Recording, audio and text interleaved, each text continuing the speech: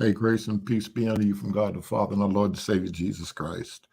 Um, I'm gonna walk through. It's kind of hard to do this because of the good because of a good bit of Hebrew Israelites that I've come to know and love, that I know loves the Lord.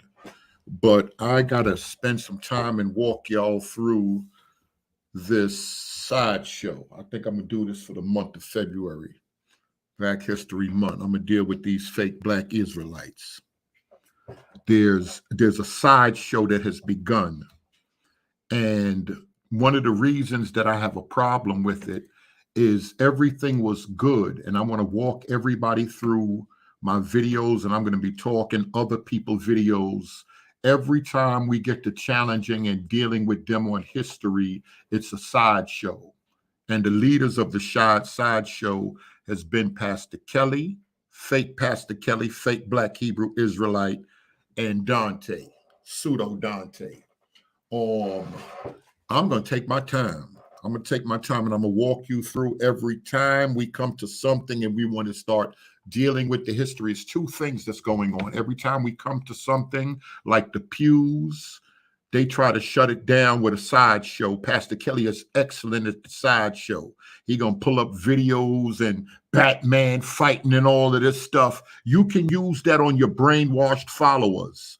We are still waiting for Professor Richard Katz. You hear me? You hear me, Bishop Brown?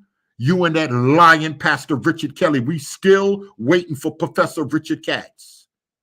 I went ahead and let it slide because y'all violated, and I still rustled. I still be fair to the people. People ain't perfect, but y'all don't have to lie for a narrative. You don't have to lie for y'all. You don't have to lie if y'all are true Israelites and history can prove it. Y'all don't have to lie. Kumbaya. Y'all just making stuff up. I'm gonna spend a whole month. I'm gonna spend a whole month going through all this nonsense y'all making up. And then when they get jammed up, and I'm gonna show you through Israelites, I'm going to show you through others. I'm going to show you through atheists. When we deal with the pews, when we deal with other stuff, the sideshow always begin. And that's what demons do, to get you off of the purpose, to get you off of the focus, or to get you off of what the message is.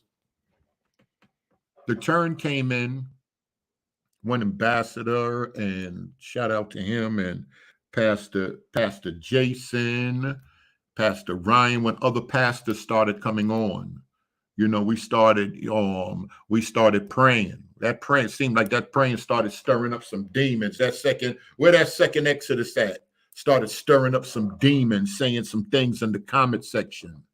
When the gospel is being presented, I got a problem with that. If you got a problem with the gospel, calling the gospel milk, and y'all don't need that. Somebody else emailed me, this channel, I thought we were beyond that stuff. When the gospel becomes that stuff, that's when the demons started stirring. They started stirring up in the comment section. He came, the other dude, funny second Exodus came, and he was in the green room all that time. You don't see that we done peeped you? We done peeped you for the Antichrist spirit in which you are? So I don't say nothing. We trying to go on. They start trying to blow shots, and Dante and them, they connected with the camps because they figure they'll get stronger. The Messianic movement, and I can pull up the sources. Listen, the Israelites themselves said it. Listen, we met a bunch of them. Zadok said we met a bunch of them. We met each other on Berean TV. We don't need him no more. How many channels was birthed from that? From them pews, Plumber birthed the channel. Other sister been on here. A few people been on here. Slick came on here and said, yeah, me and Jordan getting ready to start up a channel. A few of them that started channels, messing around with me, jumping on the platform, talking they nonsense.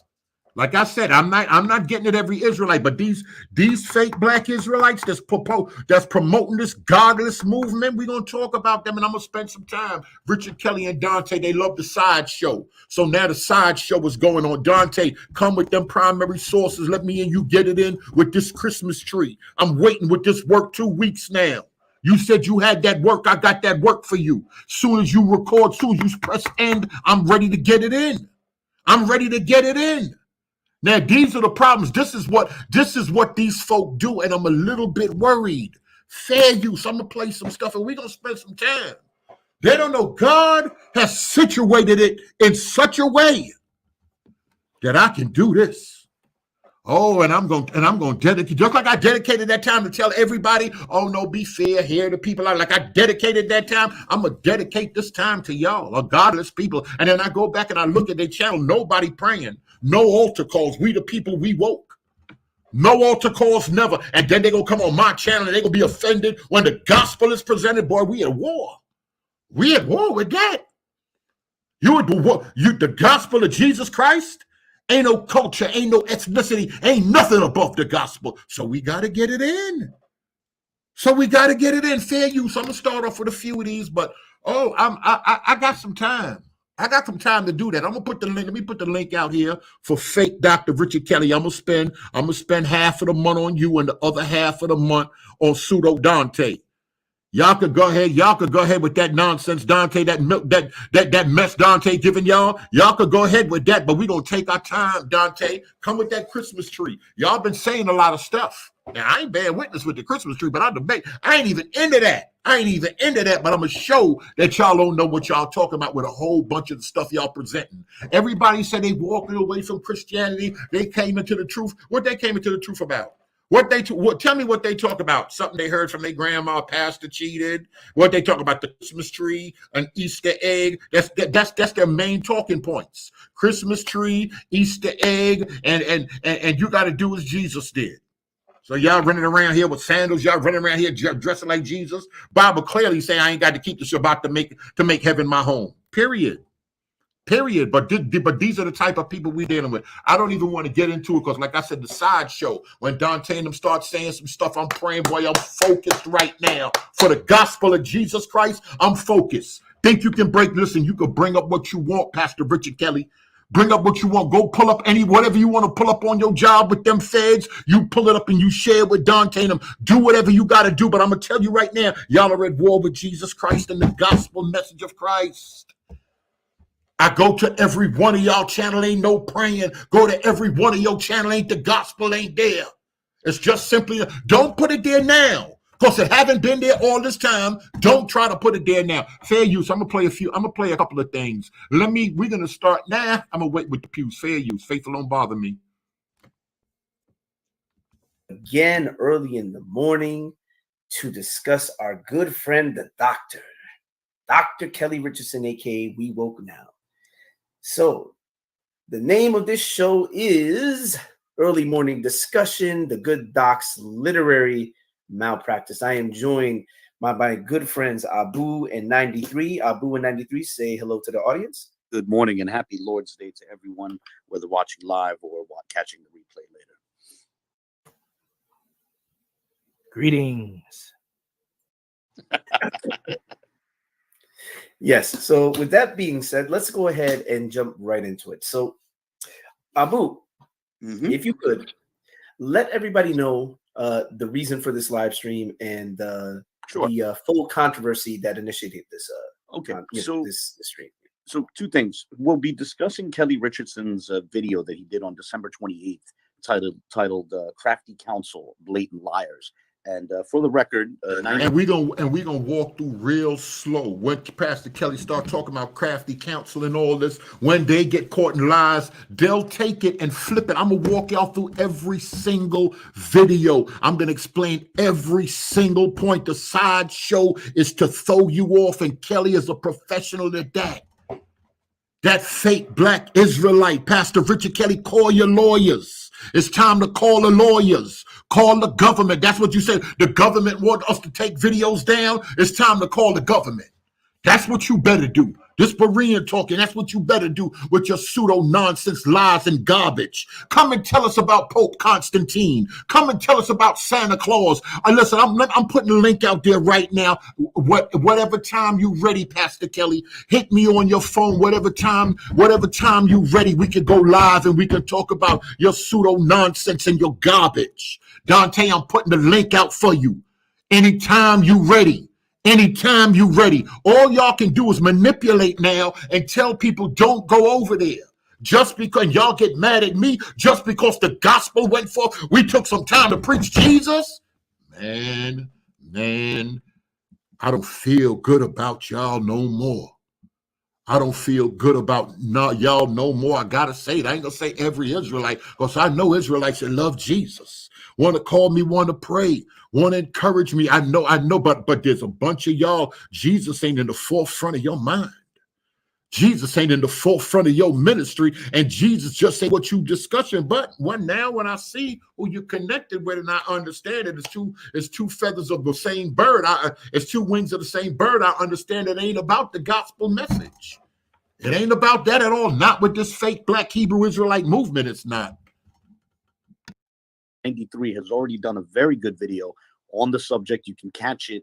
It's in the video description for anyone who wants to see that video. So we'll be discussing that. Now, that video came off as primarily a thank you, brother. Brother attempt to expose Garfield Reed, right, of the Brother Garfield podcast. But while we'll look into his argument against Garfield, I want to talk a little bit about the background to that show that Kelly did, right? You see, what the background to that show is that unrelated to Garfield. It was totally unrelated to Garfield. It had to do with Orthodox Moor, and we're going to show this. What the Orthodox Moor had been putting forth videos which were responding to, and honestly, in my opinion, dismantling the methodologies of Kelly. And how we know this is a cult? They're throwing their own Israelites underneath the bus to promote this lie, not to be questioned, to promote this fake Black Hebrew Israelite cult. They'll do and they'll say anything, and they'll throw anybody under the bus that attempts to ask questions. I'm going to walk through every single individual. This whole crafty council, they're speaking about themselves, but they're just flipping it because this is what they do to move the attention off of the subject matter. Richardson, Will Brown, and Benaiah, specifically when they attempted to argue against Arabic on the pews at First African Baptist Church, right? They were presenting arguments which were supposed to demonstrate the exclusion. They were supposed to exclude Arabic from the pews, show that Arabic is impossible on the pews. And so Orthodox Moor was looking into their methodology, right? And showing the problems with their methodology and showing the inconsistencies, right? Now, Kelly was upset by that. The good doctor was upset by Moore's more methodological points, right? And so they wound up having an exchange in a community post on Moore's page. By the way, can we show the relevant image, the community post, show what Moore wrote? Yes, precisely. And so I'll set this up while you're getting that. Dr. Kelly Richardson was upset that Moore was getting into the methodology and stuff like that. And so they had a bit of an exchange, and Moore made a prediction. Orthodox Moore made a prediction, which I thought was interesting and honestly proved prescient. And we'll read it once it's up on the screen. I actually myself. I'm pulling up right now. Okay, no problem. Right now. So, and we'll show it in a second. So, but again, the Kelly Richardson was upset with Orthodox Moore because he was getting into the pews and he was arguing against their arguments against Arabic, right? Because Orthodox Moore was saying that they have not successfully excluded Arabic. Okay, so and one of the things that really hurt me, for a pastor to be such a liar, for a pastor to be such a deceiver. You think he's going to give up that? You think he's going to give up that? He know he fouled. You think he's going to give the pulpit up? No, he's not going to give the pulpit up. He's foul. He got a foul spirit, and we're going to make sure we show y'all that Pastor Richard Kelly got a foul spirit. Nothing pastoral about him. Text. One moment. Let me just full screen. Let's go full screen. Full screen. All right. So the text on the left is Orthodox Moore's. This is a reply within a community post, and there's a link to the community post in the video description as well. This was a reply to Kelly Richardson, because Kelly Richardson was beginning to become upset. At this point, he was upset because Orthodox Moore had showed that years ago, the tour guides, at least some of the tour guides at First African Baptist Church, were explicitly saying that Arabic is on the pews. They were also saying that Hebrew is on the pews, but they were also saying Arabic. And, Kelly felt that this shows he's part of some sort of an agenda or whatever. So the highlighted portion at the bottom is it's bigger on the right. If I could read that. Sure. Just that part on the right. The sad part is everyone knows what to expect. You won't answer a single question, and you will attempt a very poorly executed, quote unquote, crafty counsel playbook, trying to paint me as some sort of treacherous Muslim in league with the Catholics. And this is Orthodox More to Kelly Richardson, the 22nd of December, 2021. Yes, exactly. So this was almost a week before Kelly Richardson's video where he jabbed at Garfield. And this is the real background to it. So, and more people seeing this. I may interview an ex-member or two of Pastor Richard Kelly Church. This lying manipulator. This narcissist that want to control everything and everybody around him. But we're gonna save that. That's coming up. What we're gonna show is, in that, first off, note that in that exchange, Orthodox More had predicted that Kelly's reply would be this poorly executed, quote unquote, crafty counsel video, which ignores all the methodological questions and instead tries to depict him as, a sinister Muslim in league with Catholics. Now, less than a week later, Kelly does exactly what Moore predicted, right? And we're going to show some clips from the video. While it was a video against Garfield, there's a point to be made about what that video was, the design of the video. The video was meant to draw attention away from Moore's arguments on methodology, right? And to depict Moore as being in some sort of an alliance, not only with Catholics, but with quote unquote atheists. And he had in mind Garfield, right? So Kelly Richardson is depicting Orthodox Moors in some sort of sinister anti-Israelite alliance with Garfield simply because, he criticized their arguments against Arabic on the pews, right? It's just really ugly. So if we could show the first clip, this is from this video, which was against Garfield. And note, it's going to run for about 6 minutes. Note how many times it jabs vaguely at Moors and why he was doing it. If 93, if you can pull up the video clip, please. Yeah, if you could. Yeah. Well, okay, let me adjust my audio and I'll pull it up. Yeah. No, while we wait for him to do that, I'll discuss it while you're pulling it up. Yeah. So again, as the audience listens to this, and again, this was a video against Garfield, but this is in the lead up to it, both at the beginning and at the end. Moore makes all these, not Moore, forgive me. Kelly Richardson makes all these sort of jabs. He takes all these sorts of jabs at Moors in general. He's doing the same thing that he did with Issachar and that he did with me, where rather than discuss methodology, he wants to depict people as not disagreeing with him, but attacking the entire Israelite community and being in some sort of sinister, crafty counsel. And this was all designed to avoid the arguments of Orthodox Moore, and also to lump him in with Garfield in the hopes that his attempted expose of Garfield would somehow, refute Moore by proxy. It's silly, but if I could just momentarily, I want to put out a disclaimer. In fact, I'll let my friend Abu put out the disclaimer there in terms of these discussions that we're having are academic in nature. So let's be on record. While we all have our convictions and we all have our beliefs religiously, ideologically, it's nevertheless the case when it comes to methodology. While we can all be on different spectrums or ends of the spectrum, I should say, it's nevertheless the case that when it comes to methodology, while we can disagree on religious ideology or whatever the case is, methodology is methodology. Theoretically, Abu and Orthodox Moore can, in essence, agree on a particular. Well, I'll let you tell it, Abu, if you could. You both can agree on methodology. The only thing I would say is that we look. Unfortunately, there are people on both sides, if we can refer somewhat simplistically to two different sides, but both amongst the Israelites and amongst people who express skepticism of certain Israelite positions, apologists and others. There, unfortunately, on both sides, there are people who do this thing where they don't acknowledge the right of others to work with whomever they please, to work with people of different ideologies. So I would say that, and I've been on record for years with this, I think we should, and we recognize everyone's right to work with whomever they please if it's on a point of common interest or common agreement, right? You don't have to be in ideological lockstep with someone to discuss an academic subject, right?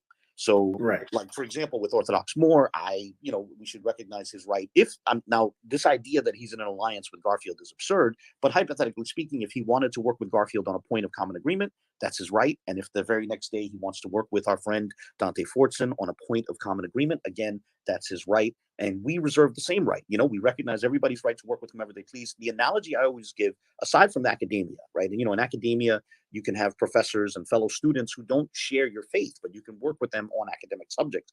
Aside from that, the analogy I often give is the pro-life movement. You know, I've sometimes been involved in the pro-life movement. And while the pro-life movement is dominated by Christians, I've been at, you know, pro-life rallies where Muslims would show up, Hindus would show up, and I even have known pro-life atheists.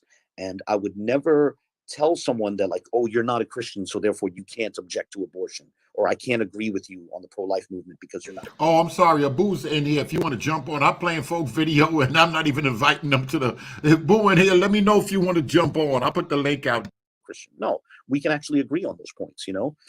Of course, Lion Pastor Richard Kelly could jump on. He could jump on any time. And so it's the same thing here, you know, on an academic subject, a subject pertaining to language, or for the bulk of this video, interpreting a book, interpreting a 18th century source, or, you know, a 17th century source. We don't need to be an ideological lockstep for that. And so that's the Right. salient point. Exactly. And I would also point this out as well, that even people on their side of the fence will join with those who don't agree in lockstep in every single minute detail with them for a particular topic that they both have agreement or overlap in. So if we could, 93, could we play the relevant clip, please? If you have it up. You would have to share your screen, and this way we can present it to the audience. Okay. All right. So while we're getting this clip up, listen for all the jabs and mores, you know, that he's taking. And this is part of this expose of Garfield. So listen to all these little jabs and mores that he takes, because this is all designed to lump Moore with Garfield, lump them together, and therefore draw attention away from Moore's arguments on the pews, and therefore present this idea to imply, to insinuate that a refutation of Garfield reflects on Orthodox Moore as well, because they're allegedly in this crafty council. But go ahead.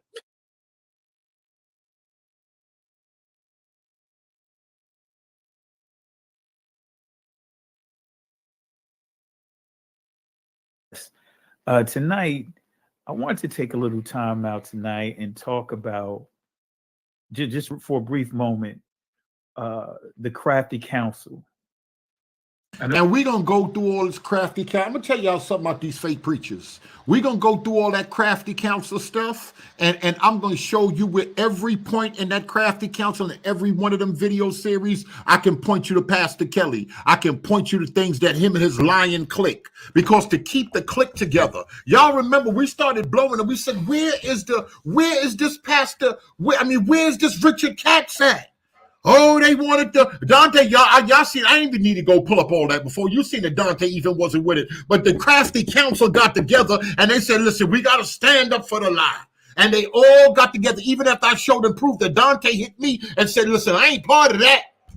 Berea looking for y'all. Y'all remember the text, so I need to pull up the text in the video again. The crafty council, they all got together to listen, we got to stand on this lie. After booing them, after so much work came out, a few of them tried to back off because they know, and they all come to find out that Bishop William Brown was a liar. These are lying, false teachers, fake pastors. That these dudes are, say my name. Say my name. I'm looking for some action. That these dudes are fake teachers. They pseudo in what they teaching, but they have an agenda. That's the hurtful thing. And even if you got an agenda, I don't even have beef with that. Don't be against the cross. Second Exodus helped me see this light. Don't be against the gospel message. We can't stop in the middle of talking about Israel and pray. We can't do that. Man, I'm telling y'all, this crafty council, I'm going to show y'all a real playbook. They done played their hand and we got it recorded. We got it down through the years with them moving and things they saying and doing and flip-flopping and flip. I know you see on your screen the crafty council, blatant liars. The crafty council, blatant liars. And some of you guys probably remember when I did the whole series about the crafty council, dealing with a group of people, a group of individuals that was very nasty. very nasty, very rude, very disrespectful. I mean, just straight grimy. Really took a discussion. Actually, it wasn't even a discussion. They took the pews, took Savannah, my heritage, and just really defecated all over it. You defecated on it years ago, Kelly, when you used it as a manipulating tool. A church that folk built coming from Africa, a church that they helped throw together. It was a church from the gate. It wasn't no synagogue. He took it, and the pew thing would never have come up unless Kelly used that to prove, look, this is my uncle right here. These were Hebrews. We were Hebrew. He used it as a manipulative evangelistic tool, not to preach Jesus. Because remember, they ain't preaching Jesus. They ain't lifting Jesus up. They lifting up the nation of Israel. And he used that as a tool, so some people wanted to check him on it, and he was offended. That's the only reason he wanted to fight so hard, because they used these things to propagate their nation building, not the cross, not Christ, not the kingdom, to propagate their nation building. And that's why he took offense, because he in there preaching to us like, this is why we are Hebrews, because of this marking on the pews, everybody. To come up with all kinds of foolish things that inserted into the conversation because they had no answers. This group, this crafty council, consists of, Christians, consists of Muslims, or someone that referred to themselves as a Moor, atheists. Decided to really go into this appeal to emotion to the nation. We got to stick together. This is one of the tools that Kelly and them love to tell you. All of them love using these tools. Oh, we got to stick together. Israel for Israel. That's that Jim Jones mess. They solidifying everybody together. We all in Guyana. We finna drink this Kool-Aid and leading up. I don't know if a lot of y'all remember Jim Jones and the Guyana with the drinking the Kool-Aid and the poison and all of that stuff. Everybody on the outside is against us. All leaders do this. What's his name from Bushwick on Malachi Z. York? They all do this. David Koresh, they all do this. Everybody on the outside is against us. No. Why can't a Muslim?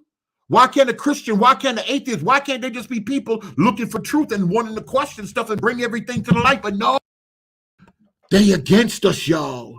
They against us. They questioning your leader, y'all. They ain't saying it like that, but they against all of us. They here to hurt all of us. Listen, in that movement, he's number 3. I'm going to show y'all the other 2 manipulators. These are the top manipulators in the whole fake Black Hebrew Israelite movement.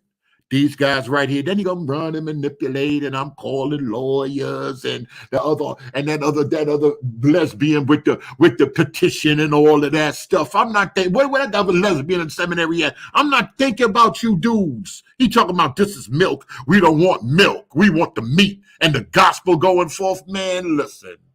Excuse my language. A place that was a really dark place, right? Decided to take something that should have been a great opportunity for everyone to learn from, and just went grimy with it. And I don't want to forget the Roman Catholic, the crafty council. I'm not mentioning any names for a reason.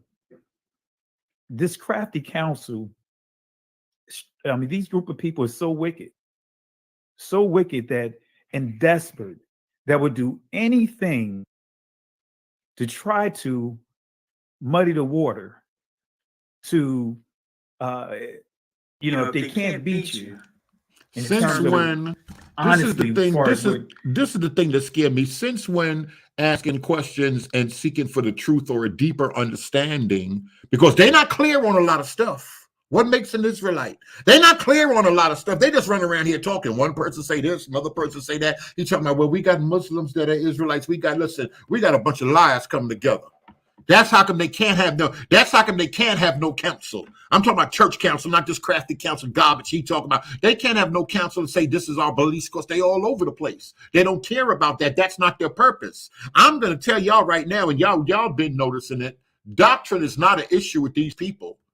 We say doctrine divide. No, they unify because they don't care about doctrine. They don't care about Christ. If this guy view Christ as the Son of God, if this guy don't believe in Christ in the Old Testament only, it doesn't make a difference because they're doing something else. It's a whole nother agenda.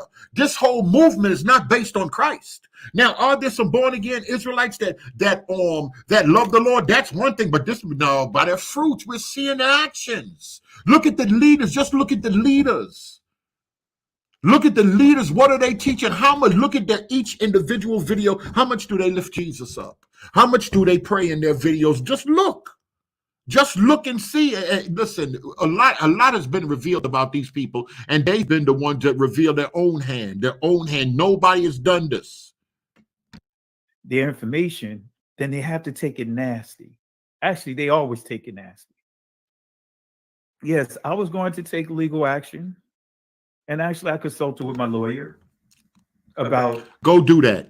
Go do that then. Go do that, you liar. Go do that. Go consult with your lawyer, you liar. He said, the government want to pull down the videos because my name, because vocab in them. So I hit vocab. Now, all that they call in devil, I hit vocab. And vocab was like, listen, I'm willing to do whatever.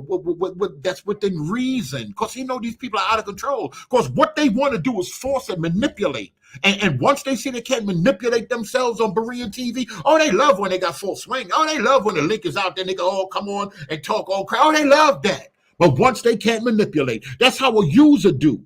That's how a pimp do. Once they can't manipulate, once they can't have their way, that's how false teachers do. These fake prosperity pastors the same way. They all in league. They're all of the same spirit. Go get your lawyers. You're going to need them. You're going to need them. We're going to expose this false movement for what it is. This slandering things that was going on. And the only reason why I stopped is because my lawyer told me that these guys have no influence. Let me say, a lawyer's telling you about influence. Y'all can't hear what a lawyer's talk about influence. It ain't worth it because they don't have no influence. This is y'all, listen, I feel bad for y'all if y'all believe it's garbage. I feel bad for y'all that y'all believe it's garbage. But somebody is right. Y'all heard Sakari and them. This Dante, these who Dante and them run with.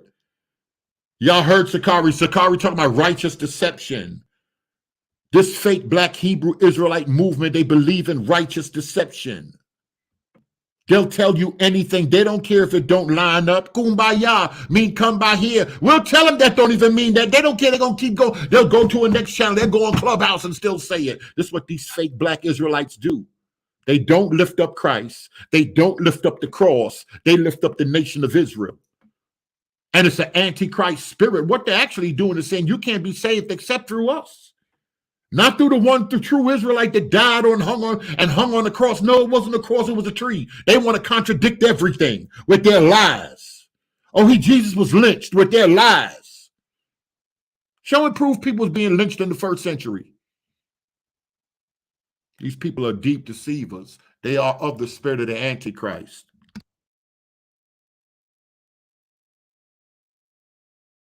He stats and did his statistics, did his research. An entertainment lawyer. I'm not going to mention his name because of these guys. My lawyer told me that these guys have no influence. I spent $14,000 cash, and he said, "I can take your money." He said, "I don't have a problem with taking your money." He said, "But why would you invest money into a group of people that have no influence?" But these so-called Christians and so-called Moors and so-called atheists, and so-called many of them from our community, Catholic, Roman Catholic, began to mock. So my lawyer said, "Look, ignore them." Said they have no influence.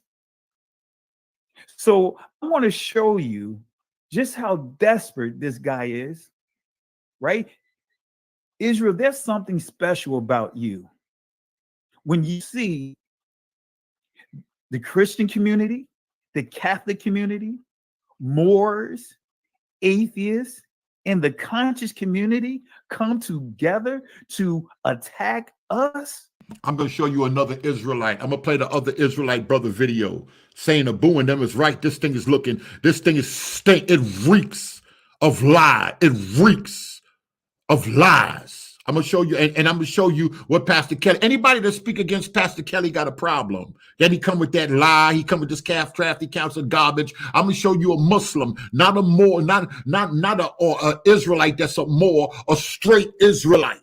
A straight black Israelite that be like, that pew stuff is garbage. And I'm noticing what Abu's saying is the truth. An Israelite speaking against him. And I'm going to show you what this foul devil got to say. This Berean talking. Go get the entertainment lawyer. You got my address, right? Kelly, you in the government and you pulling up people business. You go ahead and you got my address. Tell them to come. Tell your lawyer to send a subpoena down here. Or you send the SWAT team or come by yourself. They don't go after the Ashkenazi Jewish community. Another talking point another talking point these devils always use. They always use, I don't see them questioning the Ashkenazi Jews like that. Listen, I'm gonna tell you what, them Jews got a longer history than y'all with this language, with this culture. You folks running around here want to deny the Holocaust, deny all this stuff. Y'all crazy with it. Y'all crazy with it. Y'all just picked this stuff up 130 years ago. With this garbage and this nonsense. 99% of y'all say y'all had a vision, seen the light. Boy, listen, y'all better wake up. Y'all better wake up. And don't preach Christ. And run with people got another doctrine. And then y'all running around here talking about Prince Hall and these Freemasons. Boy, y'all better go ahead. Y'all better go ahead with this whole cult. This whole black cult. But it's us. And like that old saying, all skin folks are not kin folks. And you can tell by the spirit that they operate in. Look, I'm not getting down with the Moors. I'm not getting down with Christianity. Even though I know more the proper context of it. I know that we deal with the skin complexion and all that. Excuse me. But in the context that is being used, the more science, the Moors and all that other stuff. No, I'm not getting down with that. Because guess what? If we look at it, truth be told, they sold our people out. The Moors. This is a perfect example of why he getting into a whole thing with the Moors, and there's different type of Moors. He talking about skin color, was different type of Moors. Come on, Pastor Kelly, come on live and talk to me about these Moors. You a scholar. You a doctor in what? What your degree is in? Or you playing that honorary garbage? I got one of them. This is another thing they do. They constantly make videos and they'll title this on the video and they'll title that on the video. And if y'all notice, they'll never touch the subject. That the video title say one thing, they never touch the subject. He's not touching us. He's crafty counsel. He's talking about what the other brother believes, Catholic, what a Catholic believes. Listen, deal with the subject at hand. And this is one of his MOs, always making titles. Oh, we're gonna deal with them apologists. Oh, we're gonna deal with them pews. We're gonna deal with, and they never did. That'd be the title of the video. They'll talk 2.5 hours and they'll never touch what the title of the video is. Y'all go back and look at Kelly and these fake black Hebrew Israelites. Go look at their videos and the charges that they bring up and see if the charges match the title of the video, or they just put that title up there and start talking about anything else and everything else. You gotta peep the game. Y'all gotta wake up from this garbage. And like I said, I'm not talking to every single Israelite, because I know Israelites that love the Lord. They talk about Jesus. They talk more about Jesus. That's how it's supposed to be. Once in a while. That's if I bring it up. They'll bring up something on the nation, on their nationality, on how they view something. But on their lips is Jesus, not these folk, not this whole black cult right here. They were some of the biggest sellouts of our community. That's a fact. So don't trust them. They still want to operate in that spirit, right? Remember, right? The Moors come from Moab. They're the descendants of the Moabites. The Moors are descendants of the Moabites. And guess what? The Moabites and the Ammonites, right? They are descendants of Lot and his daughters. Right? They are part of the crafty council of the 83rd book of Psalms, the Moors. right? The Moabites and the Ammonites is part of that crafty council. So don't be surprised if you see these groups coming together: Christianity, Catholicism, Judaism, Islam, right? The Moors still doing the same thing. Why? Because guess what? That's part of what? Their nature.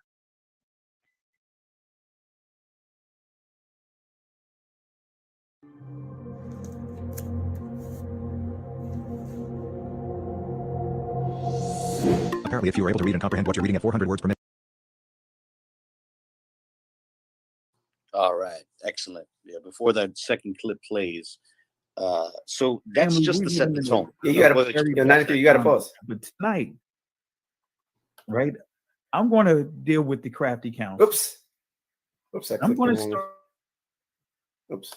There we go. All right, thank you. My apologies. So what? So that was just to set up what the actual background was to this bizarre Right. video attacking Garfield, and now we're going to get into the attempt to expose Garfield. But the whole point was, the insinuated point was, first off, the background was that Moore had criticized Kelly on the pews. They had a disagreement about whether Arabic can appear on the pews, and so Kelly was actually doing this very cheap tactic where he depicts Orthodox Moors, the same thing he did with me, depicts him as somehow attacking the Israelite community in general. Because if you disagree with Kelly and Brown, Dunamis, you know these people. Anything that sounds similar, they just put together. This is a bunch of hogwash.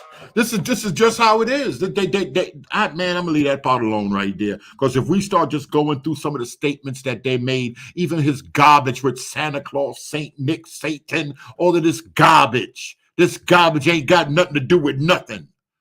Make-believe. Constantine, his make-believe. I'm talking about Pastor Richard Kelly.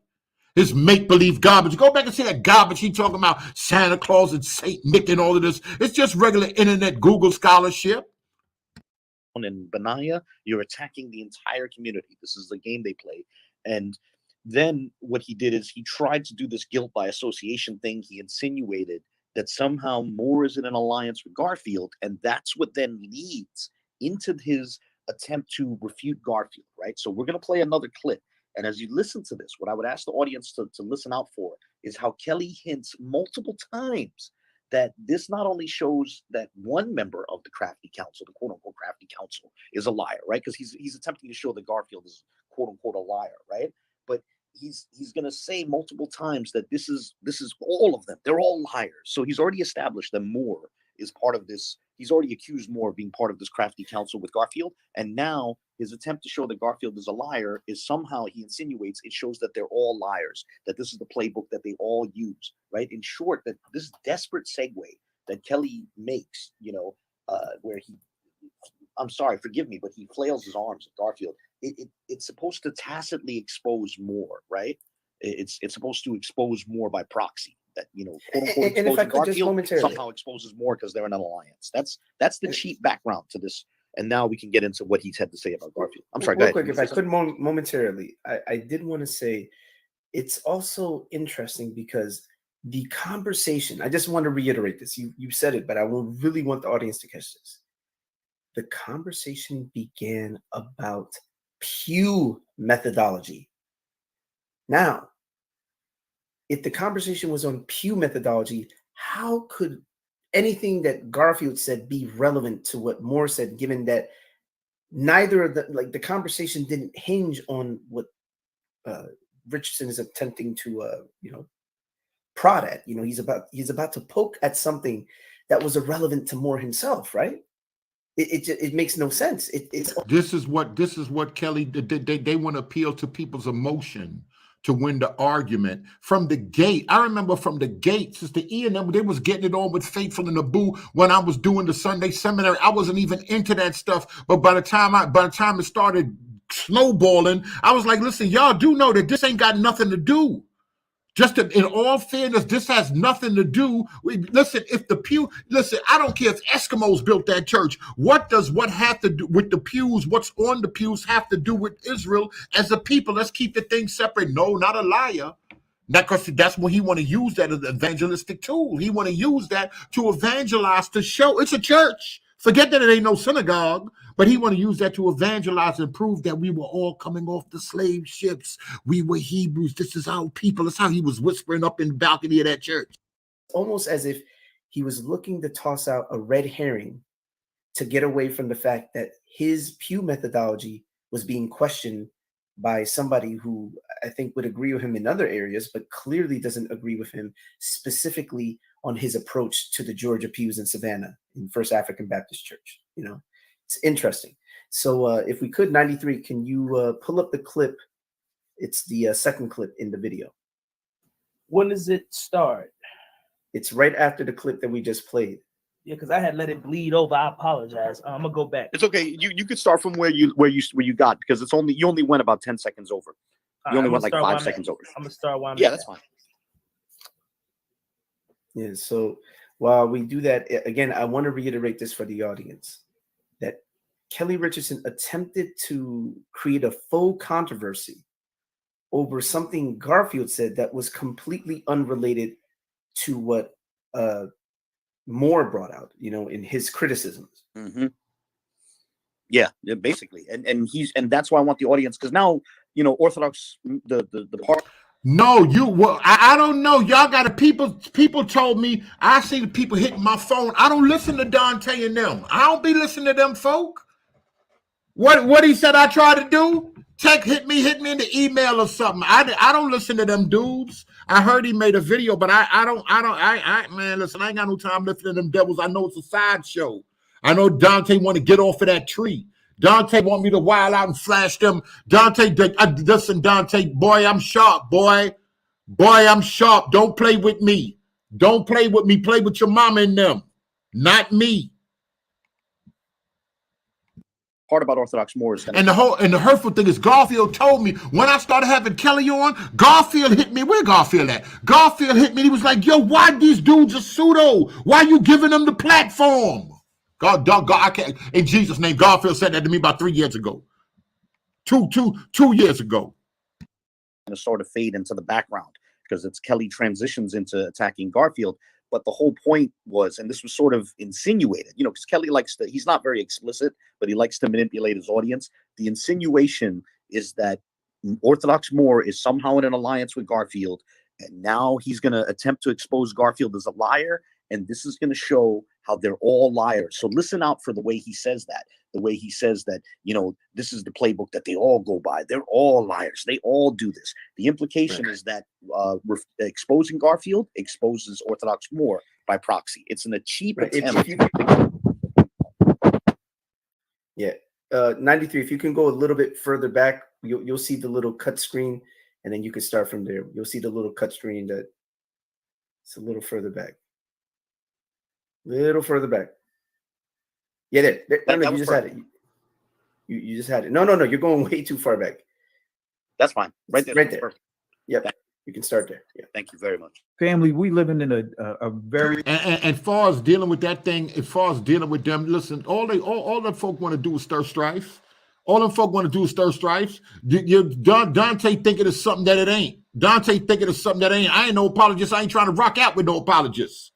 Dante think I'm doing this because I want to get in with the apologists. Boy, y'all don't know I'm a boss moving out here by myself. The king leading me in this. I ain't running around I don't run in no groups, in no cliques. That's for y'all to do. I builds with everybody, and I tell them that Dante, you ain't never met nobody like me. I'm following the king, but I'm a loner, bro. I'm everywhere. I build with everybody equally. Try to give y'all fair play. Try to say people, listen, speak, listen. They may not be nobody. It might be a small movement. Just hear the brothers out. And it turned into this. Y'all liars. Y'all manipulators. I could say one thing. Them dudes saw in the spirit that y'all was devils. They saw that in the spirit of far off that y'all was devils. And Kelly and Brown was the leaders in the movement. Very bad time right now. But tonight, right, I'm going to deal with the crafty council.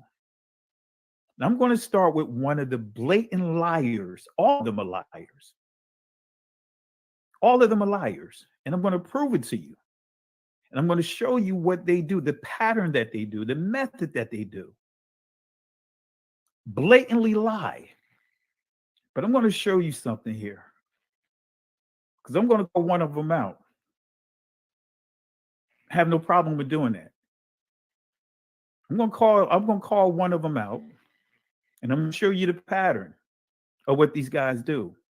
Hold on, let me see what my man's saying right here. He said Dante said that he had voice clip screenshots and other proof. I said publicly throw the pastor from Georgia underneath the bus. What that other pastor name for that Baptist church? I said to throw him and the other dude underneath the bus. Dante said, who should I? I'm just playing along with him. Mike Holloway, Alton, everybody else was like, man, Mike Holloway said straight, yo, that's a snitch list. Ain't nobody think about that list. Everybody laughing. Everybody was like, yo, Dante goofy. But I'm like, no, because I know you want to put some people. Ain't nobody think about Dante no list. Them folks are running around talking about a list. Ain't nobody think about no list. Where your petition going? Who your petition going to the high court? Y'all ain't going to Jesus. Who y'all going to the high court? You entertainment lawyer Dante, or y'all got the same fake entertainment lawyer? Where y'all got Richard Katz from? Man, listen, y'all don't even bother me about this. I'm focusing on, it's too many lies. I'll be on here all that. Matter of fact, my energy's strong. Lord, give me the strength to spend some time and expose every one of these lies. I'm going to show you just a little clip of just what these guys do. Now, the clip I'm going to share with you is from a debate between a guy by the name of Gorilla Hebrew and a guy by the name of Garfield Reed from the conscious community. Right? I want to show you just how deceptive Garfield Reed is. And I'm going to show you this is the playbook that all of them use. So I'm going to play. You notice he ain't touched nothing on them pews. He ain't going to touch none of them points. A clip of him. I'm going to play a clip. And then I'm going to walk you through his pattern as well as the rest of them. But let me show you exactly what I mean by that. I'm going to walk you through the lie. First, let's play the clip again, and then we're going to get started. This changes everything we know about Alzheimer's. After using the most powerful atomic microscope in the world, scientists. What you need to understand of these dark-skinned Jews is that their father, because if you want to talk about that they are Jews in Africa, the fathers were normally white men. The Lankada descendants, the Luso Africans, became as dark as native Africans, reckon themselves still as if they were white Portuguese. They hate to be called black and want the status of their white progenitors. And by the way, none of these people came over on slave ships. You can't tie them to a slave ship. You can't show me a slave ship any of those black Jews, so-called black Jews, came over on. They were fostering the slave trade. They worked out the deals with the African kings. See, I see your ace of diamond, Garfield, right? I'm going to deal with the source that you see Garfield made mention to. Travels, Francis Moore travels into the inland part of Africa. Now, I want y'all to pay attention to this. This is what Garfield read from. Now, I want you to Garfield in here? look at so-called screen print. See, his ace of diamonds is he'll put sources on the screen, highlight them so that way you can't read them, but then he'll put whatever he wanted to say on the side.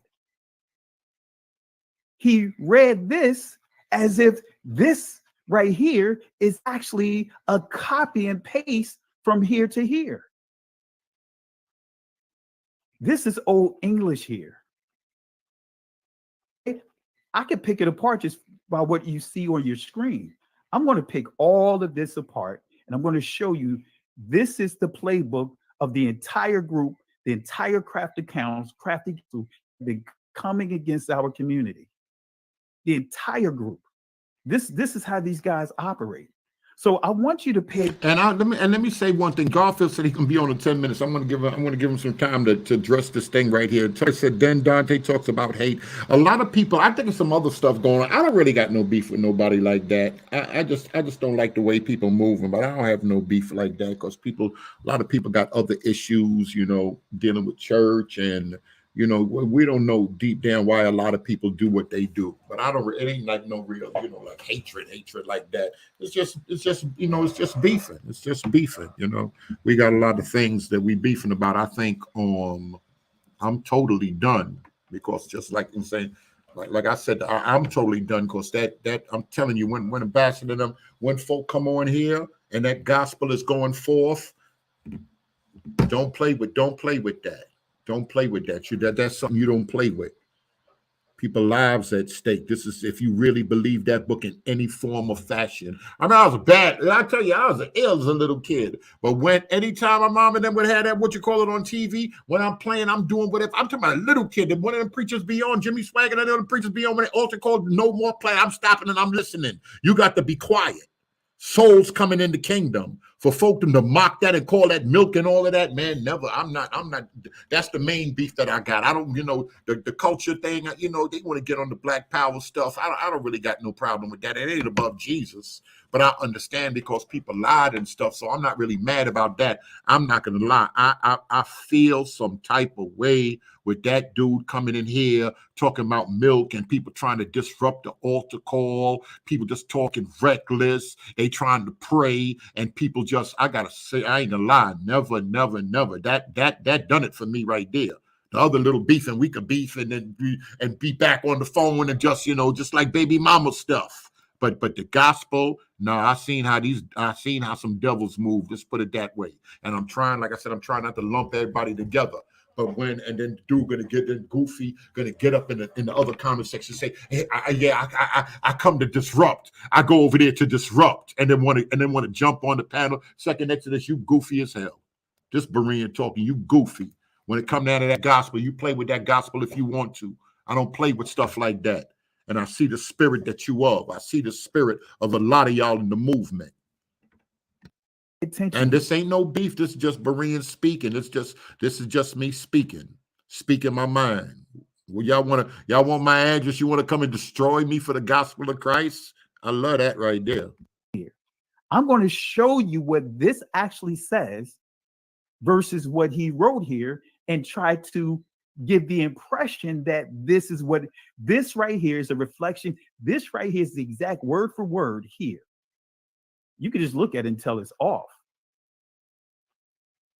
Right? So let's pull up the source. This is what Garfield actually superimposed. The playbook superimposed, right? To guide the eyes, so to speak, the ace of diamonds, the Lancado descendants, Luso Africans become a dark and native Africans reckon themselves still as if they were white Portuguese. They hate to be called black and want the status of their white progenitors. So Garfield ain't right here, and he read it word for word, saying that this over here, this particular section of the book is about Lancado descendants. And he's saying that they want to see white, they hate to be called black, and they want their status to be that of their white progenitor. So we're going to pick this apart. I'm going to show you, I'm going to really show you the playbook. These are what we're going to pick these apart. We are going to pick these apart. Lancado descendants, so Africans, they hate to be called black, want the status of their white progenitors. So they hate to be called black. So is this an accurate word for word quote from the source? Let's actually go to the source. Francis Moore travels into inland parts of Africa, 1723, page 29. Just so happened I already had the source. This is the actual screen print from the source, right? And this is the paragraph that you saw on Garfield's screen that he had inside his presentation. So all I did was took a clip from there, ripped it from here. It's the same. Now we're going to read it because it's Old English.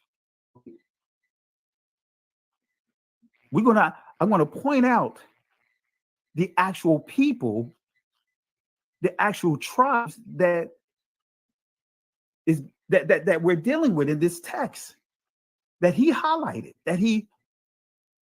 Hold on, Garfield gonna jump on in a minute. My sister said, Berean, I told you stick with the prophecies. We got people. What prophecies will you think we should stick with? The 400 years?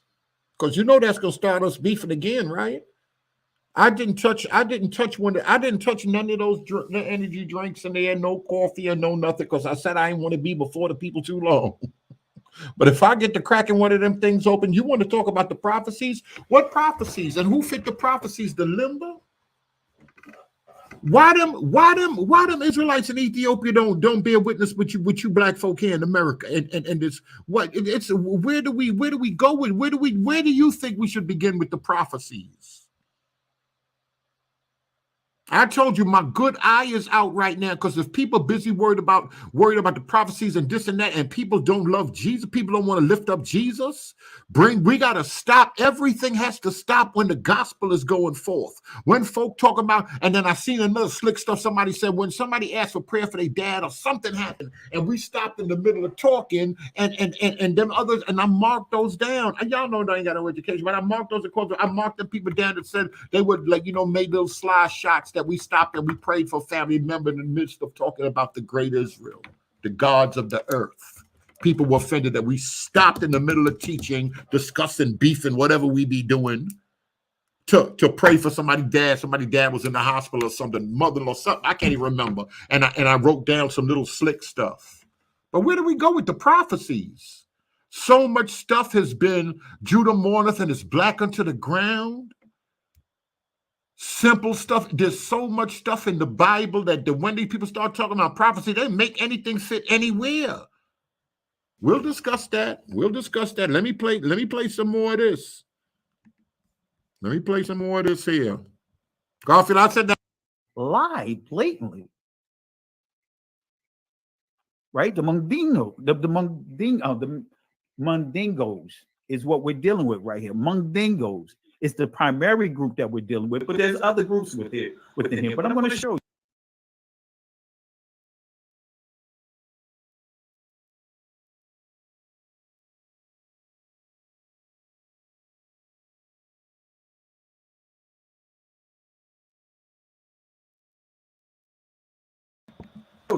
Don't want to get ahead. So Francis Moore travels into the inward part. Africa is primarily referring to the Mundingos. You guys know who the Mundingos are, right? But I'm not going to get into all of that. Did the actual source say the Mundingos called black? Called black. They didn't like the term black and wanted their status to be that of their supposed progenitors. First, let's deal with the word progenitor to see what it means. Because Garfield called these guys progenitors. In other words, ancestor, the founder of a family. So he's saying that these... Look, I want to show y'all something. I want Garfield to address some of these points. I'm trying to wait for him to come on too. Look at the screen, y'all. If one does not lift up the word of the Most High, they don't know the gospel. When you're dealing with this Black Hebrew Israelite cult, they'll twist up the very gospel of Jesus Christ that the real Israelites preached. Should I go through Acts? Should I go through Acts? to show you what they preached, or y'all gonna run all up in Obadiah, y'all gonna run all up in Isaiah? I'm talking about Peter and the real Israelite preached, not you fake black Israelites, what they preached on Pentecost, what they preached throughout the book of Acts, which is the history of the New Testament. Must I show y'all? Because they manipulate and even change the very gospel to put the attention on Israel. The attention, their job is to take the attention off Jesus and put it on themselves as a nation with no single doctrine. Just everybody preaching anything, believing anything. Long as I'm Israel, I'm your preacher, I'm your teacher, I'm your leader. Y'all think the church gonna accept that garbage when we follow the original Israelites from day one, from the gate, and almost every single word that come out of y'all mouths contradict the original apostles, the original Hebrew Israelites, not you fake black Hebrew Israelites? Y'all serious about that? Are y'all serious about that? Boy, y'all funny today. Y'all funny today. Same folk that don't even want to pray. Same folk that don't even want to have an altar call. Same folk that don't even want to lift up Jesus. Same, do you folk? Boy, listen, I'm good. I'll pass on that poison. I'll pass on that black cult poison. I don't want that. And one thing about me, I've been told y'all I ain't want none of that stuff. I ain't nowhere, don't even think I'm involved in that. I know garbage when I see garbage. I said, hear the people out. I never gave y'all the impression I wanted to be involved in any of that garbage y'all preaching. I said that garbage that y'all preaching. White Portuguese is the founders of the Mandingos. But actually, he named a completely different group that's not even in the paragraph to say that AR, they don't want to be called black. That's what Garfield said, right? He says that they don't want to be called black, that they want to be white. They want to be like their white progenitors, their white daddies. So did the actual source say that the Mondingos called black and wanted their status to be that of their supposed progenitors? Absolutely not. That is a lie. These guys are nothing but liars. So let me show you here. You see Mondingos, right? But notice what it says here. It says black as they are, but as they still, because this is old English, so instead of the F, it'd be an S. But as they still retain a sort of a bastard Portuguese language called Creole, and as they Christian and married by the help of a priest sent yearly over hither from Esfago, one of the Cape de Verde Islands, they reckon themselves still as well as if they were actually white. And nothing angers them more than to call them Negroes, that being a term they use only for slaves and not, and they're not. So, Okay, you can pause it right there. Yep, pause it right there. Excellent, excellent. I know that was a long clip. Hope I asked the audience forgiveness. Esfago, Santiago. Yeah, that's a minor one, but yeah. But anyway, anything you want to say, either of you? Man, that was really painful to listen to, man. I have to admit, that was a very painful listen.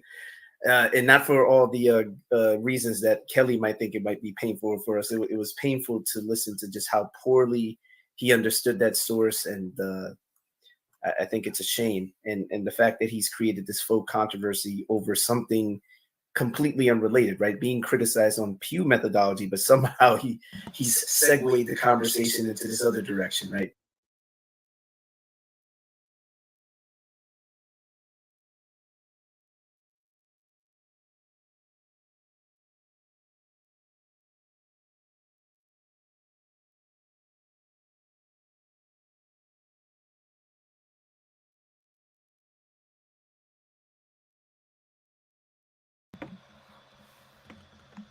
But Yeah. with that being said, Yeah. yeah, Go ahead. if Sorry, continue. yeah, if we could though, momentarily, I'm going to show the relevant portion of the Morris book. And by the way, this is a completely different Moore, ironically. Yes, Francis Moore. Well, he has a problem with all the Moors, so you know. Yeah, I guess it works. Yeah, that's right. He said, "Don't trust any of the Moors." But yes, so No, I don't know if y'all hear me. Maybe I didn't press that button. I said, who do I have to clear my name with? I'm confused. Who I got to clear my name with? Dante? Who I got to clear my name with? Urban apologist? Who I got to clear my name with? what's interesting, this is a point I want to say for those who saw it a couple nights ago. 93 had an interesting and very cordial discussion with Tazara. And one thing that they established, and I really appreciate this, and shout out to Tazara for, he was a gentleman in his discussion with 93, and shout out to 93 as well. And even though he's right here in the room with us, one thing I appreciated was that they established that, being wrong on a source or misunderstanding a source doesn't make you out to be some sort of quote unquote liar that can be, disregarded on all topics forever and ever, right? I really appreciate that they both agreed on that. And that applies here, that while Kelly is wrong about his depiction of Garfield's handling of...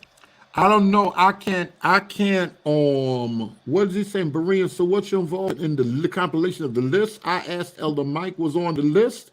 I don't know, Mike. I don't know. I don't know. I don't know nothing about. I tell you, I don't watch them dudes, so I don't know what's going on. Y'all talking a whole bunch of stuff. What is this? Some new list out? Y'all telling me? Did you know him or to put him? Mike? What Mike? I don't know. I don't know what y'all talking about. I can't speak on what I don't know. I don't know what y'all talking about. Apparently it's some new list. You saying Mike on the list? I don't know. I'm not. Listen. Whatever Dante and them doing, that's the Fugazi. What they doing is the Fugazi. The source, even if he was right, even if Garfield did misunderstand his source, that wouldn't establish Garfield as a liar. And that applies to Kelly, because we saw, and we're going to show in a second, Kelly badly misunderstood this source, but we're not going to play the cheap game that he played, where you accuse him of lying because he misunderstood a source. I'm not accusing him of deliberate deception. It seems like he just literally didn't understand the source. And here we go. Here's the source. Oh, and by the way, if people can see it, the red mark is basically where Kelly began in the clip that we showed. Later on, funny enough, he ended up reading the entire page almost, and he still didn't understand it. But anyway, in the clip that we showed, right, he started reading at that red mark. We're going to start reading at that green mark in the margin to get the fuller context. Right. And just to give them some background, Kelly thought that the relevant text, that Garfield was focusing on was referring. Kelly couldn't distinguish between Mandingos and on the one hand, and the descendants of Portuguese who settled amongst the Mandingos. Listen, apparently a lot of y'all jock riding Dante. Listen, Dante want to bring out any list? Let him bring out that list. Let him bring out that list. Like, you see how I posted his name up on that thing and showed y'all that he hit me and said that he bear witness that whole Richard Cat was Fugazi, and I put it up on it. Tell him put up whatever you want to put up. Boy, y'all better read Leviticus. Y'all like Leviticus, right? Y'all like Leviticus, right? Let me not. I don't even want to drink none of that. That's how I said I didn't want to drink none of that stuff. I ain't cracked that stuff open, and I'm not gonna sip none of that. I'm not gonna sip none of that. Let's get to the facts. Let's get to the history. He said the whole beef is all right. And some people may feel that, and that's okay. That's okay. It ain't no real beef. It ain't no real beef. But we don't like lies. If Dante claim he love the truth and we want to get to the truth, let's get to the truth. Pastor Kelly claim he want to get to the truth, let's get to the truth. Pull up Richard Katz. Pull up Richard Katz, Plumber. You built that whole channel. You dropped the video and got jumping, talking about you found Richard Katz. Pull up the Richard Katz. And this ain't even a matter of going back. It's just a matter of, maybe the whole movement is built. Maybe the whole movement is Fugazi. Maybe this is all lies. That's all I'm saying. I think I was fair. And if you want to come sideways talking about I wasn't fair to no Israelites, I don't know. I'm offended, and I'm telling y'all straight, I'm offended. Funny dude come up in here talking crazy when the gospel going forth, when preachers are preaching the gospel of Christ, declaring the gospel message. These fools want to come in here with this nonsense. I'm offended. I'm offended. I'm offended. That's all it is. I just feel some type of way. Outside of that, it ain't no beef. It ain't no beef. I don't care what y'all do. Y'all want to be Israel. Y'all going to be Israel, but y'all make public statements, Pastor Kelly. I'm going to challenge you. I'm challenging you right now. I'm challenging you, Dante. Do whatever y'all want to do. I'm going to spend, just like I spend time to prove to the church, listen, hear these people out. Y'all at least hear these people out. Come and listen to the argument. I'll say, all right, worst come to worst. They don't want to come over here because other people, other manipulators, they don't want to come over here. They ain't got to come over here. We're going to get some conversations going as soon as the preachers come. Soon as the preachers come, they want to start beefing. I told y'all the shift took place when Word of Promise Church came on here, when Ambassador Everett's came on here, and then what topped it off is when y'all heard Pastor Ryan said I was a pastor and I came out of movement, the bad mouth started. That's when all the nonsense started. People was offended. Why people can't talk? Y'all love when folk come out of the well, yeah, no, it was never no beef. And I said, yo, why you left the church? What made you leave the church? Oh, you got to understand, I came into this truth. I literally these 50 people testify how they came into the truth. Testify how mystically they came to this knowledge. As soon as one brother come on, he said, I was a pastor, I almost got caught up in that garbage. And he testified, all the emails start coming in, all the hate mail in the comments start coming in, people want to start getting offended. Y'all don't get offended when people say they left the church and came into the awakening. You heard this guy said the movement is fake. I came out that garbage. Everybody offended. Come on, man. Y'all, I'm good. Garfield, where you at? I'm not dealing with these folk. But matter of fact, let me play these. Let me be quiet and play these videos. I got some videos. Cohabited with them, and he wound up being entirely confused because he couldn't make that distinction, or because he failed to make that distinction. But go ahead. Right. If we could, 93, could you actually read the source for us? I'll put it very. Ooh, I don't know what just happened there. Hold on one second. Let me just. Yeah, I also have it on my screen, so I can do it as well. This is one of those rare times where, because I have my laptop. No, I got it right here as well. No, I actually just hold on a second. That was actually the let me actually try this one more time. All right, so yeah, somebody said yes, Dante, he did, yeah. That's what I'm saying. I gotta give it to him. I can't say Dante did say that. If they lie, they gotta come forth. But y'all heard when Orthodox Moore, they was going back and forth, and Orthodox Moore wanted to clear some stuff up. Sister E said, yo, we got to talk in private. They got the crafty counsel, people listening, especially when it comes to Abu. When the boogeyman, Abu that want to make us answer questions, Abu that want to test and look at our sources, especially when it comes to they crafty counsel, they wouldn't whisper in the back. Because clearly Dante and Kelly running together again. It ain't no beef. It ain't no beef like that. They don't care about the lie. Cover it up and keep on going. What's the problem? Cover it up and keep on going. It's all for the nation. It's all for the cause.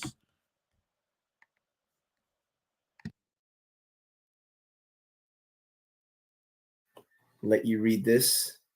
I'm going to mute my mic. So 93, when you're ready, let me know. I'm going to read it.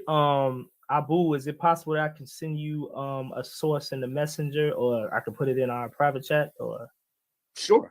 And yeah, I mean, the reason I ask is because I have the Equiano slab before this show is over. I want to make sure that we go over that. Yeah, send it in messenger, because I can't put it on the screen, but maybe Faithful can or something like that, or you can put it on the screen, but whatever the case. Yeah, unless you need me to read it. I can certainly. Garfield, I'm gonna be done with this section. Okay, I'm gonna read that. We can take turns. All right, go ahead. Let me change my, get back over there. All right. Okay. It's cut off from where it's cut off from the top. You showing this portion? Y'all don't have a problem with reading it? Wait, do you see my mouse where I'm highlighting with my mouse? You can start a little further from the green. You'll see where it says you'll see where I'm hovering over my mouse. I'm going to do it in a moment. I'm saying this particular picture of the source, I have one that's even fuller than this, where you can start from the top to see. But I mean, I can start where you want. Right here. Yeah, I'm gonna highlight. Here we go. You're gonna see my mouse where you see my mouse hovering. That's where you start. It's gonna be a little. I got you. Look, I got you. I'm gonna read from the top of the page. But from what I'm looking at, it's a little cut off. Garfield, you was listening all this time, right? Yeah, I was. Oh wait, hold on. Good morning. What's good? You can hear me, right? All right, hold on, y'all. Let me get this thing. You unmuted, but I don't know what's going on. Play the video when they're explaining it, so I don't Oh, really have to all talk. right, all right, all right. Just play the video. They're going to explain it. All right. Off on the screen. It's Yeah, a yeah. little cut off on the left. I have a. There There you you go. go. There That's- you go. No. Start Yeah. from the. Yeah, there you go. All right. Right there. So this is Francis Moore. This is his source. From about 17. Some people say 1721-3. Some editions say 1738. So before I read, he was talking about different kingdoms. Like he talked about 3 different kingdoms prior to the one he's about to talk about now. So I'm gonna read. These different kingdoms upon the banks of the Gambia are inhabited by several races of people: Mandingos, Jolloffs, Folies, Floops, and Portuguese. The most numerous are called Mandingos, as is likewise the country where they inhabit. They, the Mandingos, are generally of a black color and well set. When this country was conquered by the Portuguese, which was about the year 1420, some of that nation, the Portuguese, some of that nation settled in it, who, the Portuguese, have cohabitated with the Mandingos, till they, still the Portuguese, are now very near as black as they are. The Portuguese became as black as the Mandingos. But as they, the descendants, still retain a sort of bastard Portuguese language called Creole, and as they, Christian and Mary, by the help of a priest sent yearly over hither from Santiago, one of the Cape Verde Islands, they, the descendants, reckon themselves still as well as if they, the descendants, were actually white, and nothing angers them, the descendants, more than to call them Negroes, that being a term they use only for slaves, and their not understanding the true meaning of the word is the reason of their being so very much affronted at it. So in brief summary, this was talking about the Portuguese who came around 1420 and settled and cohabitated amongst Mandingos. They became darker. They had a Creole language, and they reckoned themselves, or they regarded themselves as well as if they were still white, indicating that they're looking at themselves with the status of their non-black Portuguese forerunners. And they don't want to be called Negro, even though they're dark currently, and they don't fully understand the meaning of the word. They're understanding that it's just a term that means slave. They don't want to be associated with the slave class, even if they are dark. They don't want to be called that word because they don't want to be associated with the slaves. So that was just a basic little, reading of the text. Yes, indeed. Hey, Barine, stop that for a second. Abu? Sure. I mean, I can continue on if there's anything else you want to say. I would just say that, one thing I would add is this, right after that, I don't know if it was the next day or the day after, but at the end of last month, both 93 and Garfield went on Berean's show. It was December 29th. That's what it was. It was the next day. So Kelly's show appeared on December 28th, and then 93 and Garfield went on Berean on December 29th. And it was a marathon show. It was long. It was like 5 hours, but it became painfully clear during that show that Kelly had misunderstood the source, as you saw here. Like as we said, he failed to distinguish between the Mandingos and the descendants of the Portuguese who settled amongst them and cohabited with them and mixed with them, right? And so what's interesting is that a number of people were promoting Kelly's video as exposing Garfield, but once it became clear that Kelly had misunderstood the source, Kelly's own supporters started to back away from Kelly's objection, and instead they sort of revised the objection to complaining more modestly that Garfield said the text referred to lanzados, not lancados, lanzados, and Luso-Africans, when the text does not explicitly mention such. And we can get into that. Oh, actually, this is great. If we could use this. This is a young man. We don't know who this young man is. In recent discussions on Berean a couple nights ago, we asked who it might be, but maybe it's not. So whatever the case, whoever this young man is, this is a Kelly supporter, a supporter of Kelly Richardson, and even he was acknowledging that this was a comment on Berean's video, acknowledging that Kelly had misunderstood what was going on. But this is an example of how and multiple people did this. They scaled back Kelly's objection to just the fact that the book doesn't mention Luso-Africans or lanzados. And so I guess we can touch on this unless there's something else either you or 93 want to say. Yeah, I'll read this up if you want. It says, I want to start off by saying I am an Israelite, and I think Pastor Kelly was wrong and misinterpreted Garfield's info.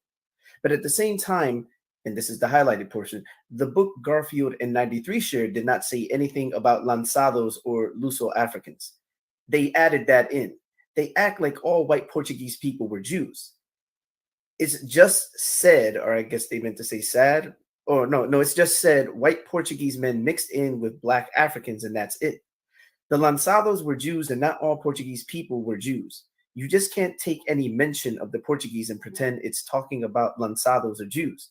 Not all Portuguese were lanzados, and to use a book that was made after the primary source to support opinions is not good scholarship. If the Portuguese in the primary book were really Jews or lanzados, then it would have said so. All right, let me jump in. So if anybody seen the Kelly clip, remember he was saying, I'm going to show how they superimposed. So the whole thing was when I highlighted that text, because Garfield borrowed that slide from me, I highlighted, and Faithful can attest, he's seen me highlight sources before.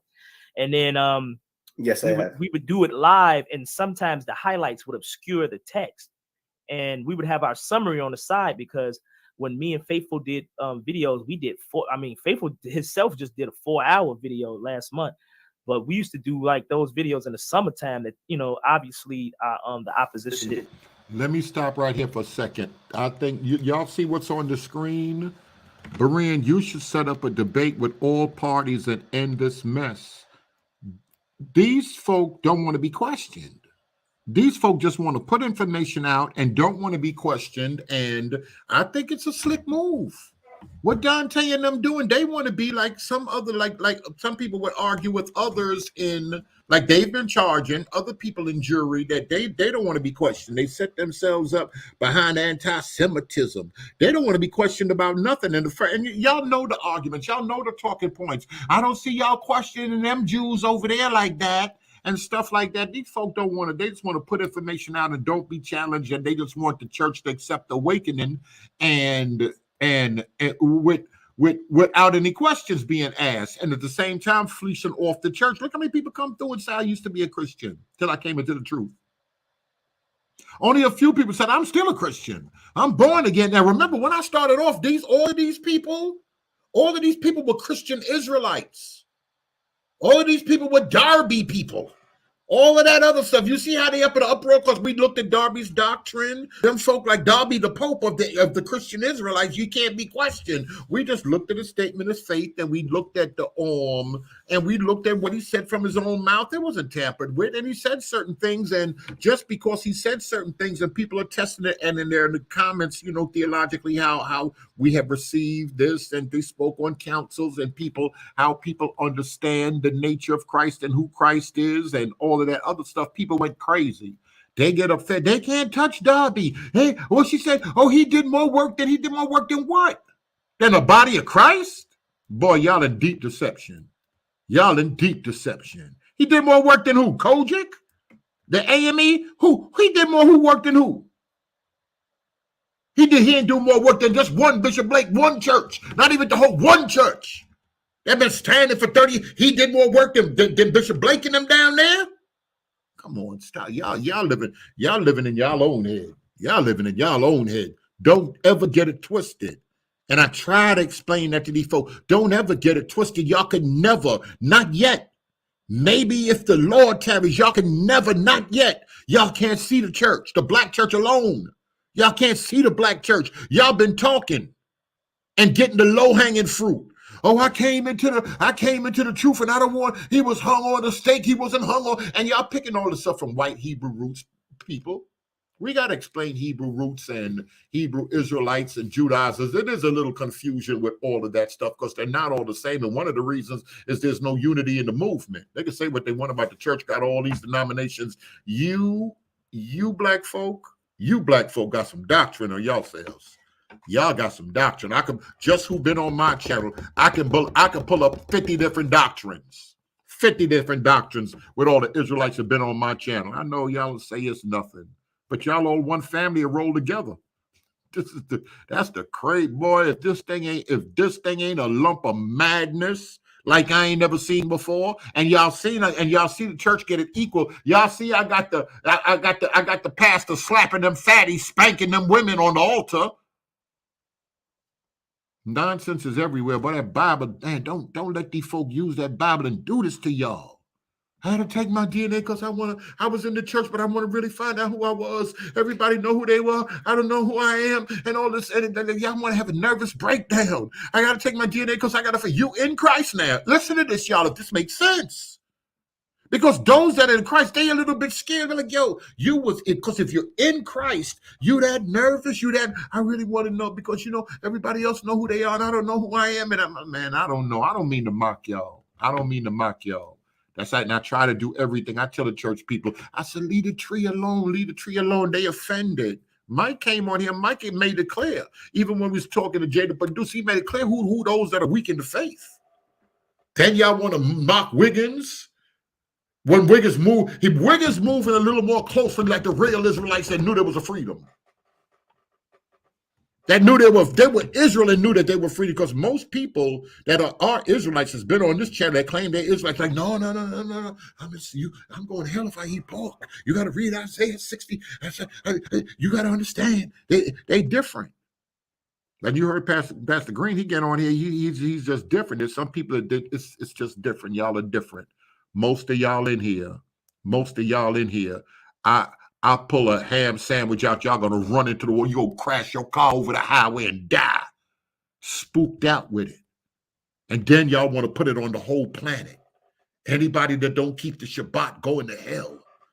Anybody that eat pork going to hell. Y'all doing stuff, and we got the whole primary. We got the whole letter from the council, and y'all taking it and flipping it somewhere else.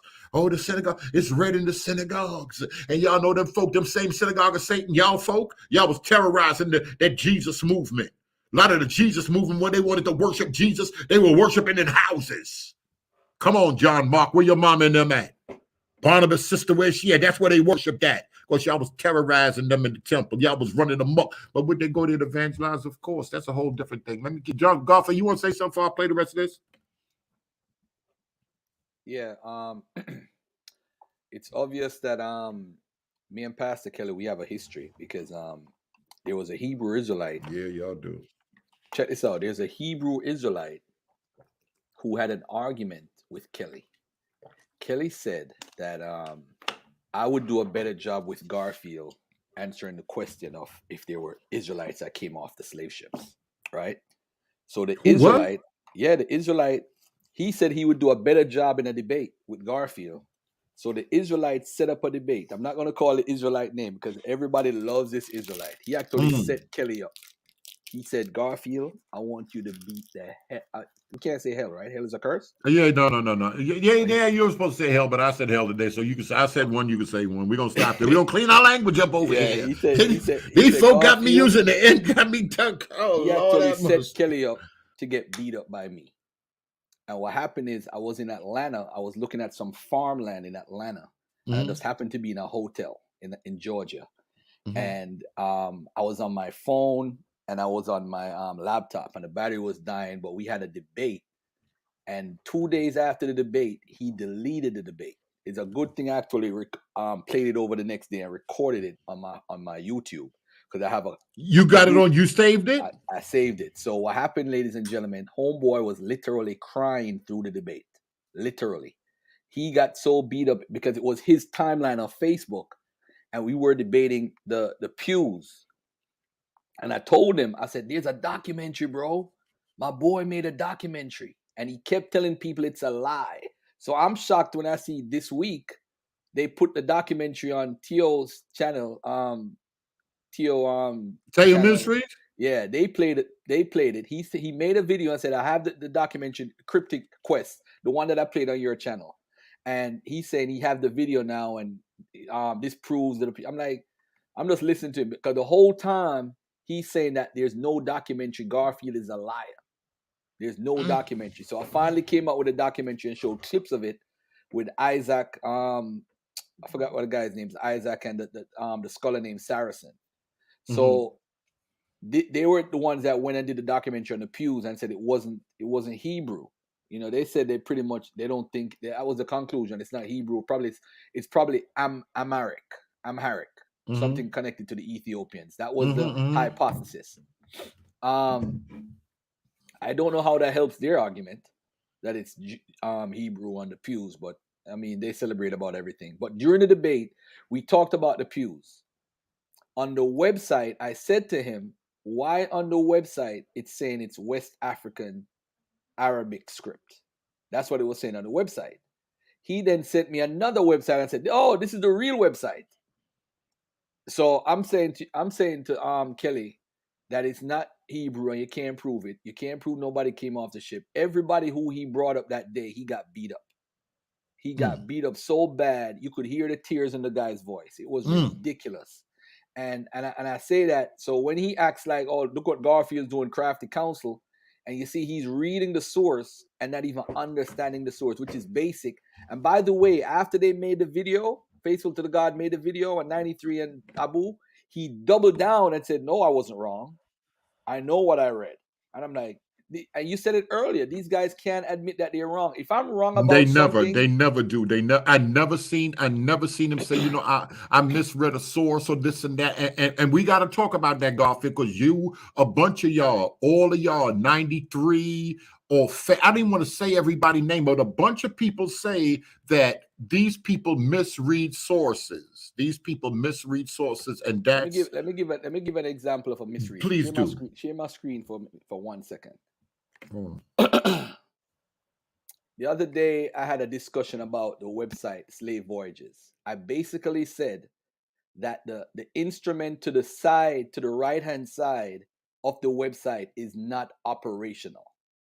Dante now went on his community post and said, see, Garfield is a liar. He said Slave Voyage is not working. Look, I never said Slave Voyage is not working. I had the website up live. How could I say it's not working? That don't make no sense. I'm like, people really listen to this Dante. I don't know. I really don't know. Bereen, I'm on your show live with the website up. How could Garfield say the website is not working?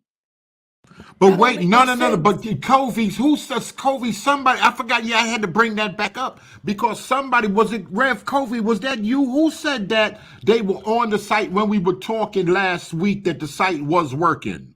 Yeah, but I was on the site live. So why would I lie about it working if I'm on the site live on your YouTube?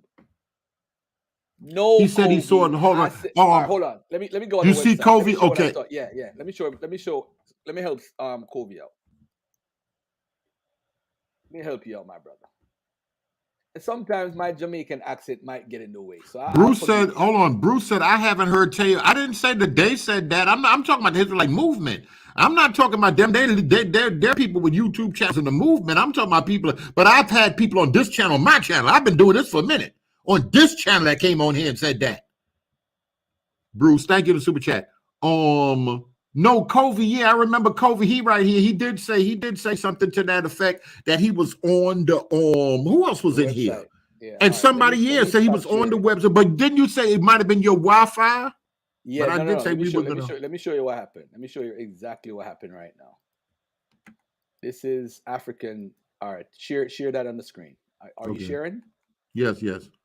All right. What I was saying is that, hold on, let me see if I could find the Toogle sidebar. African name, let me put Ya. All right, so I put Ya as an African name, and then I said search. When you press search, 822 names pop up. Now, let me make my screen huge now, make it big. Now, where's Covey? Covey, can you see the page? I hope he can see it. Can you see the page, Covey? Where is he in the chat? He a couple of seconds behind us. He right here. I see him. Let me see. All right. Covey, do you see where it says view African origins? View. All right. Covey, look at the screen. This thing right here is not working with my IP address. The view button. That's what I say is not working. Because if you press on the view button, Hold on there. I'm here pressing on the view button. Look what happened to my screen. I don't know if you can see my screen anymore. I don't know if you guys can see my screen. Yeah. Okay, so you could see my screen, but this is what pops up. Let me show you exactly what pops up, Bereen. Let me share this now. This is what pops up. You see that? That's what pops up. Before you continue the African origins, you got to have a compatible with your browser. See? Continue. So if I want to do that, they tell me I got to add an extension and all that stuff. So it wasn't compatible. So let me add this just for the sake of you guys. I'm going to add it today right now live and show you what the website says. Because this is extremely important. Extremely important. And I'm going to go back to slave voyages again with the African names. Extremely important. Now you're going to tell us why you said it was 800. I forget. What did you say last week? It was 822 names. See it at the top right here? Hold on. Let me do this. Let me stop sharing this. So let me say to Covey again. If I said that, I was wrong. I apologize. But what I was trying to say, in case my accent got in the way, is when you see Naya Moli, the names, you got to come over to here to find out the African origins of the name. So you got to press the view button. The view button is not working. I just showed it because I'm getting to say I got to add an extension to make this website show on my what you call it. Now let me do this now. Look at this carefully. Look at this now. Share back my There ain't nothing else. You shut it down. But Garfield, another thing with you, I'm gonna tell you why I don't like you. You know I love you, but I don't like you. And it's okay. It's okay. I feel the same way about some of them Israelites. Put it on the screen. Let me prove this point real quickly. Now, when you press the view button, and make it take yourself off the screen. Take me and you off the screen. But how I do that? Press the button to the right below the screen. Right, there you go. Now look at this, family. This is Naya Moli. When you press that button now, this is what pops up. It tells you how it appears on the registers. This is how the name appears. As you see, there's 3 different names and it's spelled 3 different ways. So although you see Naya Moli with the Ya, they say the name is possibly Noah Mabi or Noah Mabe. So that's how the name, and then they said the possible modern counterpart is Naya Maioli. So you see that the name Ya is not in the other name. So you see 3 other names for Naya Moli. So although you see Ya here, this is one of the possible names or pronunciations of the word written by somebody who is English or Spanish. Understand that. So when I said that the website, the view button on the website is not working, I'm talking about to the right-hand side, not the website. I hate show these the website. people in here. Now look at this now. Look at this now, family. Enya. Let's look at the next one. Enya. You see the name Ya. Enya never came to America, right? Now watch this. Look at what they say Enya name appears as it in the registers. Enya and Ena. And it says the possible modern counterpart is Iniya. Where is the Ya at? The Ya is not there, family. It has to do with the person who is writing it down. Garfield, you trying to stop the awakening? No, I'm not. Yes, you are. Yes, you are. Yes, you are. Listen. I texted you yesterday, and I told you about a book called The Jews and the Expansion of Europe to the West. I'm telling everybody in the audience, get this book. And the reason is your awakening is going to be more than anybody else's awakening after you read this book. And the reason is the black Jews that we find in West Africa are not originally black Jews or African Jews. But they are. Where Plumber at?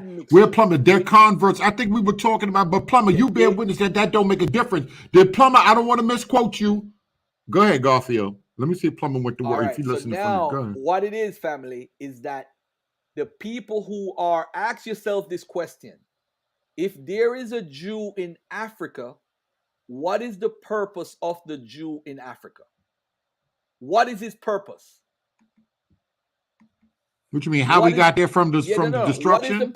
What is the purpose of a Jew in Africa? In every situation that we find a Jew in Africa, what is their purpose? Business. Business. They are merchants. They are traders. Now watch this. Even the guy that just read Kelly, when he wrote about the Mandingos and the Jews, you see, the Jews were mating with the residents of the Mandingos, the women, and having children. When they're having children, they did it for a purpose. This is why we use the term Luso-African. Luso-Africans is an admixture of the Lancados. That's why we use the Lancados, because in that situation, it was a Lancados. They would sleep with African women and have children. And guess what? If a girl came out or a boy, they would separate the Luso-Africans from the original African people. They would from live the separately. natives. Mm-hmm. Now, ladies and gentlemen, these are people that turn out looking dark like me and you. Those are not original Jews, but they are Luso-Africans. But their job was to be the middlemen in the transatlantic slave trade. Because Africans would refuse, like with the gold trade. This is another thing in this book. It points out that the Jews were told to familiarize themselves with West Africa because of the gold trade. They was trading gold from the Ouagadougou people, who were trading gold and people, captives, to Asia and Europe. And who was the main people? Who were the merchants? Jews. So the Jews started coming into the interior of Africa, but the Africans never told them where the gold was. Never. They never gave up where the gold is. So white folks never got to go in the interior. So every black person who you see as a Jew is someone who is an admixture of white Jews with African women. So you're mixed with the Jews that you don't like, the rabbinical Jews, and you're mixed with the Africans who you claim is Hamites. So who are you? Who are you? I'm gonna put the link out there. Hold on, Golf, and now I'm gonna put the link out there. Y'all see all the beef and stop when we start talking about this history and stuff. This is where we want to get to. Because Garfield, I'm not gonna lie. I pray, Jordan, I want Garfield. It got to be a few Israelites. Even something that my religious mind don't want to look at your list right here. It got to be a few Israelites that made it on the ship. Garfield, I want some Israelites on the ship. Watch this. On the bottom, and that's foul. I want some Hebrews on the bottom of them slave ships because if they're not, what's going to become of the whole movement? Some of them had to make it. I got in contact with Jonathan Shorsh yesterday. He just responded right after your email this morning. He's ready to come back on my channel. He is the leading scholar. He's an Ashkenazi Jew. He does research on Luso-Africans, Sephardic. He's the one that exposed the Sephardic's role in the slave trade. All right? So Farrakhan and them was right. They did have a decent sized role. They had a role. Yes, they had a role. But the thing now is, when I asked him twice when he came on last February, I asked him twice, was there Jews on the slave ships? He said outright no. There was no Jews. And one of the reasons, one thing you got to remember, Barine, remember, being Jewish gave you the ability to come out of slavery, because you cannot enslave someone who is a Jew. Yes. So you could convert. Exactly. So you convert. So the person who you're going to work with, you got to make it clear that they can't enslave you. You're on what's called like a manumission. So we got to do what we got to do. Alton, I don't want that. I don't want to be true. I don't want to accept that. I don't want, because you say these people here are claiming to be.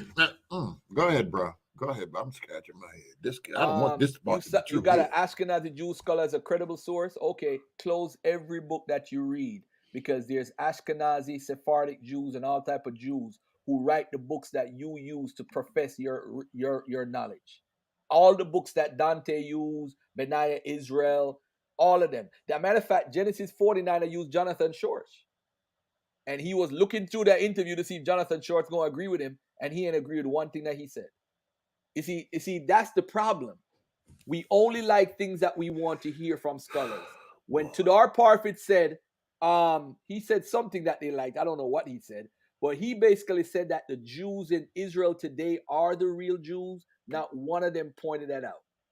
Oh, to our prophet debunked Garfield. He debunked me, right? Yeah, because he said that the Jews in Israel today are the real Jews. And by the way, too, how do you know what all the Jews in Israel look like? There's dark-skinned Jews, there's light-skinned Jews, there's mid-range color Jews.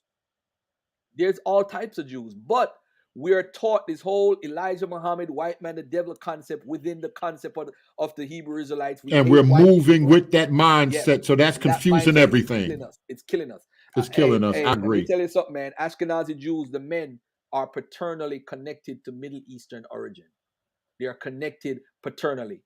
Now, when I hear my brother Orthodox Moore and a couple of the brothers from Yahweh, War Machine, or if I hear Genesis 49er or Second Exodus, or anyone that talks about DNA, they're talking about a DNA, a fringe element of DNA. No scholar It's being witness with that. is going to bear witness with them. They make it up. And then they throwing Shem and them folk come off the ark. Them scholars ain't bearing witness with no ark and no who coming off no ark DNA and all that nonsense. Not together. Yeah, they ain't mixing no Bible and DNA and all of that stuff like Second Exodus doing. Them scholars ain't doing that.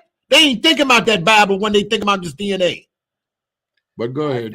I think if you're black and you're Jewish, like for the Igbo, and I do have an Igbo guy, by the way, and a video for you, by the way, with an Igbo response. So are the Igbos Africans or Jews? I'm gonna get him to come on my channel. And one of the things that we gotta realize about the Igbo situation, if you study Igbo situation, your head hurts because their spiritual system is just way off. There's no when you think about the Ekpe society, did you know in Haiti and Cuba, the Ekpe society was a secret society, a tradition that they carried with them on the slave ship and brought it over here. So if they were Jews and knew they were Jews the whole time, why they didn't practice that tradition? Why are they practicing that? Why? You see, the problem is you're forcing yourself to be something that you're not. This is why I use the term identity thief. You're using the person's credit and acting like it's yours and buying products until the police and the government catch up with you. You want to be that person so bad because they got good credit. The issue is, family, you want to be chosen so badly, you will even lie to be that person. And y'all already chosen if y'all in Christ. Exactly. That's how come you say y'all might as well just go ahead and be Christians by faith and accept that and stop the other man. But I can't lie, Garfield. I can't lie, Garfield. Some of this, I don't want to accept some of this here. I don't want to accept some of this right here. Let me ask y'all a question. Hold on, Garfield. Let me ask y'all a question. If you are connected to the light-skinned Jews and the light-skinned Jew is in your blood, does that make a difference? Because y'all been propagating that y'all are the original Hebrews, that they came on the scene later, 13th tribe garbage, and you know that 13th tribe, Kelly and all of them promote that. They bear witness with that 13th tribe theory that these cows are and they're fake and we true. If y'all found that out to be true, would that change anything? If a bunch of West Africans were proselytes and baby daddies of the light-skinned Jews, would type of one if that doesn't mean or type of two if that would change? Only Israel I'm talking to in here right now, and y'all in here, don't act crazy. Y'all in here under some different names, but y'all in here and y'all listening. Go ahead, Garfield. You trying to stop the awakening? I'm telling you right now, I'm tight a little bit. Tesedek Ben Israel, I would love for you to come on and have a conversation with me. I think you're a brilliant young man, and you know sometimes we are over eager to believe stuff without even studying it. You just said on Bareen's channel that you fulfill the prophecy, right? Okay, I'm going to share my screen for 1 second. You already are. That's if we dealing with the Bible alone. That's how my sister already said. She said, let's just deal with the prophecies. My man Jordan just said, we believe in the Bible. We ride with the Bible. That's what they want to ride with that Bible. Let every scholar be a liar. They want to ride with the Bible. But if we look at the prophecies, all right. Oh, we could bring some people on with that. They got beef with that too. Hold on 1 second. What's good, Elder Wiggins? Let me go to Isaiah 11.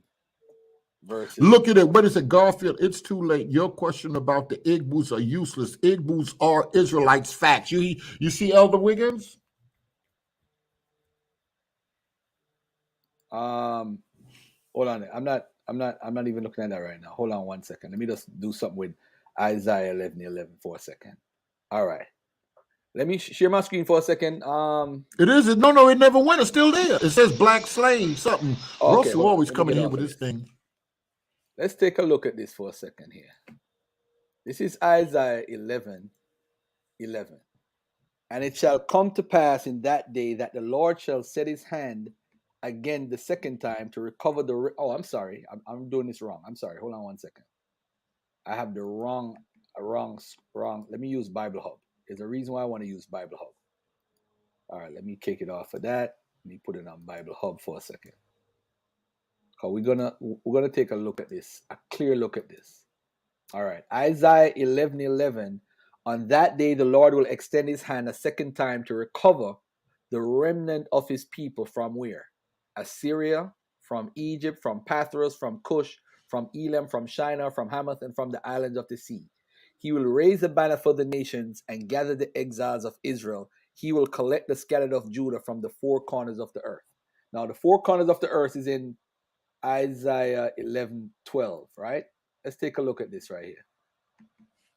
All right, so let me stop sharing for a minute. Let me click off of that, click off of that, click off of that, and I'm going to show a map real quick. This map that I'm showing is an Old Testament geographical map, right? That deals with a survey of where everybody went, summary of all the Old Testament events. When you go through this, I wish I could share it with the audience, this website, because it gives a clear picture of where the events of the Bible happen, and it also gives a clear picture of what the location is of where the things are happening in the biblical text. Now, if you go through this, what you will understand, ladies and gentlemen, is that the geography is basically all the places that you see in Genesis 10, the table of nations. There is nothing outside of that. So when you see Isaiah 11 and 11 and Isaiah 11:11 and 11:12, it's telling you exactly where all the nations are. He's going to gather them from the remnants from these nations where the people already went. And it doesn't necessarily mean nations, the word. It means territory. So if you go back to the Hebrew, it's referring to a territory, not nations literally as we read in the English language. So when you say God said he's going to gather us from all the nations, what does it mean?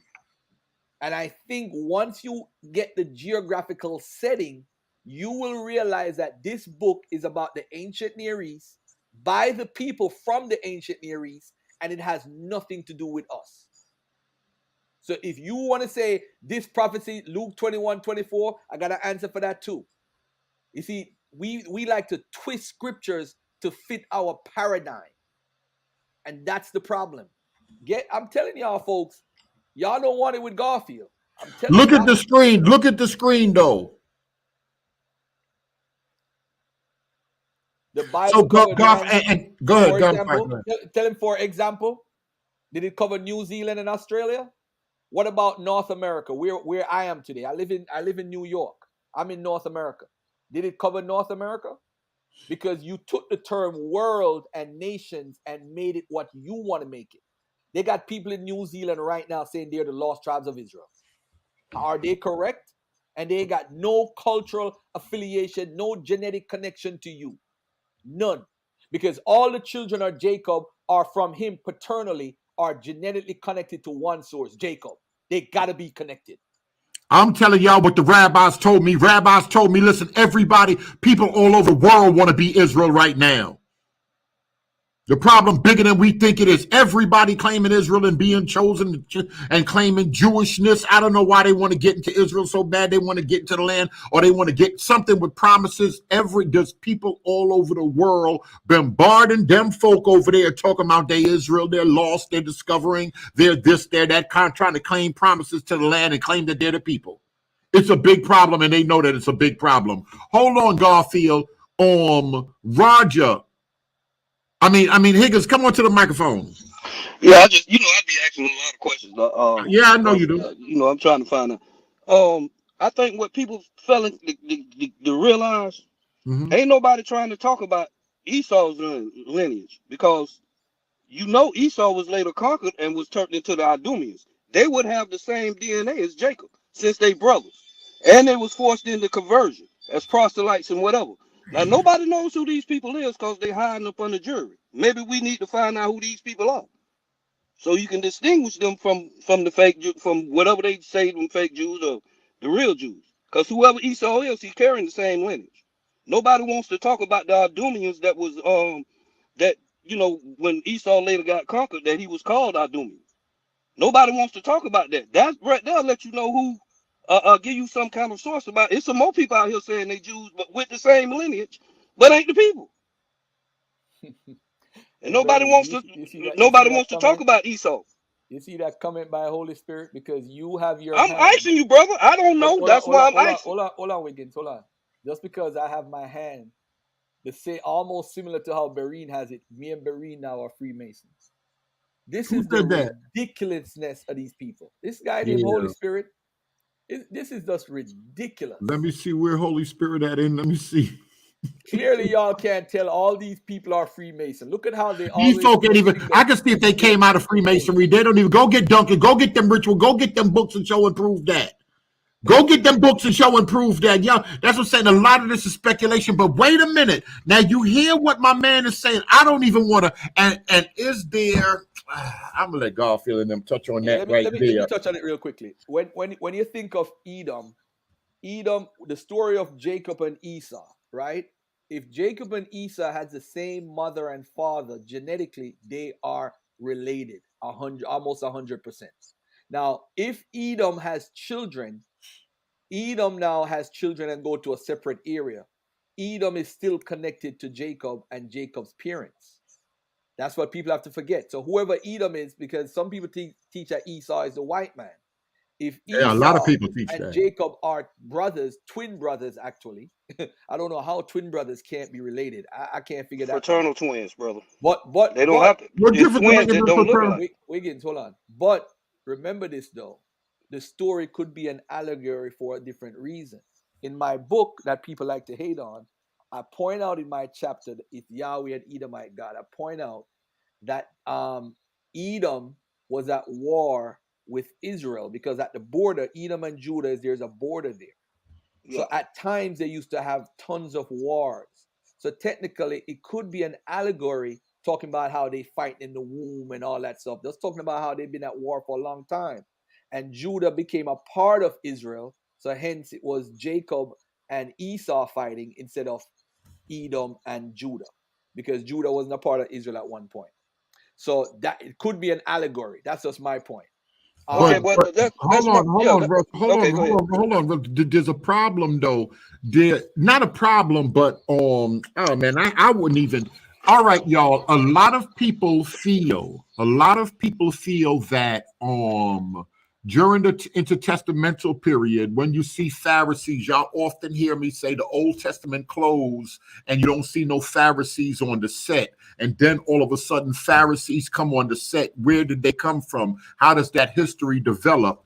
They feel that Edom, when we start dealing with Edom and Herod, when you start talking about the Herodians in the Bible and all of this stuff, that that's when the takeover comes on the scene. That's when the Pharisees, who were mixed politically and light-skinned Jews, kind of took over the religion and started controlling the religion. And that's where the shift came about. And that's where some people would get what you call Judaism, and you would get these light-skinned Jews, because it was kind of a takeover of the priesthood. And that's where the fight came with Christ. And then they said we were never in bondage to nobody. Those were the light-skinned Jews that Jesus was fighting against. So it was the light-skinned Pharisees and it was the dark-skinned Pharisees. And this is kind of where the war come in. And Edom and them people, they were really connected with Rome and the Vatican today, and European Jewry and Germany and all of these countries that God prophesied that judgment going to come in the last days on. And they're kind of ruling, and they kind of ruling the show. Go ahead, Russ. I mean Higgins. Yeah, that's my whole point. Nobody wants to try to trace their bloodline back because we know they probably have like the same. Like I say, I don't get into all that DNA, but since them being brothers, they would have the similar DNA or the same DNA or whatever. So why nobody trying to find out who them Idumeans is and you know they could be practicing Judaism or be Jews or just like you know what I'm saying. Anybody else? Remember the Idumeans merged in with They, back in I the know that they region hid themselves. with Yeah, the yeah. Esau. No, From the what I I understand, because y'all been okay. making me do a lot of research, and from what I'm understanding, Esau hid himself among the nations. So don't nobody know who Esau is, because when he went around conquering, he'll start calling himself Romans. He'll start calling himself the English. Among Don't European nobody know. nations, among European nations. Don't nobody know who this man is. So maybe y'all need to focus sometimes on who these Adumians is, and then we can probably try to get down to the bottom of it, because everybody looking for truth, brother. It ain't just the dark skinned people saying they're Israelite. It might be some other people saying they're Israel and don't have no part. They wasn't given the blessing. You see what I'm saying? It But could be this a lot is of them. all right. Go on. I'm sorry. Yeah, it could be a lot of people. Sometimes I don't claim nothing. I'm just looking for truth. And in a way, I see what them brothers saying, because nobody's questioning where these lineage of people came from. They might have the same DNA, but maybe they come back to Esau. Don't nobody know, and ain't But this nobody is trying to figure this out. But but hold on. But this is the thing, though. Hold on, Bruce. I see you don't go nowhere. This is the thing, though. When we start talking about this, look at what Kovi's saying. Converts are just as much Israel as Jacob himself. Is that true? This is all pointless. DNA don't even matter. Curses don't matter. Oh no, Rev Kovi said that to these folks. Curses don't even matter. What your father was don't even matter.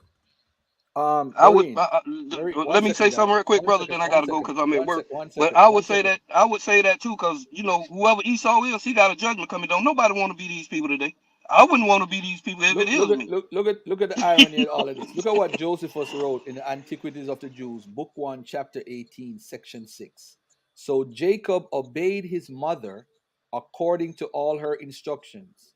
Now, when the supper was got ready, he took a goat's skin and put it about his arm, that by reason of its hairy roughness he might by his father be believed to be Esau, for they being twins and in all things else alike differed only in this thing.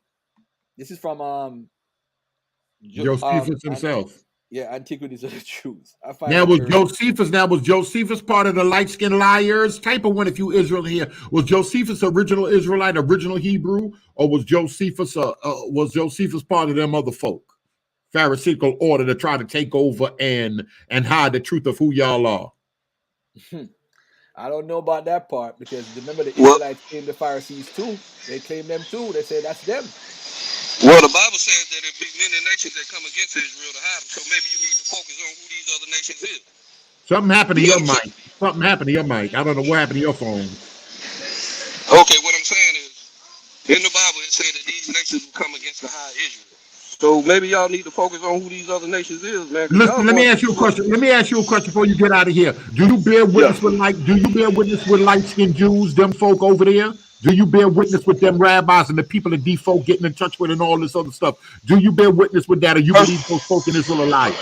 Personally, I think, since it say in the Bible that Ephraim has mixed himself, so yeah, it could be white Jews. I'm quite sure the Bible tell you they mix Okay. themselves amongst the Okay. people. All right. I respect. Okay. All right. All right. All right. I appreciate you. I respect that. All right, thank you, brother. All right, All right. one, bro. Bruce, come on. What's grace and peace, brother? How are you? I'm well. How's everybody? Good. Shalom. Good. Now, I want to speak to Garfield regarding his position that the nations are just a nation at that particular time. Yes. Sir, that is not true. The So Messiah said you're talking in about the Matthew. geography? You're talking about the Yeah, geography conversation? exactly. Okay, go You're ahead, right. brother. The Messiah said in Matthew 28:19 to go out, make disciples of all nations. Then and prior to that, he was saying that Israel.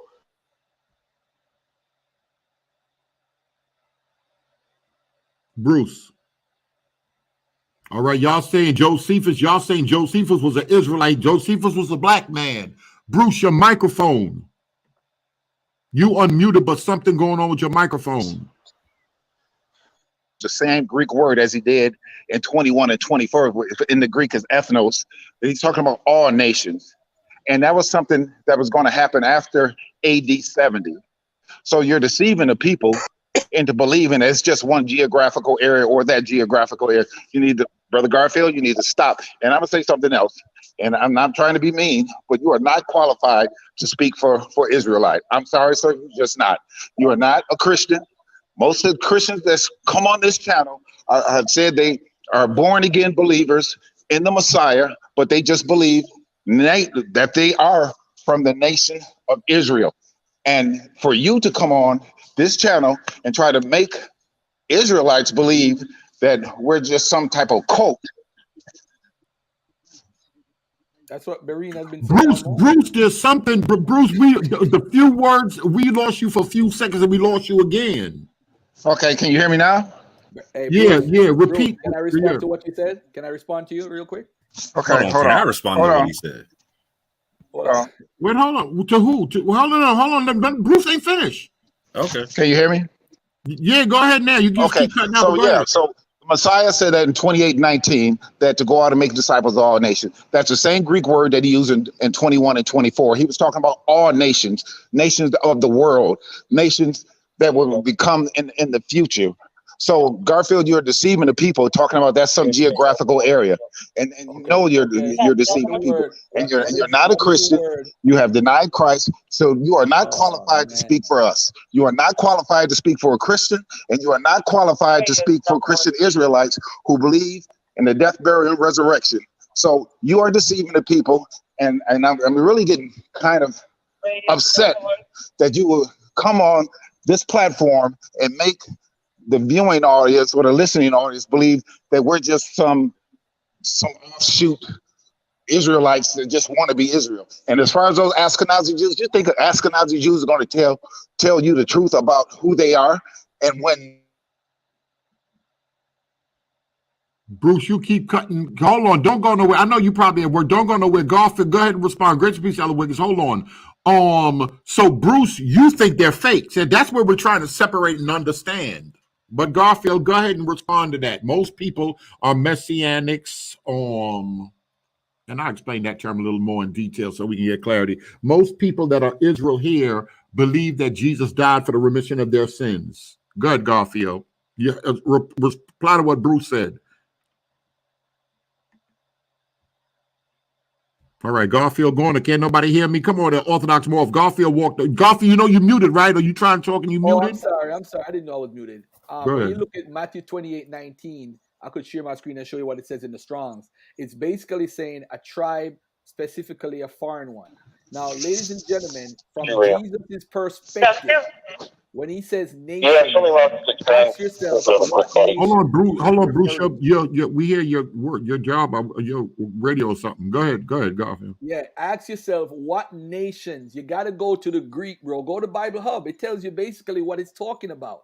You can't self-impose your own belief. You got to prove to me that the nations mean America, it mean New Zealand, it mean Australia. You don't know. You don't know. You got to put it in context. Stop talking about if I accept Christ or not. I'm on here almost every day. What are you're going to start a petition like Dante now and say, get Garfield off Berean channel? Come on, man. Let's be grown-ups right now. And then they'll deal with Tudor Parfit. They'll deal with somebody else that don't have the same beliefs. We got to be, right now, we're not in church, y'all. Right now, we're not in church, y'all. Right now, we're trying to figure out some stuff. We're just having a discussion. It's okay. All right, man, respond. Yeah, no. Let me finish saying what I'm saying. My argument is the geographical setting of the biblical text. Let's start with the Old Testament first.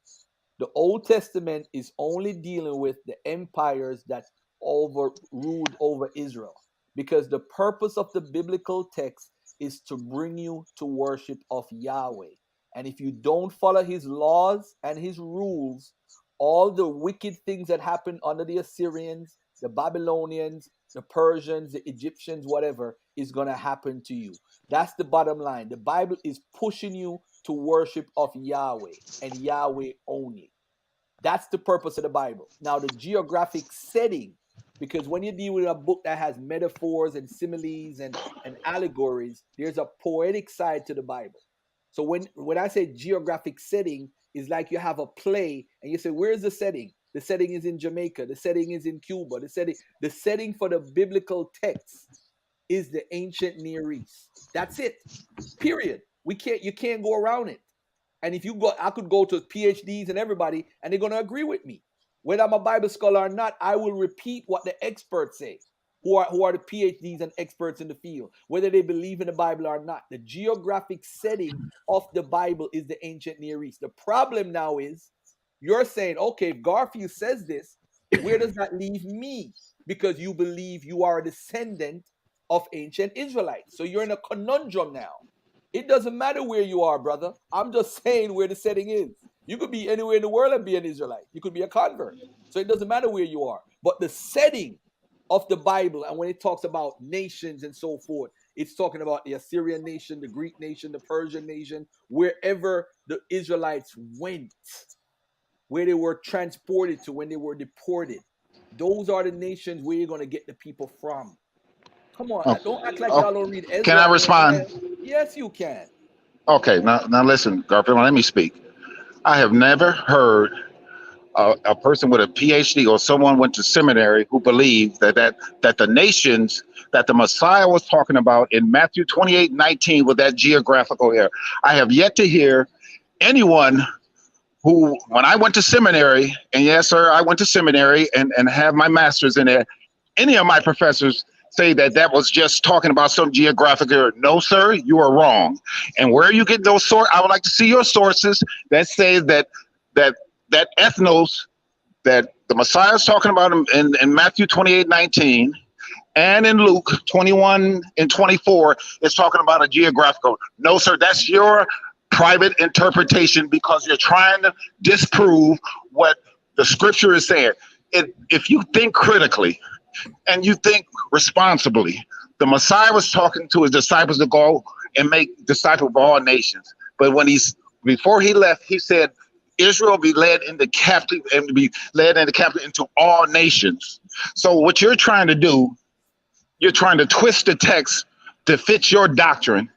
And and a person who can think critically is not going for it. That's just a bunch of crap that you're talking about. And as I said, you don't even believe in the Bible. So how are you going to tell the Christians or the Christian Israelites what we are to believe and what we should believe just because the great Hamashama Garfield says that? No, sir, that is not going to work with us. We just don't believe that. And I can say for myself that what you're doing, you're deceiving the masses. Okay, thank All right, hold on, Garfield. Hold on. I heard a few people. One being what's the brother name? What's the brother name with the angels that just recently had the little bout with the cancer or whatever? What's that brother name? Michael Heiser. I heard Michael Heiser say that. Scholars, I've heard a few people say that, but we're Bible believers. As Bible believers, I understand what you're saying, Bruce. Have there been people that say the Bible writers just wrote and they spoke about that time, but me, you, Jordan, other people. Okay, yeah, okay. I'll give you that, Berean. But what I'm saying. Hold on a second. And people that believe in the Bible, when he says all nations, God in his infinite wisdom knew America, knew Australia. He knew the ends of the earth. He knew the whole globe. God knew the whole globe, even though those writers didn't. So I understand Garfield's point of view and why some people would say when they spoke and they prophesied and they said that the gospel went to the ends of the earth. Most likely when the book of Acts closed, the gospel was it's a good chance the gospel wasn't in Jamaica. The gospel wasn't in Brazil at that time. But the world, the Roman world as they knew it, the gospel was spread all over the place. But so it's different. So I don't think I understand what Garfield's saying. I understand what you're saying. And most of us, like I said, we're Bible believers. We believe the Great Commission is spread all over the planet. Come on, Orthodox Moore. Come to he left? All right, he there. And then Duno. No, I'm right here. All right, go ahead. I'm sorry. Yeah, real quick. Peace and blessings to the family in the chat, the panel, all that. A couple things I wanted to touch on. Garfield, I got to ask you a question about DNA real quick, but I got to talk to Bruce first. So Bruce, you sound like you're my elder. So OG, you were saying that you were in seminary, etc., right? So you need to be the calmest brother on the panel, right? You need to be the one slowing it down, right? Because you should have information and methodology to be able to deal with and slowly go out what Garfield's talking about. First and foremost, Garfield's not speaking as a Christian or for Christians. He's not speaking as an Israelite or to Israelites. He's speaking as a former Christian who is a current skeptic, right? And as such, this is why you need to slow it down. Because if you believe what you believe, you need to be need to be a witness to Garfield, not condemning him. Understand his history, understand his background. There's a lot of people who went in and out the church, fam. There's a lot of people who picked up this Bible and walked away from it. I was just watching a debate last night on Sundays channel with Chris Harris and Vocab Moon. I've debated Chris Harris a couple of times, fam. I can tell you for a fact he used to be a Christian, a Messianic Israelite, and a Torah only Israelite. And then he burned the Bible. So how is this emotionalism being a witness to people like Garfield? How is it being a witness to people like Chris Harris? Simple question, fam. That's to you, Bruce. Bruce, you're muted.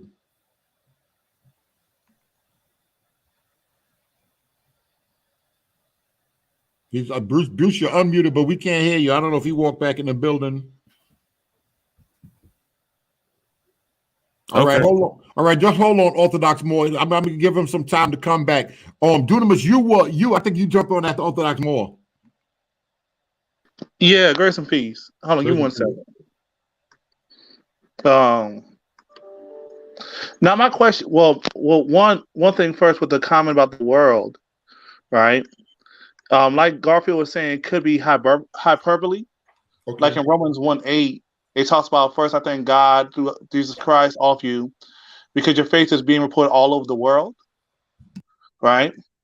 But at the same time, I don't think necessarily it's a wrong view or a bad view to see the world is saying, like we see it now, the entirety of the globe where people inhabit it. Because another understanding in Greek with the world, it deals with people dwelt. So like, I think Garfield has brought it up, and even back then, I think the Jews knew where Jews were at. So the Jews knew there were Jews in this place and that place all around. So Jews, to my understanding, Jews would go where other people are to set up shop and do business and do trade. So I think when Paul's understanding is maybe in those areas where Jews dwelt too, that might be his understanding of the world, i.e. within the Roman Empire, things like that. So he didn't know of any other ethnic groups or any other people outside of his understanding. But from what was inspired to write, that's not really what the world meant at the time. That's all. And then I had a question I want to ask Moore and Garfield about something.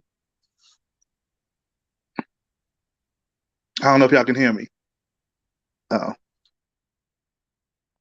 We could hear you loud and clear, beloved. I could hear you loud and clear. This is Garfield, and Orthodox Moore still there. We could hear you. Did he leave?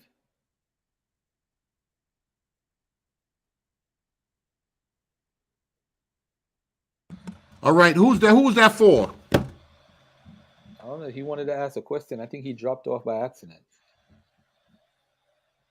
Oh man. Okay. All right. Oh, okay. All right. All right. Go ahead. There you go. Somebody called me, and it messed up my screen yard. My question is dealing with the Igbo, right? Mm-hmm. Does their culture or technology, not their religious beliefs, show any similarities to those of the Judeans? Because my understanding is the people in the Near East were a little more advanced than those in sub-Saharan Africa. Weaponry, writing styles, and that nature. So if the Igbos are descendants of those people from the ancient Near East that wandered over, do we see an advancement in their technology in the region, or is it just the same as everybody else that's there? I don't know if that makes sense. Let me let Orthodox Moore answer first, and then I'll go after him. Go ahead, Orthodox Moore. So first and foremost, when you say more advanced than sub-Saharan Africa, give me a time period. I would say around 3rd century BC. I could be mistaken, so I'm not trying to say it's fact. I'm just trying to understand. We'll agree to disagree on that concept. The knock culture, right, in Nigeria, but Nigeria, and more. will agree to disagree on that concept. I will say this, that like, so E in and of itself, going into Africa, it represents like an introduction to like the Natufian culture and certain agricultural concepts, etc. Right? Do the Igbo have any traditions that and practices that line up with Judean culture, Hebrew culture? 100%, yeah. What needs to be done with the Igbo, I think personally, and this U-turns back into a question I wanted to ask Garfield, is I think they need to do a lot more genetic testing, and with bigger sample sizes, right? Because if you heard me talking last time on it, I said they seem like they would be more likely to be converts based upon what we currently know about them, right? In the sense to where they're more homogenous when it comes to their genetics, right? Israel's a mixed multitude. You shouldn't see them being one homogenous genetic group, and they're typically most like 90% E1 B1A. Garfield? Yeah, 92 to 98%. Something like that, yeah. And so, but that's based upon small sample sizes. They're a large group of people in the millions. We're talking about like 40 million people, etc. Right? So we need to see the different clans and of who they can, who like, so different people got different stories of where they come from within the Igbo, right? They're not all just one group of people with one story with all that type of stuff, right? So we need to go into all the different groups, see what their practices are, see what their genetics are, see what their migration patterns are, etc., etc., etc. Because we need the full picture. Yeah, I think I would say this: the Nigerian culture on a whole, because there's no Nigeria, of course, but there's people living there where iron smelting is way before even Kemet. So you talk about technological advances. Facts. I've been studying the archaeological stuff. Rawborn has been getting me into this stuff, and it's fascinating that they had a writing system at the Nsukka village that they said looks similar to some of the writings that they have today. Now, if that is correct, then the people that lived there continuously could not have been Hebrews, because 2500 BC is way before there's an Israel. I do think the 6,000 missionaries and the influence of Christianity and the missionaries played a large role into what's going on with the belief systems with the Igbos. I'm going to give an example. In the school system right now, Zongo Masi and I had a private StreamYard a couple of days ago, and he was showing me what they teach in the schools in Nigeria, in Ghana, in I think Senegal, I'm not 100% sure. I think Congo, it's like 5 different places. They came together with a school system. In Jamaica, we have the same school system like Barbados and the English-speaking countries. So this is something normal. So what they do is they have a schedule. If you look at the curriculum of the Igbos, there's no way anybody in Nigeria should believe that they come from the Jews. But they have a specific course, bro, that says what Islam added to our tradition, what Christianity added to our tradition. So there you see in those classes, based on what the guy who was talking to me said, that when he took the courses, what they taught. So they're teaching their residents and the people in the culture right now throughout the land of Nigeria, which is 250 different tribes. They're teaching these people that they are indigenous people from the land. Now, they also teach what Christianity brought as influence and what little bit Islam did later on. So I'm saying, if we look at it from that perspective of what they're teaching their own people in their own country, I don't see how they could say that they're Jews. I just don't see it. But on the other hand, if you want to feel chosen, you're going to see it. But as far as the culture and your original question, I think that the advancement part, I think I need to study some more on that, on what's going on archaeological wise. But I don't know about they have Nsibidi writing script, which is later, but at least it's original to them, a lot and later, their culture. And I in a sense, your question kind of supports the Hamitic hypothesis, that is like they have to come and give us technology and give us knowledge, and you know what I'm saying? So I would say I'll put a question sign to your question. That's what I would do. Can I get a quick clarification for what you just said, Garfield? So when you say they're not Jews, do you deny that they could be converts? No, when you say somebody is a Jew, it's like they are majority Christians in that country. They don't even follow the indigenous culture. I'm asking if you're making like the genetic argument, or just like genetically, I don't think they're Jewish, but there could be a connection through trade Because remember the trade route, where the trade route goes, it goes near where like Kenor, Bonham, and whatever that word is, and what the trade route is. If you study the trans-Saharan trade, Yeah, he's talking about Central Africa right now, family. Yeah, everybody can connect to Jews some way, somehow. They mix with the indigenous crowds. It's same with the Jews in Europe. They mix with the white woman in there. That's how they became lighter and lighter. People believe in the Khazarian 13th tribe craziness. But the truth of the matter is, if you look at the mtDNA of the Ashkenazi Jew, you see that You don't believe in that 13th tribe stuff, Garfield? No, it's nonsense. It's been refuted years ago. Orthodox more, you believe in that 13th tribe stuff? I'm not a 13th tribe, but I do believe that there's a lot of converts from a lot of areas, including in Africa, right? And I do believe converts have national rights within Israel, including inheritance. You think some people over there in the land are connected genetically also? Yeah, 100%. I think some of them aren't though as well, but I don't think that matters when it comes to being national Israel. You know what I'm saying? So for instance, Dante's a subclade of EM34, and he's black as midnight, right? My mother's father is North African by way of Spain and by way of Mexico, right? He's also EM34, right? With a way lighter complexion. Yeah. You know what I'm saying? But like, so genetically, they got the same paternal descendancy somewhere. You know what I'm saying? So at the end of the day, like again, Israel is a mixed multitude, which brings me around to a question I had about Garfield concerning genetics and whatnot. Wait a minute. Hold on. You got some time, right? Hold on. I want Cecil. Yeah. I want see. Come on, Smith. Come to the microphone. I know you might have to. Hey, hold on. Wait, can I say something real quick? Yeah.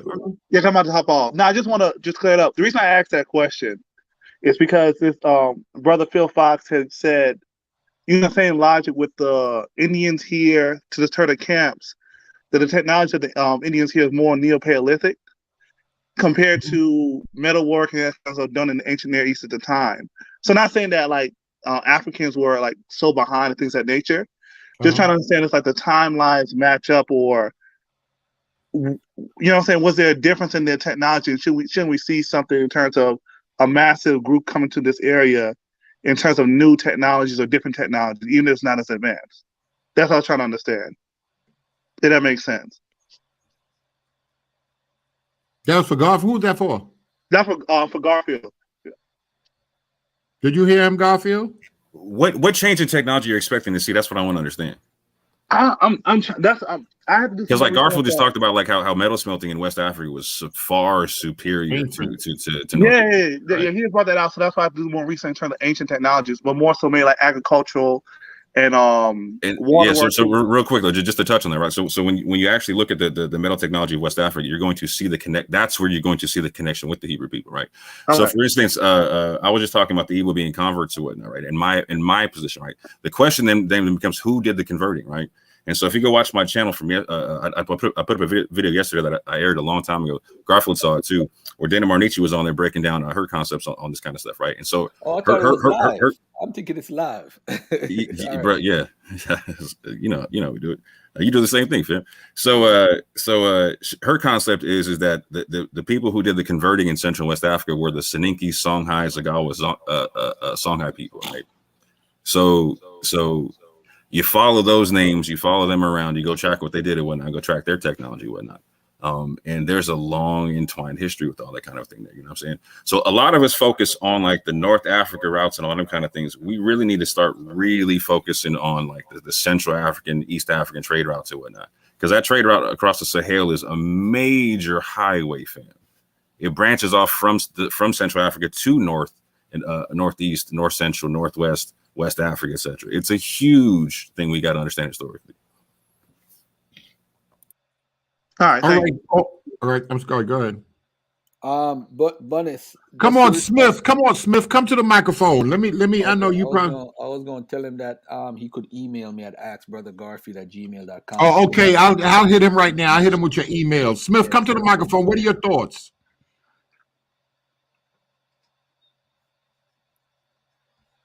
All right, I see you come. All right, come to the microphone. What are your thoughts? I see you on another. What are your thoughts? You got to turn your thing all the way down. You got to kick one of them out, Marion. Kick one of them. I know that. Be an echo. Yeah. Awesome. Can you guys hear me? Yes. Yes, sir. Yes. Yeah. Peace and blessings to everybody. First of all, I Peace and blessings. appreciate the fact that God has given me the opportunity to come before you guys. Now, one of the reasons why I came on was to make a couple of comments, and the comments that I want to make has to do with the division that is among. I'll use the word Negroes. Okay. I personally feel, and this whole thing that's going on with, are we Israelites? Are we not? Haplotype and all these other stuff is there to divide us. That's why I've been praying about this for a year, for over 30 years. I've been praying that God bring our people together. I left the Christian church in the 80s because of this. Okay. And now I don't know whether it's a psyop or whatever, but more knowledge is coming out. We are learning more. And it seems as if Black people are becoming more divided. This is not what God wants for us. If you look at the Caucasians, you look at the Chinese, and you look at all these other ethnic groups, they will go to battle for each other. Okay? Will they? Now, yes, because they have gone to battle for each other. I work in the construction field. I've seen the lowest of the low, but you cannot go to these cats and, from what I've seen, and try to divide them. I have never seen that happen. But on the job, Black people will not even talk to other Blacks if they're in different trades. They have a problem with doing it because they want a white man to feel that they're not a threat. Now, the reason why I'm making these comments is very simple. We need to unite over the future, not the past. Here's what I'm trying to say. We need to unite. We are people, okay? And we pretty much know where we came from, Africa. We need to know where we're going. What do you mean, Cecil? This is what I mean. The reason why we were conquered is because we got divided. When we were all united on the continent of Africa, where you going? When we were all united on the continent of Africa, we were when we were. Here's what I'm trying all to say. united, the whole continent. Yeah. No. You see, you can't look. I'm not looking at it way. I'm looking at being you to divide a people. To conquer people, you have to divide them.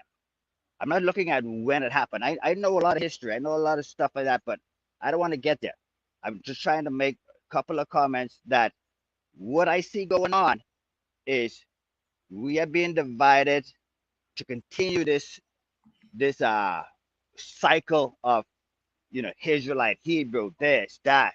I feel God appreciate that. That's my personal opinion.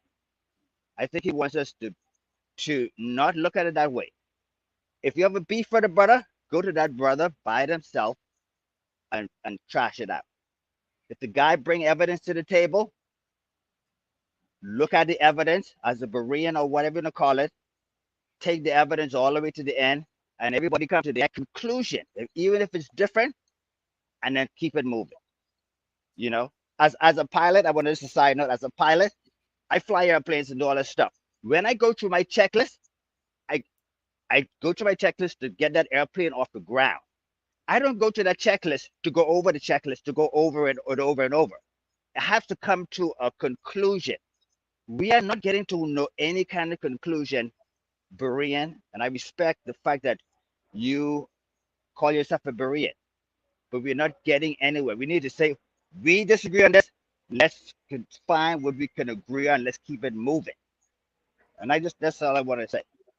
All right, thank you so much. I think I'll let after I let just Ja come on. I'm gonna let y'all speak to that because we've been this is part of the problem why we're here beefing now. Well, we're not beefing now, we're dealing with the history, but people have been trying to talk. There are people that put out information and it's been challenged and they're offended. We're all trying to get somewhere, but cult behavior continues to sneak in.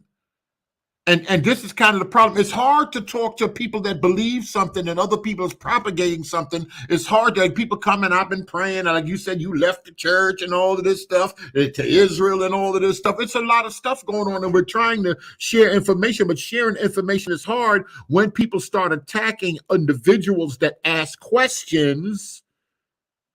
It's just hard. Come on, John, come to the microphone before. And what are your thoughts? Good morning, everyone. Grace and peace to the chat and to the panel. I just wanted to ask Brother Garfield a question. If I remember correctly, I remember him saying that West African and Bantu people are pre-Adamic people. Do you believe that? You remember me saying that? I could have sworn, if I'm not mistaken. But West Africa, you mean as pre-Adamic? You mean as far as the So like timeline the of Igbo, 6,000 years Yoruba, ago? those, yeah, like a pre-Adamic people, It's like before. that's kind of, you see, because you got to remember, when we call them Igbo and we call them all these names weren't around back then. These are just names that we see today within a specific tribal name is late to the game. As far as people living in the region who carried an E marker, yeah, sure, they pre-exist before the dating of the traditional dating of the Bible. Mm-hmm. Okay. Would you say that a person that claims descendancy from Ham is just as ludicrous as someone claiming, to be a Hebrew Israelite and stuff like that? I mean, that's a biblical question. I don't want to answer that.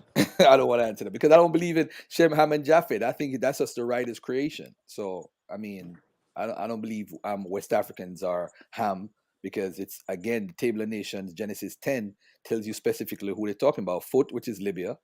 You have Cush, which is northern Sudan, southern Egypt. Egypt is Mizraim. And you have Canaan. So those 4 areas is Ham. There's no specific reason for me to believe South Africa is Ham. I think, again, it goes back to that I've been telling you guys to read this book on the Curse of Ham by David Goldenberg that points out that one of the reasons why we're enslaved and we are despised and rejected as a people is because the word Ham was attached to slavery. It was attached to a curse, and it was attached to slavery. And here we are today. Any more questions? I think that's just something. I feel like that's something that we should explore more. The whole pre-Adamic theory, whatever. I would love to see us dive into that more. But thank you for answering. Yeah, I think that's a question. Are you you're a believer in the Bible, right? Yes, yeah. Would you consider yourself an Israelite? I would consider myself a Bantu and West African. Okay, West African. Okay. But I believe I believe that certain Bantu tribes and West African tribes do descend from the Israelites. That's what I believe. Well, what we call the Israelites, but I don't believe that they were calling themselves Israelites, or whatever the case may be, maybe Kaberu or something like that. But I believe that. Excuse me 1 second. I got to take this phone call. Okay. I'm gonna play some of this. I'm gonna play some of this, being that Moore's on here also. Fair use.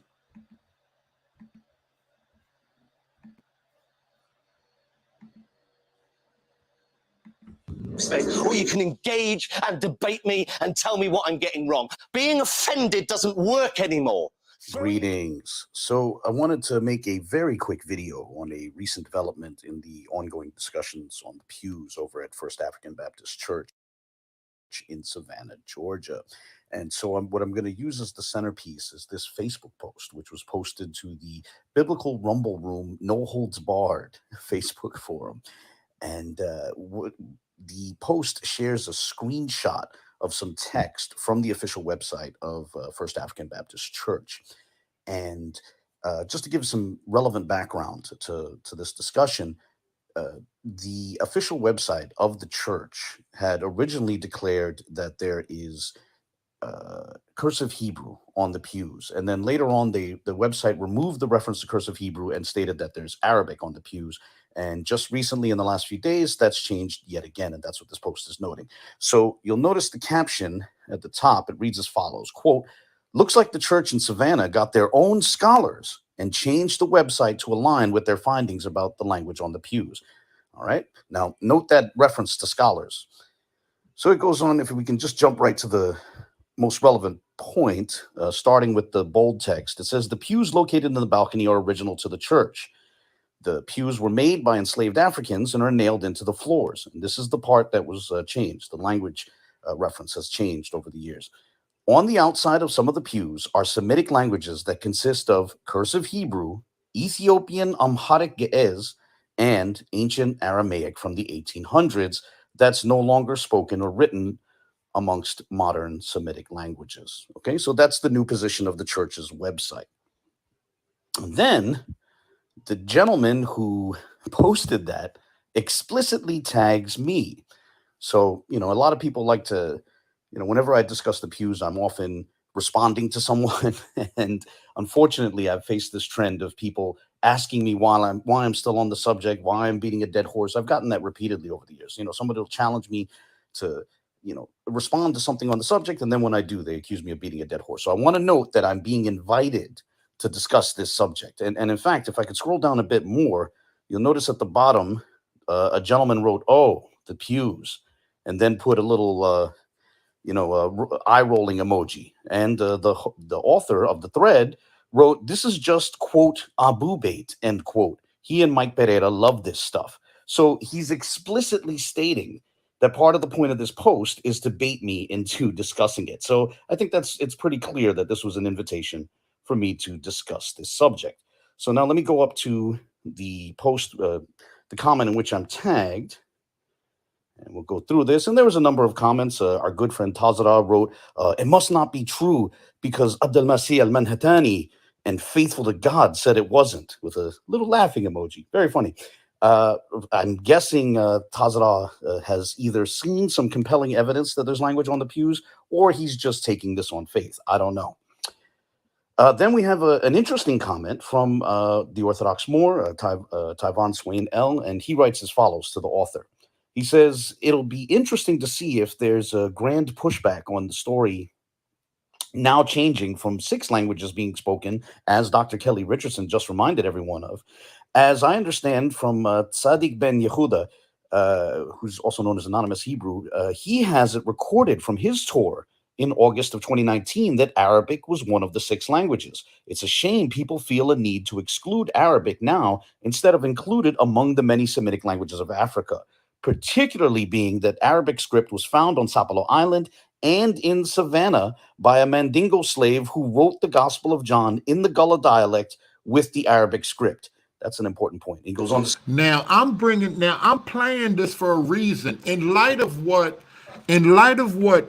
Cecil Smith just said, in light of what you just said, I want Orthodox Moor, I want you to come and speak to. You've been having problems. I've been having problems. A few people been having problems when it comes to Pastor Kelly. And no disrespect, Pastor Kelly, but we're gonna talk. We're going to talk, and your stuff is going to be challenged. And this is just how we're going to move forward as a community, like it or not. If you're going to stay on YouTube, you're going to be questioned. And it should be like that with everybody that's making claims. A community was formed with people with certain interests. They wanted to share certain things. And all of a sudden, it came up like these pastors and YouTubers want to shut conversations down. Orthodox Moor, talk about some of the problems you've been having, how you think this thing should move on, especially in light of this other brother said we should just all be united. Let's just look at the facts, and all of this stuff sounds good, but people have been attempting to hinder the facts from coming out. Or they just want their side of the story to come out, and anybody that speaks against or question it is demonized, and that's not helping at all. And what we got in here is a bunch of folk cheerleaders on the sideline. Because I'm on Pastor Kelly's side, I'm on Dante's side. They're taking sides and not really looking at the information. I say the religion got them going. I'm gonna mute myself. So the biggest problem, family, has just been the challenge to information. Once information gets challenged, it's got to be a whole bunch of gaslighting, provable, documentable lies, which I will be coming out with very soon, probably later today. Accusations, smear campaigns, attacks, etc. And we can't just deal with the information on hand. So the facts of the matter are this. The chronology is this. Garfield came out a year ago talking about that there was a documentary that proved that there was no Hebrew on the pews, right? I asked him to produce said information, right? He produces said information. He produces parts of the documentary on his channel, comes here on Brent TV and does the same thing. I make a video January 17th of last year, addressing the information from that video, of which I stick up for for a bunch of different African languages, including Hebrew. I go on Garfield's channel, January 19th, I believe, same year, right? Me, him, Zion Lex, Brother Reggie, all get it in over the pews and whatnot, right? Zion Lex is going in on these cats. I defend Hebrew on the pews. I talked to Zion Lex and to Brother Reggie, asking both. Okay, so Brother Reggie's only talking about like West African Arabic. He thinks it's West African Arabic on the pews. I say, cool, no issue. I ask him the same question I ask Abu, right? Which is, if it's Arabic, can we rule out Hebrew because Hebrew can be written within the Arabic? And Brother Reggie and Abu both agree that Arabic does not exclude Hebrew from being on the pews, because in West Africa, Arabic was used to write multiple different languages and scripts. Now, why is this important? In January and February of last year, this whole Arabic versus Hebrew thing was already put to rest by your boy, going into hostile territory no one else is trying to go into, and defending information like Benaya's information no one else is trying to defend. So a year ago, this Arabic versus Hebrew thing was put to rest, and I begged Kelly, and it's documentable. I invited him to come on in January to speak on Ge'ez, to speak on Ethiopic connection to the church, so we could focus on the East African side of the slave trade, like I've been talking to Garfield and other people about for over a year. And on my channel, you can see all the videos and whatnot.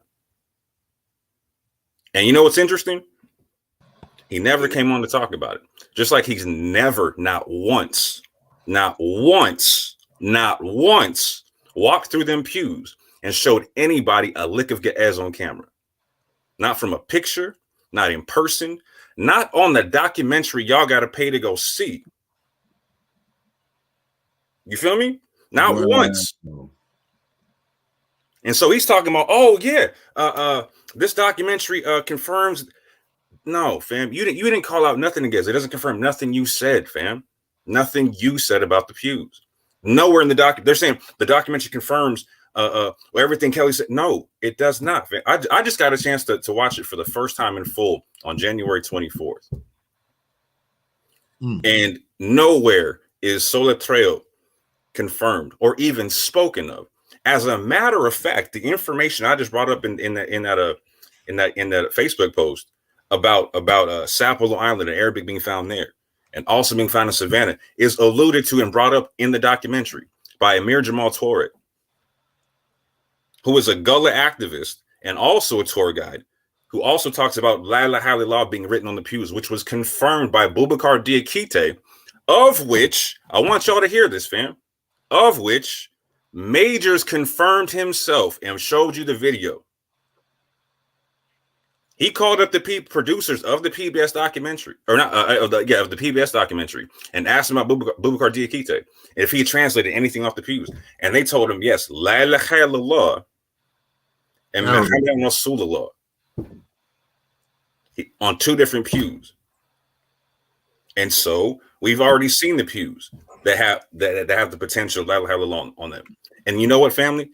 That same pew also has the ha and the sa and the potential na that Ephraim Isaac said was in Ge'ez. So we have one pew that potentially has Arabic and Ge'ez on the same pew. Now I got to finish this one last point, Bryn.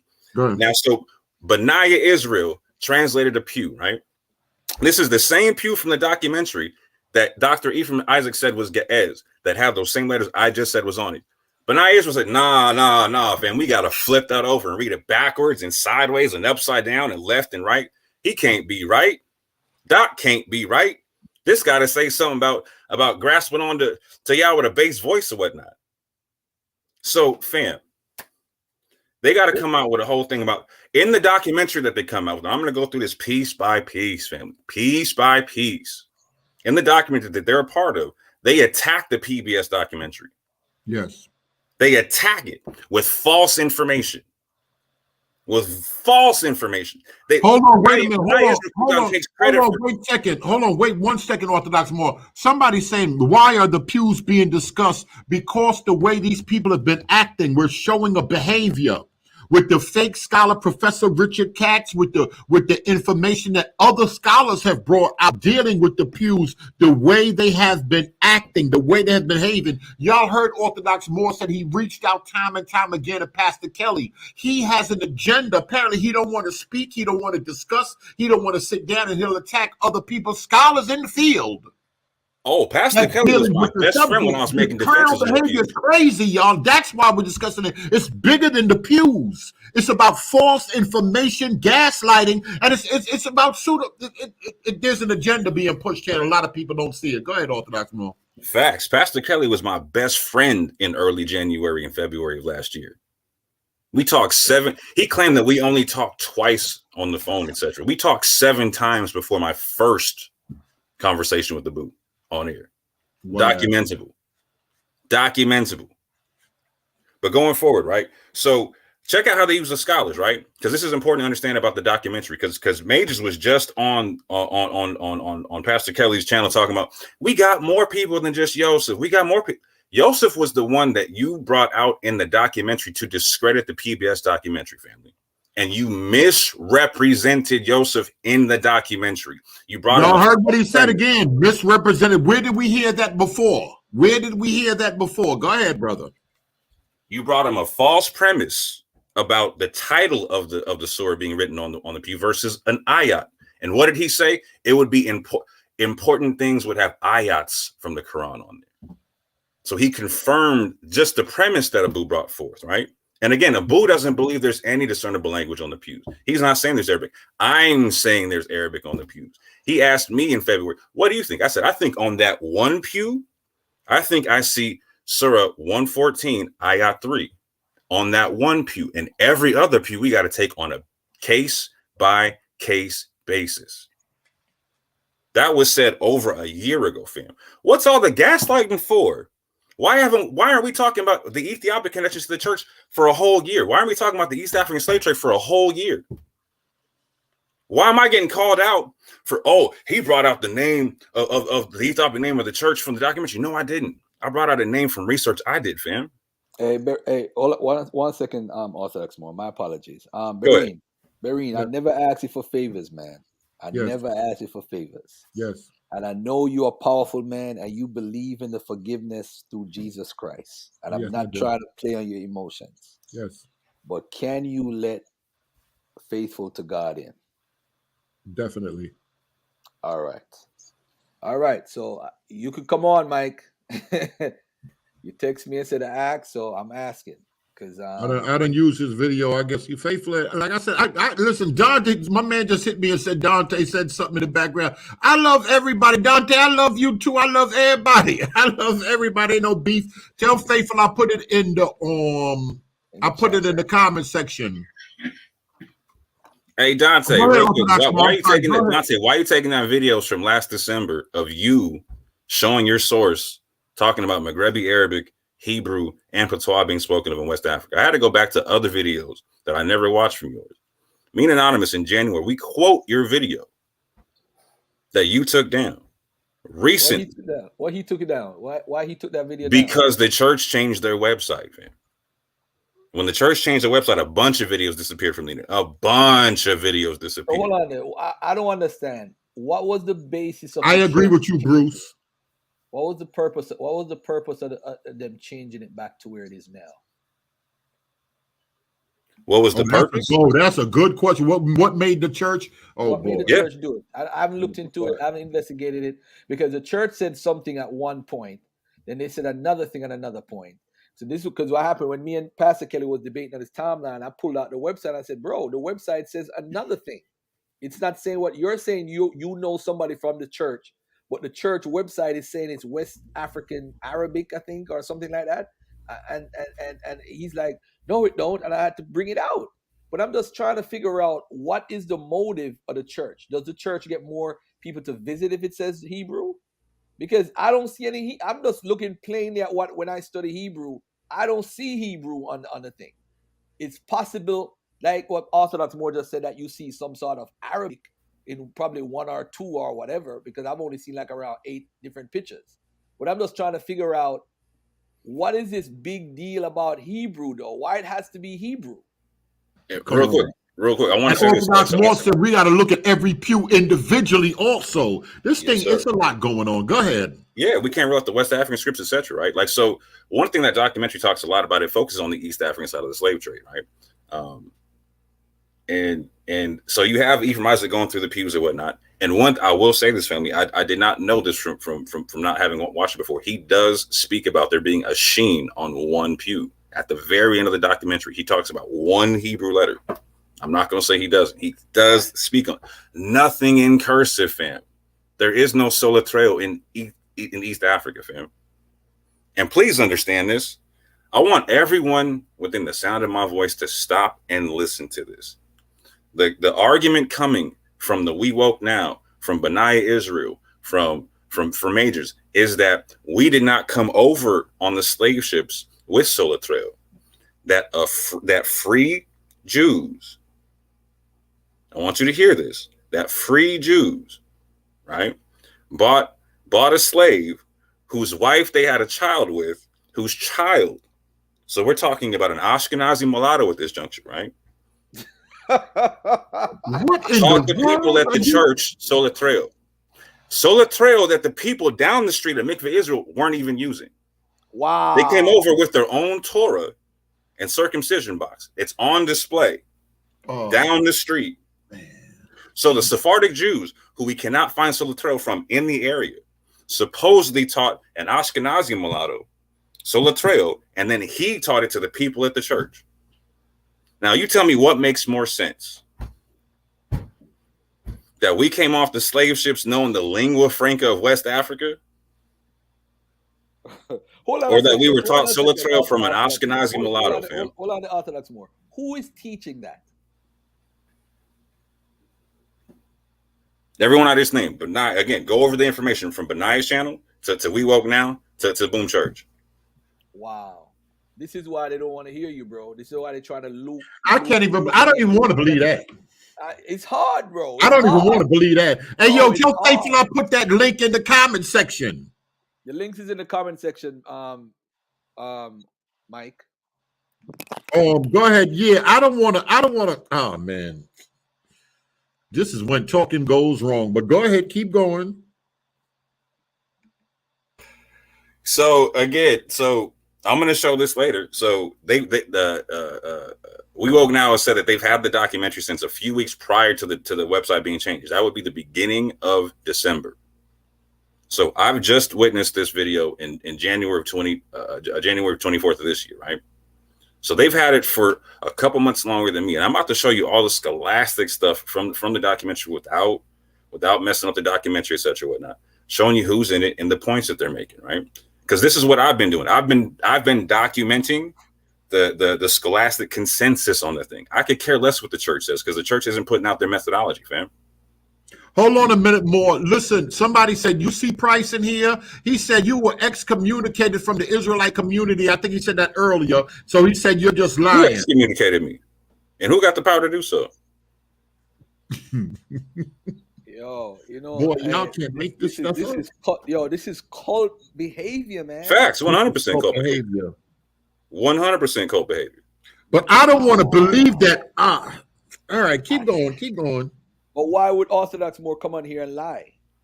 That's another thing too. Why would he lie? That don't make no sense. Put up Jason Price's joint. Orthodox more got the butter biscuit. Orthodox more turned down the bag, family. From these same Israelites. Wow. Turned down the bag. And they getting money. Israel is the talk of the internet right now. You hearing it right here, live and direct. I turned down the bag, family. Every time they get up there and they're on panel, they divide that bag, family. What did I do? The moment my channel went monetized, I said all the ad revenue is going to the limbo. I said a tithe of my super chats is going to the limbo. You show me another Israelite channel doing that, fam. I'll wait. Talking about Bantu limbo. I'll wait. I got documentation. I was trying to do fundraisers for the limbo on them channels, fam. Shut down. Shut down. Months ago, fam.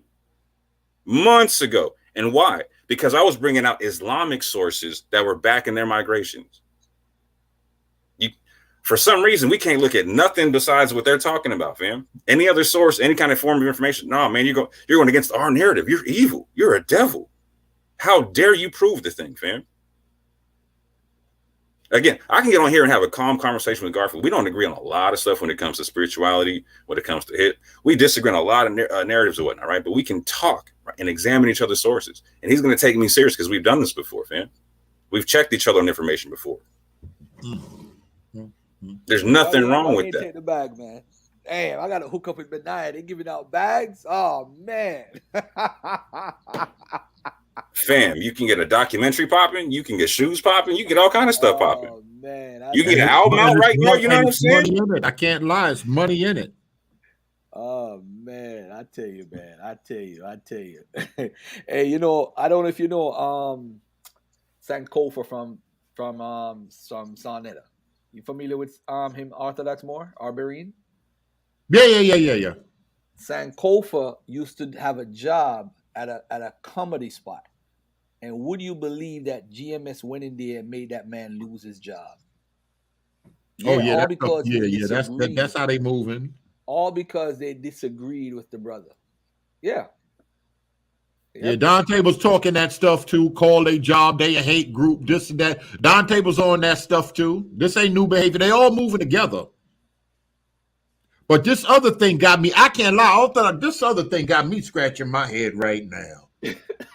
Unbelievable. But listen. Did you notice when I responded to them talking about Uncle O, Equiano, and I responded on Bereen, and me and Bereen talked about it a couple days later. I haven't seen a response from them. The truth of the matter is, Bereen, I hate to talk about Olaudah Equiano because everything I say about him put him in a different light because he's somebody who is revered. They don't like, yes, absolutely correct. Like Stephen Darby, you can't talk about him. You can't show another side. You can't say anything. Yeah. When I showed you the other day when he said he'd like to be like white people, you was like, wow, you didn't even know that. And that's written in his autobiography. That's not Garfield words. That's his words. He wants to be like the white man. He dressed up as a white man and went to court to represent his friend that got arrested. Dressed up as a white man with white face. Then he went to Jamaica with the guy to start a plantation. When he went on the other ship now and the guy strung him up. I don't know if you noticed, Barry. The guy strung him up. The white guy that was. I remember you saying that. Yeah. He strung him up, and that's what happened when he got to England. Now, oh my God, that's when he became this. I got to do something about this. He realized he ain't the right color, so he decided, hey, let me hook up with this guy and do what I got to do.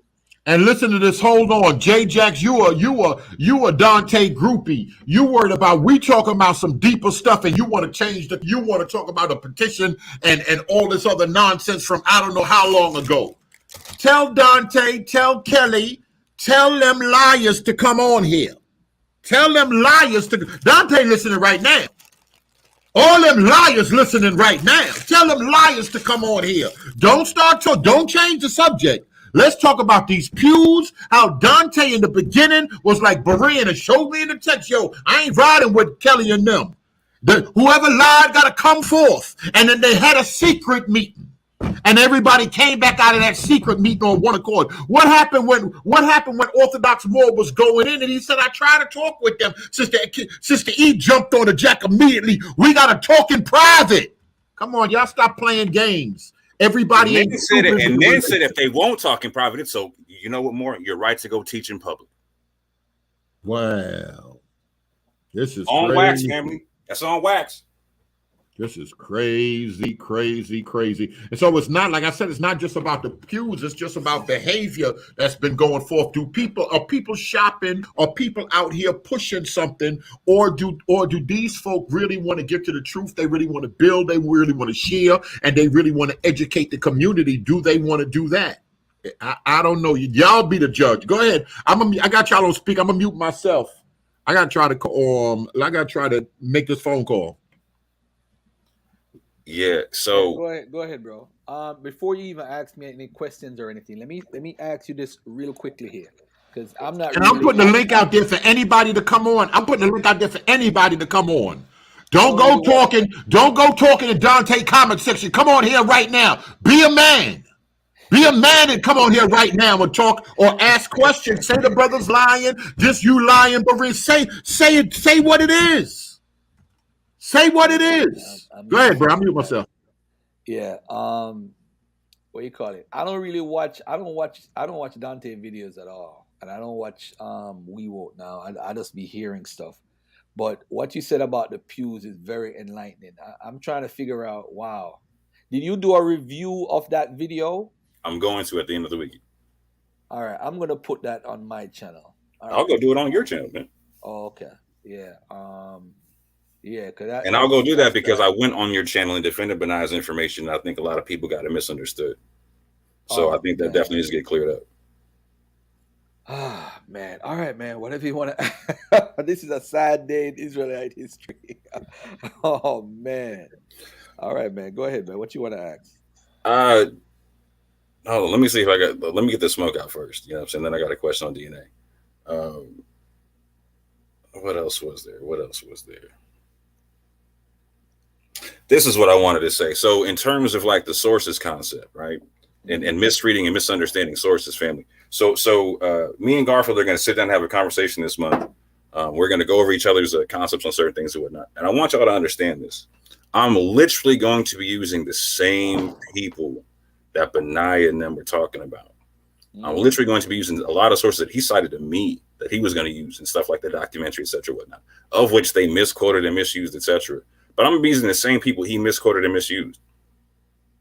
So I want y'all to understand there is a case that could have been made already for, did we come off the slave ships doing certain things or whatever, that involved the stuff with the pews, involved the stuff with the low country, the people in the low country, like the Gullah and the Geechee, et cetera, whatnot, all that type of stuff, man.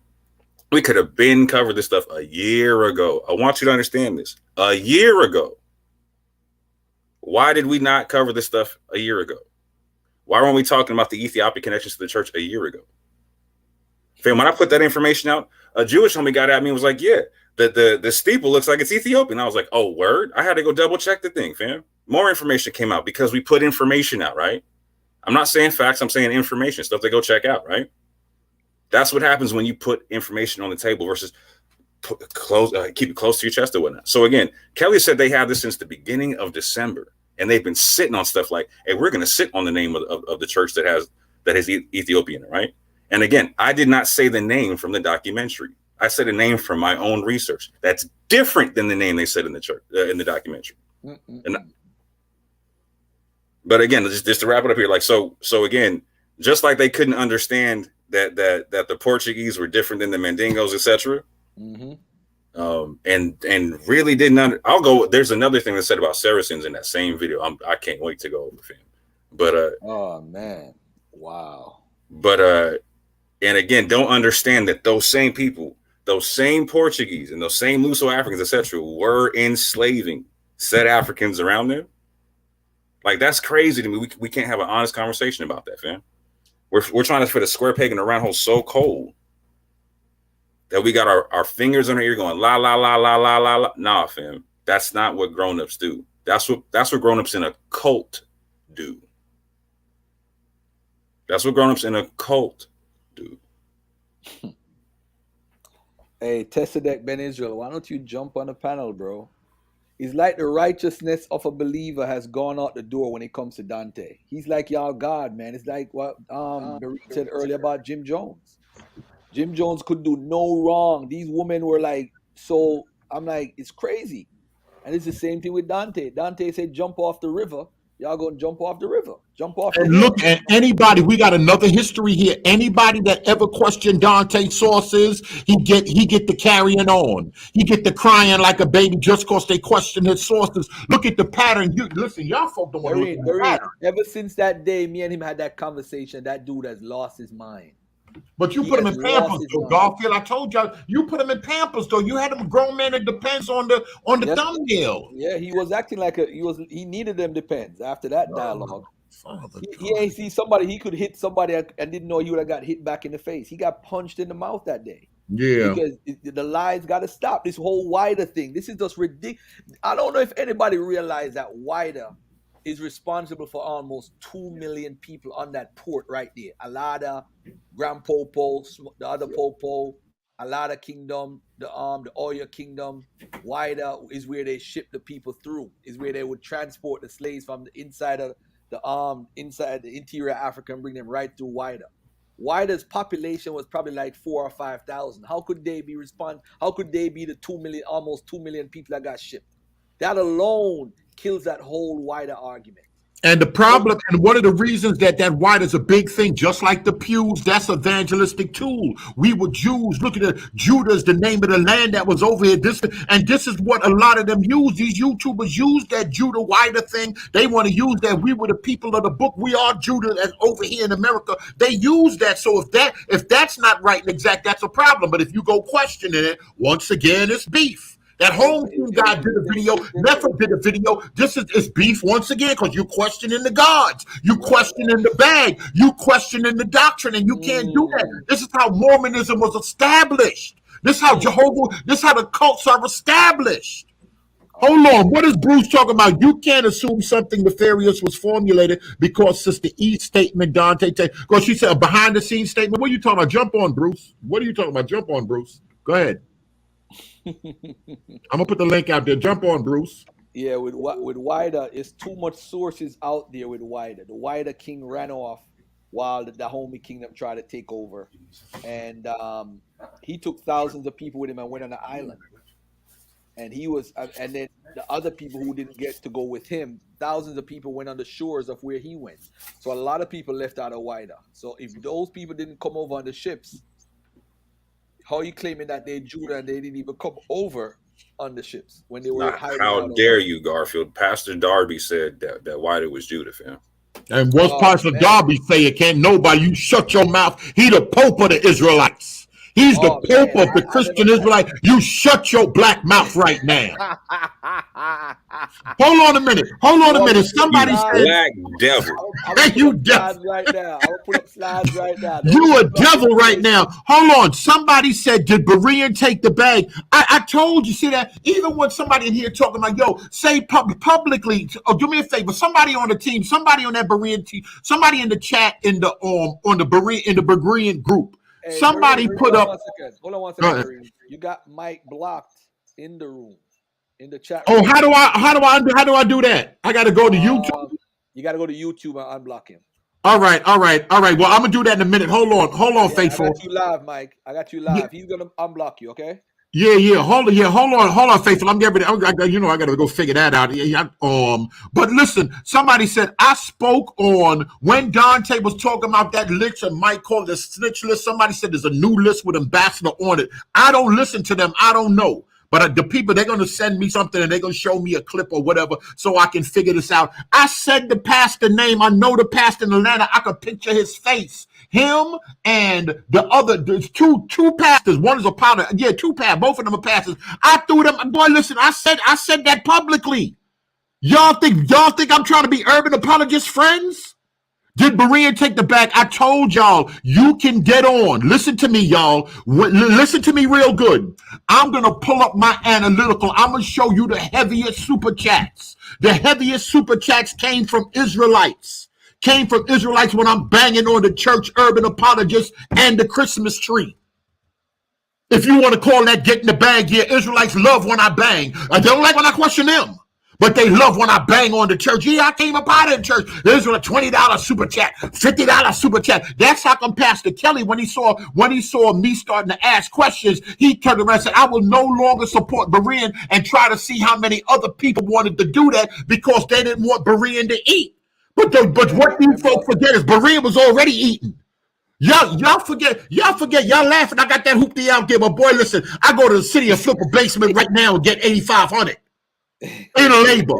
Y'all forget I flip kitchens and bathrooms. So I'm flipping it wilded out with the church. Plus I'm going in there and getting super chats. I wows out and hit Brown and hit Sister E. Yo, I got that Volvo truck right there. Yeah, I was getting the bag. I get the bag with Israel. So why would I turn around and bang on Israel when I was getting money now?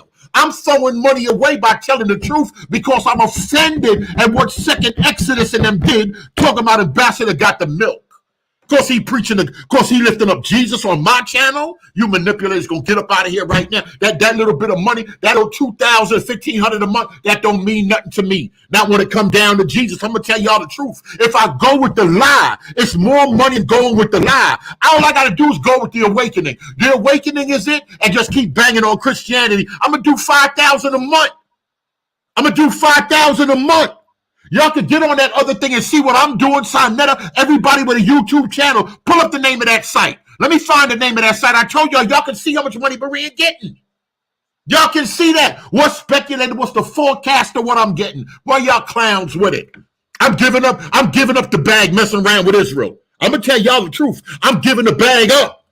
For the truth. I said we could come and we could sit there and talk, but when y'all gonna lying is one thing. I even let it ride with the Professor Cats, but you gonna start playing with the gospel? Boy, I'm good. I want to make heaven my home. I'm mystical. All right, I'm giving up the microphone, bro. Let me go find out how to do this thing with Faithful. Go ahead, y'all. Yeah. Let me ask. Put a question out there for everybody, including my brother, Orthodox Moore, for a quick question. When we look at the Zogat period in Judaic history, this is around the Maccabean period when they had the priesthood and they would instruct folks of understanding how to live under certain laws and rules of Torah. Do we connect ourselves, if we're claiming like a bloodline, do we connect to those specific Jews? And I'm talking about the Zogat period in what we call rabbinical, well, not rabbinical Judaism. That was after 200 AD.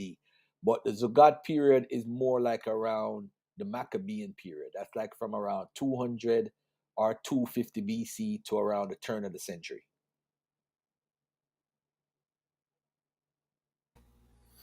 So Maccabean history is my weakest aspect of Israelite history. So help me out understanding who they are and where they are and when they are. Right. So basically during that time period, you can go to let's go to the Jewish encyclopedia and just type in Zogat. Zogat is Z-U-G-O-T. And it will tell you that they had 5 peers of scholars who ruled like a supreme court of the Jews as the Nazi, the prince, and the Av Bait. Nazi, yeah. Right. So now the reason why I bring that up is because the people now is saying that they're the Bait Dain, as far as authorizing the Obadiah Alliance or whatever. So what happened now, these people, they were 5 peers of these teachers. So they would instruct and tell you how to interpret the Torah or what they had at the time. Mm-hmm. I'm trying to figure out, are Israelites today claiming to connect to those people?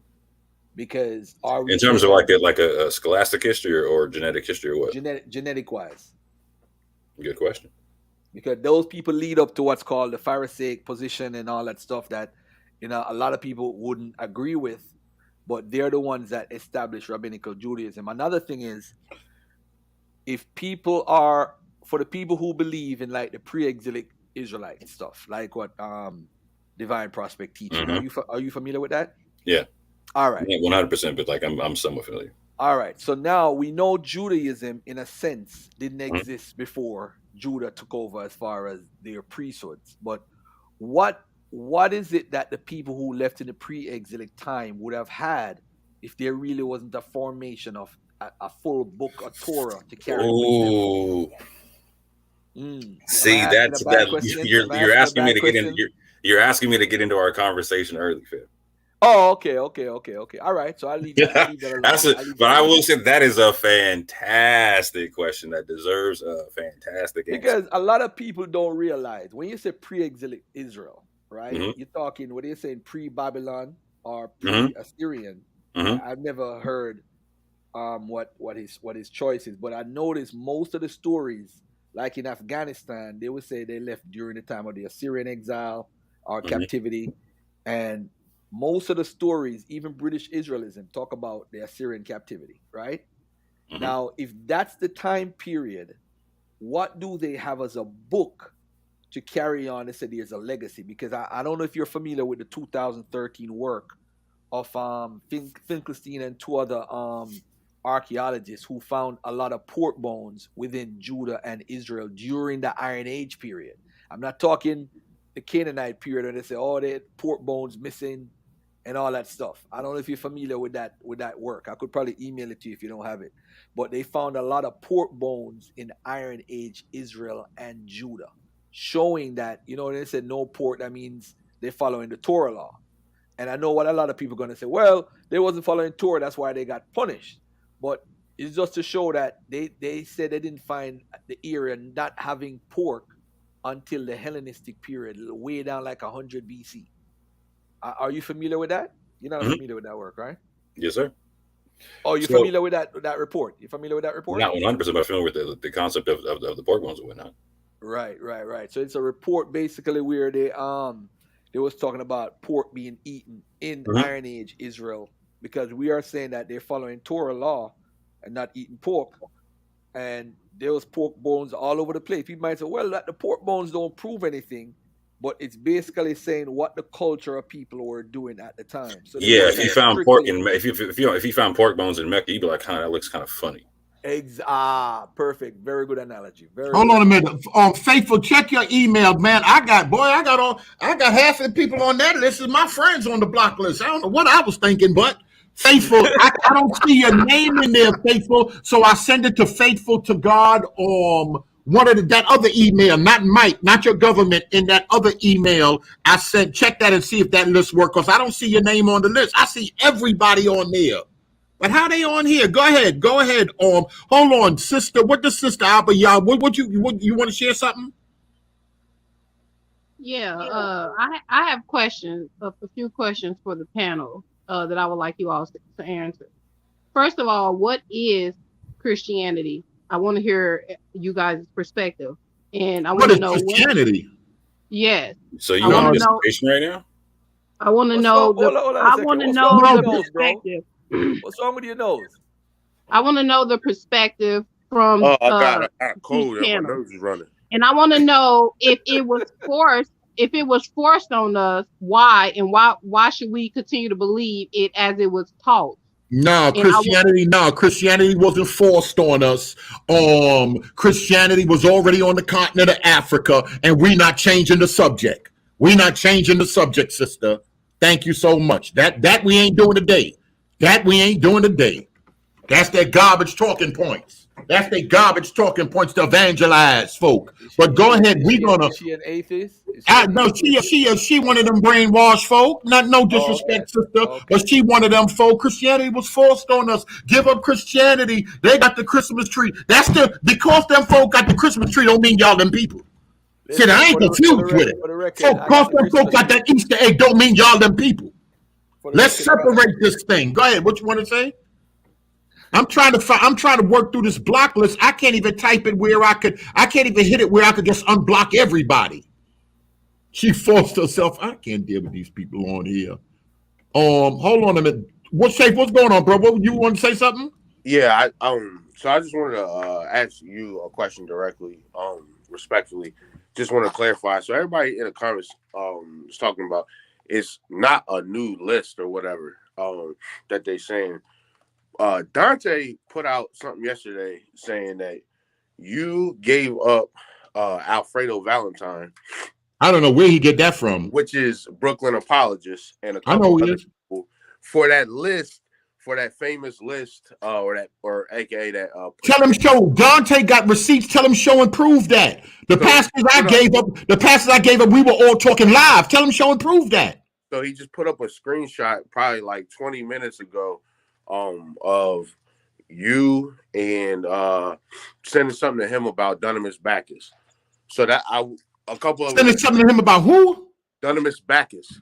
Let me look on there right now. Go ahead. Well, all right, go ahead. Y'all keep talking. So with that, I was just wondering what's your perspective, because it sounded like you was getting confused. You're like, new list? What new list? So that's I wanted to No, because somebody else texted me and said Ambassador was on the list. So I'm like, unless he made one last night, I don't know. But I don't care about Dante in the list. But I'm gonna look at what you said about Ambassador. I'm gonna look what you said about BK apologist. I want to see that. I want to see that on Messenger that I hit him. I want to see that. That what he said. That what he told y'all? He said he got voice clips of you and some screenshots and texts. If you go to Let's Get Biblical, I think they take the hot takes basically and clip them, so you could find if you go to that YouTube page, you should be able to find what he's talking about. All right, I'll go look. All right, I'll go. Thank you. I'll go look into all of that. I'll go look into that. Preach, bro. Appreciate it. Go ahead, y'all. Go ahead. I'm gonna try to see if I could. I don't know if that thing worked with Faithful, because I can't even find. Like I said, I can't find his name on the list, but I hit him in the email. Go ahead.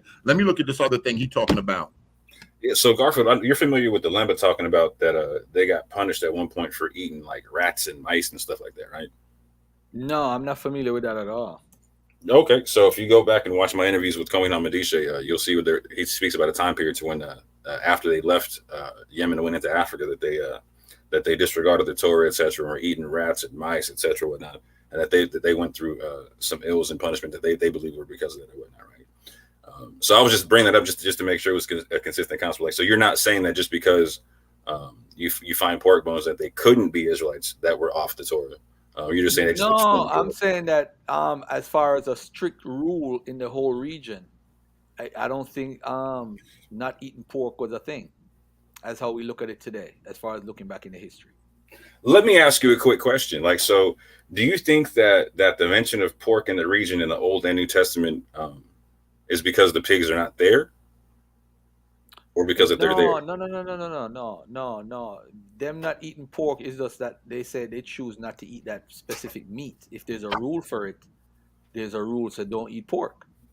So that's why it was used as a cultural marker when the first quote unquote proto-Israelites, they said, hey, they didn't find pork bones. Hey, that's what happened because Israelites don't eat pork. So it's a cultural marker to say, if we don't see pork in this area, there is pork in the region. So of course, don't eat pork. Like they said, like when they said don't shave your hair a certain way, what they're basically saying is don't cut your hair like how the Egyptians cut their hair. If you look in Leviticus, it tells you 3 different times, don't follow the way of the Egyptians. Don't follow the way of the Canaanites. So if the Canaanites wore their beard a certain way, but people take it literal, like, oh, don't cut your hair, because God said don't cut. No, he's talking about don't cut your hair like them peoples over there. We're not trying to be Egyptians or Canaanites. It's just like with the homosexual law. One of the homosexual laws says that you shouldn't have sex with your father's brother because he's your uncle. So men and men sex. But later on in chapter 20, you have a saying that don't have sex with men. But men can't have sex with men. But why is there a rule saying don't have sex with your father's brother? If there's real quick, Faithful just got here, so I'm going to pause up my questions and pause my question on DNA when I let it Faithful go through, because I don't know how much time you got. All right, Faithful, before you go on, remember, you are my brother, and this is Bereen's channel, bro. That's all I'm gonna say. All right. So whatever Bereen says, whatever you can be heard. Yeah, you can be heard. We're gonna rock with Bereen 100%. All right. His rule. Cool. All right. The floor is yours. I respect it. The floor is yours. The floor is Real yours. quick, I wanted to say to Bereen, I wanted to apologize to you for what happened last time, Bereen. Yeah, don't sweat that, man. Go ahead. I don't know how much time you got. Go ahead and roll. You got it. I'm muting myself, but I'm here. I'm trying to wait for them to send me some videos. I want to look at some stuff. I want to hear the stuff. Dante, man, pull it up, whatever it is. We're gonna pull it up and I'm gonna play it. Dante. Go ahead. I'm sorry. You got the floor. I respect it. I wanted to go back to the pew thing because I know Orthodox More had brought it up. We did a show, what was it, like 2 weeks ago, Orthodox More, on my channel, where we addressed what Kelly Richardson had done with you, where he had misrepresented your criticisms of his methodology. So he went out of his way to attack Garfield, which, okay, can we be on record about this? There's no cabal between Orthodox Moore and Garfield, correct? Like you guys 100%. Like we're like Garfield's literally on camera cussing me out about the video about the pews, fam. Right. So there was no cabal. Man. And for the record, you know, Hold on, money. I don't Moore- know. Maybe some money changed hands. I don't know. Orthodox Moore hit me on the side. I don't know. Yeah, I got the smallest channel out of everybody. I'm buying everybody off, family. Know that. Man. Yo, Yeah, this that's is crazy, so man. funny, man. I swear, Mary channel is the best channel in the world, man. I hate my channel right now. I'm not going back on my own channel. I think I'm coming. I'm staying over here full time. Oh man, I tell you, I got some scholars coming up Yeah. this month. I gotta say this before you. All right, Faithful, finish what you're saying. Go ahead. No. Go ahead and say. Go ahead and shout out your scholars, man. Go ahead. Jonathan Shorsh just emailed me right after Bereen sent me the link this morning. So he's like, I hope you guys like my show better than the ones from before. So he's gonna come on. I don't know if you guys have some questions y'all want me to ask him.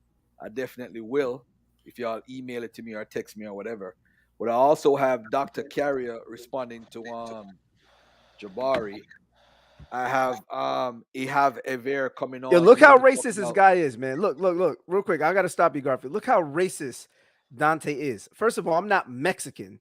I've never been a camp member. Number one, let's just get that out the way. And I'm definitely not Mexican. Yo, this dude is the most racist, just absolutely ignorant person. There's a reason why he's a terrible researcher and why he continually gets debunked by me and others, because he doesn't know what he's talking about. Point blank, period. This dude is the absolute epitome of pseudo. I just He's want to live in the chat right now. Won't you come on, Dante? Won't you jump on, Dante? But this is what they do. He'll put this clown stuff up. This is nothing but the sideshow from him and Kelly. Let's deal with your sources. Let's deal with lying Pastor Kelly and the sources and the pews and Faithful. I want you to explain too, because they say, why y'all bringing up the pews? Why y'all bring up the pews? But it's just a pattern of some pseudo behavior. It's a pattern of cult behavior. And we just want to expose it. That's all we want to do. Go ahead, Faithful. I'm gonna leave this up for a while. And Funny for the Dante. record, I love you too, Dante. I know you want some. I know you want the truth to come out, brother. And me and you, we got a lot in common, Dante. I love you. I don't got no beef with you, but you funny right now. You funny to me. I'll play that video, boy. Anything about any urban apologist, I say, boy, you got me confused, Dante. We gonna play it right now. Let me open up a Red Bull and shut my mouth. Go ahead, Faithful. But for the record, because I know he likes to clip these things, when I say I wasn't a camp member, it doesn't mean that I wasn't influenced by the camp doctrine. And by the way, the camp doctrine that I was influenced by, Dante, posited that Judah was quote unquote Negroes. So yes, I did believe that Jesus was black. I believed all that stuff that the other camps believed, the people that are actually in camps, because I watched the videos and I actually fell into the foolishness of that mindset. But I was never a camp member. So all this Mexican heat, because he thinks like somehow I was involved with some like Latino only group, which is just foolishness. You know, this dude it's a waste of time even talking about Dante. But anyways, getting back to the point about pew methodology, what these guys don't actually practice. The interesting thing is, so more, and we can be on record about this. You and I haven't had the best relationship. Hopefully, moving forward, we can move past whatever happened in the past, whatever we said. We can move forward amicably. We can, even if we agree to disagree, we can do so in the same way that you and Abu do so. So I just wanted to be on record about that. If we could make this the starting point where we can at least have cordial dialogue, cordial correspondence between one another, right? You know what? Let me say this real quick. Like, so I told this to Abu, and hopefully he sent you the message to where when I found out you were in the car. Let's not bring that up live. Hold on. I'm not gonna say. I just want to say I'm not gonna talk about nothing but just something real spiritual, right? So I literally had to repent because I let's say you would have not made it out of that car accident, bro. The sun would have went down on my anger. I would have violated the gospels or whatnot. You know what I'm saying? And that made me feel horrible. So 100%, this can be the beginning of a peaceful conversation. Yeah, it's all good. Yeah. But so my thing is this, getting back to the point, if we could talk about the relevant point about pew methodology and everything.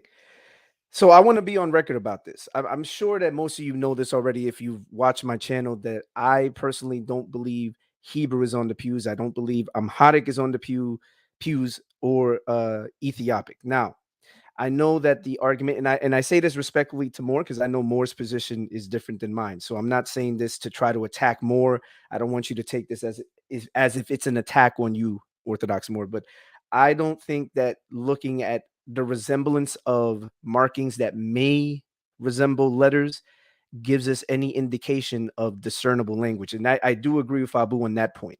I know he doesn't believe any language is there, but I do agree with you on one point. You and I have a point of commonality, and I've had this before you and I even had a conversation. And ironically enough, Abu convinced me of this without him realizing it, putting forth his little exercises, but he actually convinced me. I believe Arabic is on the pews. The fact that we at least have 2 scholars that I know of on record, no, matter of fact, 3. 2 and 1 is kind of a little, he's leaning in the direction, but he has 2 confirmed.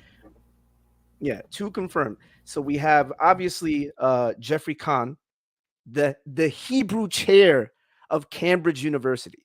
Now, again, this is not meant as a shot to Orthodox Moore, but the Cambridge chair of Hebrew said he did not see Hebrew on the pews. He says it is not Hebrew, at least the specific pew that he looked at. He didn't believe that particular pew had Hebrew on it, but he absolutely believed it was Arabic, and he believed it was from Surah Al-Nas, right? So 114 after, yes, sir. Right. Now, given the history, Sapelo Island, given the fact that we know of a large chunk of the slaves brought over were indeed Muslim, it would make sense that even if these people were converted over to the Christian faith, they would have retained some semblance of understanding of Arabic. They would have had a semblance of understanding of that relevant surah, which is, to be honest, if you just want to be honest, it is not something that's antithetical to someone who already holds to a Christian faith, because it's simply a generic statement about the God of heaven and earth, that he's the God of humanity.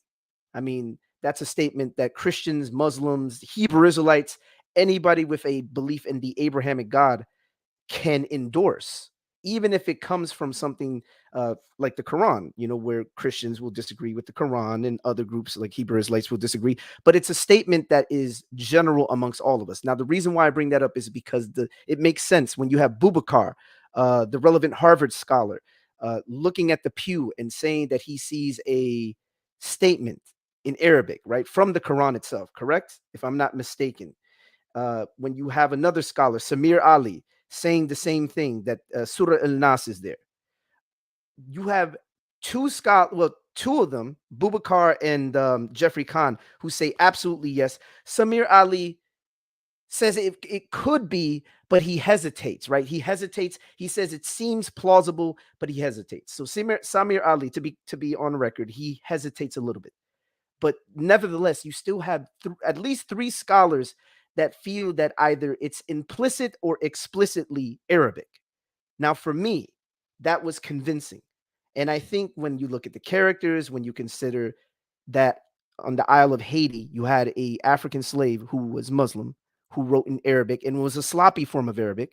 The fact that you could have slaves writing in a sloppy form of Arabic is not outside of the realm of possibility. And not just, this has nothing to do with the African slaves. This could be anybody who learns a language that's not their native fluent language. And for me, that's convincing. And yet these guys are attacking Arabic, and I'll tell you why, because I think the presupposition is they believe that if you say it's Arabic, then you're denying the ethnicity of the people of somehow being Hebrew, because of course Kelly and these guys want all the people, or at least most of the people that came over during the transatlantic slave trade, to be Israelites. So there is an implicit bias on their end to deny the evidence off of the identity doctrine. Now, that is my personal belief. I know they haven't explicitly said that, but I do believe that is the ultimate end game with them, to deny Arabic, because it's think of it this way. Let's say theoretically, I'm not saying the people in Western Central Africa were all Israelites or any. That's not my viewpoint. Y'all know my viewpoint. But let's say theoretically they were Israelites, right? Just for the sake of argument, just as a thought experiment. If they all spoke Arabic, how would that negate their ethnicity? Do Hebrew Israelites think of this variety, like the Kelly Richardson, William Brown, Dante Fortson variety? Do they think that Israelites don't speak other languages? Aren't they claiming to be Israelites and they're English speakers? native English speakers? So wouldn't it be the case that if they're native English speakers, why can't the slaves who came over from West Africa who embraced Islam be Arabic speakers? And when they are converted to the Christian faith, when they come over, they would have continued to retain at least some semblance of knowledge of Arabic and written on the pews in that language. Why would that be outside the realm of possibility? Why? Because if you say it's Arabic, it lessens the probability of the slaves being Israelites. That's just dumb logic. No disrespect, but that's just absolutely foolish understanding. That's and the methodology is just terrible on their end. I just wanted to say that, man. I wanted to get that out there. But and not to mention Kelly, Richardson, William Brown, you guys need to apologize for the Richard Katz fiasco, for the misrepresentation of David Boonis, since you like to make videos calling people blatant liars when you guys made up a scholar, Richard Katz. And before that, you were trying to misrepresent the findings of a legitimate scholar, David Boonis. And then what about the secret scholars that you guys made up that you guys didn't want to reveal? Two of them, we don't even know what their names are. And one of them, Orthodox Moore, went out on a limb to expose and show that you guys, I mean, it's bad. I mean, what these guys are doing is disingenuous. It doesn't matter whether you're a Hebrew Israelite, a Christian, whatever you are. If we're just looking at this objectively, what these gentlemen are doing is just downright wrong. Yeah, but that's all I wanted to say.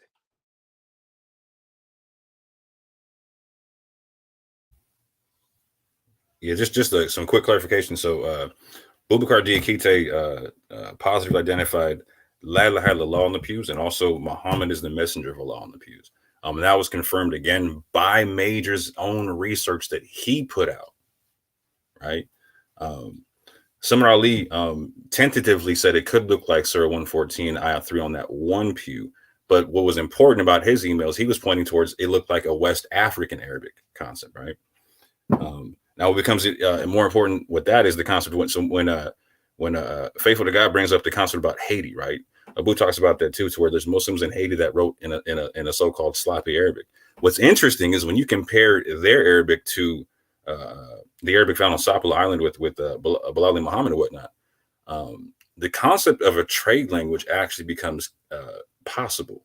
So when Anonymous went to the church himself in again August 3rd of 2019, before Abu ever made a video on any of this type of stuff, right? Before there was any pushback from any community, we were doing our own independent research on this stuff, right? Anonymous went down there, recorded the pews, and again put out more pews in public than Benaya, than who's been down there, than Majors who's been down there, and then Kelly who's been down there. Then again, also what's in the documentary, they only got 4 pews, right?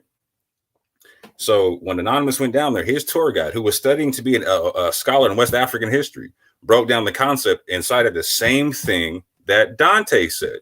Now, shout out to, you know what I'm saying, Dante, in all your sources, fam. Why is it that when we use the same concept, the same source of there being in southern Nigeria, Maghrebi Arabic, Hebrew, and Patois being spoken, that's not no longer relevant? Because when Anonymous, before even knowing about that source, heard the same concept from his tour guide, talking about they spoke a blended language or whatnot. Your man Amir Muhammad came on Major Channel, said the same thing. He said that the Arabs and the Hebrews were speaking together. Why would the languages blend? So there's a lot of arguments being made. So it's not just Hebrew versus Arabic versus Geese. No, there's a lot of different arguments, fam. One of them was a trade language argument. So this is why this whole thing got to get slowed down, fam. And so I agree, for instance, where Jeffrey Kahn did not see Hebrew on that one pew, just to be clear, Faithful. And I'm not making any argument that there is Hebrew on that pew. There's something I got to rule out, though. I do believe, I got to double check this. I do believe at the end of the documentary that there is a claim for the Tetragrammaton being written in shorthand, and they flash a picture of that pew. I'm not sure if that's where they mean it to be, right? So I got to double check that, right, just to see the concepts on that. But I can't say it's impossible given how the pew looks, right? I'm not making a claim there's Hebrew on that pew. I got to double check all that type of stuff, right? In terms of other pews, I do claim that there's possible Hebrew on there. And I have my arguments for such based upon things that Ephraim Isaac said. And now having seen the documentary, even more so off of what he had to say, right?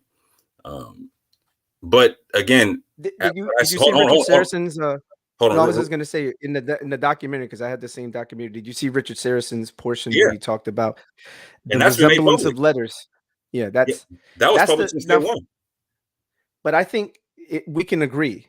Arabic, I think, is pretty I'm not gonna. clear. Yeah, I think we both agree that there's at least on that one pew Arabic, right? Or it most likely would be Arabic. so. That's the thing right there. When I look at look at the church. They updated the website. Now, I don't like to. Hold on, before we go down this rabbit hole, let me finish the point real quick, because I'm sorry. Okay.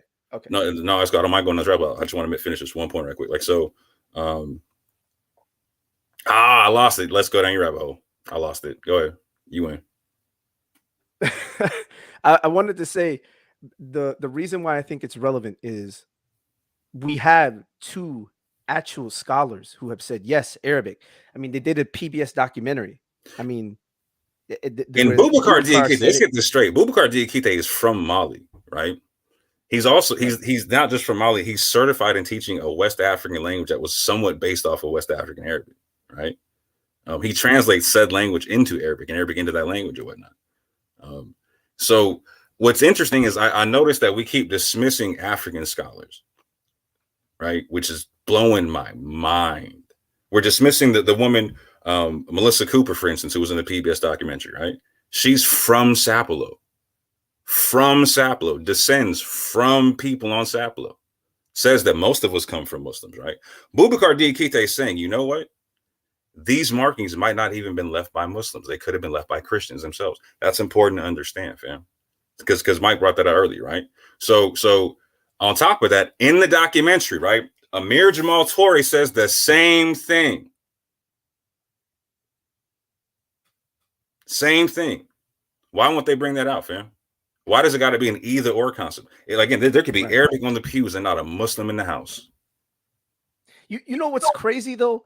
We have two verified. I'm not saying this to dunk on Ethiopic or Amharic or Hebrew or Greek or whatever other language could possibly be there. But let's just be honest here.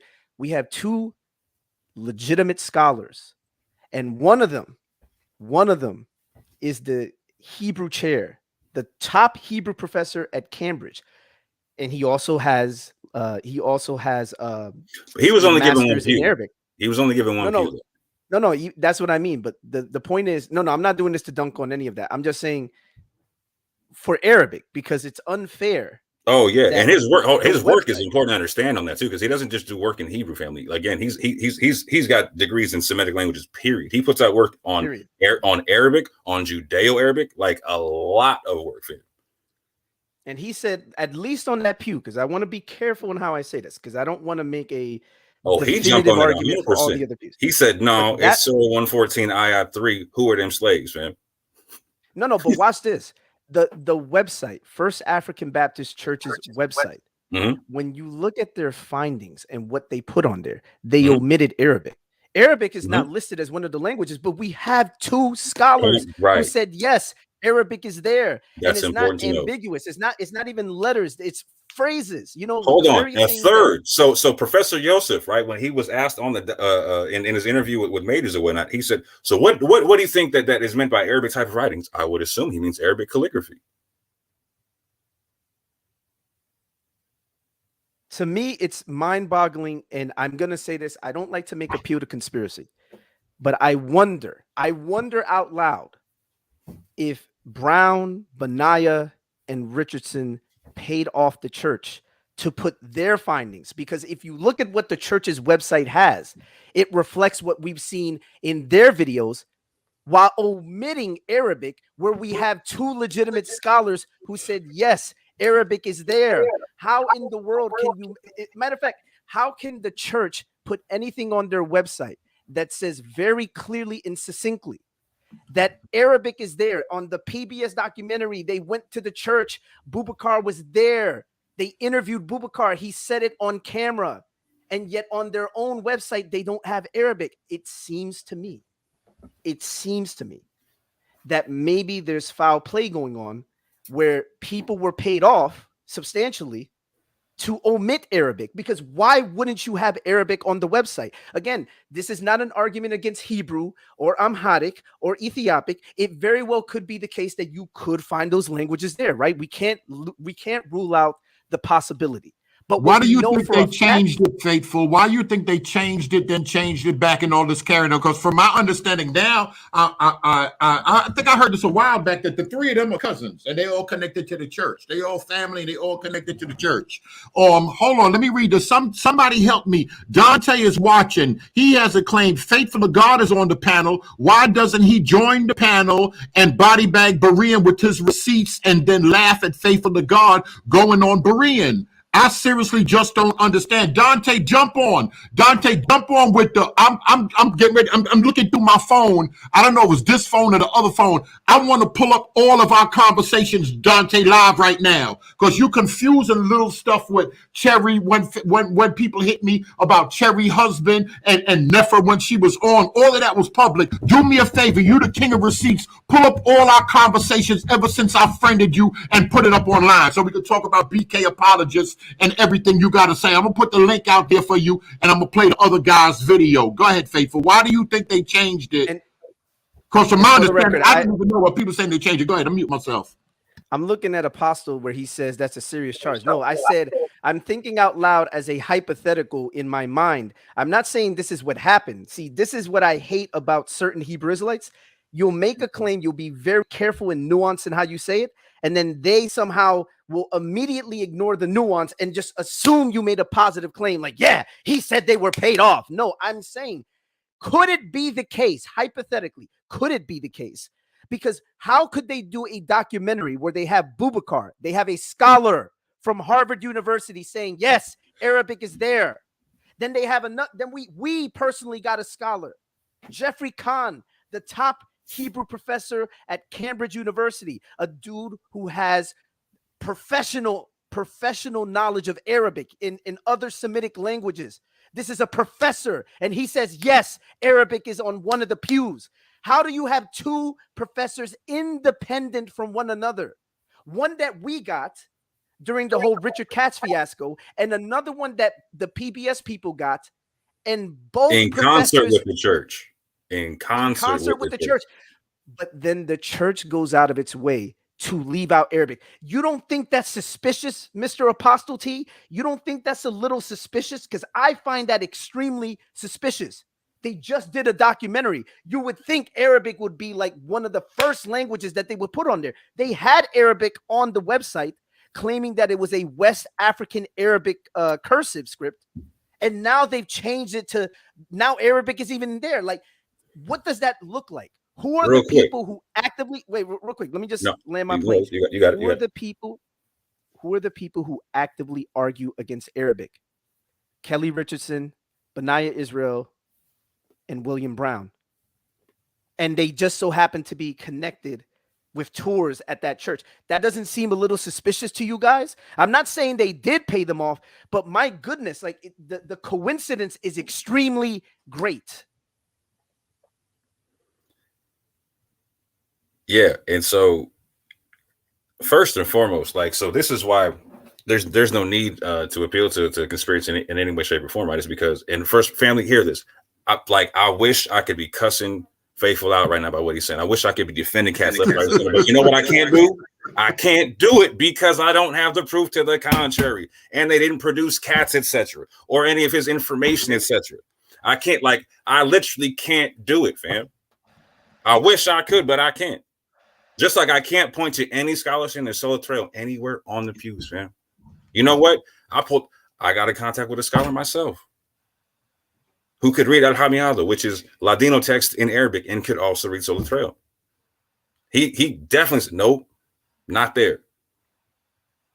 Not there, fam. These letters do not conform to Solar Trail. And then in a subsequent email, definitely said there is no. In a subsequent email said there's not only no Solar Trail, there's no Ladino on the pew, fam.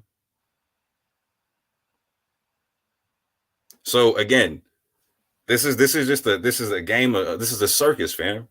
This is a straight circus. So am I going to speculate this? Did someone give somebody money? No, I'm not going to speculate nothing. I'm going to tell you this. Kelly on his own channel said, so what if we did have something to do with the website changing? Those are our people. That's fam. Wow. I'm done. Look, I've been done, man. I'm gonna say this right now too.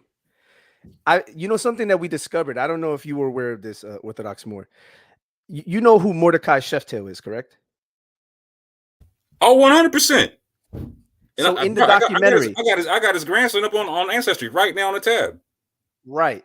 So in the documentary, I think it was Karen something. What was her last name? Yeah, Wortham, I think it was. Yeah, Wortham. And she came out and said so again on an open interview with Majors when he went down and brought a whole. So check this out, family. Like so you don't got to say that they made a deal to pay people off in the bag, right? He came through with a whole church full of people for a tour.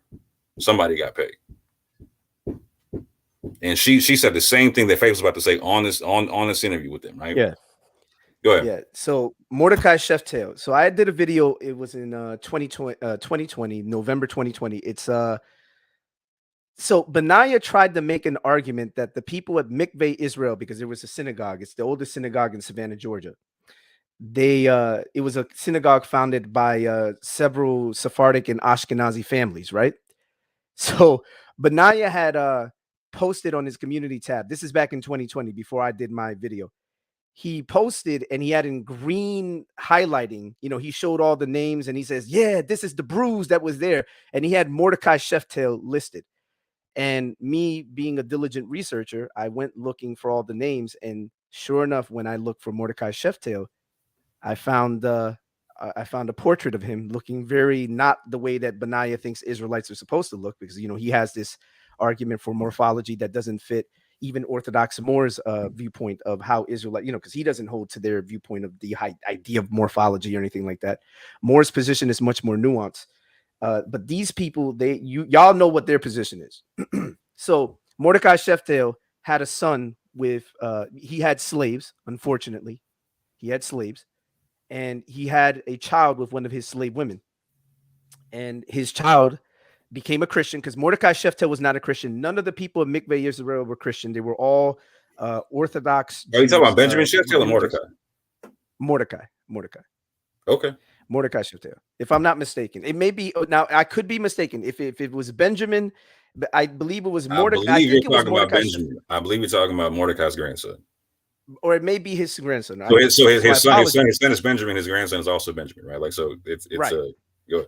One of the Sheftails had a child with their slave woman, and the child ended up becoming a Christian later on and attended First African Baptist Church. They were an attendee at First African Baptist Church. So when Benaiah was trying to make his argument was that the slaves that were there were, ethnically the same people who were at Mikveh Israel. Now, we don't know that, but we do know that his grandson, that's what it was. His grandson, Benjamin's son, that's what it was. Yes, attended First African Baptist Church. And so what's amazing about that is that there was a connection, but it wasn't the one that Benaiah was looking for. So I thought about it. What if his son later had a son of his own, and being an attendee at the church, maybe his son was taught Hebrew and maybe he scribbled on the pews. I thought about that, like little letters, because you teach your children letters. Most Jews teach their children letters when they're teaching them the alphabet. So maybe he's inscribing an aleph here or a dalet here or a nun here. It could be the case. That's just a hypothetical. I can't prove that definitively. But wouldn't that make more sense than the conspiracy theory that Benaiah is trying to propose? At least we have something there that we could play with, that we could actually argue for. In Sola Trail, though, like, so here's what I'm like. So Brent, because Mikveh Israel was Sephardic, Jewish. I got the Torah scroll for Mikveh Israel up. If you can share the screen of it. Yeah. That's their Torah. Like, you can go check. Is that you got to zoom in? That's real. Well, no, I can't see the. I can't zoom. I can't go zoom in more than that right now. I'm just like, so like all I'm saying is you can go examine the scroll, fam. And I asked the people the Sola Trail scholars I talked to, right? Is there any Sola Trail known of in North America? In North America, I couldn't get a definitive answer, right? It's not in Georgia, fam. And this is what you No, need to no, understand. I don't think. I'm just saying. I'm playing with this idea. No. of, I got you. But even if we walk it out, right? Even like let's say if like he did scribble out. If I take your concept, some kids scribbled some Hebrew on the pews, right? It's not going to be solatreos, is what I'm saying. Okay. That's the whole point. Right. Like it can't be a Hebrew. They can't be taught a Hebrew that wasn't being used, fam. Right. If they're using it, just show it to me. Just show it to me, because they're not. And so again, I do think it's interesting, though. I do think that it was interesting because I had proposed the idea to Abu, just us, talking in private about particular ideas. We floated ideas, and here's the thing: just for the record, I am not saying definitively that it is impossible for any Hebrew, Amharic, or Ethiopic to be there, because it would be like saying, because then I bear the burden of proof to just absolutely demonstrate that. And of course, that's not how this works, right? But what I can say, do I personally believe, based on the evidence, because I'm going where the evidence leads, do I personally right now believe there's anything there? I would say no. Is it possible that we could find something later? Sure, we could find a lot of things. And it could very well be the case that we could find something that points in that direction. But for what we have right now, Arabic is so clear. And for the church to do that, to not put that on the website, is suspicious to me. And again, I'm going to say this on record. I am not accusing Kelly Richardson or William Brown or Benaiah of actually having paid them off. I said, could it be the case? Meaning, theoretically, hypothetically, could it be the case that they paid them off? We don't know. I don't know. Moore doesn't know. Berean doesn't know. Garfield doesn't know. And we're not claiming that they did. But that is extremely suspicious for them to have a scholar on record on PBS, and for us to have found a scholar from Cambridge University, independent of each other, both coming to the same conclusion. Even another guy on different pews, no less. On different pews, no less. And then to find out that the church doesn't put Arabic on their website. Are you, like, really? Y'all serious, fam? Like, y'all really think, like, I wasn't born yesterday, but that's real suspicious. You don't think? And on top of that, the website used to put that there was Arabic on there. They had that for years. Bro, back when we did the video in 2019 criticizing Kelly Richardson's pew methodology, we showed the website in my video, which, by the way, he had flagged down. Tell me something, y'all. If you know you have the truth, why would you try to censor your opponents? We had a video on my channel with 1,000 views where we showed the flawed pew methodology of Kelly Richardson in a respectful fashion. We never disrespected him or his family. All we did was dealt with the information the same way that Orthodox Moore does. And the same way all of y'all know that those of us who are objective, when we deal with the information, we're just dealing with information, not personal feelings or anything else. We don't bring family. We don't do none of that. We just keep it with the information. We showed the video. We showed the website, and it said West African cursive script. Y'all don't think it's suspicious that when they decided to add the other languages that they thought could also be there, that they took out Arabic, precisely the language that Kelly Richardson, Benaiah, and Will Brown are arguing against? Y'all don't think that's suspicious? That is very suspicious to me. What's suspicious to me about the whole thing is that there's actually Gullah activists who are tour guides to the church. Like, again, Dr. Amir Jamal Toure has tours himself, right? Again, in the documentary, a doctor, like, so Dr. Amir Jamal Toure. So he's breaking, like, again, he's like, Abu played the video. I played the video where he's breaking down La ilaha illallah on the pews, right? Where he's breaking down London, a Mandingo slave in Savannah. You know what I'm saying? In 1844, being found with a Gospel of John written in Gullah or Creole, right? In the Arabic script, along with gospel hymns written in the Arabic script. There's been no answer to that whatsoever. And you know what? That information was alluded to in the documentary. 100% was alluded to in the documentary. The man who recorded that information is talked about in the documentary of proving, because this is the question I asked the Garfield a long time ago: what language on the pews stipulates that we could write? Because that was the whole point that one of the points that the documentary was writing, right? Was making, right? Like, so there's a speculation about the gas, right? But what's proven is that in this one small part that Dr. Mir Jamal Toure talks about, Toure is this man Hodgson, who goes around and collects this information, proving we were literate, and what he proves is we were literate in Arabic. That's definite, fam. He's literally translating Arabic text and whatnot. He was the one who translated the London's text. He said, I was looking for Arabic words. Like I had to redo the whole thing. I had to look for Creole written in Arabic. Right. Hey, Brother Breen, can you do us a favor since people are asking for receipts? Can you go to my channel? It's the video from 2020. In fact, I can link it to you in here.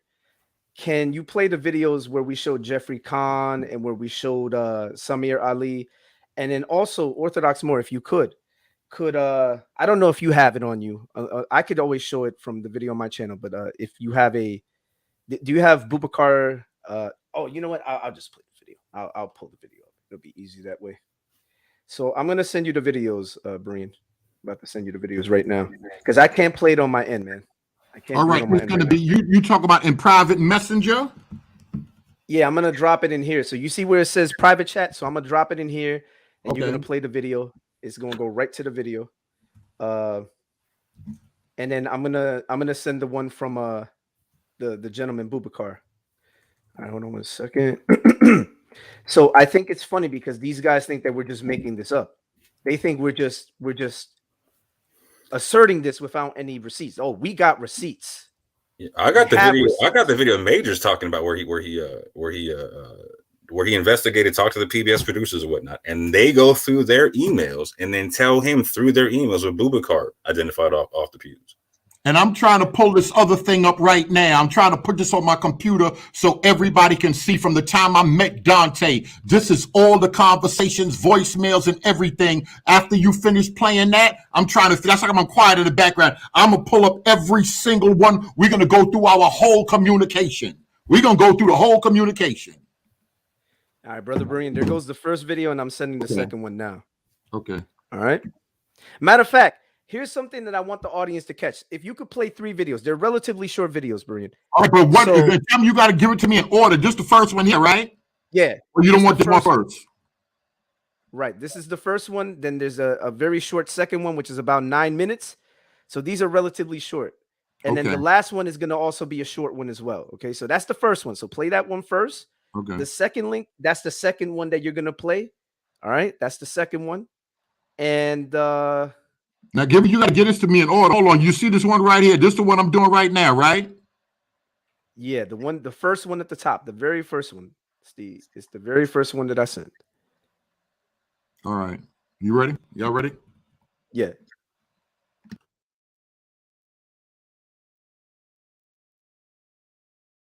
And now we close out the third and final section of this video on the appeal to scholars. In this section, we will look at a few other scholars, and I mean actual flesh and blood university professors, not mere figments of someone's imagination. Now, in my case, I just wanted to discuss the markings on the pews. I'm fine with others inviting scholars to weigh in and share what they feel appears on a given pew. However, with both scholar and student alike, I would want a person who claims to have found discernible language in a pew to point to the precise markings they have in mind and to transcribe what they feel appears therein. What I did not want is for someone to declare that a scholar said some language appears in there somewhere and now the matter is closed. As I've said in a previous video, a university professor is not a high priest who puts forth dogma that can never be questioned. That's simply not how academia works. And no scholar would say that once they speak, no student can ever ask questions or raise objections or investigate the matter for themselves. Again, that's not how academia works. Whatever the case, because a number of the supporters of Richardson and Brown kept asking me where my scholars are or which scholars I had reached out to, I decided that, if they insist, I can at least send out a few emails to a few different professors. And that's what I did. To each professor I wrote to, I sent 2 images. The first image I attached was of this particular pew from this angle. As you might have noticed, this is precisely the pew Kelly Richardson and I gave competing interpretations for, as I offered a hypothetical Arabic interpretation of the markings, and he offered a solitreo interpretation. This is covered in detail in my previous video. The second image which I attached to each email was this one, which is the same pew, just with some highlights added to guide the eyes, so to speak. Along with those images, I sent each professor the exact same email text, which read as follows, quote, "Forgive the intrusion of this email. In Savannah, Georgia, USA, there is a church, First African Baptist Church, which has pews which were built by slaves. On the outside of the pews, which those slaves built, are a number of markings. Some have claimed that the markings might be Hebrew, and others have claimed that the markings might be Arabic. Recently, someone has suggested that one pew might even have material from the Quran, but the person who made that suggestion is not any sort of expert in Quranic Arabic. I am writing to ask if you might offer some insight here. I have attached 2 images. The first image simply shows a pew unhighlighted. The second image shows the same pew with highlights as part of one person's attempt to elucidate what might be there. Nota bene, the portion on the right in the second image is in a different color because one person suggested that it might be the end of a different sentence. Could you tell me if, in your opinion, that looks to you or to any of your colleagues like it could be Hebrew, or if it looks like it could be Arabic? And if it might be the latter, if there is any possibility of it resembling anything in the Quran, and if you feel there might be any discernible language in the markings, whether Hebrew or Arabic or something else, are you or anyone you know able to suggest a possible translation? Apologies again for the intrusion. Thanks in advance for any help in this matter. Sincerely, AA. End quote. So I received multiple replies, and the first email that I'd like to show is the reply I received from Samar Ali, professor of Arabic at the University of Michigan. His response reads as follows, quote, "Thanks for reaching out, and this is super interesting. It looks like Arabic in the West African script, and it could very well be a 3-word snippet of chapter 114 of the Quran, which nearly every Muslim would know and use for ritual prayer. I can't be certain without more context, but it looks like Al-Nas, Ilahil Nas, humanity, the God of humanity, from the middle of that chapter. The whole text of chapter 114 is very short. In the name of God, merciful to all, compassionate to each, I seek refuge with the Lord of humanity, the King of humanity, the God of humanity, who whispers in the hearts of humanity, of jinn and humanity. Besides prayer, it's used in stressful or frightening situations to summon God's protection. Let me know if I can be of any further help." End quote. So while this professor, Samar Ali, said he is not certain, he does say that it looks like it could be a West African rendering of a few words from the last chapter of the Quran, precisely the chapter I had appealed to when I proposed an Arabic reading for this pew. Also worthy of note, his point that this text was memorized and recited in particular by those in stressful or frightening situations could loan itself well to the idea of this being a text which certain slaves had memorized. Now let me show you another couple of emails, with a more, in particular, one with a more definitive answer. This one is from Geoffrey Kahn, who is the current Regius Professor of Hebrew at Cambridge in England. The Regius Professor, or Regius if you want, you can say Regius. The Regius Professorship of Hebrew at Cambridge is a Hebrew chair established by the King of England 480 years ago. So this is a serious Hebraist, and he also studies and teaches Arabic. So Professor Khan's initial reply to my email was as follows, quote, "Thank you very much for your message and for the photos of the pews in Savannah. The writing is Arabic and contains verses 2 and 3 from the final chapter or surah of the Quran. The text visible in the photo reads in Arabic, Sovereign of mankind, the God of mankind. When do you think this was written on the pews? Was it written by the slaves who built it? Best wishes, Geoffrey," end quote. So I wrote back to Professor Khan with the following, quote, "Greetings, Professor Khan. Thank you very much for your reply. Regarding your question, I do not know for certain when the markings were made. The only thing I have is the church's oral tradition, which posits that the same slaves who made the pews were the ones who made those markings. Ergo, assuming that is correct, the markings would date to the 1850s. I really appreciate you sharing your conclusion regarding what appears in those markings. Forgive me if this question is somewhat redundant, but just to be clear, would you say it is definitely Arabic and not Hebrew? The context of my question is the alternate suggestions which have floated around, some positing that the markings should be Arabic and others positing that the markings should be Hebrew. Sincerely, AA," end quote. In response to that, Professor Khan wrote a second reply, which read in part as follows, quote, "The writing is clearly Arabic and is clearly from the Quran, the final surah, Surat al-Nas. It is certainly not Hebrew," end quote. Now, seeing how Richardson, Brown, and others treated the alleged positions of Bunis and Katz, can you imagine how they would react if Cambridge's Hebrew chair said that the markings are clearly Hebrew and certainly not Arabic, I think we can all agree that they would declare that the debate is finished and the matter is closed. So this begs the question, now that I have an email from Cambridge's Regius professor of Hebrew saying that the markings are clearly Arabic and certainly not Hebrew, should I play the same game? Should I say that the debate is closed and that mere students cannot say anything in response? Of course not. The reason why is because, as I said, that is not how academia works. No scholar would want me going around telling people that they cannot ask questions, or that they cannot raise objections, or that they cannot investigate the matter for themselves. This email does not have to end the discussion, and it especially should not be a tool, used to try to silence students of language. And, to drive this point home, let me share a third email. This one is from Mohsen Gudarzi, an assistant professor of Near Eastern Studies at the University of Minnesota. His email takes a different approach. His email reads in part as follows, quote, "Thank you for your email. I've looked at the images carefully, and I don't believe they contain Arabic writing. Now, it is not impossible for the markings to represent a highly cursive, idiosyncratic, and/or local form of Arabic script. Someone with expertise in West African Islam could be a better judge of this. Nor is it impossible to read into them certain recognizable phrases from the Quran. I can read into them 2 phrases, in fact. But these would constitute imposition of a text upon the markings, which can be done basically with any set of sufficiently complex traces." End quote. Now, I imagine at this point, some might be thinking, wait, what? Why would you share that email? You should have ended it with the email from the professor at Cambridge. But I would prefer that we at least try to be somewhat intellectually honest. Moreover, I think Professor Gudarzi's email is helpful.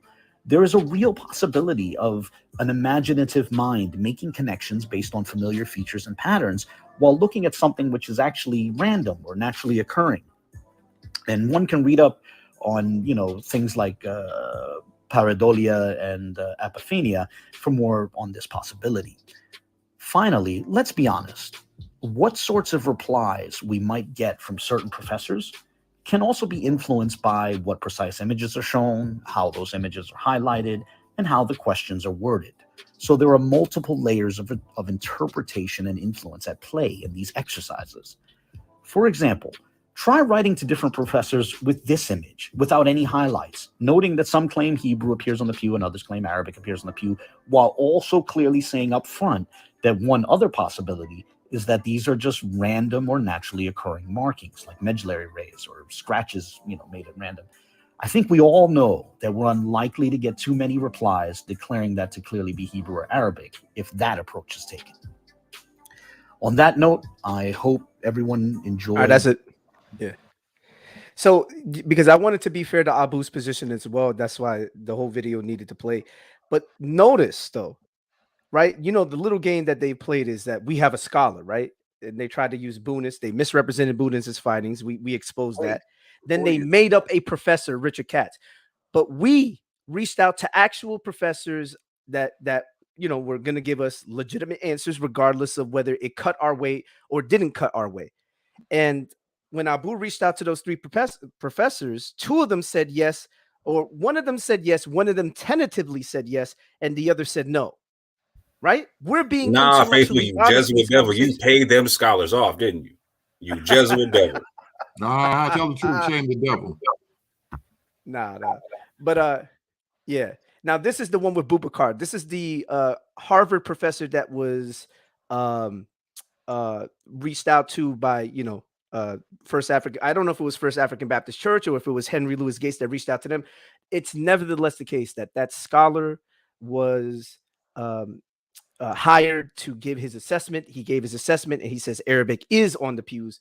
So this is independent from that video that I just showed. These 2 scholars were not in connection to one another in any capacity. I just want to point that out. All right. If we could play this video, and then there's a third one. Right, and the third one, just read that super chat, Faithful. Yeah, this is interesting. The question now would be for me is, how did the Arabic language reach West Africa? Does it have anything to do with the slave trade on the other side of Africa? Well, of course, because Islam was in Africa. Islam went all throughout North Africa, West Africa, found its way into Central Africa, East Africa.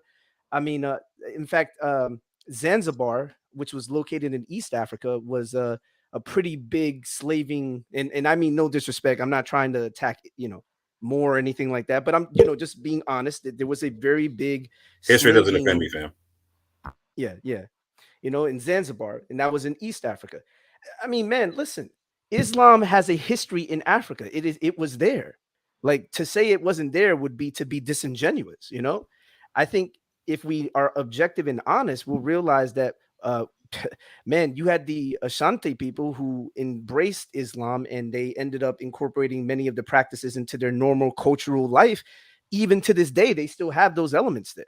I mean, some of the people over there have Arabic names. They continue to practice the religion. It would be absurd to think that Islam didn't have any sort of influence on the people, right?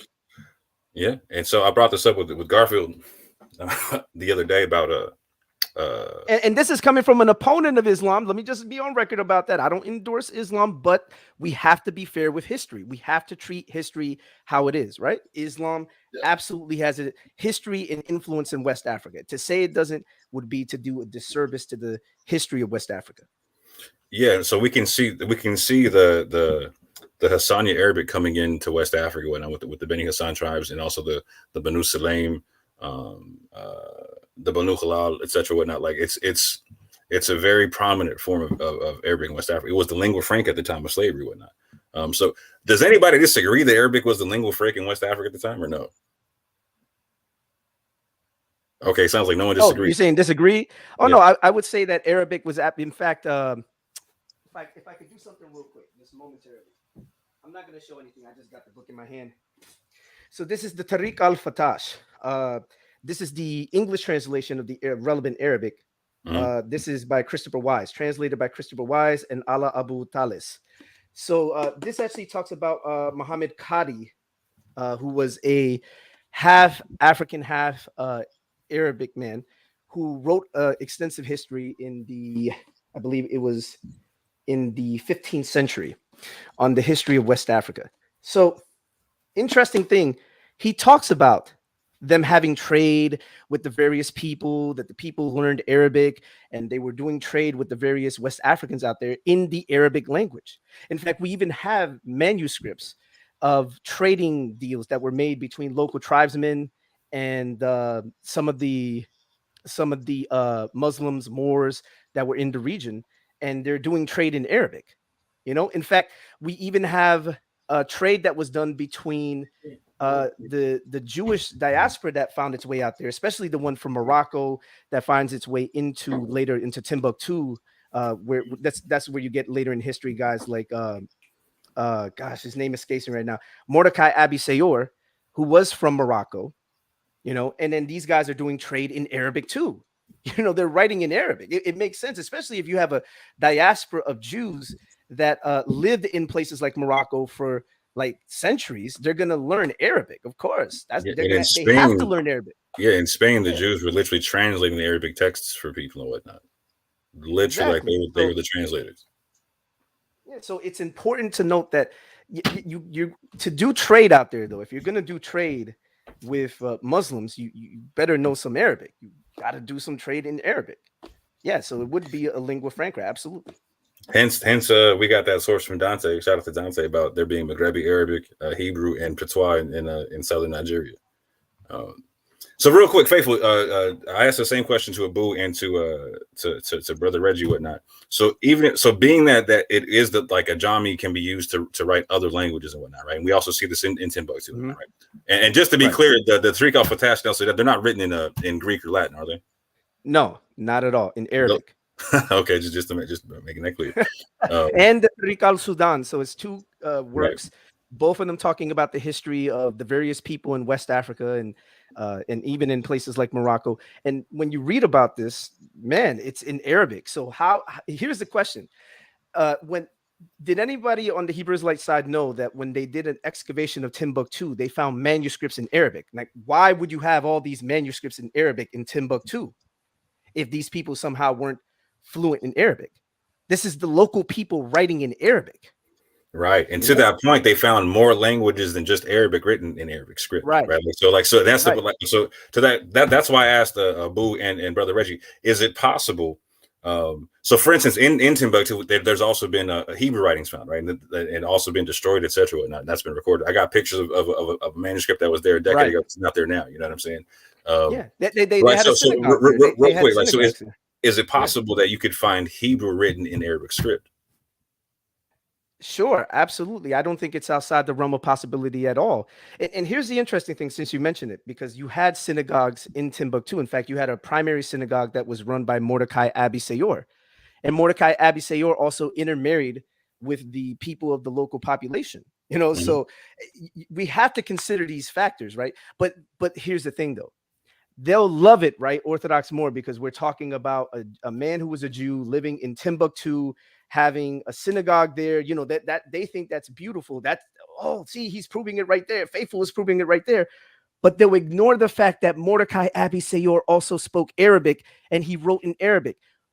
So should we assume that when he was doing trade with Muslims that he wasn't writing in Arabic, or are we assuming that the Muslims spoke Hebrew and then he spoke Hebrew to them? No, they would have used Arabic. Should we assume that Dante gave a false source to the people that stipulated in southern Nigeria, the Banu Ifram, were speaking a mixture of Maghrebi Arabic, Hebrew, and Patois? Right. So That's was that a real source or a fake source, Dante? That's what I want to know. Oh, the thing is this, though. When he showed the source where it says Arabic, why does he ignore the part about Arabic? He focuses on the Mizrahi Hebrew, but he ignores the part about Arabic. So should we be ignorant to think that the slaves that came over, many of whom who were Muslims, can we be honest about that? Up to 30%. 30% of the slaves that came over. 30% were Muslim.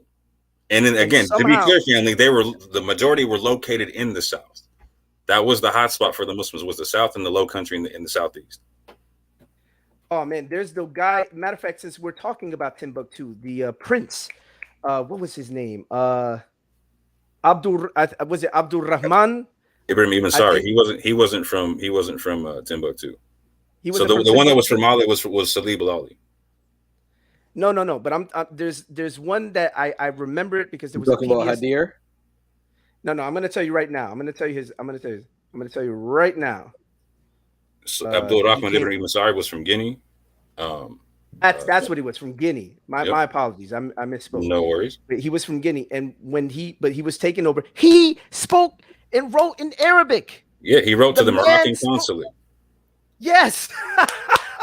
100%. He wrote in Arabic. This is a slave who spoke and wrote in Arabic, and they were astonished that this slave actually had fluency in Arabic. Now that's in Mississippi, fam. That's just in Mississippi. Right. Let's go to the Low Country where the Gullah at, where the Geechee are at, right?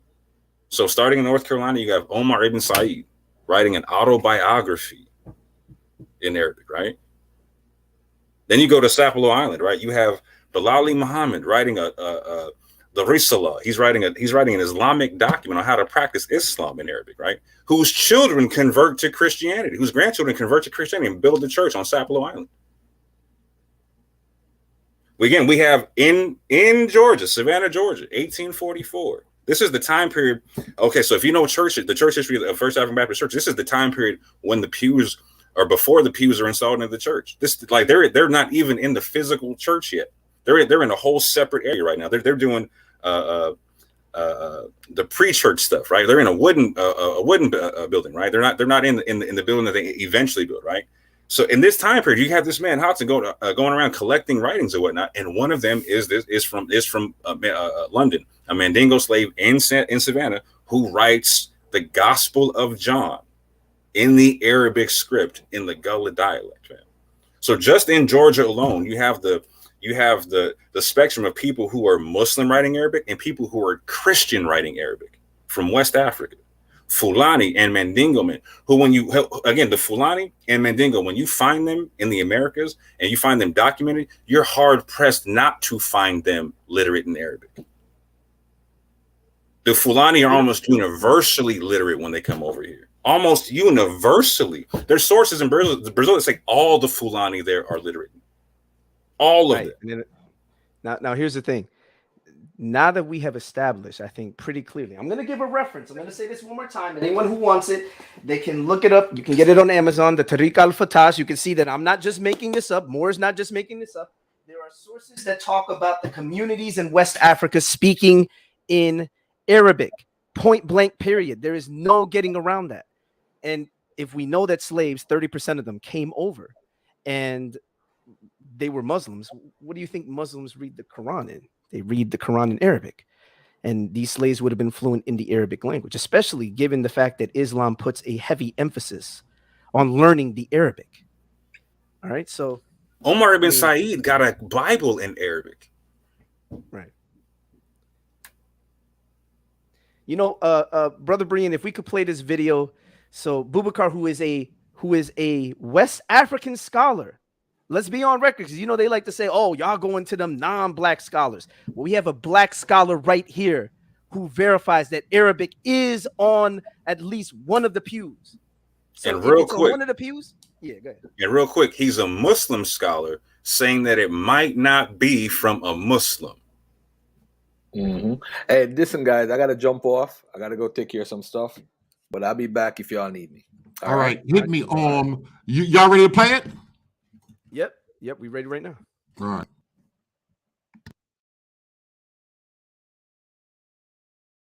A new documentary by Henry Louis Gates Jr. titled The Black Church will air on PBS. And just this evening, I came across talk on the internet about the documentary devoting a segment to First African Baptist Church in Savannah, Georgia, and possibly even endorsing the claim of Arabic appearing on the pews. You know, so that intrigued me. And so I went looking through the available trailers and teasers, which are online, and I found a clip on Henry Louis Gates Jr.'s YouTube page. And I'll share a link to the video in the video description. But I'd like to show a relevant portion of that teaser or of that clip here. Here, take a look at this. This building has so many symbols in it that are codes for various things in the windows and the ceiling, on the side of the pews.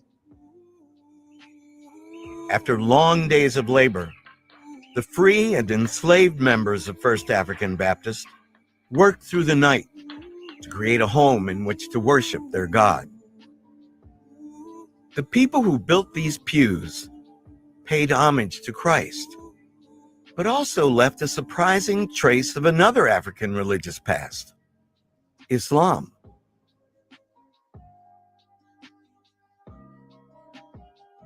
Okay, I must admit that is, for me, that's intriguing. Did you see the specific pew that the clip ended on? You know, I'd like to look at that portion at the end one more time and focus in on the relevant pew. The people who built these pews paid homage to Christ, but also left a surprising trace of another African religious past, Islam. So what intrigued me about that is that as Gates alludes to traces of Islam being left on the pews, the clip stops on the exact pew that I had proposed an Arabic reading for about 16 months ago. To make this more clear, I'd like to rotate the image 90 degrees to the left and then zoom in on the markings. In my hypothetical case for Arabic on a pew, I had proposed that one could argue the markings resemble the Arabic phrase Ilahi Nas, which means the God of mankind, and happens to be a line from the last chapter of the Quran.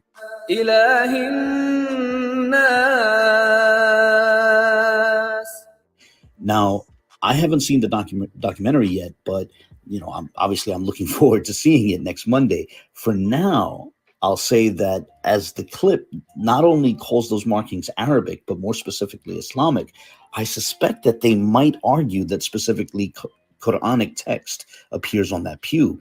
By the way, we now know how Gates came to the conclusion that Arabic appears on that particular pew. Was he simply deferring to people in the church who take the position that Arabic appears on the pews? No. Was he influenced by previous arguments? No. It turns out that he flew in a scholar from Harvard, a yet-to-be-named scholar from Harvard, who took a fresh look at the pew and independently of anyone else also concluded that Arabic appears on that pew. I'm looking forward to seeing if he mentions who that scholar is in the documentary or in the forthcoming book that he's going to release next week in conjunction with the documentary. But here's a relevant clip which discusses precisely that point. in 1773 in Savannah, Georgia, the first African Baptist church was formed.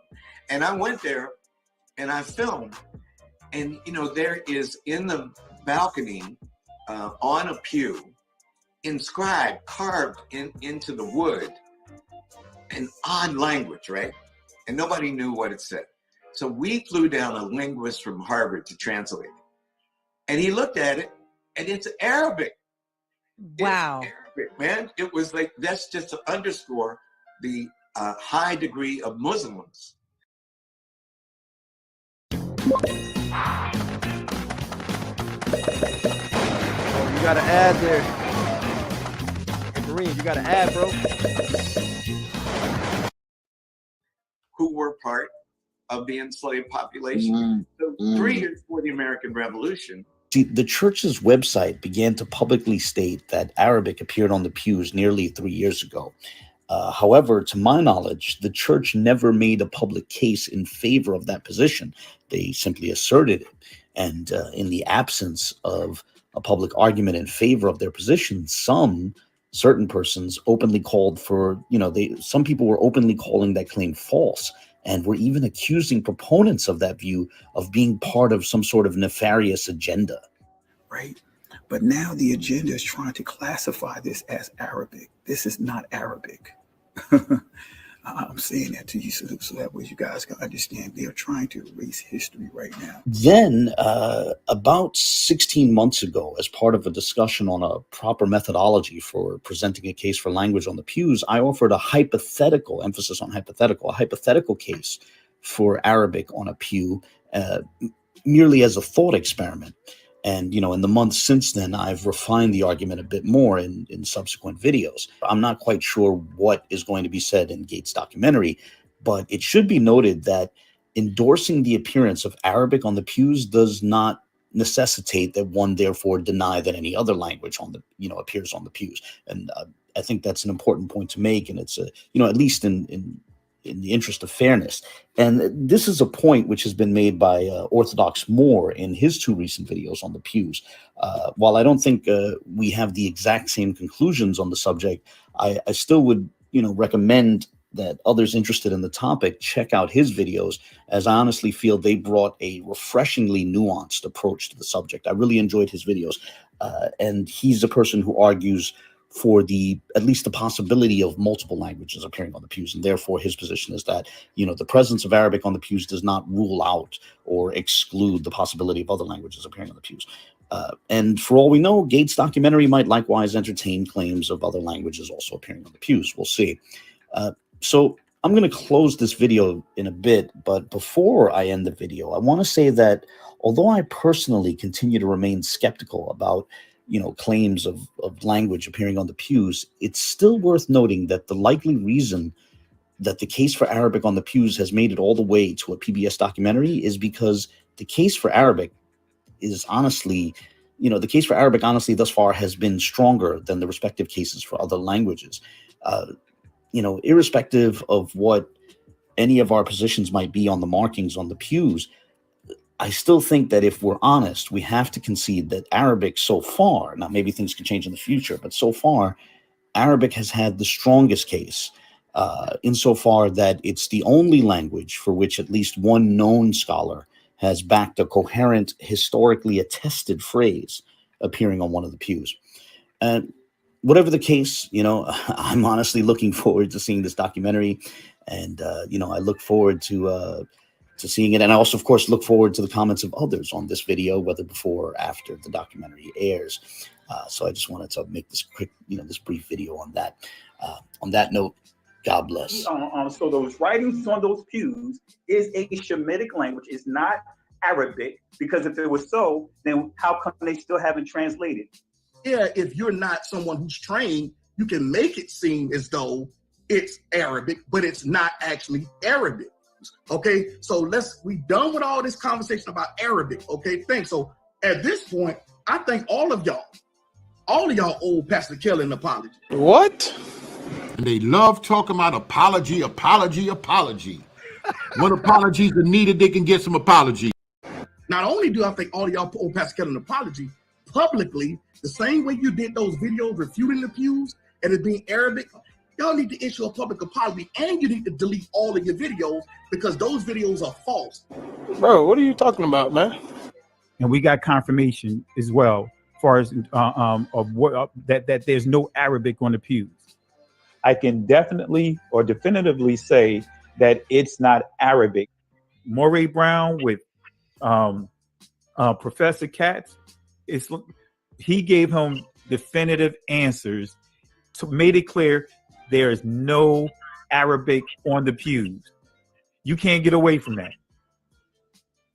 That's how I feel, right? Yeah, pause it right there, man. That's it. That's that last one. The last one I'm gonna send you is I'm gonna send you this one, man.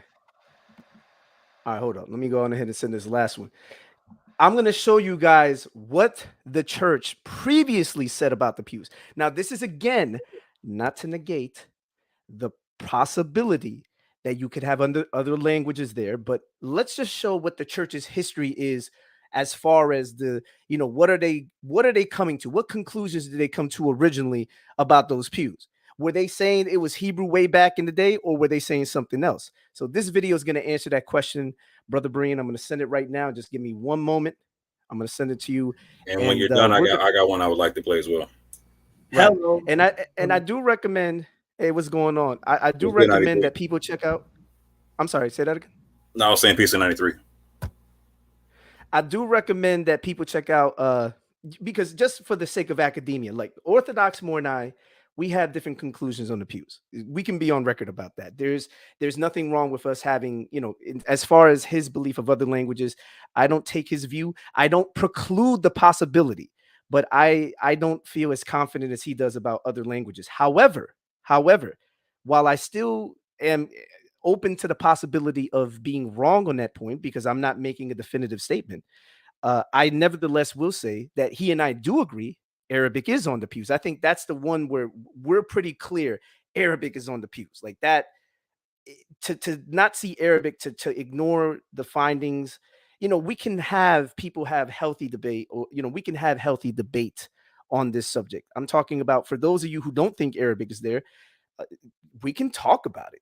Let's go over methodology. Let's look over your objections. Are your objections merely based on the idea that if the slaves spoke Arabic, that somehow they're not Israelites? Because, this isn't a question of ethnicity. This is more of a question of what's actually on the pews. Theoretically, the slaves could very well, hypothetically, be Israelites and also have spoken Arabic and have converted over to the, they could have been converts to the Islamic religion. And they could have come over to the Americas speaking that language, practicing the religion until they were forcibly converted to Christianity. That very well could be the case. Or it could be the case that the slaves, many of them are not Israelites, or most of them, or perhaps even none of them are Israelites, and yet they nevertheless spoke Arabic, and the same scenario is true.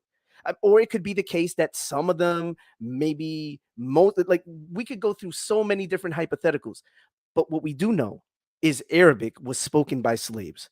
And the fact that these scholars are coming to these conclusions independently from one another, I think is very strongly pointing in the direction that Arabic is there. To negate that, to ignore that, is to simply do a disservice to history. And we shouldn't want to do that.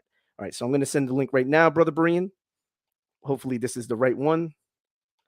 All right. Yep, that's it. That's the video. Yep. Just wanted to make sure. And if you could play that, my brother, I would appreciate it. Shout out to the live chat, by the way. Yeah, so this video is going to deal with the history of the church's claims for what is on the pews.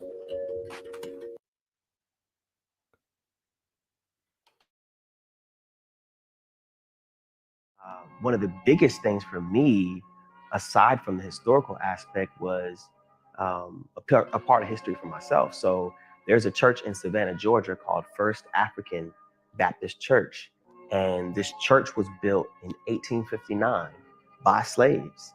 And on the side of the pews is Hebrew writing. It is a mixture of Hebrew, Latin writing. It's called Ladino, right? And the Ladino is Hebrew Latin. Why? Because Spain and Portugal, right? And the Hebrew language was not revived until, according to America, I think 1881, right? So this is roughly 30 years beforehand. So who taught them how to do this? When you look at this writing, you know, why is it that this Ladino is being spoken with?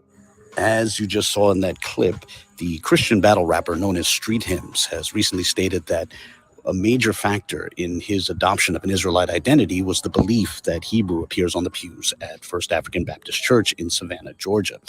To be fair, he also said Ladino, and he described it as a mix of Hebrew and Latin.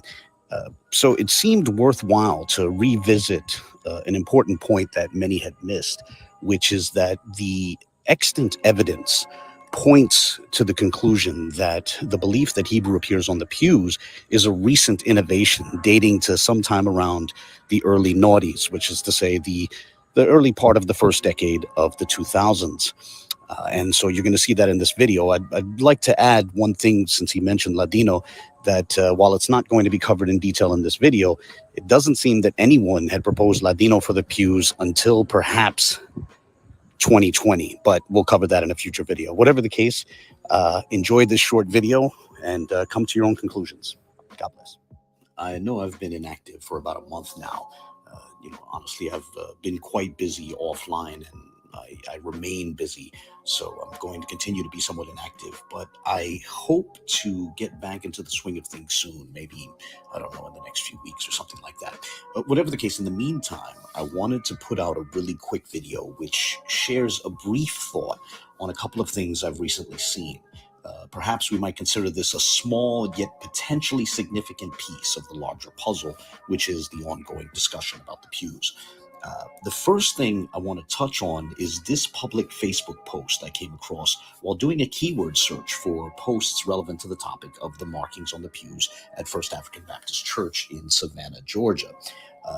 A woman who had apparently visited the church multiple times in her life was posting her thoughts on Henry Louis Gates' recent documentary for PBS titled The Black Church, which had a brief segment on the pews.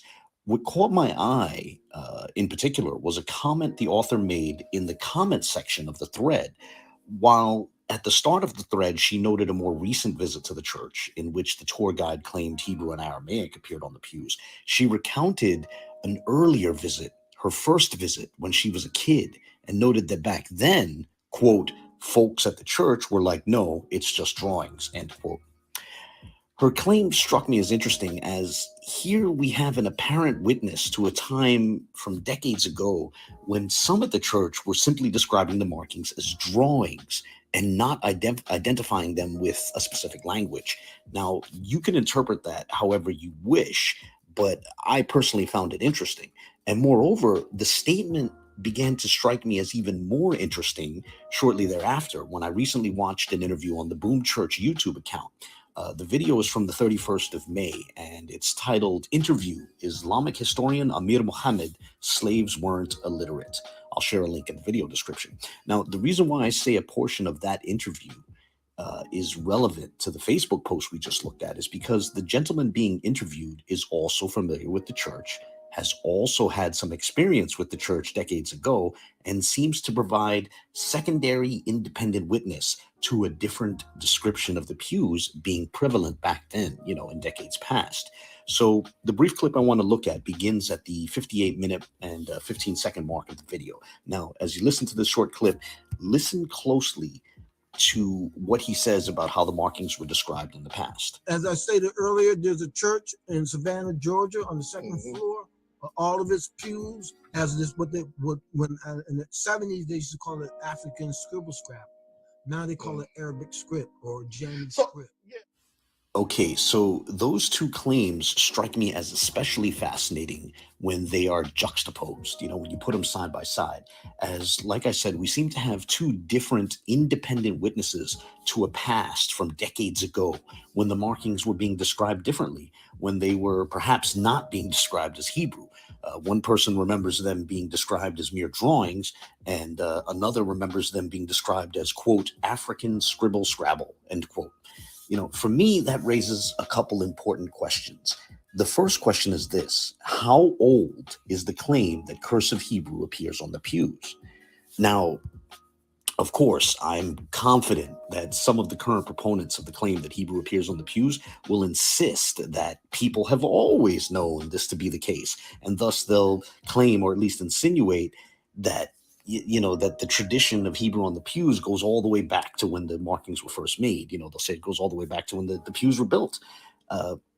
However, in light of recent controversies, I personally am not so confident that we can simply take certain person's word for it, if you know what I mean. And that brings up a second question. What is the earliest recording of someone making that claim?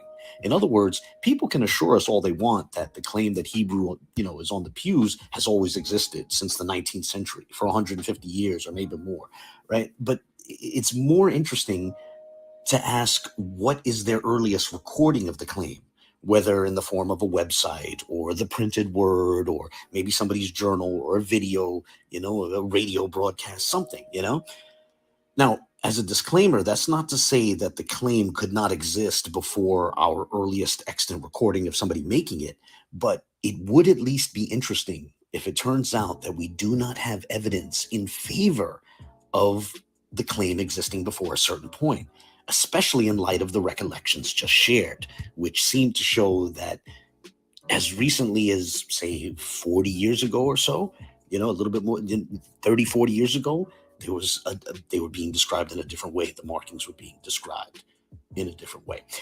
And it's here that I would invite others to contemplate the obvious disconnect from the alleged language on the pews, assuming there's language on the pews. Now, this has relevance here, and it also is going to have relevance to some other subtopics pertaining to the pews. So this issue of this disconnect is likely to come up in future videos on the subject. So stay tuned for that. But getting back to this subject, what I'm referring to is the disconnect which is implied by no one knowing what the markings state. Some might want to object that, a friend of ours claims that an irregular spelling of Yisrael appears on a pew. And not only that, not too long ago, there was also the claim that a pew declared something along the lines of, quote, "Take grasp of Yah, Israel, with a bass voice," end quote. But those are very, very recent speculations, which were arrived at literally in the last few months. It's not like those are parts of traditions which stretch all the way back to the mid-19th century. And in fact, one of the proponents of those claims had himself said before those recent speculations arose that no one had been able to translate any part of the pews. And he is also on record, himself very recently in 2019, saying that he himself could not identify any words. He couldn't identify a single word. So, again, these recent attempts to show what's on the pews are not parts of traditions that stretch back. Rather, they're, very recent developments. And the reason why this is relevant is because, if we put aside those recent speculations and get back to the point of no one being able to translate the pews, and one of the more visible proponents saying, not so long ago that he couldn't even identify a single word, and this was the state of the pews as recently as like mid 2020, that implies a disconnect from the language on the pews, assuming there is language on the pews. And what I mean is, there are those who will claim that it has always been known that there's Hebrew on the pews, yet somehow this allegedly continuous line of tradition didn't bring the knowledge of what that Hebrew states with it. That has to be described as a disconnect. Now, another objection that I can anticipate is some might object by recalling that a little over a decade ago, there was a DVD in which one person claimed that the markings might be translated, quote, "to secure a desired harvest, to enter a pathway into a household," end quote. But, honestly, even there, no one has been able to point to a string of Hebrew characters on any of the pews which might be translated that way. In that regard, it's honestly a bit like our friends recently claiming that "Take grasp of Yah, Israel, with a bass voice" appeared on the pew, yet likewise couldn't produce the precise string of Hebrew characters behind that alleged English translation. And that is an example of what I would call a disconnect. If you have the markings and you have an English translation of the Hebrew that allegedly appears in those markings, yet you can't point to the actual Hebrew itself, that is a huge disconnect. And we know that some of these unsupported English translations are recent innovations. For example, again, that "Take grasp of Yah, Israel" line, was a recent innovation. And so with that in mind, it's possible that the line about securing a harvest is likewise a recent innovation and not something rooted in, a 150-year-old tradition. Now, to tie that back in with the Facebook post and interview clip shown earlier in this video, perhaps the claim that Hebrew appears on the pews is itself a relatively recent innovation. Like, not only are the attempted translations recent innovations, perhaps the claim about Hebrew on the pews is itself a recent innovation. And the reason why we can entertain this possibility is because we have people who seem to remember a time, in the not so distant past, when the markings were being described rather differently.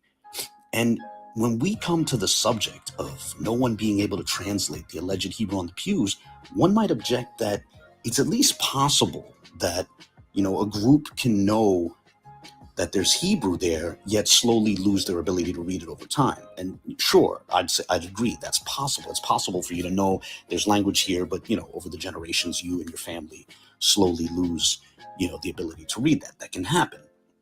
However, and this is relevant to this video, it's also possible that another explanation for what's going on here is that the claim of Hebrew being on the pews was itself adopted more recently, and that proponents of that view are trying to collectively develop it and support it since it was adopted. And interestingly, we see development along those lines unfolding in real time. For example, claiming that that the alleged cursive Hebrew is more specifically solitreo seems to be a recent development. Claiming certain markings read, as we said before, take grasp of Yah Israel with a bass voice. That's definitely a recent development.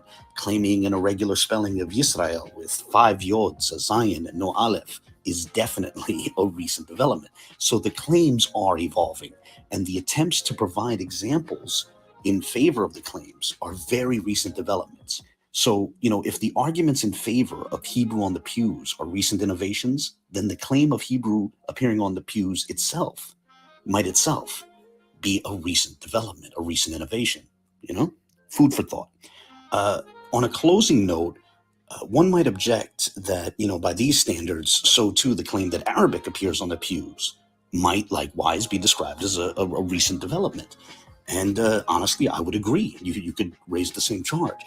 So too, one might object that just because a claim was arrived at recently, that does not mean it's false. In other words, Hebrew or Arabic or some other language might actually appear on a pew, even if people only recently started claiming such, even if it's only a relatively recent claim. Again, I would agree.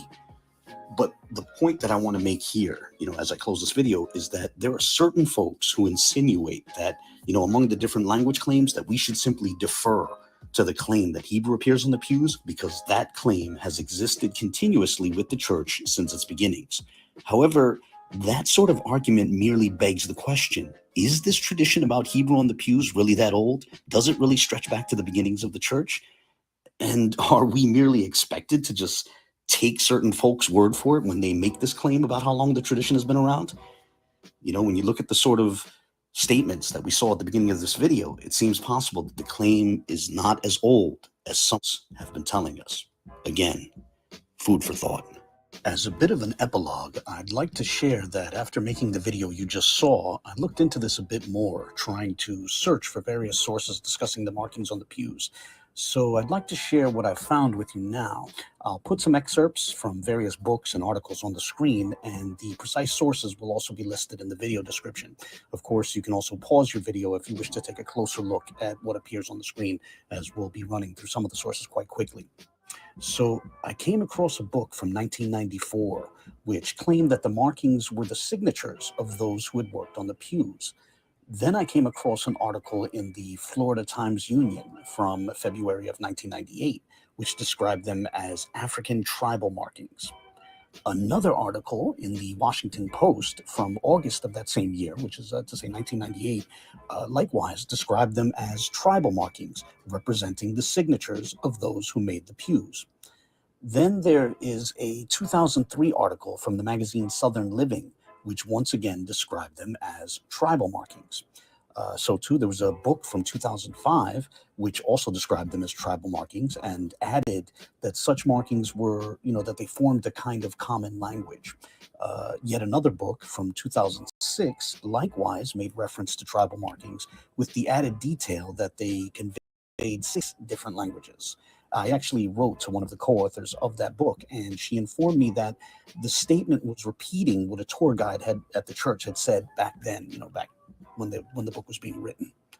So with all of that before us, here's the impression that I got from the various sources we consulted.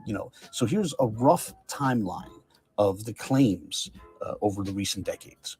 So first, as was covered in the beginning, in the 1970s and perhaps so too the 1980s, the markings were described as, quote, African scribble scrabble, or also as drawings.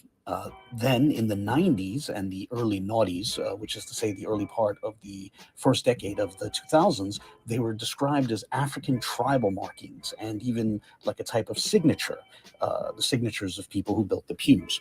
And then in the mid to late noughties, again, the mid to late 2000s, the sources begin to make more explicit references to languages, right? And it's around this time that I find the earliest references to Hebrew. And then, as you know, there are others who also go on to propose Aramaic, Arabic, or Ge'ez. Whatever the case, at this point, it seems to me like the various sources capture a sort of evolution in the claims about the markings on the pews, with the claim of specifically Hebrew coming up in the early 2000s. However, I admit that is highly speculative, and thus, if we stopped here, the proposal just made should be considered as having a reasonable margin of error, perhaps a significant margin of error.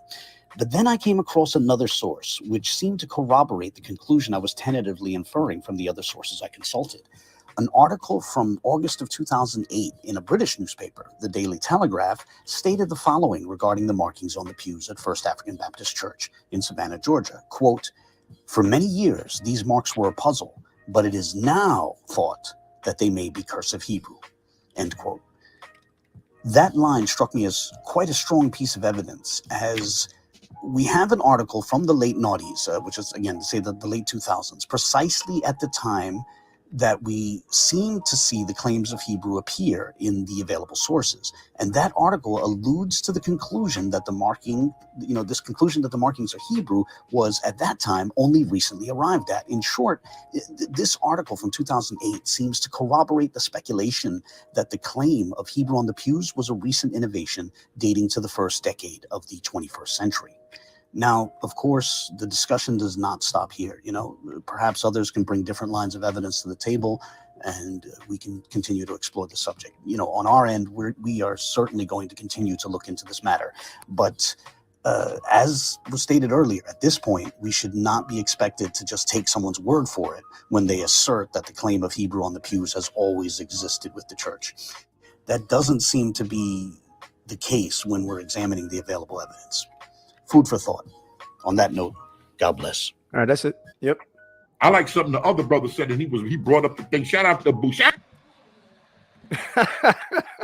Shout out to Abu. That's right. Videos was not short, bro. Yeah. I got a great head. Yeah, shout out to me.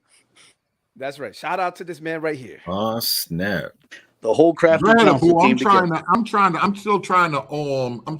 put this thing up so I can get into this next section. Y'all go ahead. I want everybody to see it.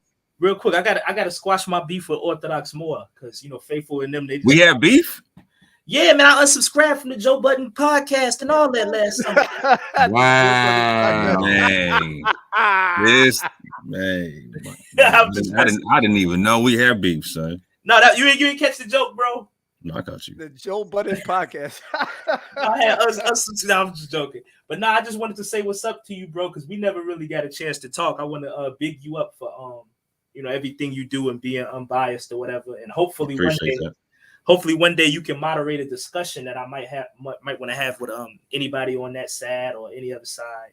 Yeah, but man, I'm the moderator. I moderate for everybody, man. Cool. And maybe you might be able to help me out and with any information, because I'm open to be corrected, sure, or whatever, or anything. You can come through with that convo with Garfield if you want, man. Oh, okay. Well, I mean, I sit there. Real quick, Y'all getting it in.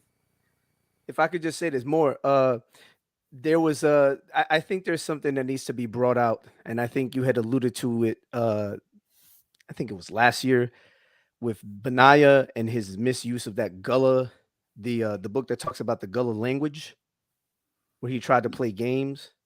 Yes, his girl. So okay, so I want to talk about Yeah, this. you So don't got to give it away. You know, you no, don't got to give it away. no. This needs to be brought up. Like so, but after I bring this up, I got to play that last clip, okay? Because it shows them doing their own research, shooting themselves in the foot, right? So real quick, what he's talking about is fam. Ooh, no, not yet, because it'll play automatically. But yeah, so with Benaiah, matter of fact, let me unshare this and share my other joint right quick, because I actually do have something to share. Well, no, that'll take too much. So with Benaiah, he did a reprisal on the Lorenzo Dal Turner book, books on Africanism and the Gullah dialect, right? Dialect. And so he claimed that there was less than 1% of Arabic in the Gullah language and whatnot, right? And that made it to the documentary. Now, the documentary that I'm talking about, they stipulated that Lorenzo Dal Turner came up with that information, and that was his study. That nothing could be further from the truth. Again, Benaiah's on my channel and also on Debate Talk for you, stipulating that was his information, right? I bought the book and did my own study on the matter. I found at least 111 Arabic and Islamic words in that book, right? And just that was just in a couple of days of going through it, right? I didn't even get super meticulous. I just wrote down the words that Lorenzo Dal Turner said were Arabic, and then also stipulated in his definitions had Muhammadan or Islamic stuff in there, right? Another scholar actually did a study on the language and found over 200 words to be in Arabic. So we're talking about 5 to 6% of the language is at least Arabic.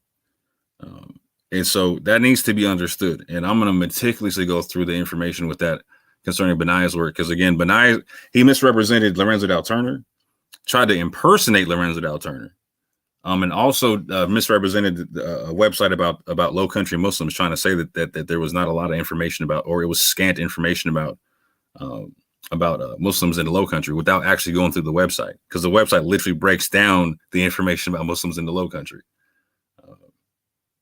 Was there more you want? Was something I missed or no? No. The thing is, I think, and I'm just gonna be honest, I'm not saying this because Benaiah and I are in opposition as far as our viewpoints regarding a lot of the evidence, a lot of the, and even our viewpoint of the Bible, given his viewpoint of the Bible. But theoretically, if he were a Christian proposing what he's proposing, I would be in opposition to him, because I think it's disingenuous. I don't think it's fair. Facts. We should deal with information as it is. If the information cuts our way or doesn't cut our way is irrelevant. We need to deal with the information objectively. And for me, his interactions with the available evidence has been just sad. It's like his bias is showing through every single time he attempts to deal with anything. Look, we all have biases. Let's just be honest. We're biased to a certain degree. We're not all 1,000,000% objective, but we can at least try to at least be honest as much as we can with the available evidence while keeping our biases at bay. It seems that he can't do that. It's like he's almost unable to do it, because he has this idea that if he just deals with the evidence objectively and honestly, then it's going to take away his presuppositions of whatever he believes in. But it's like some of these guys need to, I highly recommend that dudes on the Hebrew Israelite side take courses in logic, because once you get a good sense of logic, you can deal with the evidence. Even when it goes against your position, it doesn't necessarily end the discussion.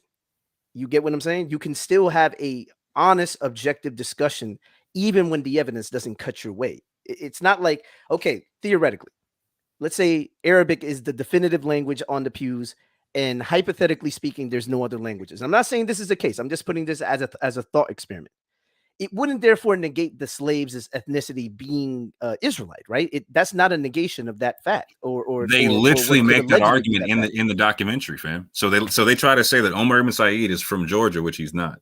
and they try to say he's from Mali, which he's not, right? But they try to say that he's from Mali and is a Muslim Israelite descent who reads and writes Arabic. They literally make that argument in the documentary. My jaw hit the floor. So what's the beef? If I could, yeah. So if I could, I do want to say this. Now, my viewpoints of what I think the slaves are or aren't, which, by the way, I don't agree with the Hebrew Israelite side, but it doesn't mean that my disagreement somehow has a, for example, if Hebrew ends up being on the pews, let's just go with that. Let's say theoretically we find out Hebrew's on the pews. That alone does not therefore say, oh, the slaves are absolutely Hebrews, because we have other sources like Godby, who actually talks about the influence of the Jewish religion, Judaism, in West Africa on the local population. So there were groups of diasporic Jews that entered into the region and had influence on the local population, and they incorporated those practices. And to be honest, if you start looking at the history of particular practices that find their way into West Africa, this was kind of a normative thing with a lot of these groups. Now, again, does this ultimately take away from the possibility of there being Israelites or not being Israelites? No, the conversation doesn't hinge on that. Whatever the ethnicity of the slaves, if they're not Israelites or if they are Israelites, it is irrelevant to what's on those pews. What's on the pews is the salient matter at hand. The relevant discussion at hand hinges on us dealing with the pews objectively, regardless of what their ethnicity is. The language that they spoke has no bearing on their ethnicity. That's just outright. It would be false to assume if they, for example, if they spoke Arabic, is the assumption, as I saw Kelly Richardson once propose, oh, if they speak Arabic, they must be from Ishmael. No. Why would that have to be the case? Whatnot.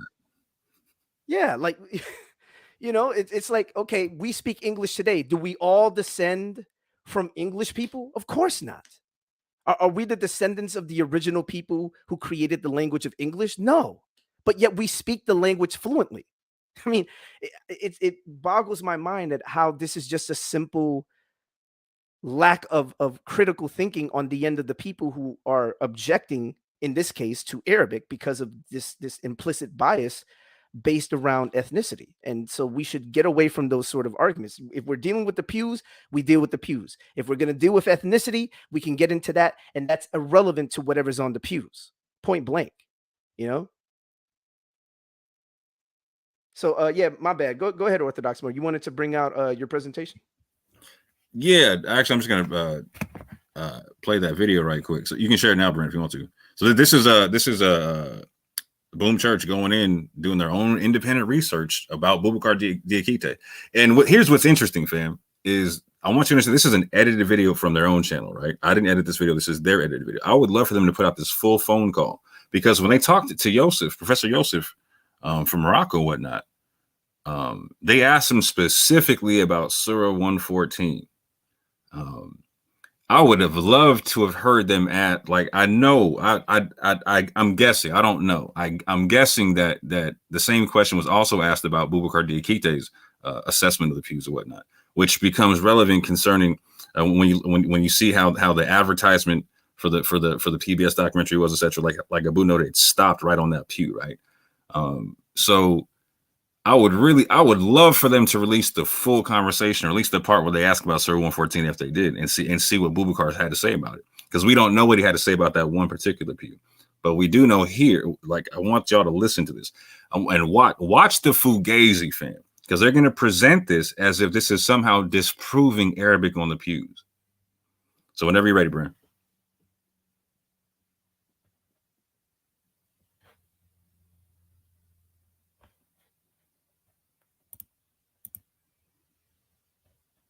I don't know why it's not playing. I don't know why it's not playing. Let me try it one more time. Take it out. I'm gonna remove it from the studio. I'm gonna try it one more time. Is that a link? Wait, let me show which one. Which one is it? You just went in the. Let me see. Oh, hold on. Okay. Hold on. Yeah, maybe Berean can play it on his end. Yeah, you gotta tell me. I had to go to his channel and pull it up, though, right? Yeah, hold on. Right. And after this, y'all, I think I got it, y'all. After this, I'm playing all of the correspondence. Y'all go get your friends, get the UA, get everybody. I'm playing everything from the top. From the time I met Dante, I'm playing everything all the way through. I'm looking back. It's reminding me of stuff. I'm back and forth talking about. Oh man, y'all gonna see it. I'm playing it from the very beginning. How me and him was trying to make this thing happen, and y'all tell me. Other funny guy in here talking about, just say it, Berea, just say it. No, I'm gonna show it. I'm gonna show it. Talking about just say it. All right, banging on the let me crack this Red Bull. Yeah, Let me crack this Red Bull. This is it right here. Yo, do me a favor. Faithful, look at what. No, this was for Orthodox more. I may have to move this out the screen, but remember what's on the. Screen. Or you want to answer that before you play the video? Hold on. Breaking news, fam. This just in. We have rare footage of PBS producers of the show called Black Church discussing the writings on the pews at First African Baptist Church in Savannah, Georgia. In this exclusive video, PBS producers reveal the shocking circumstances which led to the writings on the pews being tentatively identified as Arabic. When I had a chance to speak with the producers of the Black Church documentary, they shared with me some very telling information. That there were also those who were there at the church during the time of the filming who also became apologetic in their defense of cursive Hebrew. My name is Will. I'm here in Georgia, and the documentary was very informative. It was a lot of parts in there that was new and things like that, and very educational. I just had one quick question. I was wondering, because I'm very intrigued by history and culture and languages and things like that. And there was a particular scene in the part of the First African Baptist Church. There's a lot of symbolism there. I've gone there very frequently, taking my kids there and things like that. What was the process like of going through it, looking at the pews and things like that, and kind of examining and honing in on the one particular pew? What was the process of examining that? And I think they said something about it was a form of Arabic or something like that.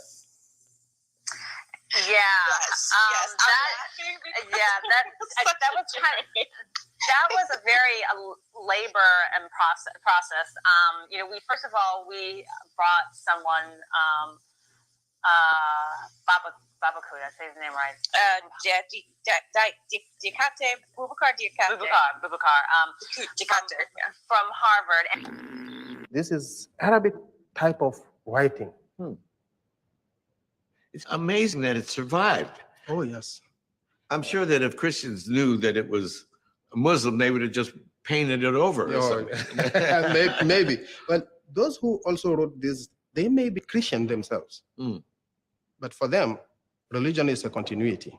Different ways of maybe worship, but it's the same God, the same principle. And it was written to be a legacy for the future generations. Even before we go there, we had actually had members of someone from the church take pictures of the pews, and we sent it around to a lot of I don't even know what's the terminology, people who study linguists, right?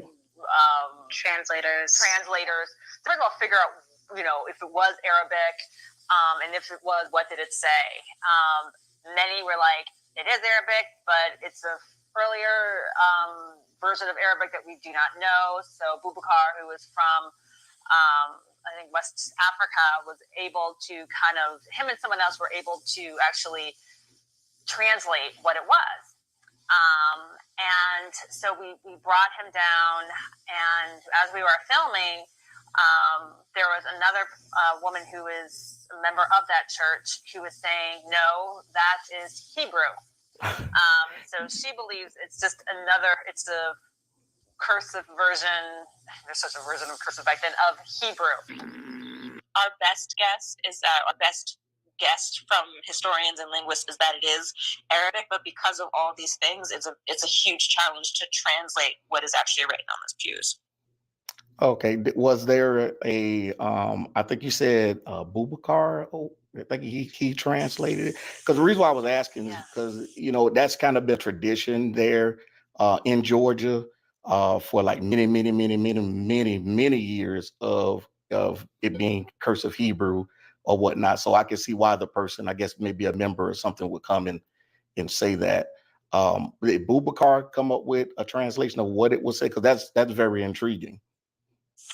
As you said, I was literally like looking through emails, and I think Shanisha, does anyone remember? I'm trying to scroll through emails. I'm also trying to remember the name of the scholar that I sat down with. Again, this was like two years ago, but when we looked through it, there were mentions of like potentially Allah, and then I had some other writings that would have transcribed some of what the other images would correlate to, but I couldn't tell you like what a full sentence was. There are certain word like symbols that correlate to certain words, and again, this is also that there's a continuity, and same that Bubakar had mentioned, between Aramaic, Hebrew, Arabic, and the West African dialects of Arabic, and so there are lots of overlap. So the whichever scholar is recognizing Hebrew in these letters is not incorrect, as much as any scholar of West African Arabic who notices symbols that are familiar is also correct.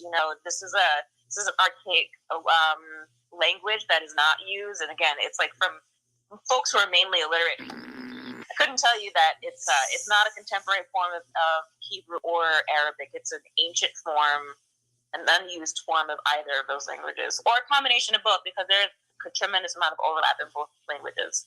So I did just find the email. So the scriptures, the ones that we sent him of the pews, the side pews, it's like one that looks like a squiggly line is Muhammad is his messenger, and the other one that he translated was no God but Allah. Wait, the church was promoting Mohammedanism.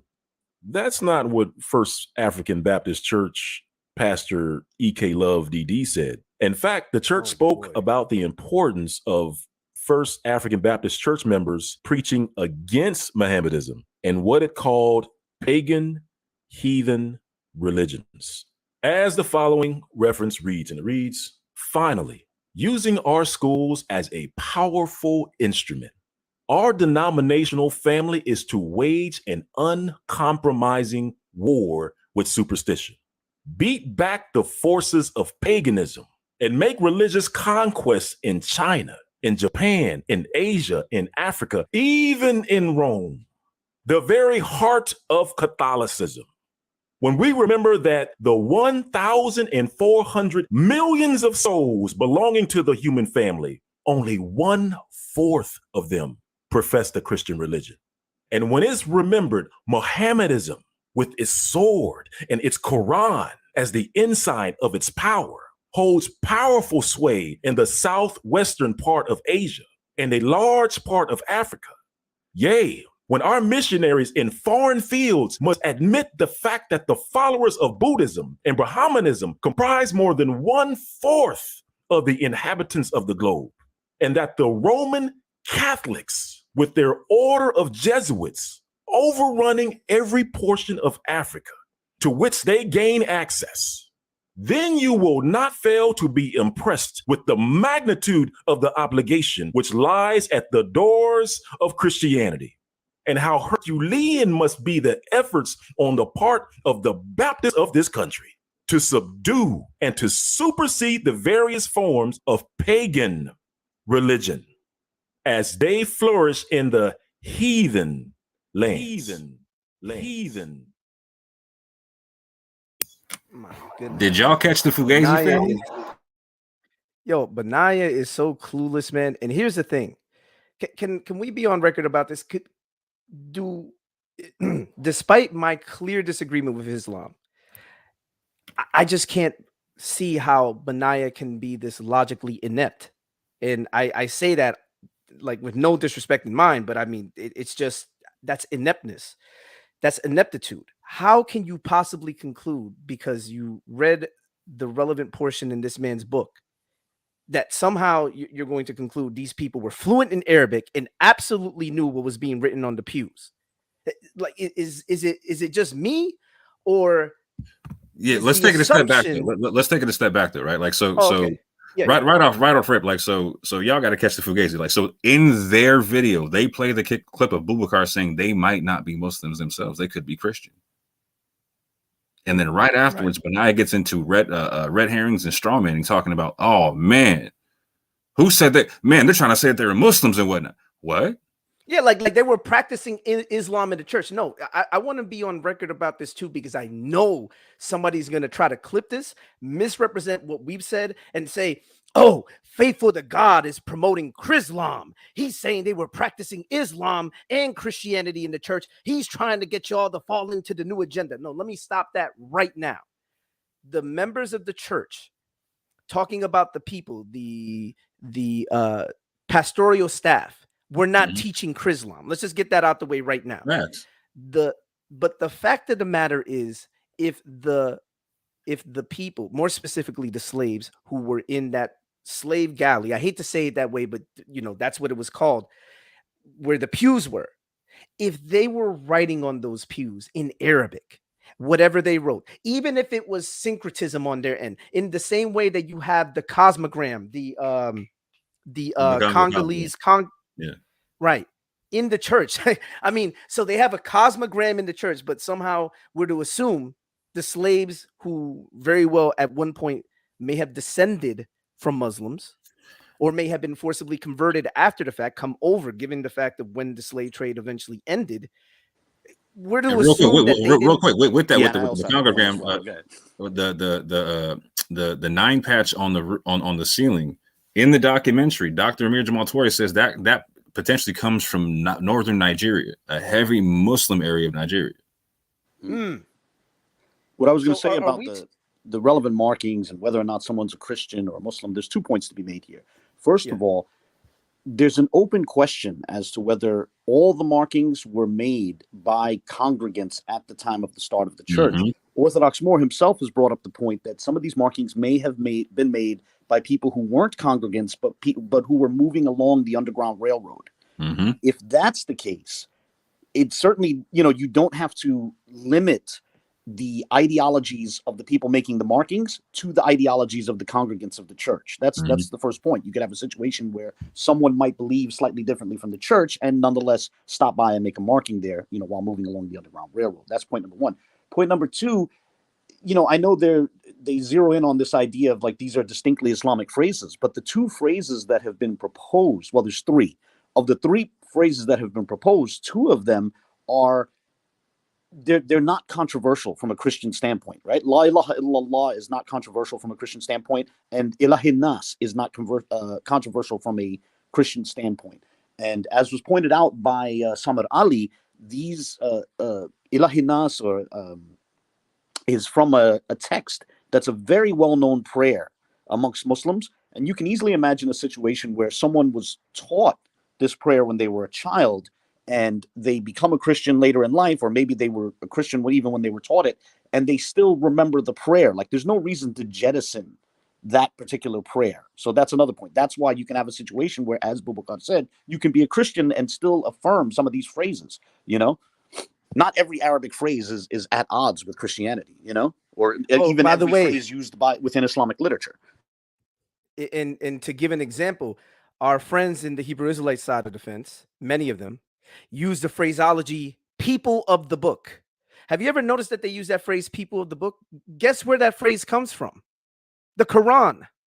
The Quran refers to the Jews as the people of the book, along with the Christians, might I add.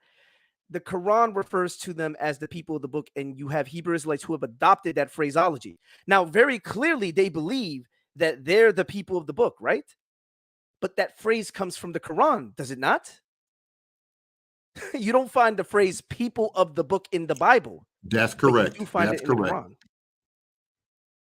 And so should we assume that the people who use the phrase "people of the book" are all practicing Islam? Of course not.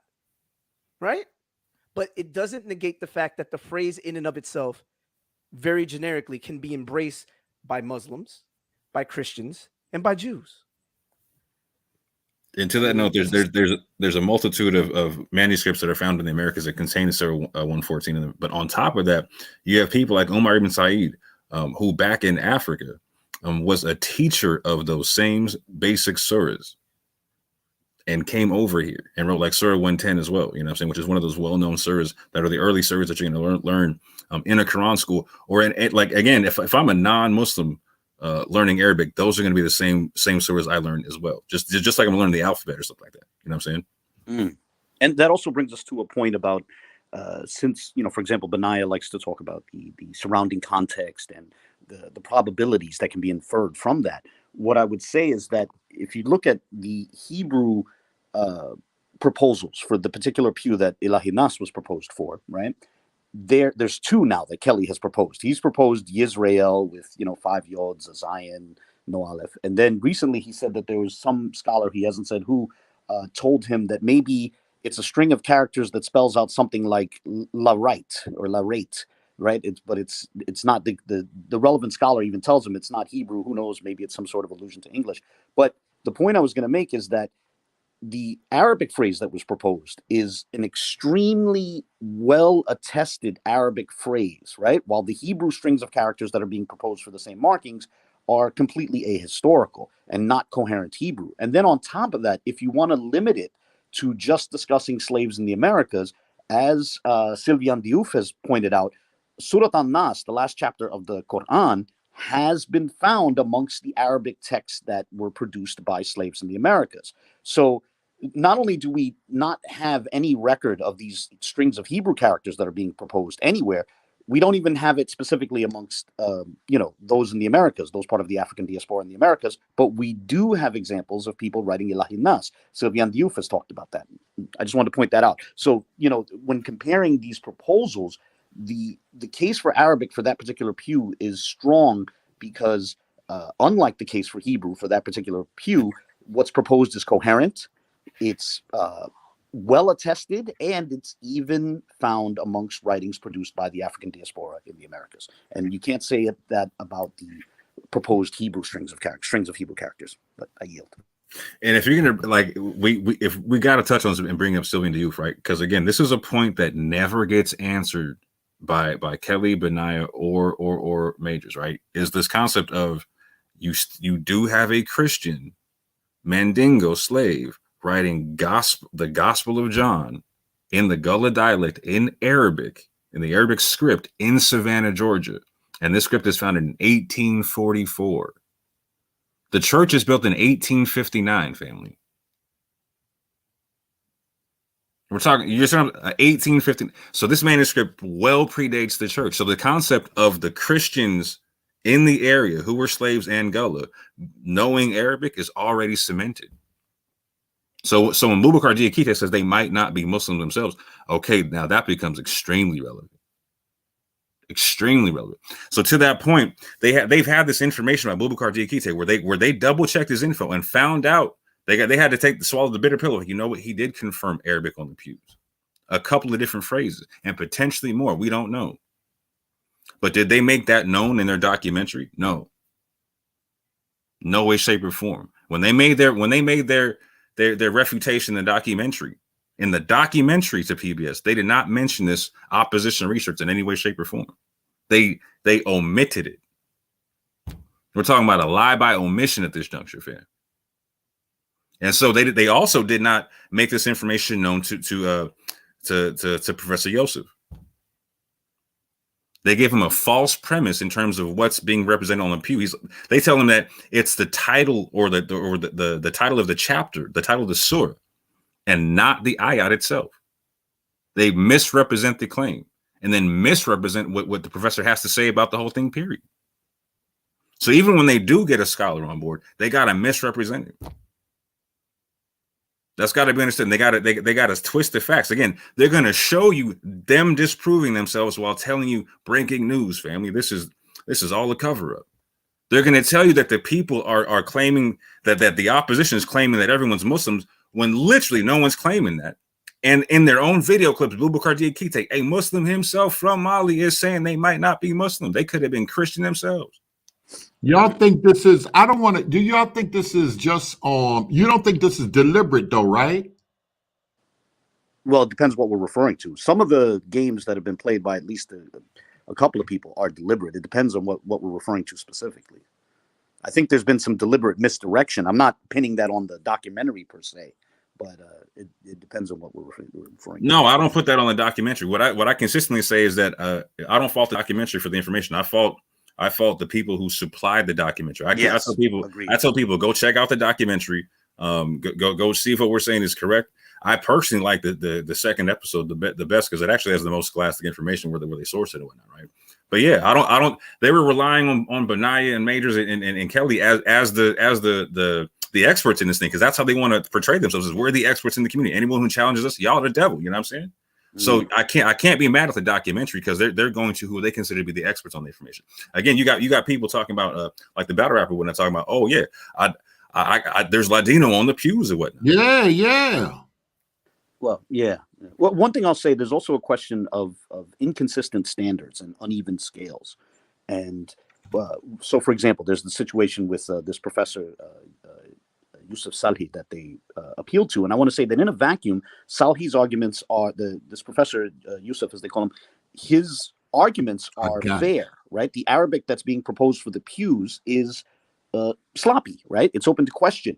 But the thing is, the question is, are we holding the Arabic reading to the same standard that they're holding the Hebrew proposed Hebrew readings to? And the answer is obviously no.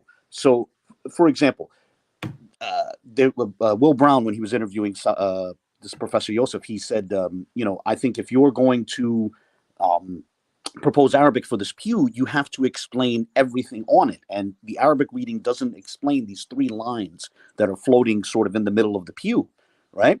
Fair enough. But the proposed Hebrew writings don't explain those 3 lines either, right?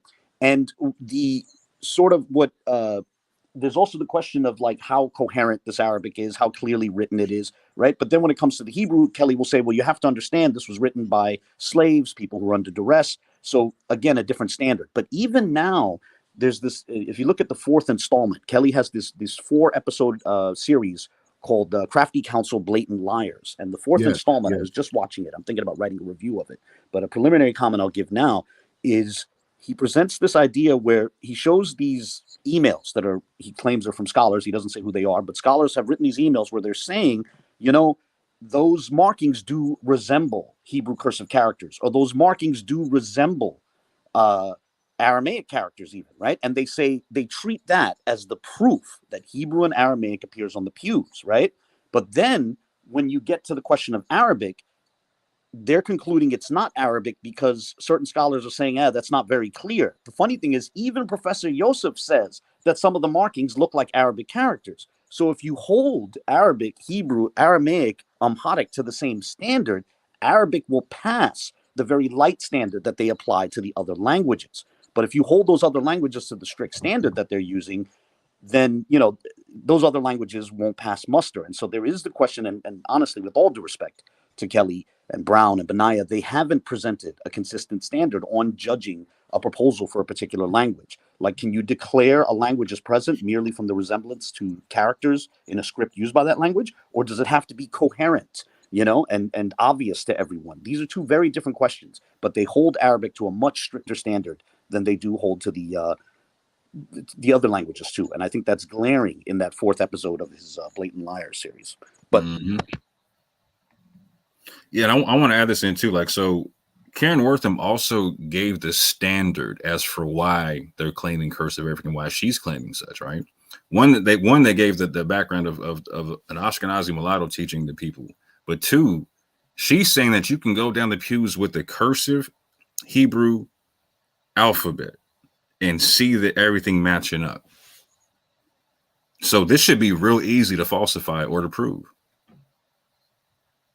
This should be real simple. We should be able to see somebody go down there from Boom Church. Like, so again, Boom Church was just down there. They didn't do that. And Boom Church was saying, hey, Professor Yosef is down the street. Why didn't y'all have him come down and check out the pews? See, we got to check this out, fam. We really got to look at all this type of stuff, fam. Because there's a bunch of claims being made, but they don't got to prove it. Again, a bunch of special pleading. Abu was talking about there's not equal scales. We call that special pleading in debate, right? To where you have to follow a certain set of rules I don't have to follow. That's a logical fallacy right off rip. Right off rip. And so this is where I got to agree with Faithful. He's talking about like logical argumentation. So at this junction, punctured. And this is why I keep saying I'm scholastically ashamed of my community, is because starting at a logical fallacy is considered scholarship. And I yield right there. All right, y'all. I want to move on to some other stuff. I don't know if y'all want to jump. I don't know if I don't know. Y'all just hit me if y'all want to jump back on, or if y'all want to stick around. I'm definitely gonna play this because I'm gonna try to look for some video to play. Dante mentioned some stuff, but I appreciate having y'all on. Y'all want to say anything in any final words? I just want to say thanks for having Dealing me with on. the community and everything. Go ahead. No, I just want to say thanks for having me on, and I hope that you reconcile with the gentleman that you are currently maybe somewhat disappointed with, and hopefully we can have you and others can all have fruitful conversations in the future. And that's all. God bless.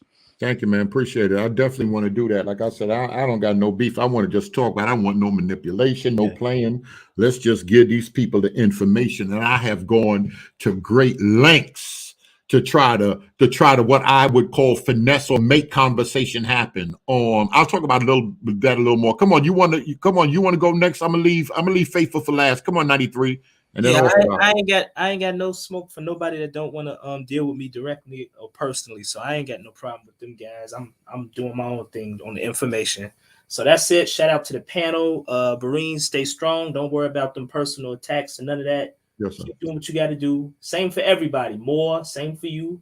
Faithful, and I'm gonna do what I got to do. And so, peace to y'all. All right, peace. Appreciate it. Come on, more. So we don't got to be best friends to be able to peacefully disagree. You've heard me come on here and talk to people I disagree with vehemently and have peaceful conversations. I promote such and been doing such for years. I promote having conversations with skeptics about your belief systems because skeptics keep people honest, man. And for that concept, my name is being drugged through the mud in my community. So right now I'm being forced to clear my name. And so I will be putting out a video that goes over all the evidence and against all the claims, etc. Shout out to all the people who are out there looking for the truth, because the truth knocks the brains out of falsehood every time. Peace and blessings, man. All right, man. Appreciate having you on. Come on, Faithful. You got the floor. I'm gonna put on speaker. All right. Yeah, definitely. I can hear you though. I'm gonna put on speaker. Go ahead. Just share whatever you want to share, because you've been doing this. Yeah. You one of the only ones who've been doing it at least to this level. And whatever you want to share, you got the flow. Yeah, got you. I appreciate that, Brother Breen. I just wanted to say thank you for giving us your platform to be able to objectively deal with this. And also, I just wanted to say for the Hebrew Israelites out there, just for the record, because I got to reiterate this because I know someone's going to try to clip this. Your man Dante over there, he be wilding, so he tries to misrepresent everything. So I have to clarify what was being argued very briefly. We were not arguing for Chrislam. I was not endorsing Islam. I don't believe at all that Abu was endorsing Islam or 93 was endorsing Islam. Brother Bareen was not endorsing Islam. We know that Orthodox Moor is Muslim, but we were not endorsing Islam. We were simply saying that the slaves wrote in Arabic because they came from West and Central Africa, where Islam had an influence. They would have spoken Arabic. They would have written in Arabic. And when they came over here, many of them became Christians, whether by a pure heart or whether forcibly, however it happened, when they began to embrace the Christian faith, there are certain phrases that they may have remembered from their past life as Muslims or their family or whatever, that they may have incorporated. Generic phrases, very similar to how when Hebrew Israelites use the phrase people of the book. We know you guys don't practice Islam, at least not all of you, right? We know that the majority of you do not. And yet you guys use the phrase people of the book, which is found in the Quran. The assumption isn't, oh my goodness, these people are practicing Islam. No, you guys heard the term, it sounded cool to you, and you guys use it for yourselves. Well, the slaves very well may have learned phrases in Arabic from the Quran that were generic, that could be applied to any of the Abrahamic faiths. The God of humanity. I mean, is the God of Scripture the God of humanity? Absolutely. Jeremiah 32:27. I am the God of all flesh, declares the Lord, right? It wouldn't be surprising then if somebody had an Arabic background in terms of language, in terms of knowing the language. Maybe they were formerly Muslims in the case of the slaves, that when they became Christians, they simply incorporated these generic phrases and they utilized it in their worship of the God of Scripture, the God of the Bible. And it's not in any way controversial to assume that. It wasn't that they were practicing Islam, or we don't know what the slaves were doing. We can't speak for the slaves. We don't know what their mindset was. I don't know, but I cannot definitively say for an absolute fact that they weren't, but I'm more inclined to believe that they didn't. That's just my personal belief, even though they came from Muslim backgrounds. We don't believe the pastoral staff was teaching them Chrislam or Islam. So all those attacks that Benaiah tried to hurl at us to try to dismiss the fact that the slaves did indeed write in Arabic and were using phrases that you can find in the Quran, it doesn't negate that. And you have two scholars that are on record about that. That's just objective. It tells us nothing about their ethnicity. We're not saying if they wrote in Arabic, they're absolutely not Israelites. That's not what we're saying. We're not making a claim for their ethnicity. We're simply saying what they wrote in and what were on the pews. That's it. That's all we're talking about. If you want to think they're Israelites, that's fine. You can think they're Israelites and also agree that they wrote in Arabic. Those things are not somehow contrary to one another. You can also think, honestly, that these people they became Christians because it's a Christian church, right? They would have held to a Christian belief, but maybe they remembered phrases that they heard when they were younger from their parents who were Muslims, and they simply tried to synchronize those generic phrases with their current, at that time, Christian belief. That very well could be true. There's nothing out of the realm of possibility. Just like many of you incorporate the phrase people of the book, which is original to the Quran, and you don't find the phrase people of the book in the Bible, yet you're using a Quranic phrase every time, every one of you who use the phrase people of the book. When you guys use that phrase, that's a Quranic phrase. Do you think it would be fair to straw man you and assume that you're practicing Islam? Of course not. So don't try to straw man us. Don't try to disrespect us. And I'm not advocating for Islam. I want to say that right now. I believe in the Bible and the Bible alone. I believe in the God of Scripture, the God of Abraham, Isaac, and Jacob. I believe in the God of the Bible. All right? I'm not endorsing Islam, but I am being honest with the evidence as it's been presented by the scholars. We need to be honest with evidence, objective with evidence. That's all I got to say, Brother Brian. Thank you so much, man. I appreciate you. I'm going to head on out, man. God bless you. And hopefully we can do this again, brother. All right, appreciate it. Let me know if you want to jump back on. We're going to talk about you in the in these comments that's coming up. All right, everybody. Y'all see, I want to make sure, let me see if I can make this any bigger. I want to make sure y'all see everything. Pastor Kelly, whilst we were on, Pastor Kelly jumped on. Shout out to Pastor Kelly. Shout out to everybody. I want dialogue. I want conversation. But y'all have been moving some type funny, Pastor, with Professor Katz, with them pews, them blind religious folk that just want to be Israel. And there's nothing wrong with want to be Israel. I got people I love and they love me. That's Israel. Now, I ain't got no beef. I got other people. You can say what y'all want. That Wiggins, mystical as he want to be, but listen, he walking in the truth that a lot of people that so-called Israel not walking in. Everybody doctrine ain't perfect. He a little mystical. It's all right. I come from a Pentecostal tradition. That don't bother me one bit. So Dante posted some stuff. And then I did ask him, I said, I'm gonna post our conversation. I'm gonna post it. He put a heart by it. He made some comments and let me just play some of this here. Hey Berean, you remember when we were plotting to embarrass Salam? That's the young sister, urban apologist sister, and the whole UA, if she came back on her channel with her methodology 77. So he said we wanted to battle. So y'all heard me multiple times talking about her. Where you at with these slides? Y'all heard me, now you see he putting his own words in here, but I want to give everything in context because I can quote one scripture, Bible, and it's out of context. So we want to make sure that we're looking at the whole conversation in context. I'm asking some other people to do that, but I'm gonna try to see if I could, because I got so many videos. I took down. I'm gonna try to play the video with Nefer on there when we were talking last year. About that was the time, I think that was around the time of the 400-year debate. So I'm going to try to see if I can pull that up specifically so I can play that, because I do remember that. Y'all know that I slid that I explained the whole thing before, how Dante didn't really want to even bear witness with, that whole thing with the pews and everything. But before I play some of this, I just want to make sure that y'all see this part right here. He posted that. And then he posted this, you know, some Jay-Z stuff right here. This is the first thing he posted since we've been live. We've been live for a good little while. I'm gonna stop sharing this right here, and I'm gonna go to this.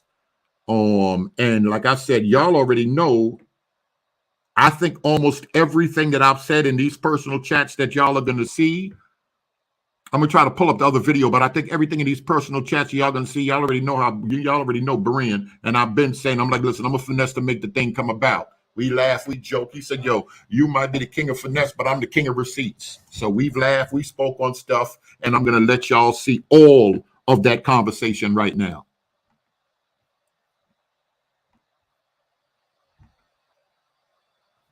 All right, let me make sure I'm gonna make sure I see this on the screen. All right, this Dante right here. I had to pull this up. Boy, this thing took me about an hour to do. This me sending him the link. I'm here, but I don't know what he's talking. I'm here, but I don't see anything. I want to make slow. Take screenshots, go run, tell apologists, get your mom and them, get whoever y'all want to see it. Shalom, brother.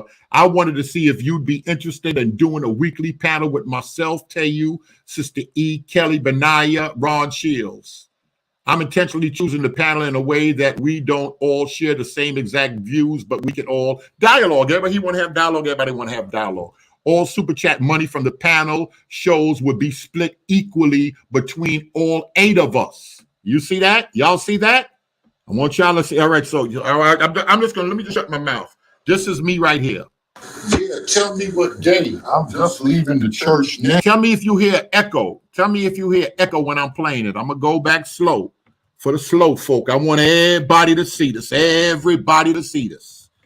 I want everybody to see this. Take time to take. I'm gonna take my time. Go call everybody.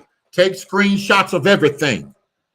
Do y'all type of one? Do y'all hear an echo, or do I have to mute the mic like I was playing a regular video? When y'all heard me, because I want y'all to hear our audio also. It gotta be in its context, like the Bible. It's gotta be in its context. Type of one if y'all hear an echo. I know y'all a couple of seconds behind me.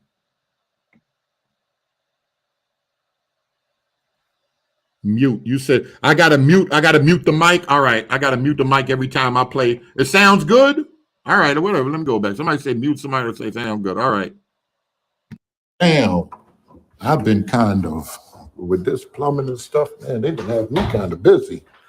Now, I go live. I talk about the plumbing with the church folk. Church folk terrorizing me with this plumbing. I do all type of construction, but I hate plumbing. Know how to do it, but I hate it. Would it be the same day and time every single week? Yeah, I think it. Right now we just put together the group. Everybody that I mentioned is already on board. We're just trying to coordinate the day and time, but yeah, it would be the same day and time every single week. So let me know, and I can add you to the group with everybody in it. All right, y'all heard all of that, right? Let me go back so I can make sure I can see. Sounds good. All right, they say sounds good. I want to make sure. All right. Everybody can see it. I just want to make sure. So now I can read some of this. Wanted to follow up to see if you wanted to be added to the group chat. We are working on coordinating days and times. I don't think I will be able to be consistent with it. I haven't done my Sunday seminary in about a month because I've been so busy working at the church. I understand. We'll definitely invite you on as a guest as we proceed. Yes. And let me know the date if it's going to be a steady date like Tuesday evening or whatever. Will do. Don't miss today's show. UA is about to take an L. For those of you that don't know the UA, that's Urban Apologet. That's the Urban Apologists. That's a group of people that's over there. And they, I used to be one of them. They used to be banging. They go out. I don't use the word bang and all that stuff. Excuse me. What time? 1 p.m. That's his time. You killed them. Put my finger up. You killing them. That's me, Ampy. Y'all know me. I told y'all I want dialogue. Don't be mad at me. I'm not done yet. This Friday is going to be one for the record. Thumbs up from me. That blue is me on the right. The other side is on the left. Man down. Man down.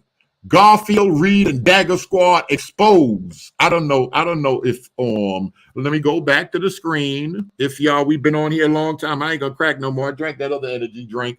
I don't want to crack them Red Bulls. There are people on here telling me they ain't no good. Y'all tell me if y'all want to play a video, but that's a video with Garfield on there, but whatever it is something that he shared with me. I think if I click it on, it'll open up. If y'all want to see that, or y'all can write the name down and y'all can go back and look. I want to give context because some things were said. I didn't listen to his video. I don't know, sometimes stuff get lost in translation, but people telling me that he's saying that I said some other stuff. So I just want to make sure. I want to find it. And he could say, well, he didn't say it on the text, but he said it on the video. So I'll pull up the video and I'll play the video also. I do remember some stuff coming up with Sister Nefer and I'm using her government and all of that stuff. I do remember some stuff coming up with her and that list. And I remember mentioning publicly the pastor name is Isaiah Robinson, him, and I forget the other guy name, but I saw him in my friends when I'm going down to all of the people I blocked and all of that other stuff. I saw him in there. So that's how I remember his name. That's one of them. And we did this publicly, but I'm going to play that video. Let me keep going with this. Any questions, anybody? Any questions, anybody, on anything you have saw so far? This is for the community. I'm doing this for the community. And Dante you already know I was finna do this right here. I know, already put a thumbs up. I'm not about to argue with Mike about that Christmas tree again. All right, thumbs up. You ready? Mike said to tell you he enjoyed the conversation. Same here. This is something with Dunamis. This is my man right here. Let me see. I don't even know. Can I make this thing bigger? Something he said. Hey, Berean, could you look at these? The brother that was on a little while ago. Can you look at these videos at something time? Benaiah Israel. All right, y'all make that. Y'all take a screenshot of that right there. I'm gonna stop right here. Take a screenshot of that. Take a screenshot of that, and I'm gonna slide down some more. I can't see what he's referring to. They can't see it. I can't see it. I can't make that thing no bigger. All right, this is another video. The pews right here. This is me. I think this is a Faithful or Abu or somebody. This is me right here sending that. You see this? I think Faithful and Abu, something like that. That's me over there sending it. This is him with the laughing emoji. Is that what you call debunked? This is what they have after a year of hundreds of pieces of evidence. What we need to ask is, where is their effort to put out any information at all? That's me, thumbs up. I tell you, if that guy is in the comment section the next time we go live, okay, I'll address it. Make sure to check the 2 videos I'm dropping today. Okay, thumbs up. And Benaiah video, Faithful to God, addresses 1, Ashkenazi Jews, but Benaiah wasn't talking about Ashkenazi in his video. FTG is Faithful to God, is being deceptive in how he presents his information in both sides. This is me showing him a screenshot of something. Them thumbs over there is me, and that's whatever this is. Y'all take a screenshot of that. Hey, tell Dante not to ground stoop something down to the level. Whatever this is something I'm fast forwarded. I'm forwarded. Somebody hit me forwarded and whatever. Y'all take a snapshot of that, and I'm gonna move on. I want to move your show. Make sure y'all make it big on your phone and show it to your people in there. Let me stop the screen. Let me go back over here. Is there any questions? That's what I'm saying. Make it on your phone. I don't want to make it no big and lose this thing here. That's the screenshot he posted. All right. Any questions? I'm going back. Yes, they split the money 8 ways. I wasn't worried about it because like I said, I was the church. I can't lie. Them church folk were doing me good. Them church folk were doing me good, and I was already and I was heavy in the super chats, blowing with that Christmas tree. You start talking about that Christmas tree, that Easter egg, them Israelites gonna get your super chat heavy.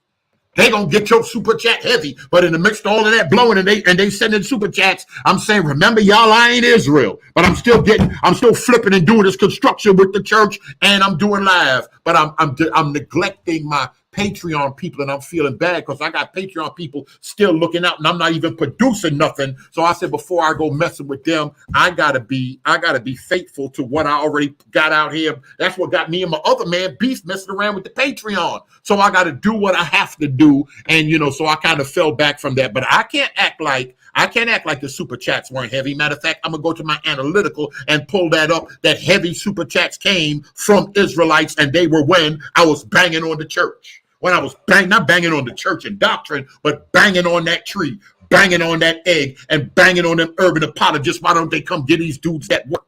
Those were my most paid videos by way of Super Chat. Now, I get a little something from commercials, but most of my videos got other stuff in there, so I can't even get commercials. Plus, when you have Israel or Hebrew, they consider it kind of racist. Hebrew, Israel, or Sinetta, they always want to limit your videos because they say it's only a certain audience. I forget, somebody put the name of that I had the website and I shared it with some people before, and I'll post it in the comment section. That's where you can go see what I'm getting, what my perspective for the year is. Sinetta, anybody that got a YouTube channel, after you're over 1,000, after you're over 1,000 subscribers, you can start getting a little check from the commercials. And then, super chats and whatever else you do. A lot of people selling, like that brother selling sneakers. Almost everybody over 1,000, they selling hoodies and all of that. They selling hoodies, cups, T-shirts. They doing all of that. We talk pastors, apologists, teachers, everybody. Israelites, everybody over 1,000. They selling hoodies. They selling T-shirts. They selling cups and mugs and all of this other stuff. So there is the possibility to get some money. You can get plenty money, more money, or plenty money when you're a good bit of money. Let's say, because I have gotten a good bit of money on top of my work and my construction work, messing around with these Israelites. If you use the term Israelite, awakening, it's more money than if you're just an urban apologist. Look at the number of the urban apologists. Look at their numbers. Look at their numbers. Regular Christianity ain't jumping right now. The awakening is jumping. I don't want no emails from none of y'all. I'm telling y'all what is. You want to thump on? Go ahead and thump. I'm telling y'all the truth. This Israelite thing is money right now. This Israelite thing is jumping. I just want conversation because I want to line folk up. I want folk to talk. If it's the truth, and apologists got the truth. And I told you, I said, listen, like I told the other brother, what's the other brother name I was talking to? He got a big channel. He eating too. I said, listen, they got y'all with the doctrine now. We done had a lot of discussions about doctrine, and I think that we got that straight. But I want to get to this history. I want to get to these slave ships. I want to get to this work. I want to get to this business. DNA, a lot of people said it's this, it's that. People pseudo don't know what they're talking about, but at least I could get it. Israelites, they try to get in there and explain it. I feel a little offended. The Genesis 49 dude, y'all tell me he the top Israelite. He bearing witness with folk over there. Rest of y'all coming on here talking DNA and all this crazy stuff, then telling me prophecy and telling me them folk don't fit. And as well, so the Genesis 49 dudes and them came on here saying it. They cussed a little bit, but they came on here saying it. And to the prophet said it on Garfield and them.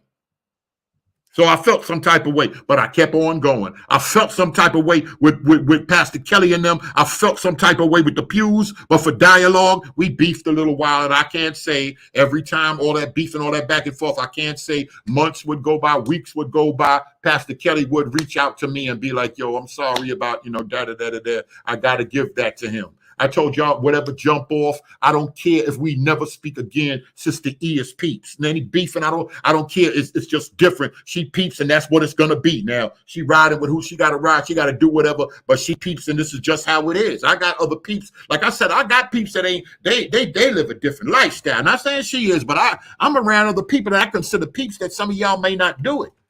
I'm around. I be around some people that they may not be too right, but they still peeps. This is just what it is. And if y'all are honest, y'all got family members that ain't right, but hey, they still family. Let me go on. Let me get back to this right here.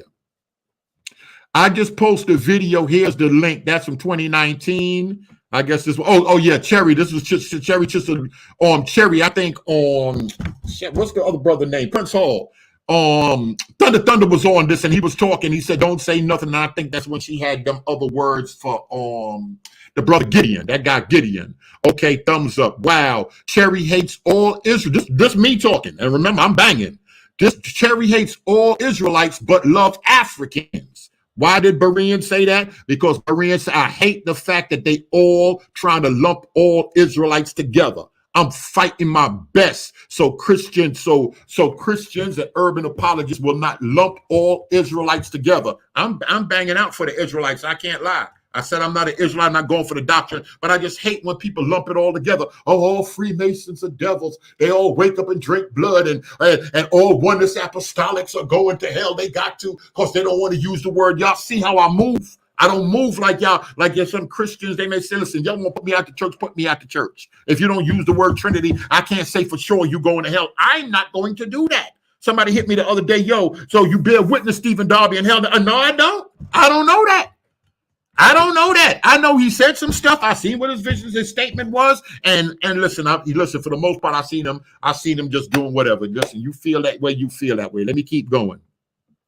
That's what I was referring to on your slides when I said BS. I have to watch the rest of this. That's me. More coming. I don't want to distract from the show because I want to see how this turns out.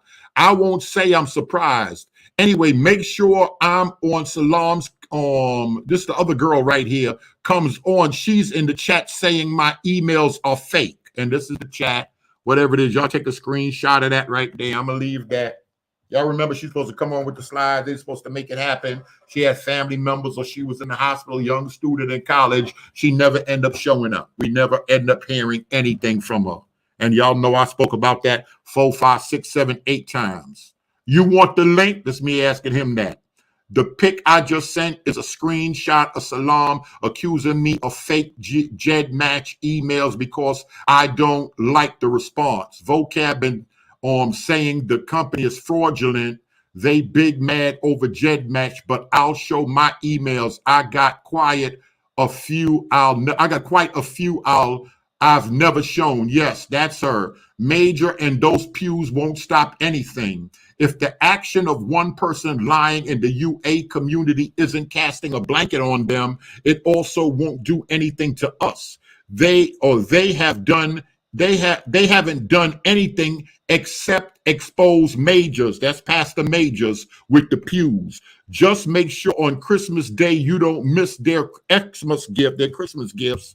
I'm going to expose the whole UA community about DNA.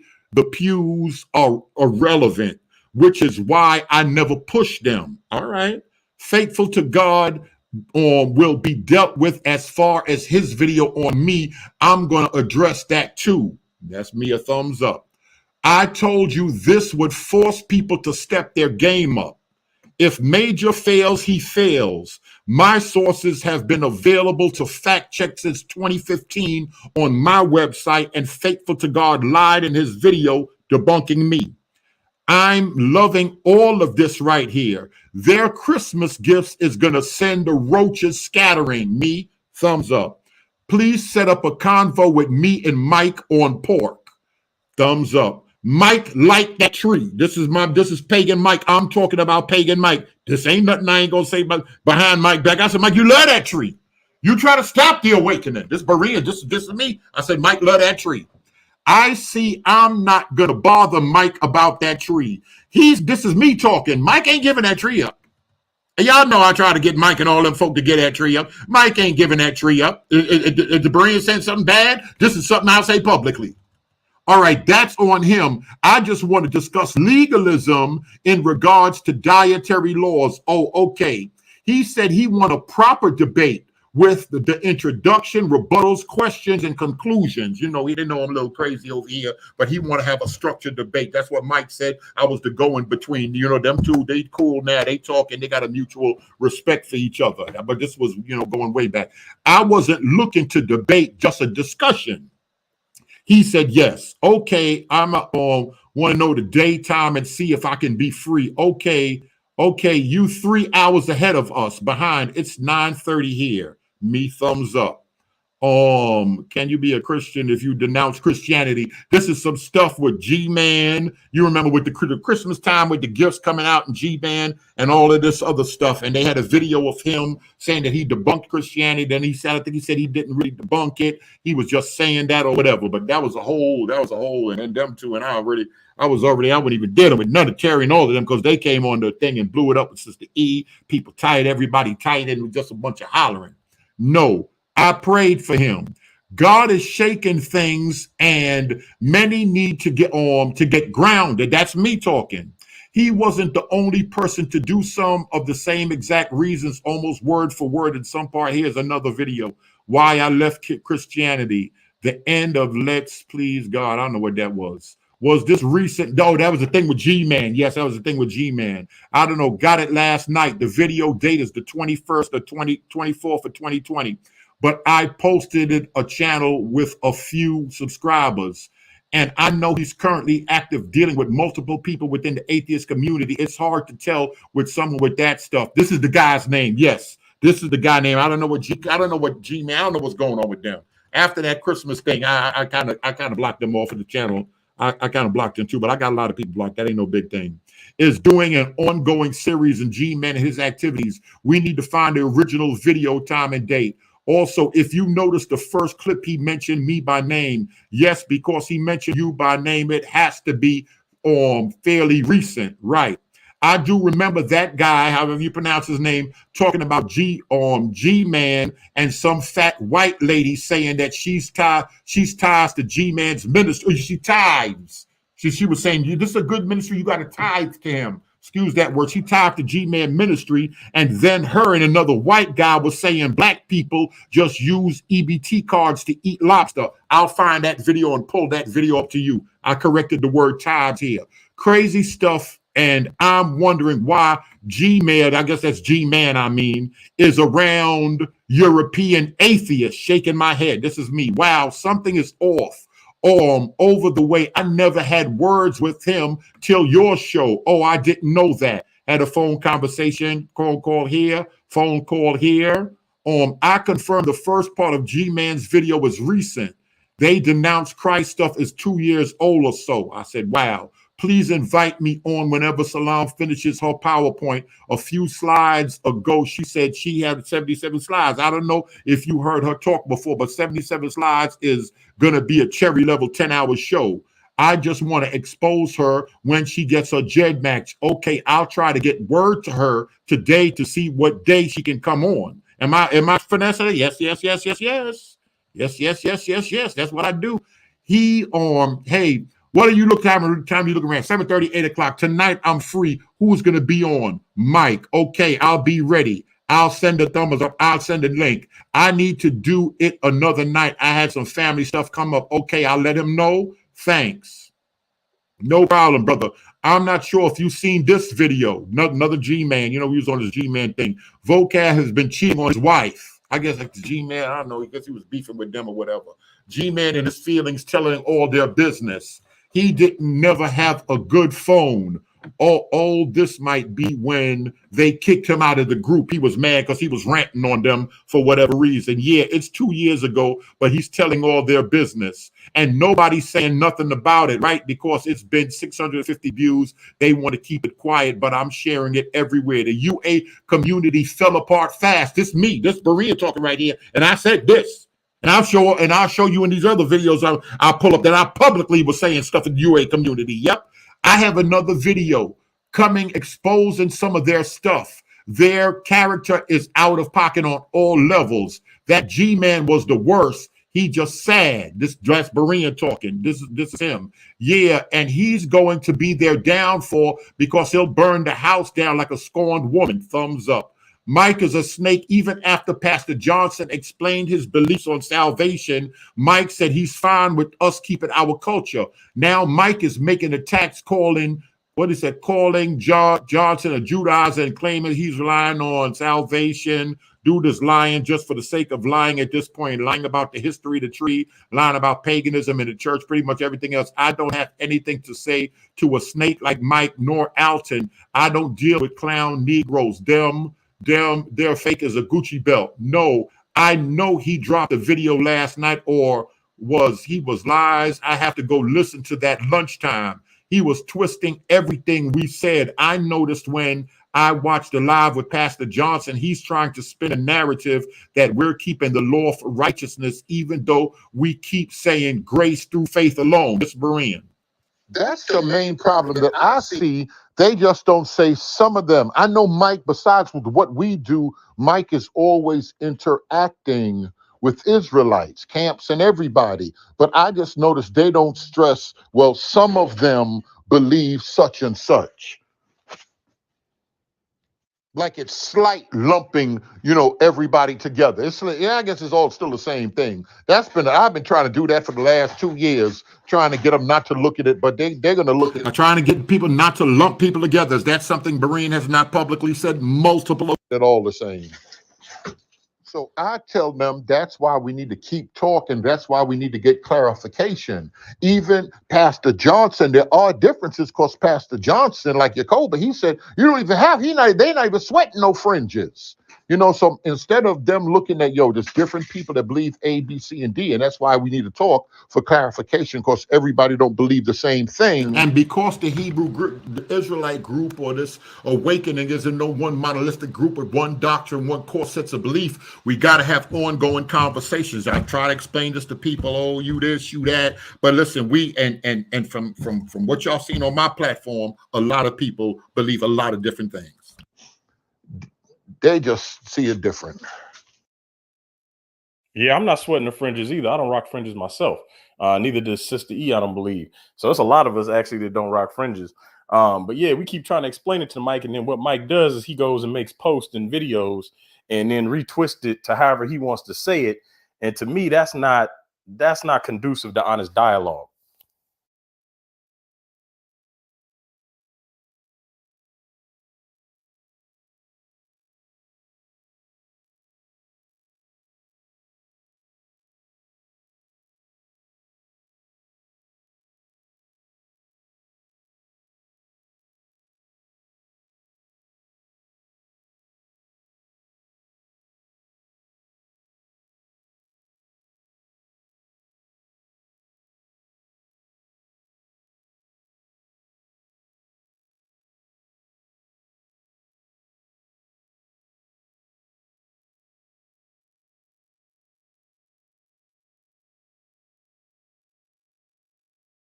Oh, no, I'm sorry. I took my no sound. No, I'm saying my sister said on Berean. The other brother said, all right, you prove yourself. My sister saying here, stop Berean. We don't need to see all of this. Please move on. No, there was some comments made about BK apologists and Berean doing this and Berean doing that. I want y'all can take it upon yourselves. I want y'all to see everything. I told y'all I'm going to pull up the video stuff. Berean said this about BK apologists. I don't even move with them people like that, but I'm telling you right now, some stuff is being said. It's the truth and the lie, just snaking it. The truth and the lie, that serpent stuff, the truth and the lie. So I want everybody to see every single thing.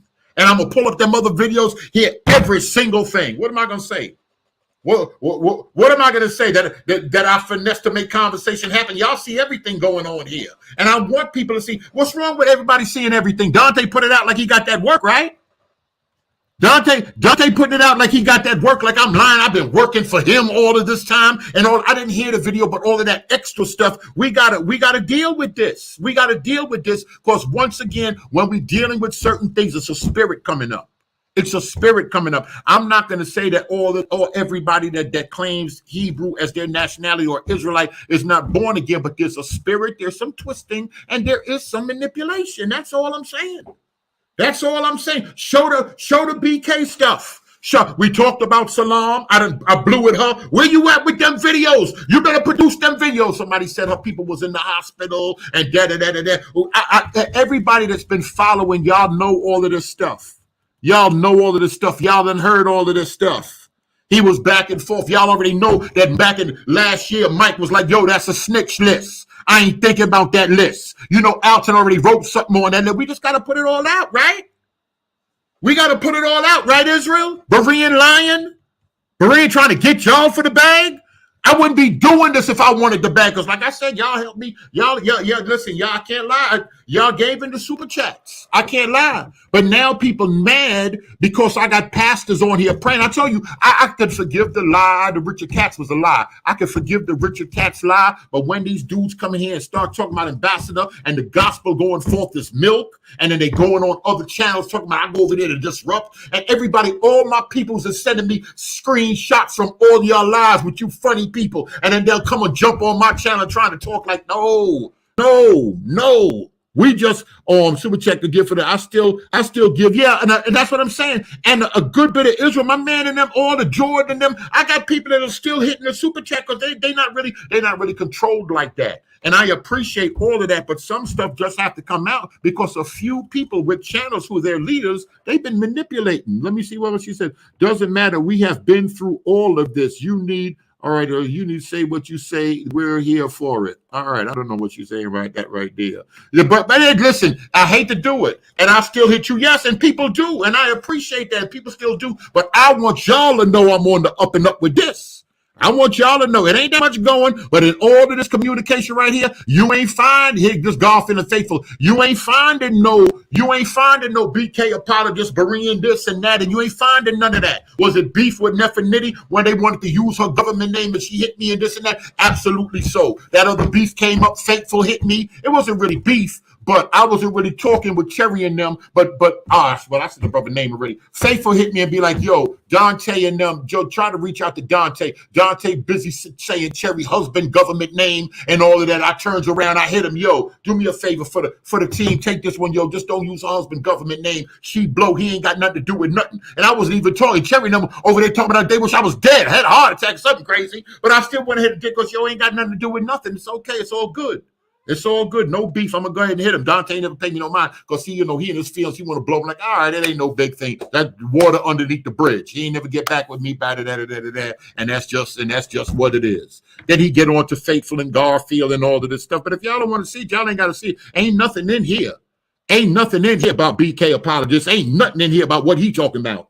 Ain't nothing in here. So what that other dude Brown there talking about, just admit it, Berean, just say it. I'm going to show it. I ain't going to say it. I'm going to show it. Funny type people run around here questioning me. I tell y'all I keep it a buck. Who y'all think I'm scared of out here? Who y'all think I'm scared of out here? I've been told y'all, boy, I'm going to finesse this. I want to have conversation. I want these church folk to come and sit down. I want these Israelites to come and talk. I've been telling y'all that. Y'all mad at me? Don't be listen. Y'all mad? Keep it moving. Keep it moving if you're going to be mad, but that's what I'm going to do because I want folk to talk, and I feel folk need to talk in the midst of all of this stuff. I ain't going to lie, some stuff has been coming up. Why? And come up with what the Israelites, because they've been doing the majority of the talking. Now pastors are coming out, pastors that used to be in the awakening, that's confessing, yo, that's the fugazi, that awakening ain't that. Other pastors coming on preaching the gospel, arguing, and I'm here like the host. And shout out to Mike. Mike was one of the first ones coming on. Be like, when everybody was saying, yo, don't go over there to Berean. The Israelites don't go over there. Mike came through. Mike was coming through. We on our good cop, bad cop, getting it in. Dude, Mike know Berean trying to be in the middle.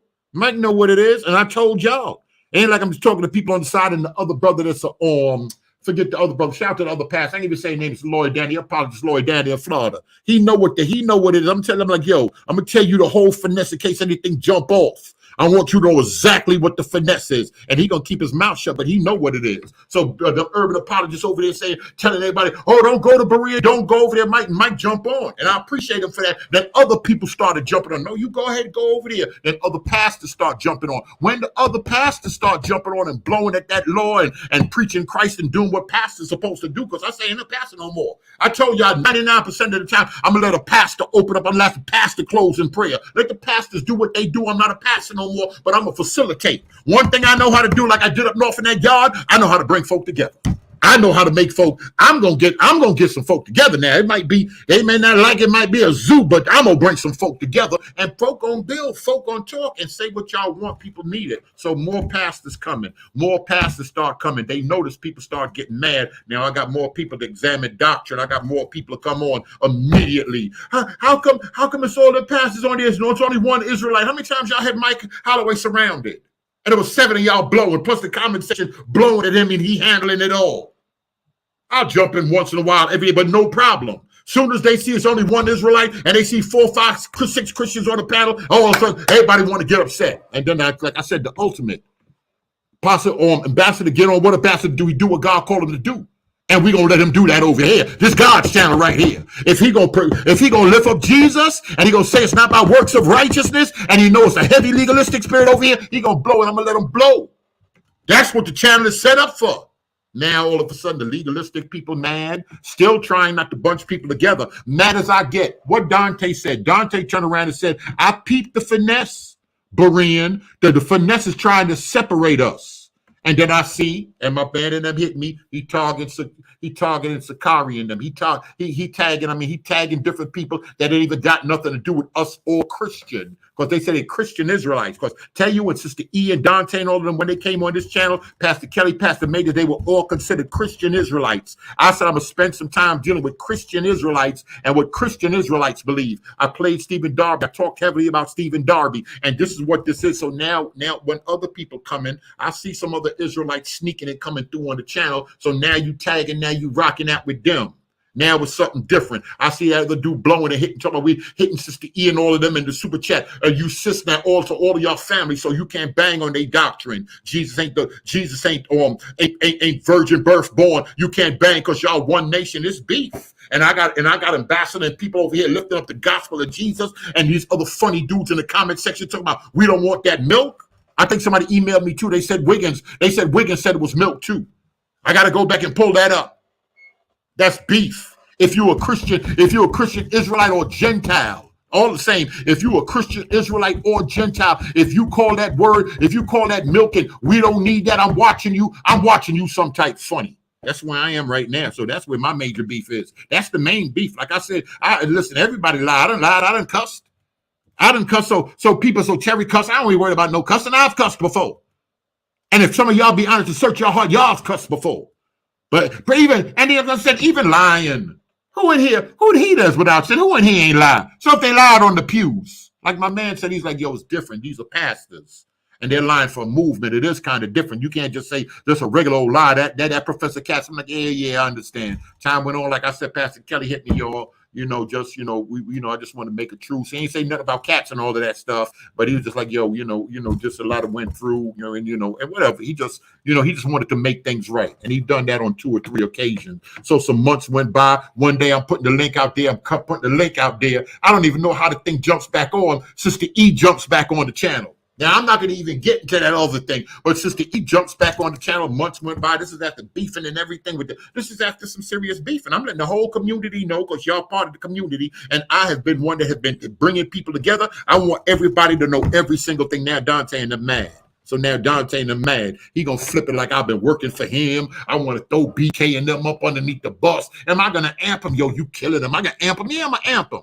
I want conversation. Ain't nothing wrong with that. I don't think he said so much stuff that was that bad. He want to get out there, and when you get to the ego, that's going to make people talk. That's going to make this. I know how to do it. Don't play with me. Don't play with me. I done been up in that room with them other folk. Don't play with me. I know what I'm doing. Folk going to talk. Folk going to confess. And this is just what it is. I don't want nobody to be offended. Are there any questions in the community? I'm going to put the link out there. Are there any questions in the community? For anybody that want to get on, don't come on here and talk about no Christmas tree, no Easter egg. Don't come on here with no nonsense. Is there not one? Who want to come on and talk? Who want to come on? Who got something to say about the community, about the urban apologists, about what y'all heard today, about Dante and Kelly and all of them? Who want to come on and talk about anything? The floor is open right now. But I can tell you, we could go through all them slides. I'll make sure. I don't have no time right now. I'm going on 7 hours, put a whole shift in with this. But I'm going to make sure I pull up. I'm going to make sure I pull up them other videos so y'all can see the back and forth and the beef with Nitty and you know what was saying when he was talking about that whole Christmas thing and Mike Holloway turned around, yo, that ain't nothing but a snitch list and what Alton had to say and all of that. Nah. And I said, nah, let her go. Don't sweat it. Get her off the list and get it in. She got she got a legit business. I ain't trying to tear nobody down far as they putting their government out there and people. And Dante said call these people jobs. Call these people jobs. They a hate group just because she put out that Judah thing blowing at you. Hun Richardson, man, come on, man. Come on, man. Somebody said, I'm cussing right now. Faithful, come to the microphone. I'm here for the comments. Yeah. And I just got to say this. I respect what you said about, people make mistakes. And I acknowledge that people can make mistakes and they can repent of it and they can turn from it. But they never apologize for that mistake. They never made a video publicly saying, you know what, we were being dishonest.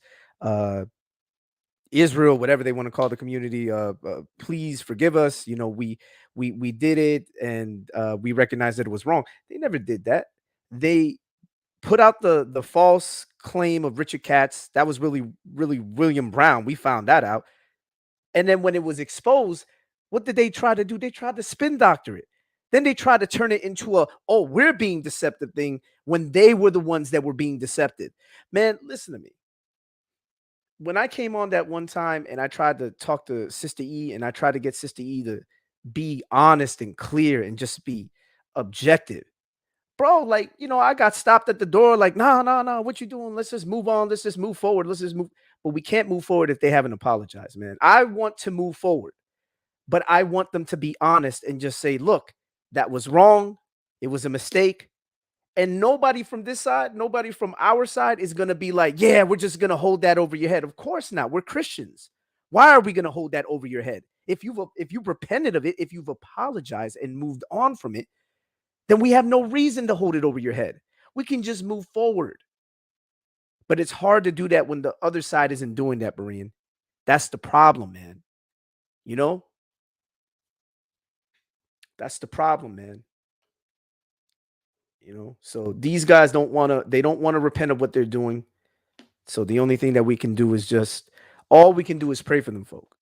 That's all we can do. But no, but hold on. I got to admit, in their little way, as time went on, even like somebody had pressed, when we had brought it up and pressed a few people, Sister E was like, well, don't deal with any of this ass major.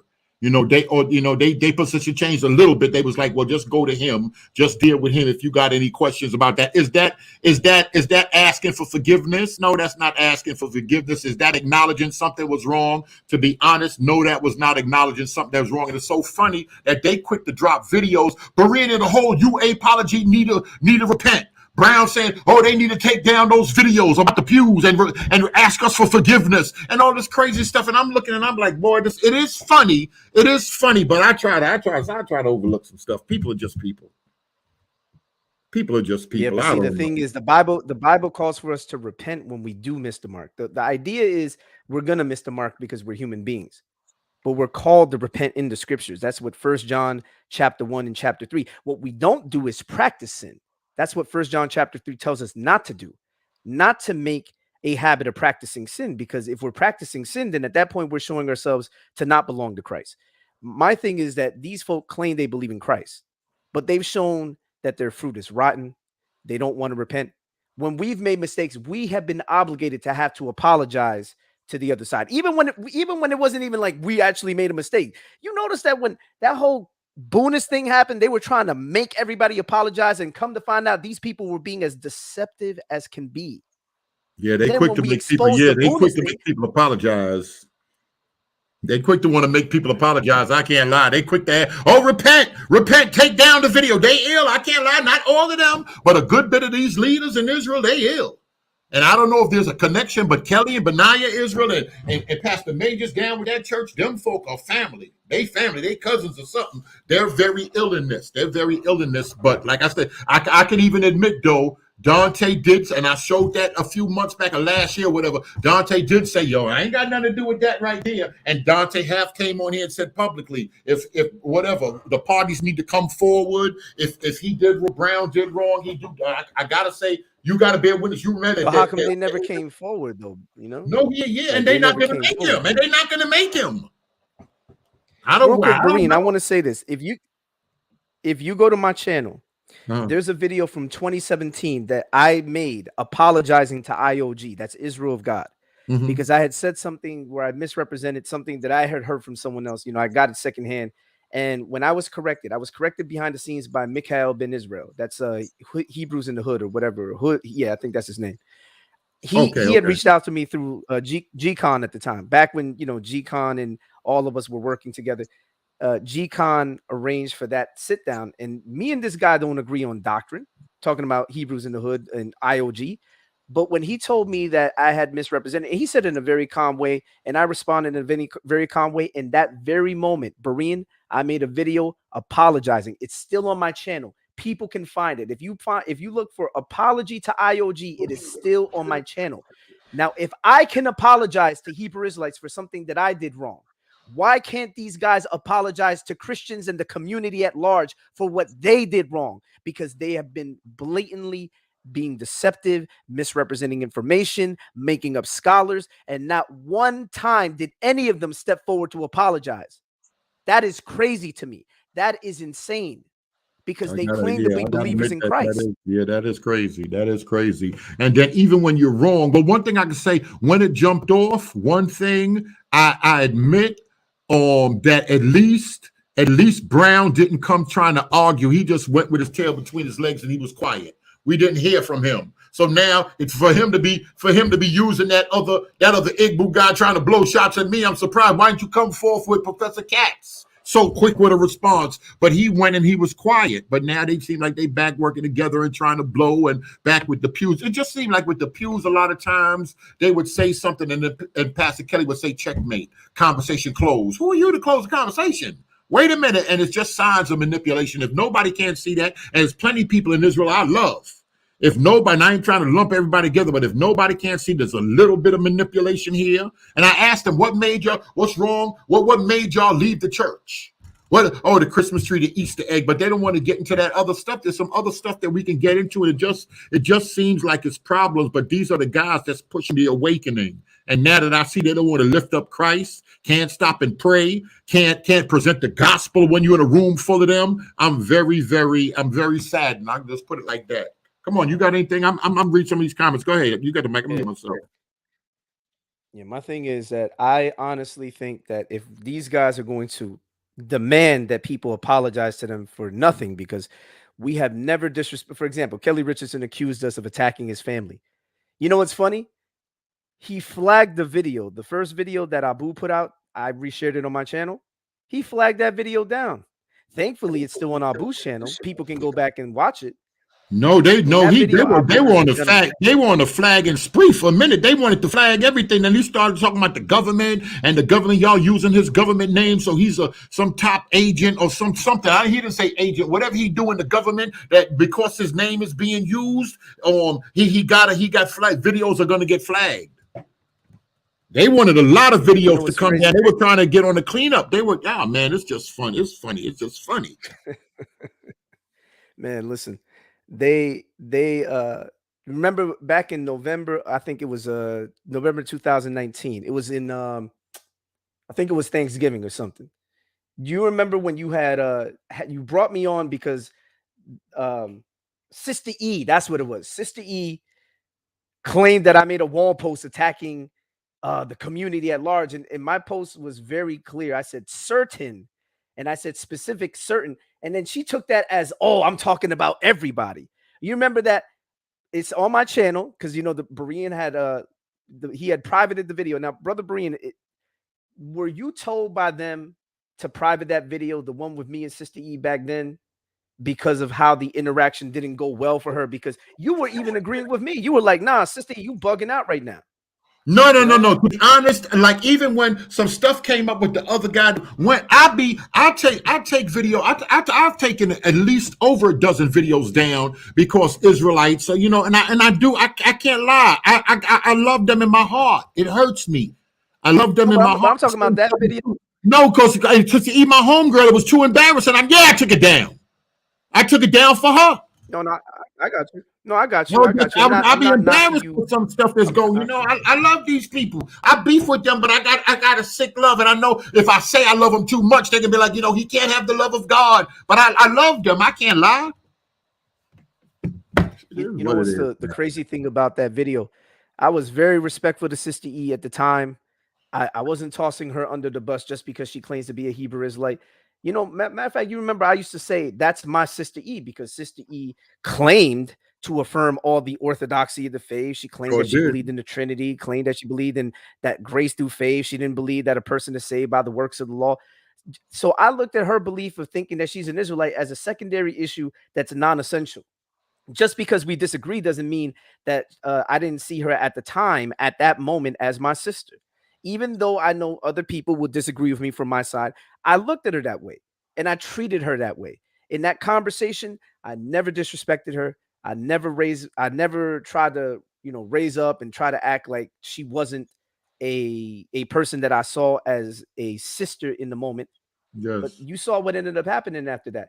Misrepresented me, claiming that I said somebody went under a troll account using my government name when Ron Shields did a live stream.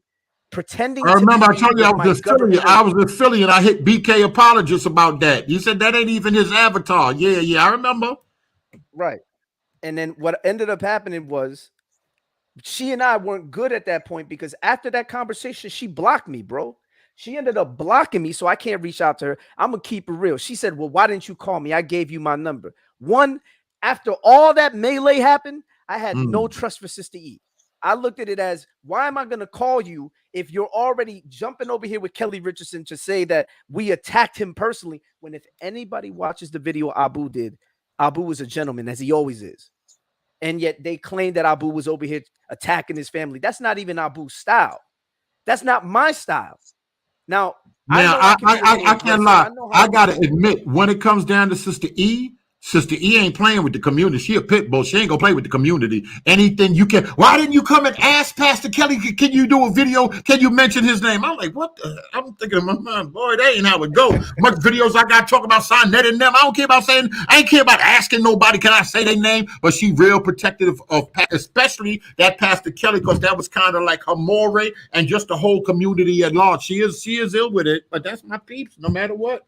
That's my piece, but she is ill. I gotta call it for what it is. Hey, but brother, you know something though? At that time when I had that conversation, which anybody can go on my channel and watch it. It's the Faithful to God versus Sister E uncut.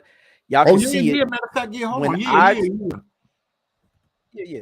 When I had that interaction, I spoke to her with respect. I didn't talk to her as if I was talking down to her. I just kept it real about why I made my post. I gave her the explanation. She still wouldn't take the explanation. And then she's over here trying to demand apologies and all that. I'm like, apology for what? What? Nobody attacked you. Nobody said nothing about you. All of them got a spirit. I can't lie. They got a spirit of come and apologize to me. Take those videos down. If nobody could say that, I'm gonna say that publicly. Y'all ain't got to never come back to this channel. They got a spirit of demanding an apology and demanding that you take down videos. And the crazy thing is, and I can't lie, I took down videos to please them, but for the most part, I took down videos on my own. But especially like I said, with the one with Sister E and all that stuff, another one, I freestyled the whole Nicene Council. Second Exodus, come on, talking pure retarded. He embarrassed himself. Pastors and bishops and everybody hitting me. I turns around and I take it down. Look, These folks so funny. They don't even know they're embarrassing themselves. That's a whole different thing. I want to pull up that video. I want to pull up that video. I want to pull up that video you got right here. Berean, you offered. Hold on, Berean, you offered. Hold on a minute, Faithful. You offered up 2 names on the list. I did that publicly. You're absolutely correct. And I just told you Pastor Isaiah Robinson was one. I'll look up the video. Remember the other name. It wasn't BK. I know the dude because I was beefing with him online. When I had the Sunday seminary jumping, I know exactly who it is. But find BK apologists. Let me play the rest of these. Because J Jax, she want that business. Dante lied. Tell Dante find it. I'm going to pull up the videos and I'm going to play the rest of these on Messenger. Dante lied. I know you believe your great God can't lie. I know you believe that. I know you believe that, but I'm going to tell you right now, maybe he ain't lied. He got the story confused. And I'm going to pull the video of that was done publicly. That wasn't done privately. I'll show you all of our private conversations and voicemails, every single one of them. I know you got a wrench over there with Dante. I'm telling you, he misspoke. I don't want to say lied, but he misspoke. But I would say it's lied away because he made it sound like Berean been my agent. Y'all, what I look like to y'all up in here? What I look like to y'all up in here? Even when I say I'm finna go, boy, I'm gonna tell y'all what Berean would. Let me just leave that part alone because they'll take that and they'll go twist that. Go ahead, Faithful. I want to. You gotta time this person out right here. Hey, you see that person in the live chat? Berean TV loves. Yeah, you want to time that person out. That's a troll, man. Hold on, I'll try to find that because another thing too, and like I agree with my other sisters. They need to apologize. They need to apologize to Orthodox more. They need to apologize to that other Muslim. What's the other Israelite brother that dropped that other video about Pastor Kelly lying on them pews? Give me his name. I'm gonna play his video too. Give me his name. Let me look at somebody. Go ahead. You got the mic. Let me look at the guy that made. Oh, Issachar. The dude Issachar. Yes, I got it. All right. That's it. Go ahead. I'm gonna mute myself. I gotta look for him. Yeah. Matter of fact, I want the Hebrew Israelite community to hear me. Despite our differences, despite our disagreements, I want you to hear me just for a moment. Here you have Dante. He claims he's an Israelite, right? But he'll attack Issachar for making a video criticizing the pew methodology of Kelly Richardson and William Brown, right? He started resharing some of the videos that Abu had done, and they didn't like that. So you had Kelly Richardson slandering him. You had Sister E trying to slander him, and Dante Fortson did community posts resharing videos from others where they claimed that Issachar wasn't an Israelite, that he was a Canaanite, he was a Hamite. That, you know, some of our people are really just Hamites. They're infiltrators. They're trying to stop this awakening. All this dumb stuff when Issachar still believes he's an Israelite. He still believes African Americans are Israelites. He just doesn't agree that there's any Hebrew on the pews. And he was just sharing his honest thoughts. And he thought that Abu made great arguments. The only thing is this. To me, when they started attacking that man, it was like, well, they'll attack Christians for not agreeing with the identity claim, right, Berean? But yeah, you got a dude that does believe in the identity claim, and they were still attacking him too. Lord have mercy. Crazy. I'm trying to find that, what you call it. It's in here somewhere. Trying to find that. Gideon, what's good? Come to the microphone. What's up? Oh, he left. I was trying to find that other video. Go ahead. I'll drop the video. Okay. And both of them, they're from that other dude. What's the other dude name that you just talking about? Ichkar, and the one with you and Sistine. And the one with somebody said that ain't mad at me. Somebody said I should have took none of them videos down. I need to put all the videos I got. I need to just put everything up. Yeah, keep this one up. Don't take this one down because people need to see this. This needs to be on record, man. Please don't take this one down. Don't let them finesse you out of trying to keep this one up. I mean, no, but I can't lie. Like I said, I can't lie. Like I said, sister, eat my peeps. Certain people are just, I felt some type of way. Some people, like I said, the other dude, boys, the second next to don't even know he talking crazy. Don't even know he talking crazy. Yeah, I'm gonna have Abu send it to me right fast because he had the video. Let's see if it's right here. Yeah, here we go. I think this is it right here. Yeah, we did a whole video, bro.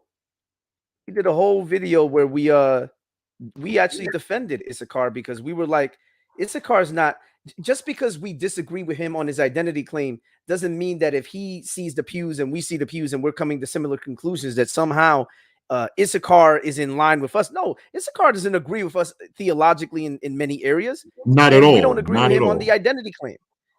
But yet Issachar, despite being a Hebrew Israelite, was an honest Hebrew Israelite. He looked at the methodology that Kelly and them were using for the pews, and he said straight up, dog him out. Man, dog him out. Yeah, they called him a Canaanite, man. Like, you know what I'm saying? Then Dante had the nerve to claim that I was saying, look, check this out. When that whole thing in August of last year, when we were going back and forth, Dante and I, when 93 and I we put in that work. Marine, we put in that work. Y'all did. I can't lie. I can't lie. Yeah, we've been putting that work, man. Listen, they haven't dealt with 90% of our information, talking about 400 sources. Bro, they ain't dealt with the hundreds of sources that we put out, countering all this stuff that they be claiming. But anyways, that's beside the point. When Issachar put out his video, they attacked him. He called him a Canaanite. Dante put out a video where they were calling him a Canaanite. It wasn't Dante's video. He was resharing someone else attacking Issachar. I'm like, really? I'm like, that's how y'all do? That's how y'all get down? Like, that's crazy to me, man. All right, hold on. Let me go on ahead and find this video real quick. Yeah, man. Yeah, I'm telling you, bro, it's crazy. The way that these guys are, it's crazy. Then Sister, you're gonna go and claim what's that dude in Georgia? The Richard Cats in Georgia Cats. You remember? Oh, the other one. Yeah. Plumber was doing that too. I can't lie. Plumber was doing that also. Plumber came on with a video. I can't know how Berean ain't found him. I found him. I'm like, yeah, okay, you found him. He ain't matched the quality, but they want to believe so bad. When you want to believe so bad, I understand. They're not even looking. Listen, his degree was in Gothic. I'm like, what in the world? This ain't got nothing to do with the other one. But they didn't even think we looked into that far. Like that. You can't even speak the language like that. He don't fit nowhere in there. He don't want to. Shout out to the other dude. One Israelite hit me and said, yo, that man's name was used without his consent. But that wasn't even to do. That whole thing was just madness. pure madness. But once Yeah, again, but you seen when Benaiah and Sister E, they put out that yeah, video, yeah, and then yeah, Benaiah says, yeah. I was sitting on this. Yeah, matter of fact, we gotta pull all. We gotta. Man, I hate that faithful amping me up. We gotta pull all that out for the community. We gotta pull all of that out for the community. How I'm lying on you, Plumber? Jump on, Plumber. I can play your video too. Let me go to Plumber channel. Pull up his video. Yeah, And then you said Plumber said 5 times. Plumber said 5 times. It might be him, but then it might not be him. It might be that ain't him. Right. Don't know ifs, ands. It ain't him. The qualifications didn't line up. Did he ever take it down? Did he ever apologize? Yo, Berean, I thought it was him. I ain't gonna lie. I made a video throwing shade. You know, he built off of that video and he built his channel off of that video. Am I wrong, Plumber? Let me put the link. You could jump on it, Plumber. You could jump on, Plumber. All our videos are out. This is public information. And like I said, them other videos, I'm gonna find that video with Nephion, where she was talking about her husband or whatever, and the names, and the sister said Dante apologized, and I'll blow her and talk about Pastor Isaiah Robinson, and I'm gonna remember the other pastor name. Oh, I'm gonna pull this up. Oh, we gonna spend. Let me open up one of these things. We gonna talk. We gonna all talk today. Yeah, we gonna all talk today. We need them receipts. We all talk today. You gonna pull up this other one? I got this one over here. Let me see, which is this? All right, that is the video. Hold on, I'm telling Abu to send me the Issachar video. Yeah.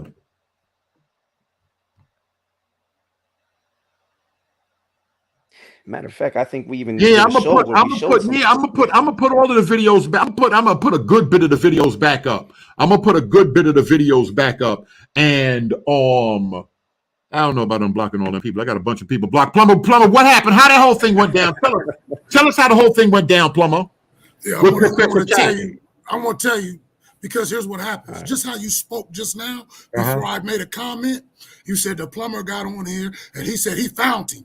But see, that's just not the exact truth. And how that's was that not exact? Hold on. And that's how I ended up even making the video in the first place, because you didn't speak the exact truth when you first talked about it. Talk about, well, I looked for the plumber. I even talked to this guy who's an investigator, and he couldn't find Richard Katz. But see, instead of just saying instead of talking right, and this is what keeps happening here on this channel between Israelites and Christians, is that the misrepresentation of words. So that's how I even made the video in the first place. I wasn't trying to build no channel, but I originally made the video because of what you said. And if you listen to my video, which you can put up, I said I can play right now. I want to play right now. Berean said that they can't find no Richard Katz. I said I didn't say no Richard Katz. That's the exact Richard Katz. Go play the first video. All right, I'll play. All right, I'm gonna play yours. All right, I'm gonna play yours. But my thing is Plumber. But hold on, Plumber, you've been up top. You read a lot of books, Plumber. You not no dummy. You making good money out here, Plumber. For what reason would you even use the Richard Katz in Georgia that got a degree in Gothic that has nothing to do with the qualifications from the man from Israel? Why would you even bring him up? Hey, real quick, Berean, hold up. Me and Jermaine had a hold up, Jermaine. You and I had a conversation in 2020 on Facebook. You know, my name is Mike, so you and I had a conversation on Facebook. Do you remember when I showed you the link to the video that we made responding to your video? It was at the end. We didn't respond to the entirety of your video. We just responded to that one portion where you were talking about cats. Do you remember your response to me, where you basically tried to downplay it? And the thing was, in the video, we never said, oh, he's saying definitively, absolutely. No, we were very clear in playing your clip and what you said. But the thing was, why would you try to use that if you know good and well? I'm just talking about the part about cats in Georgia. I'm not talking about what you and Berean and all that. Just the part about cats in Georgia. Listen to me, please. What's the name of your channel? It's my name. Hold up. Okay. All right, go Jermaine ahead. Howe, I think it's Jermaine Howe. So real quick, if I could, Jermaine, just hear me out for a second. When I reached out to you, I came to you respectfully. I didn't come at you, trying to, blow shots and all that. But I was bothered. I'm like, yo, Jermaine, you didn't come respectful. Let's be honest. No. When I'll show the messages. I'll show the messages. Keep my name out your mouth and all that childish stuff. I'm gonna show the messages right here. I'll show the messages right, Jermaine. I'll show the messages right now and read it word for word what we said. Do you want me to do that right now? Yeah, you came like with if you're gonna put my name in your mouth, Jermaine, do you want me to read the messages right now? It was now, something sir? to that effect, correct? Jermaine, you don't even remember. I'm just saying, let's not talk over each other. Oh, look, all this don't even matter. The reason why I didn't apologize is because I'm still not even convinced that these cats is telling the truth. I don't know who telling the truth, who telling the lie. So I left the whole thing alone because I don't even really care, actually. And that's what my response was to you. You can have Richard Katz. Isn't that my response to you? Take it. I don't care. It don't do nothing for me. The Most High told me who I am, so it don't do nothing for me whether he is or isn't real. No, but you're missing the point, though. Listen to me. But wait a minute, we said from the hold on, Faithful. Good. So that's why I just real quick. Just Hold on a second. Jermaine, listen to me.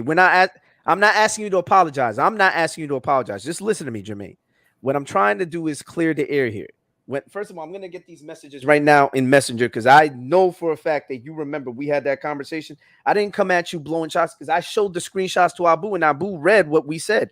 The only thing I said was that I thought that you need to be more careful because what you're doing in some ways seems like you're trying to stick up for these folk instead of just being like, look, like you just said, whether Katz is real or not is irrelevant, right?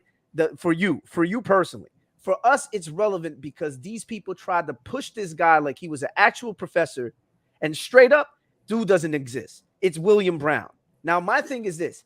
If Will Brown was pretending to be a professor, that has no bearing on you, that has no bearing on your ethnicity, that has no bearing on the truth that you claim that you're pushing. It has nothing to do with you or anything like that. All it has Just to do like the with pews, they ain't got nothing to do with nothing. Yeah, it got to do with the pews, and it has to do with the fact that these guys were being dishonest. If they were dishonest, Jermaine, I promise you, I'm not lumping you in with them. I promise you, I'm not lumping you in with them. Listen, please, Faithful. Like I said in the video, I don't know. What I was responding to was the fact that it seemed to me like Berean was playing like nobody can find anybody named Richard Katz. That's how I approached the video. Number two, that's what the whole video was about. Okay. So my whole point wasn't that I found Richard Katz. And I said that like 3, 4, 5 times in the video. 5 times exactly. I don't know if this is the real Richard Katz or not, but I was able to find a guy that named Richard Katz that is a linguist. Okay, all right. Hold on. So it doesn't, and in my mind, you know, just like we got Abu and we got other people out here that are amateur at what they doing, that you know, Richard Katz his focus might be in Gothic language, but that doesn't mean, and I think the school is actually a Jewish school or something like that he teaches at. So obviously the dude's a Jew. So yeah, but the thing. But hold up. So in my mind, Jermaine, the dude's a linguist. He's a Jew. It could have been him. No, we heard you. We heard like what I you said, Jermaine. I don't even know if all the stuff that you guys are showing is real or not real. No, Jermaine, hold on a second. Either way. Respectfully, hear me out for a second. I understand what you're saying. We understood clearly what you were attempting to present in the video. Our response to the video, if you could, Brother Brian, after you play his video, because this 16 minutes, like it's just that one portion on Katz. The whole video, I don't believe, is on Richard Katz. Correct, Jermaine? The whole 16 minutes was not just on. Richard Katz. No, it is. The whole 16 minutes was questioning Berean and this fugazi and the finesse and all of that, and what's really the finesse. But I'm starting to see the finesse of the whole picture now. Please tell us what it is, because you sure. Please tell us what it is, because you sure thrown off about that Katz. No, why would we? If I'm looking for Mike Jones, a rapper with a big chain, why would I? You know how many Mike Jones is on the internet? We didn't find the Mike Jones. The point is you came on talking like there wasn't no such person. That was. I'm sorry. Is that the impression I gave y'all? No. That's just how you spoke about me just now. You got on there. We got to calm down. We got to calm it. The plumber said he found him. Hold up. No, the plumber didn't say he found him. The plumber said he found a Richard Katz. But that's Hold up, Berean. To be fair, we said in the video, I just linked the video in the private chat after you play his video. I'm smarter than that. No, hear me out, Berean. After you play his video, you can play our video. I'll give you the timestamp where we responded to this video that you're about to play.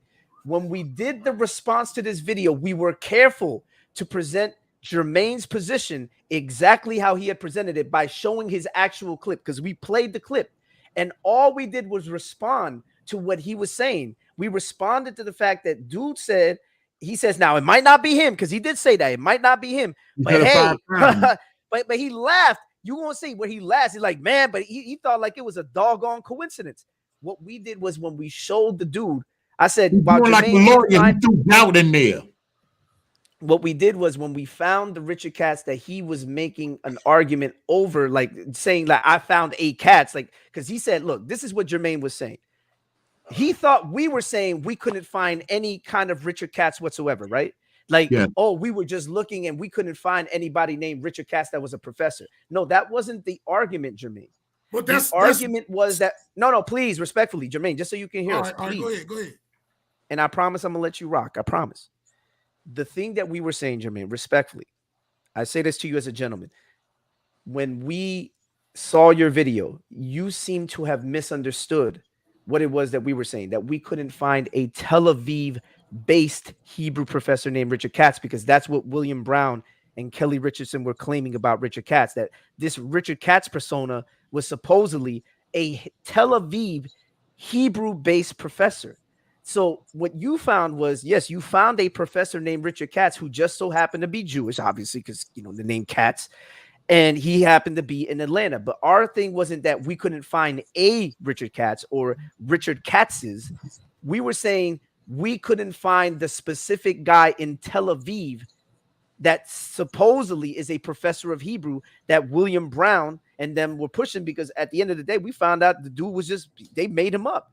Now, as far as you may have assumed that we were saying, oh, we can't find a Katz or anybody by the name of Richard Katz who's a professor. And that wasn't our argument. That was not our argument. All right, go ahead, man. Okay.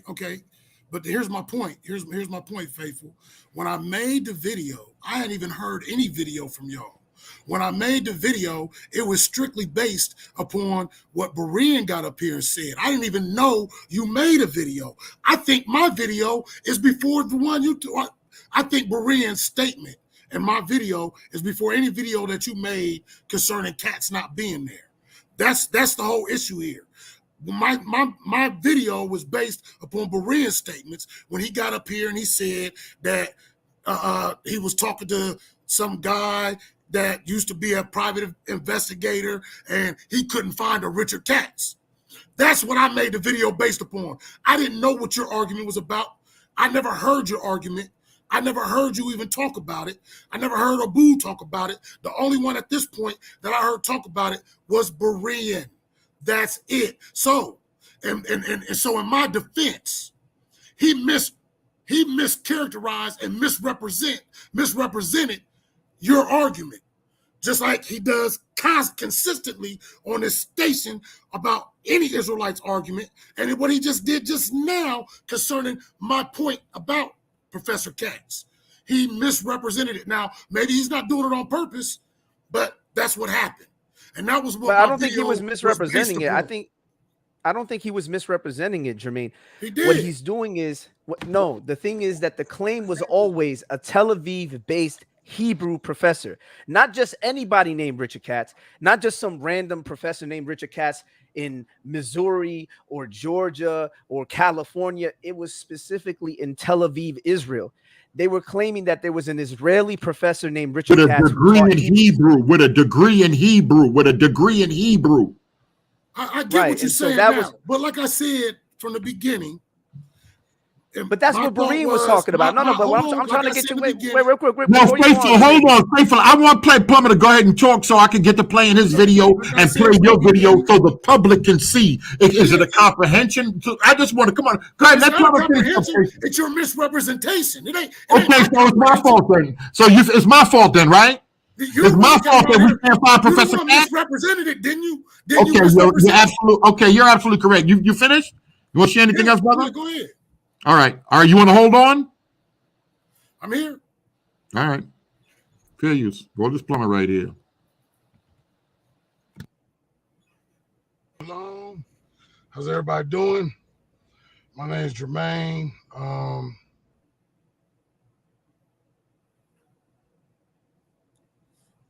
It's muted.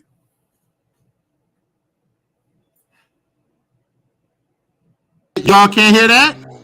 bring Nah, you was muted. You just something. Some biblical understanding to some things. No, I'm mute myself. I'm talking about y'all. Do y'all hear Plumber on the video playing? I play one more time. Things that when I hear. Yeah, you good now.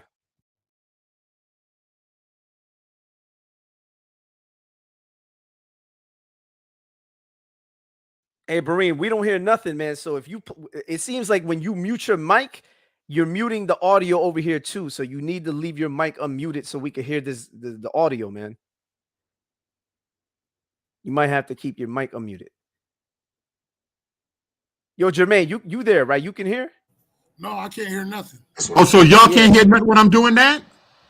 Nah, like you had to keep your mic unmuted, it seems. Okay, all right. I'm up. All right, so let me see. All right, I'm Hey, somebody said, look at the title of the Plumber video. What did it say right there? What's the title of the video? How did I find Richard Katz and y'all can't? Yeah, that's just the title. That's what we were responding to. I did. Did I find Richard Katz? That's what we was responding to. Like it's in the title of watch the video. Don't respond to the title. No, but I'm y'all can't see that the title and everything go hand in hand, y'all. I'm scared, yo. I'm just come on, bro. I'll play the video. Hold on. I got to keep myself unmuted. All right, I'll play the video.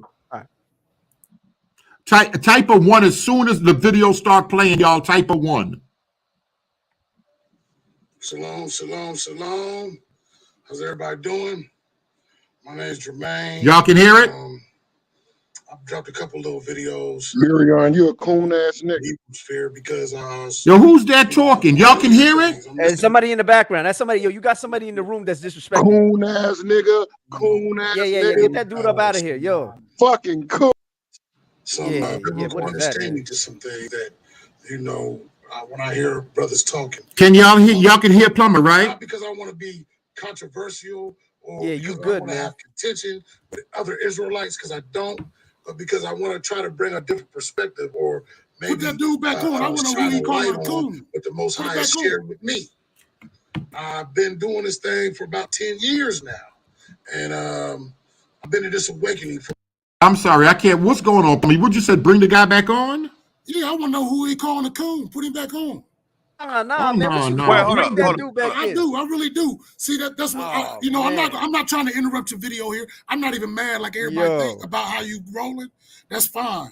I'm just saying don't mischaracterize my words. But I will say this: I bet you, and I put down $5,000. Won't near nobody ever walk up on my face and call me a coon. Not near nobody.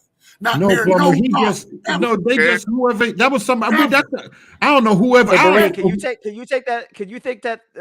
that thing off the screen? Because I want to see who this person is. Because he's gone. I banned him. I put him out. As soon as he said that word, I put him out. Okay. Cool. I don't even think he had camera attention. I banned him. Yeah. I just want to go ahead and play this. But y'all were hearing the video good, right?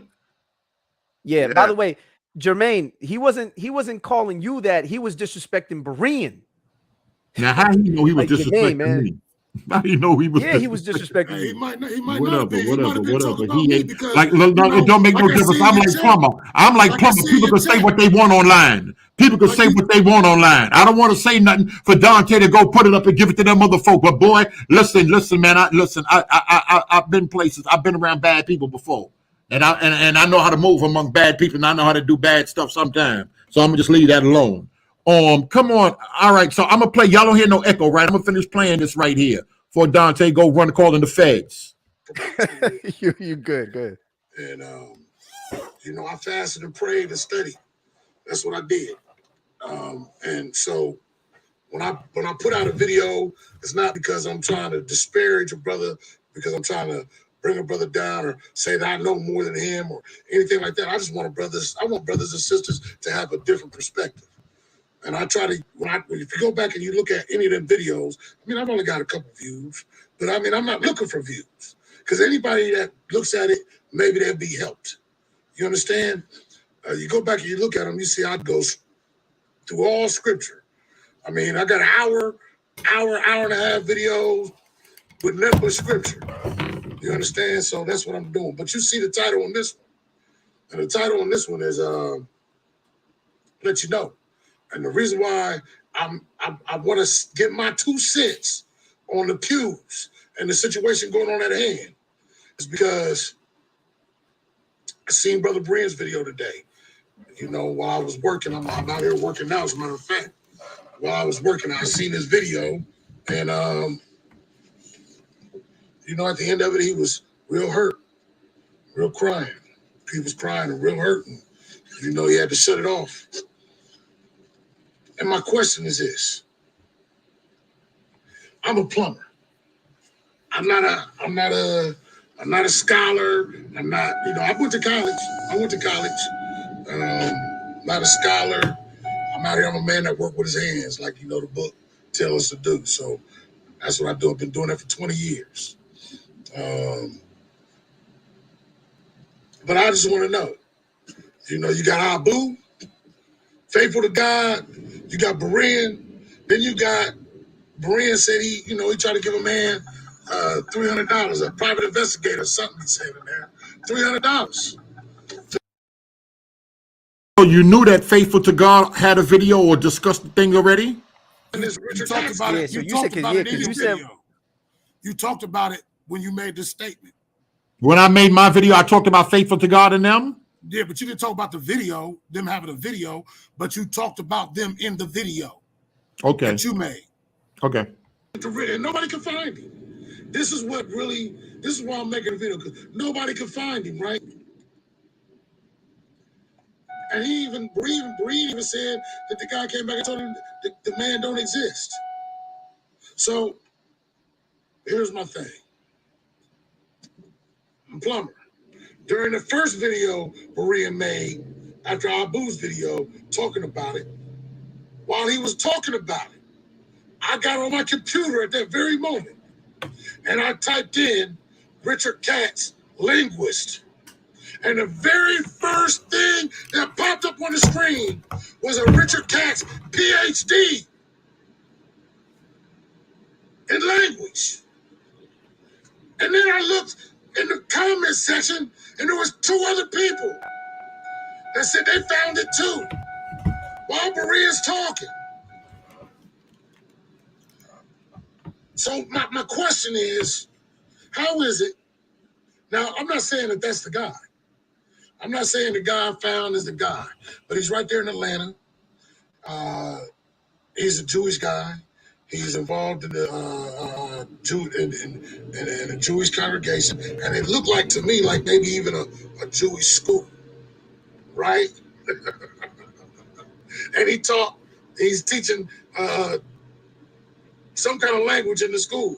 I don't know if it's Hebrew or English or whatever, and he had a PhD.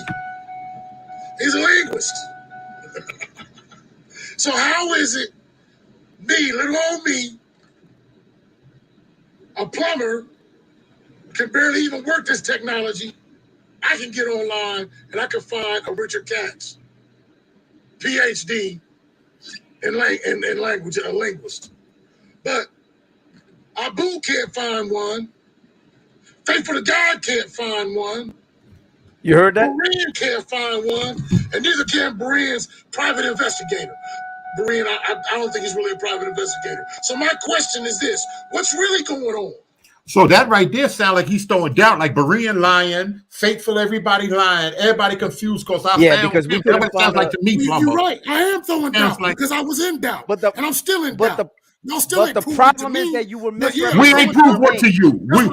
Wait, Berean, I got you the didn't video. prove to Hold me up, Jermaine. Hold on, Jermaine. that Richardson or Brown was lying about anything yet. And Okay. I done listened to Jermaine, all listen your to me. little Hold on. videos about it too. Okay. And I'm Bro, still listen not to me. convinced. Hey, And it's Berean, not because, Berean. hold on, it's not because I'm a gangbanger or I'm riding or I'm a fan. It's not none of that.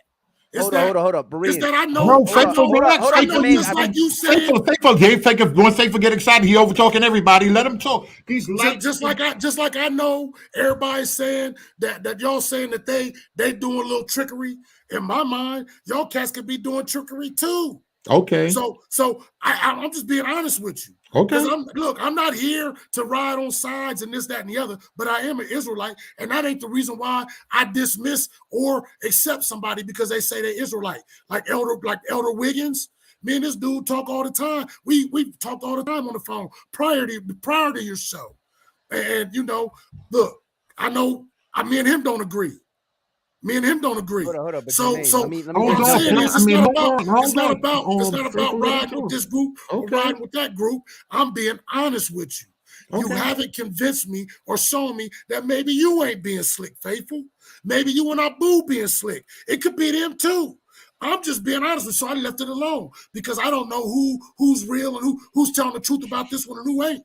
It's that simple. It's that real. But like you heard, all right, I want to play the video. I said I don't know if it's the guy or not, and I was being honest. And I said you said it 5 times. I want to finish playing your video. Where your video? I want to play Faithful's response. Yeah, I got it right here, Berean. All right, good. Let me play a few more. Or you want to say something before I finish?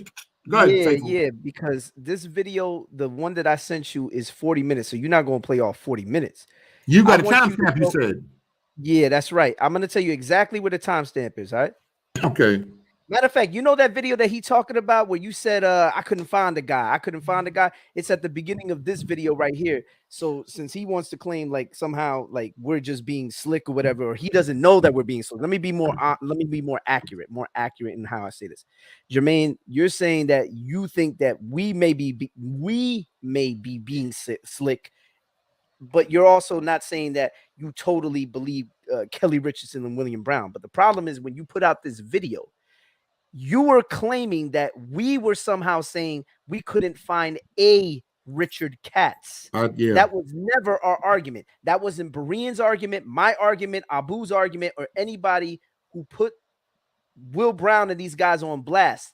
Our argument was we couldn't find a Tel Aviv-based Hebrew professor or linguist, whatever you want to call it, the guy that they were claiming over there in Israel, because if he's in Israel, then we should be looking in Israel and not in Georgia or in Missouri or all these other places. They're claiming that the dude is in Israel. If you go back and watch the original videos they put out, Jermaine, they were saying the dude was in Israel. Do you understand me? So wait. I'll let you rock, Jermaine. Hold up. Okay, go ahead. The problem was that when we responded to this video, when Abu and I did the response to this video, Jermaine, we were only responding to your allegations against us in that you thought we were saying we couldn't find any Richard Katz that was a professor. And it wasn't even just like, no, but the thing was that we were clear. No, please just listen. I'll show you videos before you made this one. I'll show you videos. You didn't see I know you didn't see the videos. Hold up. Just listen. I can show you videos before you did this one that you obviously didn't watch. I know you didn't watch it. You understand what I'm saying? I can show you videos where we said that we could not find a Tel Aviv Hebrew-based linguist. The guy that they were claiming to be called Richard Katz, you couldn't find him anywhere. And the thing is that when it comes to professors, you can easily find a professor online because their whole job is to teach people. Of course, they want to be found so that they can make money, so they can teach people wherever they're teaching at. They want people to buy the course at the university or wherever they teach so they can make money. Right, can I say this real quick? No, wait. You said a lot now. Hold up, Jermaine. I know you said a lot, but I just want to say this. Let me finish because I ain't got that much time. I'm out here. Hold on. I know you ain't got that much time. He said, "Work, Faithful. Let him go. We got time. We're gonna be on it. Let him go, Faithful. You got time. He at work." Yeah, let me say this, brother. Here's part of the reason. I just want to give you the reason why it's hard for me. It was hard, and it still is hard for me to believe that you want to up and up, brother, because of our personal dealings way back long before this on Facebook, and how y'all kicked me out of a group and I ain't even say nothing bad to nobody. And I appealed to you because it was it was your page long time ago. Cherry tried to jump on me about, this is years ago. Cherry tried to jump on me about the Trinity, and you tried to jump about the Trinity, and so I agreed with y'all about the Trinity, and you kicked me off. I never mentioned that. You kicked me off. Hold on. No. And then my second part is, now when we get to Berean, brother Berean, I felt some kind of way because we had our little disagreement in our emails, but you said something to me in my email about why didn't you tell us about the white boy, talking about the guy I killed. Yes. And I never told you that, which made me think, oh, Berean done went and he done checked into my history. He done went and looked me up. So why is he saying that now other than you need, hey, other than you need to watch yourself, I'll put you out on the wall. That's why the next time I came on your show, I told everybody, because it's part of my testimony for real. And I'm ashamed of the fact that I killed somebody, but I'm not ashamed, if you understand what I'm saying. I do. When I see this kind of movement, it seems dishonest to me. Okay. So I'm already looking at y'all with a funny eye because I ain't never coming at nobody like that. That's how y'all came at me. On two I different got you. No. Now you see now, hold on, but do you see now he giving background why he feel a certain way? No. Go ahead. All right, I respect that. I understand. So that's why it's hard for me to look at your stuff, Faithful, and say you being honest, because y'all played me dishonest in that group, and that's it. Okay, I know. I gotta respect. I can't do nothing but respect that. Yeah, let me respond to that, Berean. I want to play the videos, Faithful. I'm gonna apologize. Yeah, but he's saying a lot. He's throwing. No, he's trying to apologize right now. Just like I apologize to He's throwing the allegations. I gotta defend myself. Oh, Father man. God, this is the problem with Faithful. You let it go. He's trying to apologize. At least he's an Israelite trying to apologize. This is the first one we got here. Let him apologize. Wait, Jermaine, are you apologizing, Jermaine? Brother? Just like I apologized to Berean about the little words we had. Yes. You understand? I apologize, also.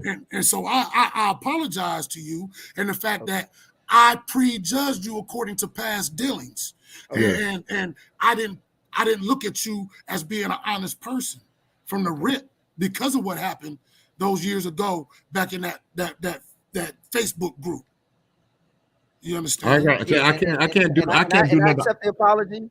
And I want to say to you, Jermaine, I wasn't trying to disrespect you in this room. Even when I said the plumber, the reason I had mentioned that is because we're talking about Richard Katz, and there was a whole lot of stuff that happened. But since you're apologizing, I accept the apology. And listen, as far as that thing that happened back then, I promise you, bro, it was the rules, because we have rules in vocab's form. You're talking about vocab's form.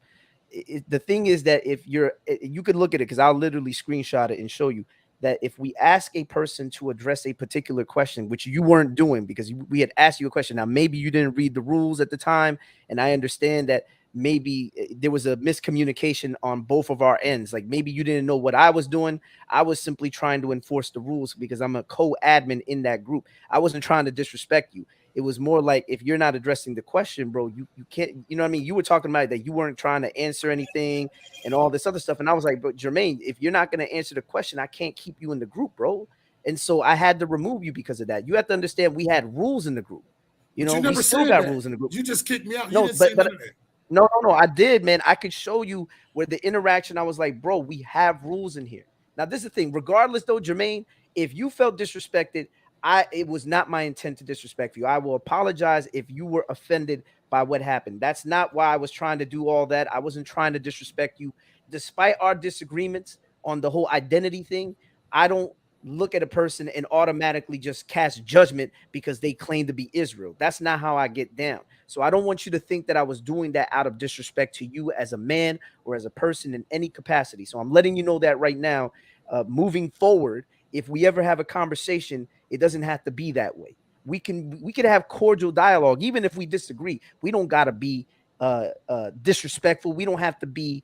We can be gentlemen. So I accept your apology. I hope you accept my apology, and let's just move forward. All right. Yeah, and I want to make sure that I apologize publicly too, because I brought the white boy up, and like I said, I got that from didn't come from you, and that was wrong also. People already know I like Plumber. I want to have Plumber on the panel, no matter they feel you Judaized or whatever. But I just like you. I just like you, and I'm sorry for doing that. I'm wrong for doing that. I'm gonna try to apologize to more people. Also, if I've done wrong, I definitely don't want to offend nobody, and I really consider you. And even like I said, the letter, I don't know if you was at work, but that letter you dropped, even after I wilded out all these people and people hit you, you gave me a long email, and that was you. Peace, man. I'm sorry that I did that. I'm sorry that took place. All right, you got to go. I want to play the rest of this video, so I want to. Too, Berean. Yeah, man. We all trying to work through it, man. I really appreciate you, man. I really appreciate you. Just jump back on or just hit me if you want to jump on. I want to try to get to the rest of this video. I know you got to work. I know you got to. You're busy or whatever. But just let me know.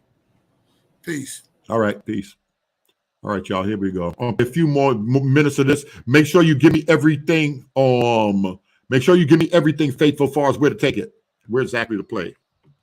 Yeah, definitely. No, I mean, at that point, I mean, he apologized, but if anybody wants to. Yeah.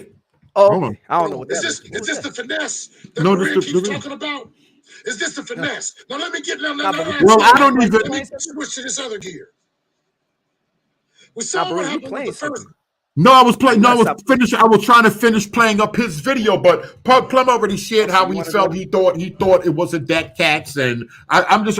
We could just get Okay. to your that other video. I don't see it. Where Boo at? I thought you said he was. It's right here. I got you. Where Abu at? You funny. Shout No, I out to thought he Abu. All right, was. hold on a second. No, he didn't answer. Oh, I No, thought no, he I had got. come back on. Yeah, he was in here. He had come in here. He was in Oh, here okay, earlier okay. when he had to drop out. So this is the video. I'm gonna give you the timestamp. So you want to go to Faithful to God channel. 3446. Okay, hold on. Yeah, no, it's right there. It's right there in the private chat. I got it. You just go to That's what I'm saying. 34. I'm going straight to 40. I'm going straight to where? 34 minutes and 46 seconds in. 34. All right, 34 minutes, 46 seconds. All right, let me see.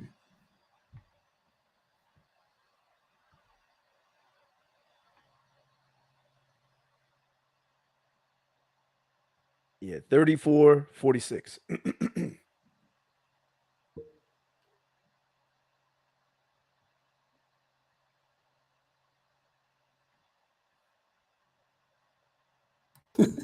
Now, I know Dante wants to say that he wasn't taking a position on the subject, but, insinuating that Berean might be in on some sort of conspiracy is pretty strong language. We hear it, but you echoing. And then Dante shared. Oh, now I'm making it so when it's playing like now I gotta mute my now I gotta mute myself. Go ahead, see the echo now. This video. So let's look at a salient clip from that video, which Dante felt was interesting enough to share.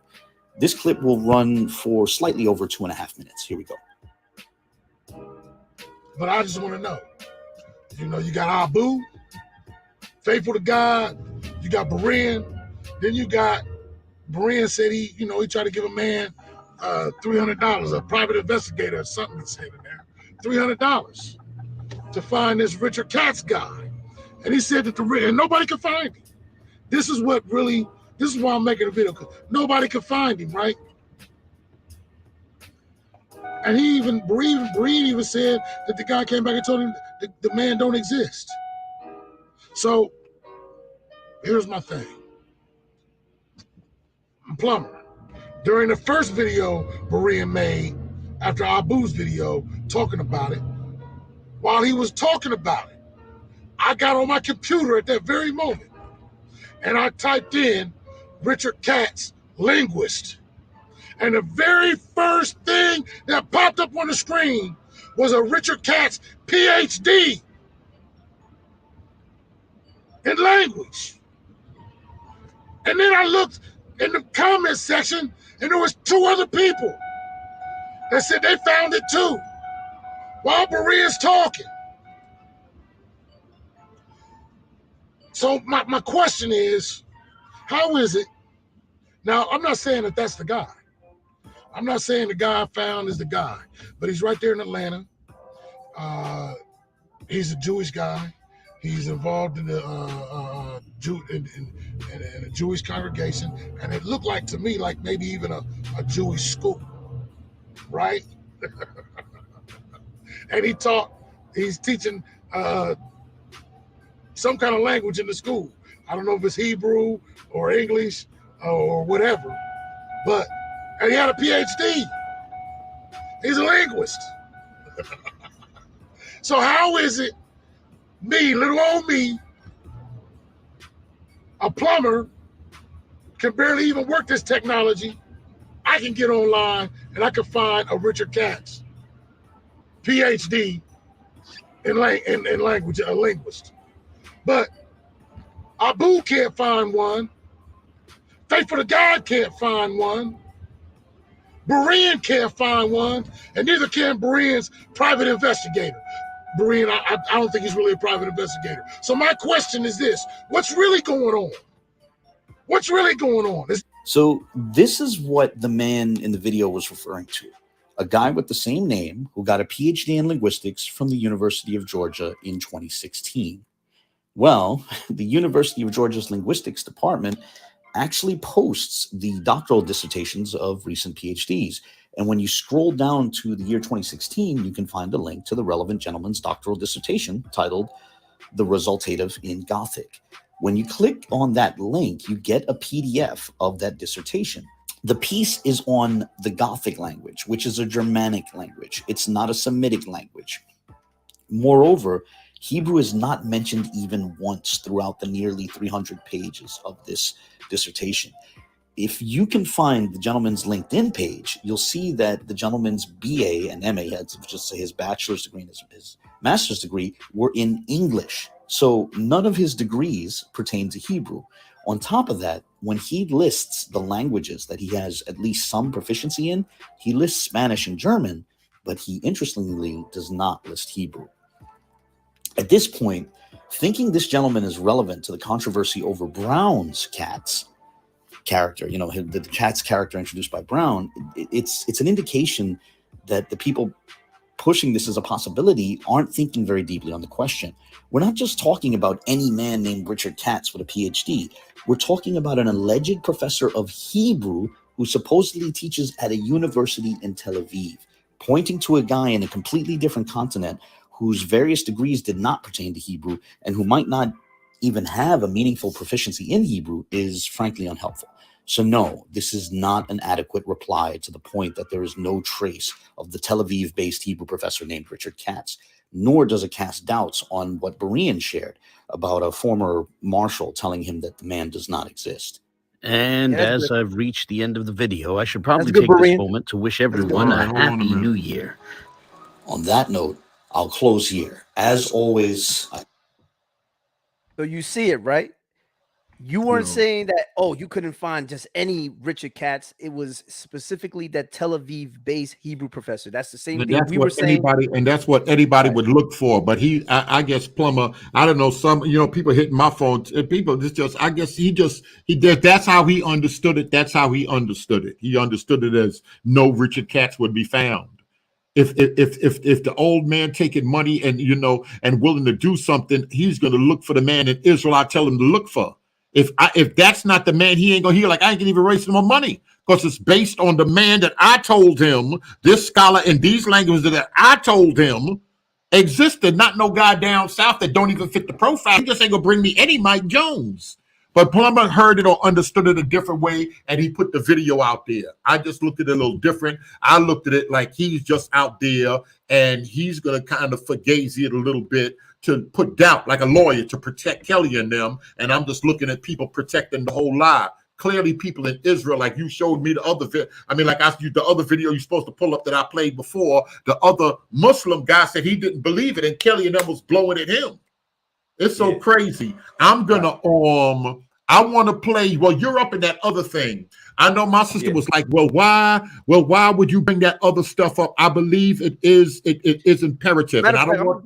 I'm gonna get Abu in here because Abu really knows a lot about the whole Issachar incident that took place, man. All right, go ahead. Go ahead. Work on that. Whilst you doing that, I'm gonna pull some of this stuff up right here. I got one for you right here. I got one for you. No, I ain't talking about the slides. I ain't talking about the slides. We're gonna get to the slides.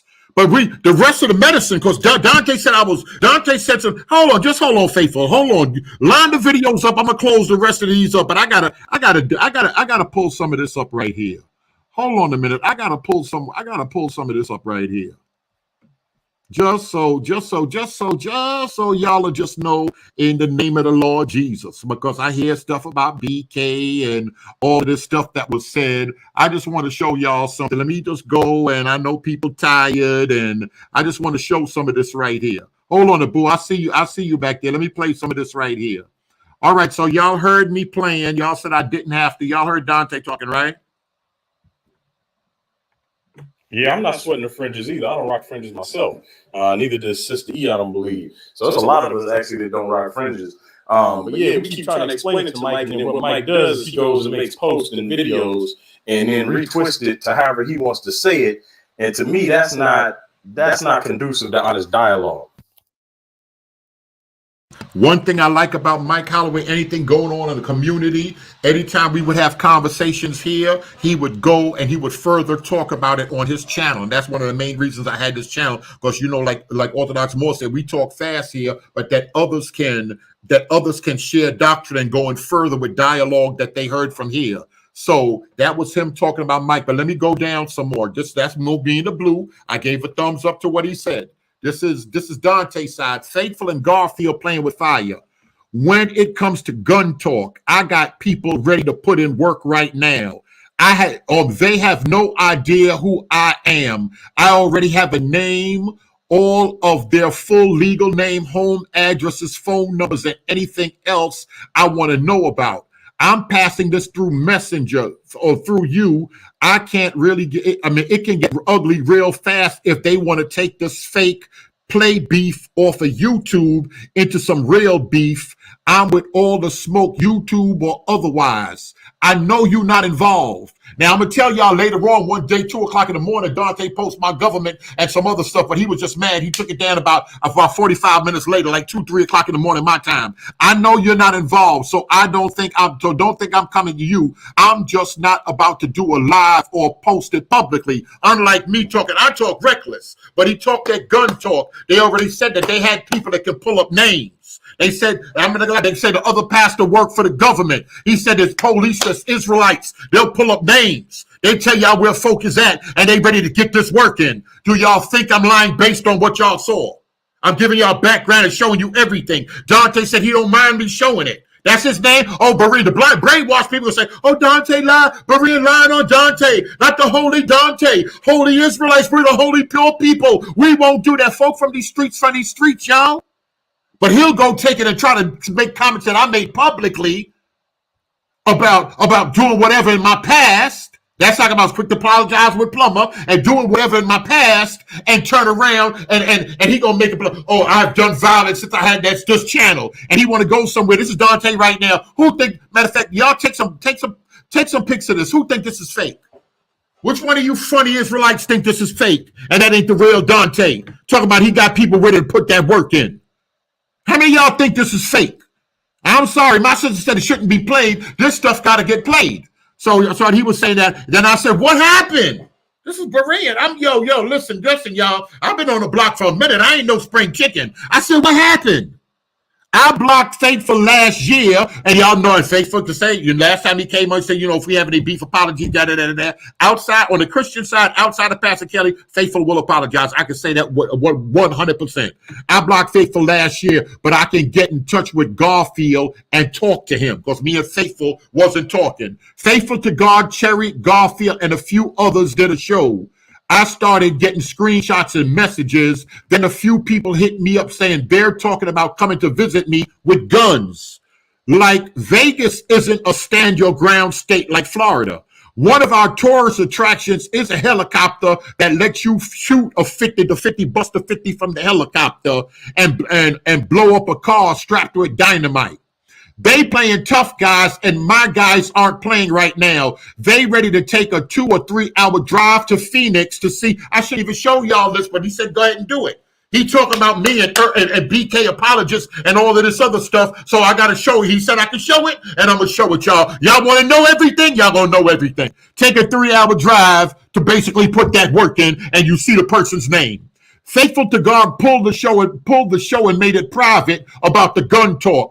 Garfield and Cherry was on the show too. I'm asking. I don't know what's what. Garfield and Cherry was talking at that hammer time. I don't know. Yep, all whining about Israelites in general, but me specifically. All right, let me stop there. And bring my guest back on. I'm gonna stop right there, just so y'all can think, just so y'all won't think it's a game. Talking about BK apologists. I'm his informant. Y'all better stop talking stupid to me. Come up in here, Berean. What that dude, whatever his name, Brown is. Berean, just tell me if it's the truth. Just tell me if the truth. I'm protecting Israel. Y'all don't know what I know. And then they talking about the bag. Boy, y'all want to play with me? I'll expose everything. But then the church people gonna say, well, you was wrong because you knew certain stuff. I ain't finna let them hit vocab. I ain't gonna let they know it. They're on the low vocab. Say, yo, you want the show really jumping? Have me on, blah, blah, blah, blah. They don't know. Now y'all gonna find out. This is just behind the scenes thing. That's just some of the. I'm gonna play some more. Oh, bless the Lord. Type of one. Where you blind Israelites at? Type of one if that's not the real Dante. The urban apologist like Pastor Kelly. The urban apologist make me post that pseudo site. The urban apologist took over Dante's, they posted it. That's not my Dante. That's not the real Dante. That's the urban apologist and the Illuminati. Come on, stupid people. Stop being stupid. And you know what's crazy about that, though? You know what's crazy about that that whole thing? I'm gonna tell you what he's talking about. Number one, he's a complete liar. Nobody talked about gun talk or any of that other stuff like he's talking about, man. I did a show. It was right after that whole Richard. It was the second Richard Katz video that we did, the one that you just played. We did a whole show where we were basically exposing that this dude, like, because he was talking about false flagging videos. Yes. He was trying to flag down people's videos. So my thing was, first of all, I was like, this dude is playing funny, right? Like, if you really feel that you have the truth, why are you going to false flag people's videos down? So what I said was, if you're going to do that kind of thing, like I said, you're doing it because you're dealing with Christians. But I said, I guarantee you, though, if a lot of us, not saying anything like trying to talk tough, but I was just like, if this was the world and, this was back in the days, if you were doing the kind of things that you're doing, moving funny like that and disrespecting people, somebody back in the day might punch you in the face. None about gun talk. It was just like, it was GP, general principle. You know about that, Breen. You're from Queens. You know how it is. You're from Queens, right, brother Breen? You from Queens? No. I live in Brooklyn, but I lived in Queens later on, but I was born and raised in Brooklyn. Right. Yeah, so my thing was, it was just GP. Like, you from New York. You already know how it is. You're going to deal with GP. So if somebody come at you the wrong way, back in the day, I'm not talking about us as Christians now. I'm talking back when you was running the streets doing, I'm getting ready to block Thunder. I love the organist. I'm getting ready to block Thunder.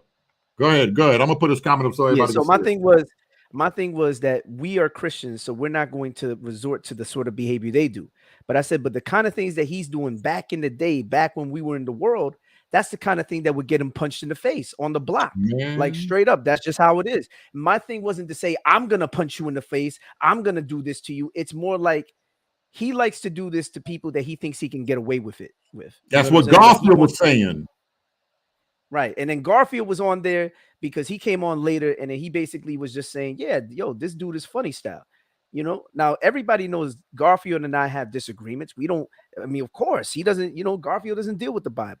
But my thing was, even on that point, we saw a point of agreement because this dude is acting this way with everybody. It's not just with us. It's also with like dudes that claim remember the dude, Jonathan Smalls. Dante was. I remember. Shout out to him. I ain't seen him in a minute. Yeah. And Jonathan Smalls claims to be Israel. He claims to be Israel. He said throw the whole movement in the garbage. He ill with it. He said throw the whole movement. But Faithful, look at the screen. She talking to you. That's a bunch of lies because this Dante right hand right here. This is one of his wrenches right here. Yeah, that's a complete lie because if Jay Jax would have actually seen the live stream where they saying you took that down. No. That's a bunch of nonsense about that I said something about gun talk. I never said anything about gun talk. Anybody that knows me knows that I don't play with that. I don't go playing games talking about gun talk and all that. I said back in the day, I said the way that he is acting, he does this with us because we're Christians and we turn the other cheek and all that. But if this was back in the day, just off of GP on the way, like if he did what he's doing to us to somebody else, they would have just rocked them in the face. She said she's heard it. She's saying she heard you say. Tell her to pull receipts. Then where are the receipts? Pull receipts. Heard that, man. It's receipt time now. Receipts, then you DuckTales. All you saying is DuckTales. Then come up on here, pull your receipts. No, you bear the burden of proof. I was in that live stream, so you come up on here and you bear the burden of proof and demonstrate it. If you can't demonstrate it, then you're just DuckTales. That's all it is. DuckTales. Point blank. Matter of fact, I'll find the video. Let me find it, see if I can find the video. It's not on my channel anymore. I took it down. When I took the video down, it wasn't because, I was afraid or anything. It was just because it was one of those kind of videos where, like, for example, the Holy Spirit sometimes will tell you to take down a video. He was talking about flagging our videos, And I was like, yo, if he's going to flag our videos, then all of us are going to flag their channels and their videos. Brothers and sisters told me, brother, don't do that. That looks wrong. It's like we're going railing for railing. So what I did was I listened to the advice of my brothers and sisters and I took the video down. The fact of the matter is that J-Jax doesn't know what they talking about because they, first of all, if they were in the live chat, they would remember. Matter of fact, watch this. I'm going to put them on blast. J-Jax, I want you to tell me the chronology of what you saw. Since you claim that you saw everything and you knew when it supposedly that I said this gun talk, at what point in the video did I say anything about gun talk? Give the exact timestamp. Tell us who was in the room. And we'll pull the people in the room who were there and we'll show that you are a liar. Now, I want you to go ahead right now and tell us exactly who was in the room, what was being talked about. Matter of fact, I know exactly what happened. I can tell you the chronology. First and foremost, Brother Berean, I began the room going back and forth with that dude, Judah Natsara. You know who Judah Natsara is, right? No, maybe by face. He's one of the Torah only cats. He deals with just the Torah. He's a Hebrew Israelite. He's crazy. Okay. He came on there talking wild, reckless, disrespecting Christ, disrespecting the New Testament. I talked to him first. Check this out.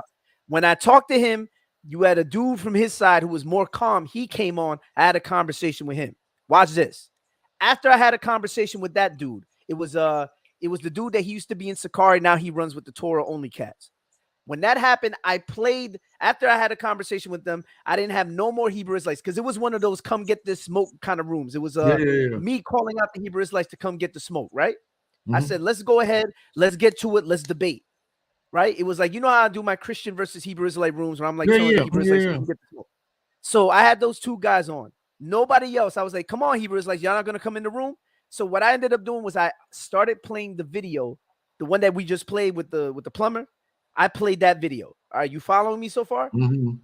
I let that whole video rock. After that video rocked, I was like, yo, any Hebrew Israelites going to come on? Sister Cherry jumps on, and Sister Cherry's like, Brother Faithful, you need to see this. This dude, Dante, is talking about false flagging videos. That's when I got livid. I was like, yo, what is this dude's problem? This dude is crazy, da-da-da-da. I started saying to everybody, you know what? If if even one of our videos get flagged, we're taking all of their channels down. We're flagging all of their channels. You know, I started saying that. I was livid. I was angry because I was like, yo, this is like the height of disrespect. In the midst of that, I was saying, you know, the kind of things that Dante is doing back, he wants to do this to us because we're Christians and we turn the other cheek. But if this would have been back in the day off of GP, the kind of things that he's doing would have gotten him rocked in the face. That's what I said. I never said, oh, we will bust guns. None of that dumb stuff, man. You know, that's how I know that this woman doesn't know what she's talking about. Yeah, the Spider-Man gun. Yeah.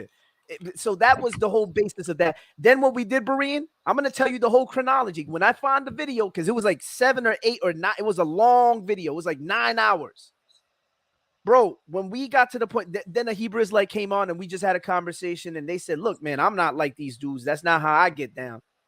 We had him, Sister Cherry, it was myself. Then later Garfield comes on and I think 93 and someone else came on.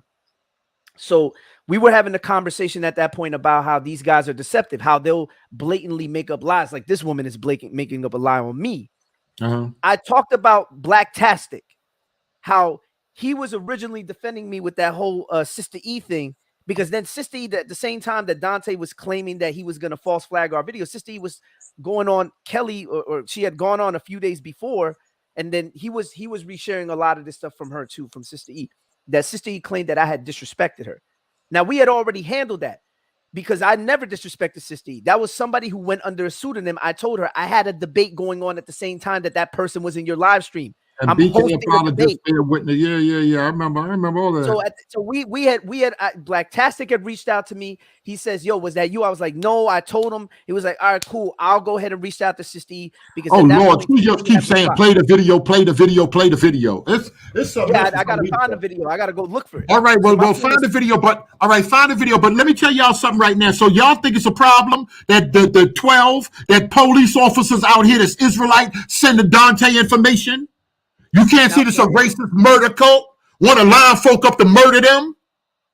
Yeah, let me go ahead and find this video. Berean, I'm gonna tell you like this video. I'm gonna play some more of this. Y'all think it's nice. Dante, they said Dante, I didn't even watch the video, but people blowing at me. Then you got people on here asking me, tell the truth, Berean. Tell the truth, Berean. If Dante got some other stuff that I'm missing, please pull it up because I do remember I'm gonna have to go find that video now and all of this mess. But it's most of y'all in here. Hold on, most of y'all in here, a lot of y'all in here was around when Nefer was on that live when all of this stuff went down. Nobody's saying that, so I got to go digging up. I got to go bringing this now. All our personal side business coming up. Our personal talk and all of this got to come up now. This is crazy. But do y'all think it's a problem? Israelite officers giving out people when they don't like what's going their way? Imagine, and this other dude worked for the government. Imagine what these liars are doing. Maybe they did influence that church to change that, what you call it. We got to keep it. Listen, I fear for my life. I don't know. People hitting me. I don't know what it is. That's probably 12 hitting me. That's probably 12 hitting me. Then what I'm gonna do? I'm gonna get paranoid and bring that thing out with that thing on it. Oh man, that thing! I told you, I gotta pray. Crazy. You know why Jay Jackson's doing that? I'm gonna tell you guys the logical fallacy that she's committing right now, or he or she. I don't know if that's a he or she. The logical fallacy they're committing is called the red herring. When you have pointed out something salient like this right here, what she's trying to do is move the conversation in a different direction. Now, she blatantly lied. She's bearing false witness because I never said I'm going to go and pull out a gun. That's not even my style. You know me, Berean. You know how I get down. One thing I don't do is threaten people with gun talk. No. That's a no. That's right. Alton, you hearing all of this, Alton? I hope you hear. I know you at work. You hearing all of this? Now, hold on a second. Now, you got your man over there, Mike Baker. He talking real reckless. Tell Mike Baker to jump up on you know Baker said he don't trust. You know Baker don't like you. Yeah, but I'm sorry, Baker. I'm sorry, I didn't mean like that. Yeah, Baker bugged out, man. But no, look, don't worry about don't worry about Baker. Don't think about Baker right now. Cool. We got to be focused. My thing is that what's going on right now is that a lot of these people are supporters of Dante along with you, and they don't like the fact that you're blowing shots at Dante right now. Yes. What they want to do is they want to shift Dante peeps and Dante peeps. I'm not somebody that Dante ain't saved. I ain't gonna say Dante ain't saved. I ain't like y'all. Go ahead. Matter of fact, I'm gonna tell you right now. I'm gonna ignore the chat. They could. Yes, do that. Yes, so we could, cause it's a lot to cover. Yeah, I agree with that. Yeah. You know what? I'm not even gonna entertain the nonsense. When I find the video, it'll be on my channel, and y'all gonna get exposed like y'all typically do, since you guys like to try to misrepresent me. And then you end up getting exposed. You guys always end up getting exposed in the end, because like we did it with the thing with the plumber when he said, you know what he said. Now, respectfully, he apologized. I apologized to him. I like plumbing. I do like plumbing. I had to set the record straight for what it was. But here's the crazy thing. That's how I know these guys are liars, and they are willing to defend the falsehood that guys like Dante promote, because for them, if you expose Dante, somehow they think it exposes their identity claim. Here's the thing. If Dante falls, it has no bearing on who you think you may be. Dante going down. And we said that with the pews. We said that from the beginning. But they want to have everything as a package deal. The pews and they want to have everything as a package. I don't know what it is, but to be in all honesty, Dante in the beginning, Dante wasn't going for that, Professor Katz. He knew that wasn't right and exact, and he didn't want no part of it. I got to be honest. So, we might be beefing now, but I got to keep it 100. I got to keep it 100. He wasn't part of that. He knew that whole thing was shaky. But now later on, whatever happened after they talk and they all band together, but originally Dante wasn't going for that Professor Katz at all. Right. You know what's the crazy thing too? The people who are disrespectful in the live chat are showing that they don't belong to Christ by their behavior. Because the fact of the matter is that I've been honest, I've been transparent. Even when I made my mistake that night talk, even using the example of back in the day, I should have been more humble, and I should have just fell back. Now, what they want to do is they are running with Dante's version, who didn't even watch the doggone thing. And anybody that actually did watch what happened would know good and well that I never threatened Dante with gun violence. That's not even my style. That's not even how I get down. Now, I'll say this.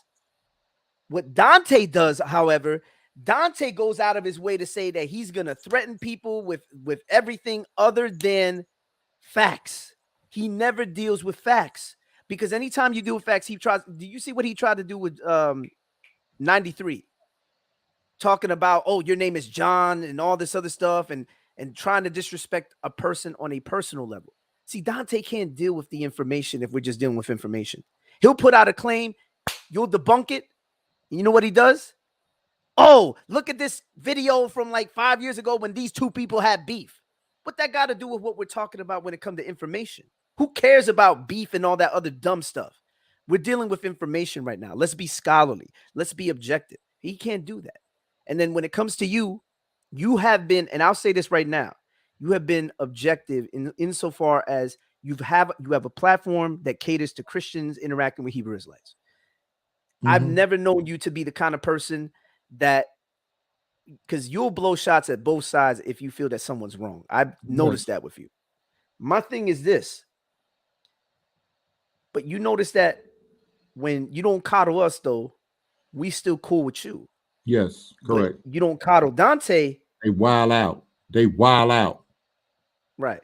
They wild out. I got it. The whole, not just Dante, but all of them. But I do agree. And like I said, Dante, I don't even got no beef with you, but I do agree that when stuff don't go their way, they want to go in another direction. I shouldn't even get into this whole thing, but I think I hit him. Vocab hit me if I didn't. I think I hit him after that other thing came up. He wanna pull a police report with Vocab Malone. He want to pull up some. I can't even say. I don't even want to talk about it. It's just go places that ain't got no business going. Police all up involved in this. He's showing me what the police report saying. It's just ill, y'all. It's just ill. If I could just tell you this, though, Brian, and I'm not trying to disrespect your mans and all that, but I'm not going to say names. I'll just say it generically. You have people in the live chat who claim to belong to Christ, and they don't show it. Their fruit is rotten. A lot of I agree with that. I agree with that. Yes, I'm not going to say names. Most people don't come over here because of the chat. The chat is out of control. I've been trying to control them, but it's just the block. I caused a lot of this. I caused a lot of this. I can't lie. A lot of people don't want to, ministers and stuff. They don't want to come over here. A lot of people, apologists, they don't want to come over here mess around with this chat. It is what it is. Yeah, but I'm gonna just say this though. I'm not gonna go and muddy myself. If these guys want to be worldly, carnal, they can do whatever they want in the live chat. I'm gonna ignore that. Let's just deal with this how it is. Here it is, Berean. I'm just gonna say this because I'm gonna bounce. I don't know. Is Abu in the back? Is he in the back? No, he didn't. He didn't pop back in. But go ahead. So I wanted Abu to come on here because we're just dealing with information and we're dealing with the deception that we feel that the other side has shown. Because Abu, you in here? Hold on. If he come back in, or you gonna leave anyway? Try to see if you could get him back on. I gotta bounce in a little bit. So listen. Okay, here we go. He's talking about all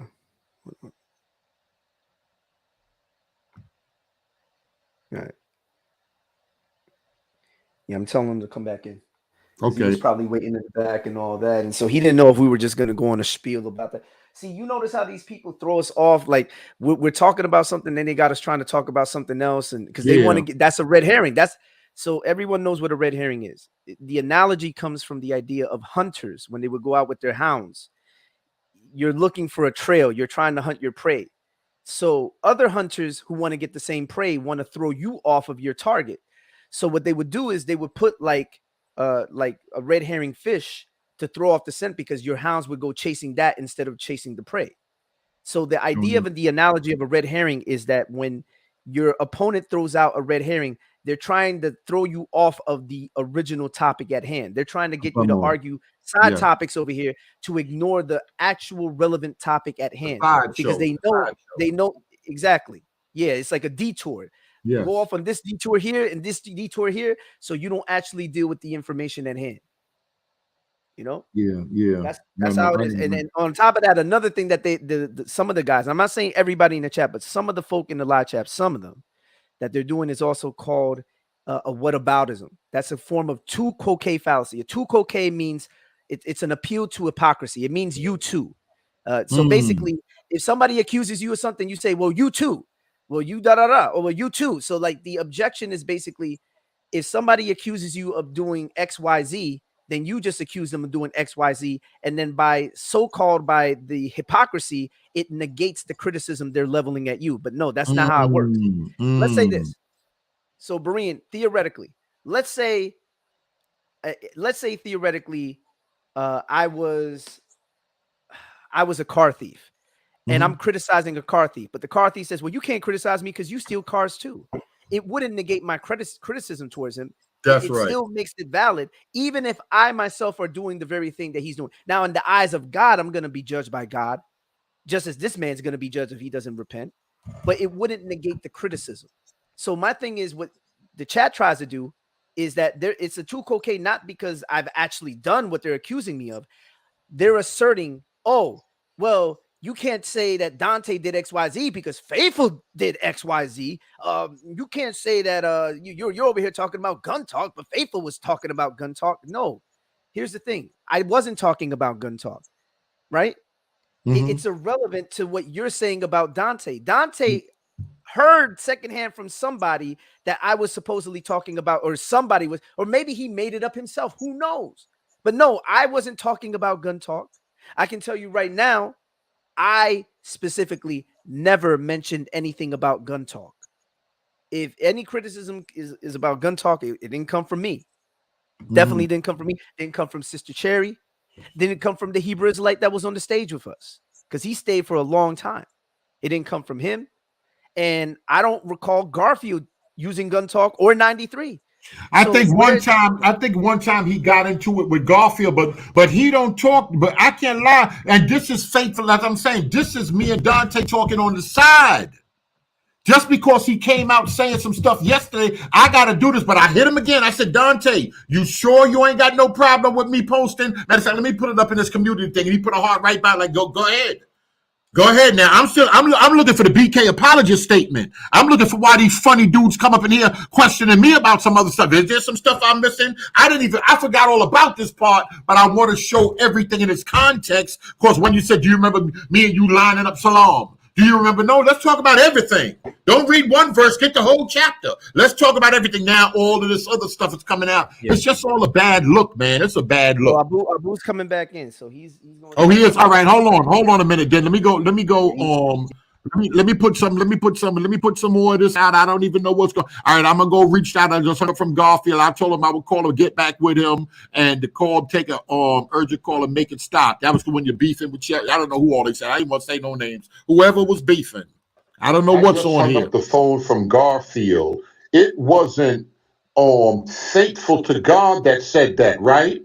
It wasn't faithful to God. It was Garfield that said it last night. He said it was him that said it, and he said they were joking. Somebody might have took it the wrong way and went back and told you. He said, go look at the video. It wasn't faithful. He said I'm gonna have to go down there and visit him. He said it was done in a joking way. And they turned it around. Oh, you go down there, Dante going to shoot you or something to that effect. That's the way you shared it with me. But we're gonna go on in a little while. I took the vocab too. Everybody can see that stuff has been going really, really bad, and willing to make some changes. I'm gonna try to set up this thing so I can send a link out to some different people, and we can just come on here and there, and people can just voice their opinions. And all right, so y'all, so what sound like Berean trying to do? What it sound like Berean trying to do? Let me ask y'all what it sound like Berean trying to do. When they start talking about gunplay and when it start going somewhere else, I'm gonna call Garfield. I don't even talk to Faithful. I've got him blocked. I'm gonna call. I'm gonna try to make the stuff happen. I go around the way not too long ago. Shorty was like, "Man, I'm finna hit that right there." So they know me. I'm an OG. Listen, a G gonna make it happen. I'm like, yo, man, listen. I'm gonna tell you right now. You're gonna, because of Shorty, you finna go murder him for her? Come on, man. Don't even do that. That ain't even worth it. I ain't talking about Jesus. You finna be up in the cell and all of that? Nah, man, that ain't even worth it. It don't make no sense. He said, yo, you know what, OG, man, I'm gonna just let it ride, at least think about it. If you're gonna hit him, I know you're gonna hit him anyway. I can't talk you out of it. But yo, just go back and think about that, man. You gotta think about a lot of us growing up out of here. Plenty of people ain't got no fathers, plenty gunplay in these streets. And he a killer. He know, and he just know folk. And you see your OG, I'm gonna respect you on the strength. I'm not finna blow that hammer today. I'm gonna take some time and think about it like you said. I'm gonna go blow something. He can go smoke with his homeboys in them and think about it later on, talking folk out of murder, talking folk out of gunplay. I get hot and people talk me out of behaving crazy. Let's just say that. I talk publicly with mine because my past, listen, whatever it is, it is. The drugs, the violence, the gun, whatever it is, it is. But like I said, this is private conversations we having, and I'm trying to squash it. Y'all say what y'all want. I'm trying to squash it. He turns around, like I said, he got police showing me. And I forgot who I hit. I don't know if it was vocab or I hit somebody. Was like, yo, this dude's good running around here. They're talking about some mess with vocab, and ain't nobody finna pull up nothing. Talking about some police report and all this other beef. Ain't nobody finna do that because they could get crazy at times. But before I get there, listen, if we are, I got Jesus somewhere. I know them other people said I wasn't saved, but I got Jesus somewhere. If I can try to help a brother and sister, if I can try to reconcile in any way, as much as crazy I be talking, if I can try to reconcile in any type of way, I'm going to do that. I'm not going to try to get people hit, get people embarrassed, pull up other people's records and doing all this foul stuff, getting people lined up, going to conferences. Yo, he going to be over here and all of this stuff. Now looking like you working with 12. I go over here and say, talking about, I hit y'all talking about I'm gonna go blow with them rabbi friends of mine. And you looking like you messing with 12, and 12 giving you people address and pulling up early apologist records and everything. It's looking crazy. Y'all hearing the video and seeing the video. I know the chat and them gonna say Berean foul, but all the people hit me. I ain't hear that video, but mad people hit me with bad stuff. Fair use. Let me see vocab and them. I mean, what you call? No, he ain't come back yet. All right, let me go down with a little bit more. All right, Faithful hit the video. So he was still under the impression, and I amped myself too. He probably amped himself. He said, Faithful hit the video. We know what's up. I'm not playing with these clowns, and neither are my people. What time I'm about to eat? What time I'm about to eat, brother? I told you I'm riding with you, but brother, he didn't like Apostle. He didn't like Apostle. Did some other man. You see how everything is coming up right now. It is what it is. You don't like Apostle Jenkins have killed the vibe of the history lesson.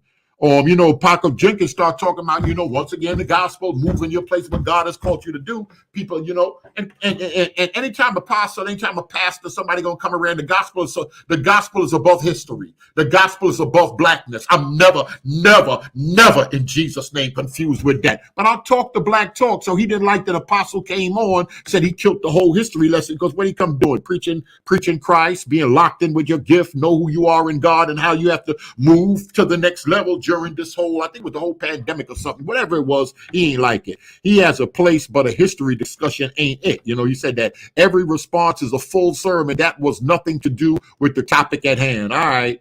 Mike wants to survey me about my personal beliefs on the law. I think this was Holloway. This ain't Faithful. This is Holloway now. I'll go first. All right, let me know what you're Thursday. What time Thursday good for you? 4 p.m. This is East Standard Time, because I'm confused. He down south. He down in the over there. Different timeline. Do you have a service he won't be able to? I think Mike had a service. He won't be able to 8:30. Do you have a service 9 o'clock when the church gets out? We could do it at 9:30. We could do it at 6. That's his time. That's 3 hours for me. All right, the brother, are you ready for tonight? Yeah. StreamYard, I'm sending him the link. That's when we get ready to blow.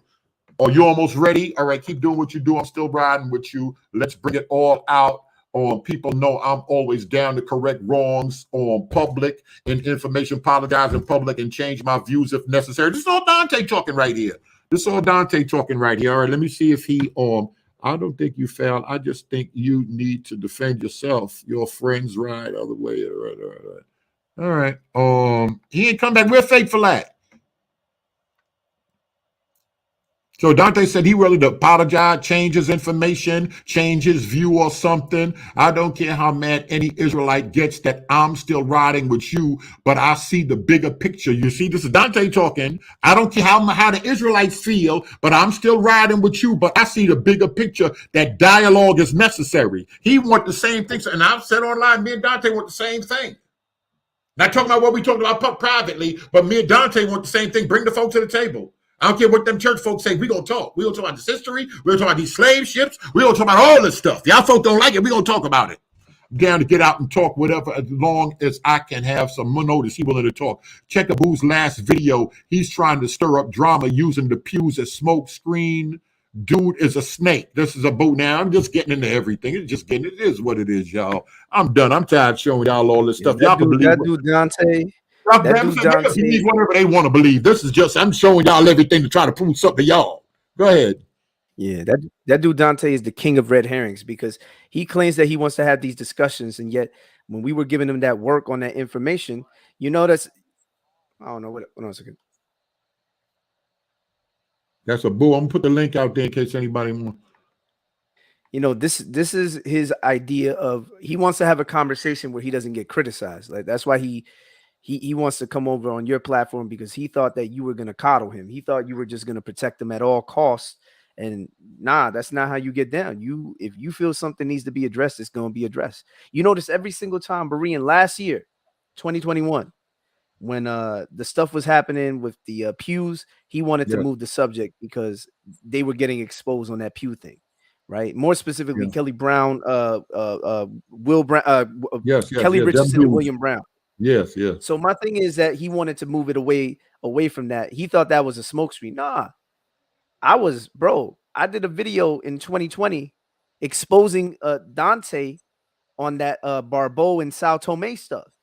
You know, Dante, I saw in earlier in your messages when you were scrolling.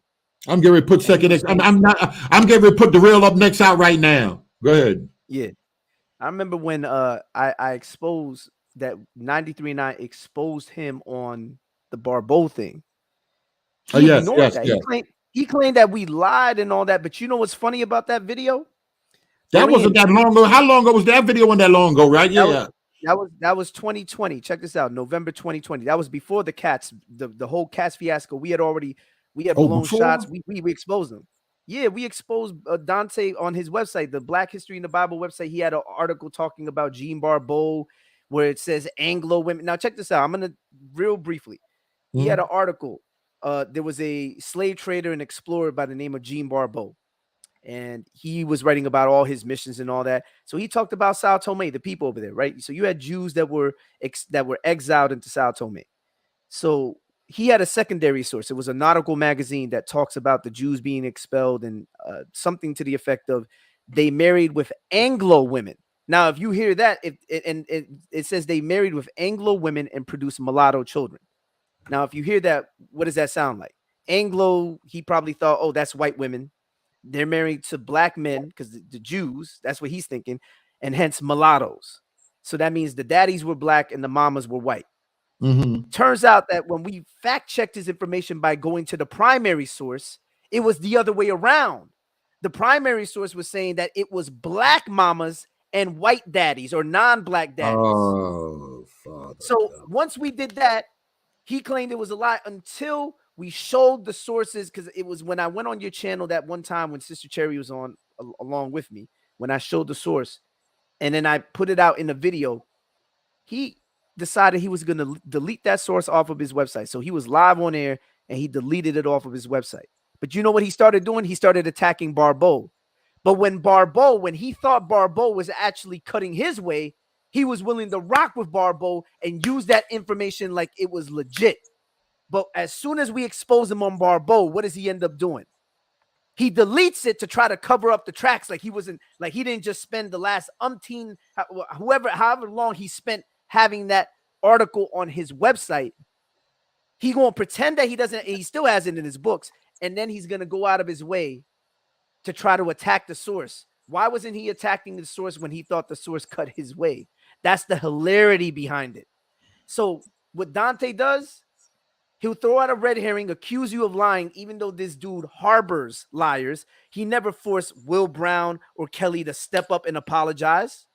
Yet he wants us to apologize for every foolish reason that he I guess because of his lack of comprehension, he thinks that everything is somehow like everybody's against him. He's always right and we're always wrong. He wants everybody to apologize to him, but he never goes out of his way to apologize. At least for me, I can't speak for anyone else. If he apologized to Nefertiti or someone else, that's cool. He never apologized to me for disrespecting me. I think they said he apologized. I can't remember. I think they said on the live over here he apologized to Nefer. If somebody remember that type one, I think they said he did.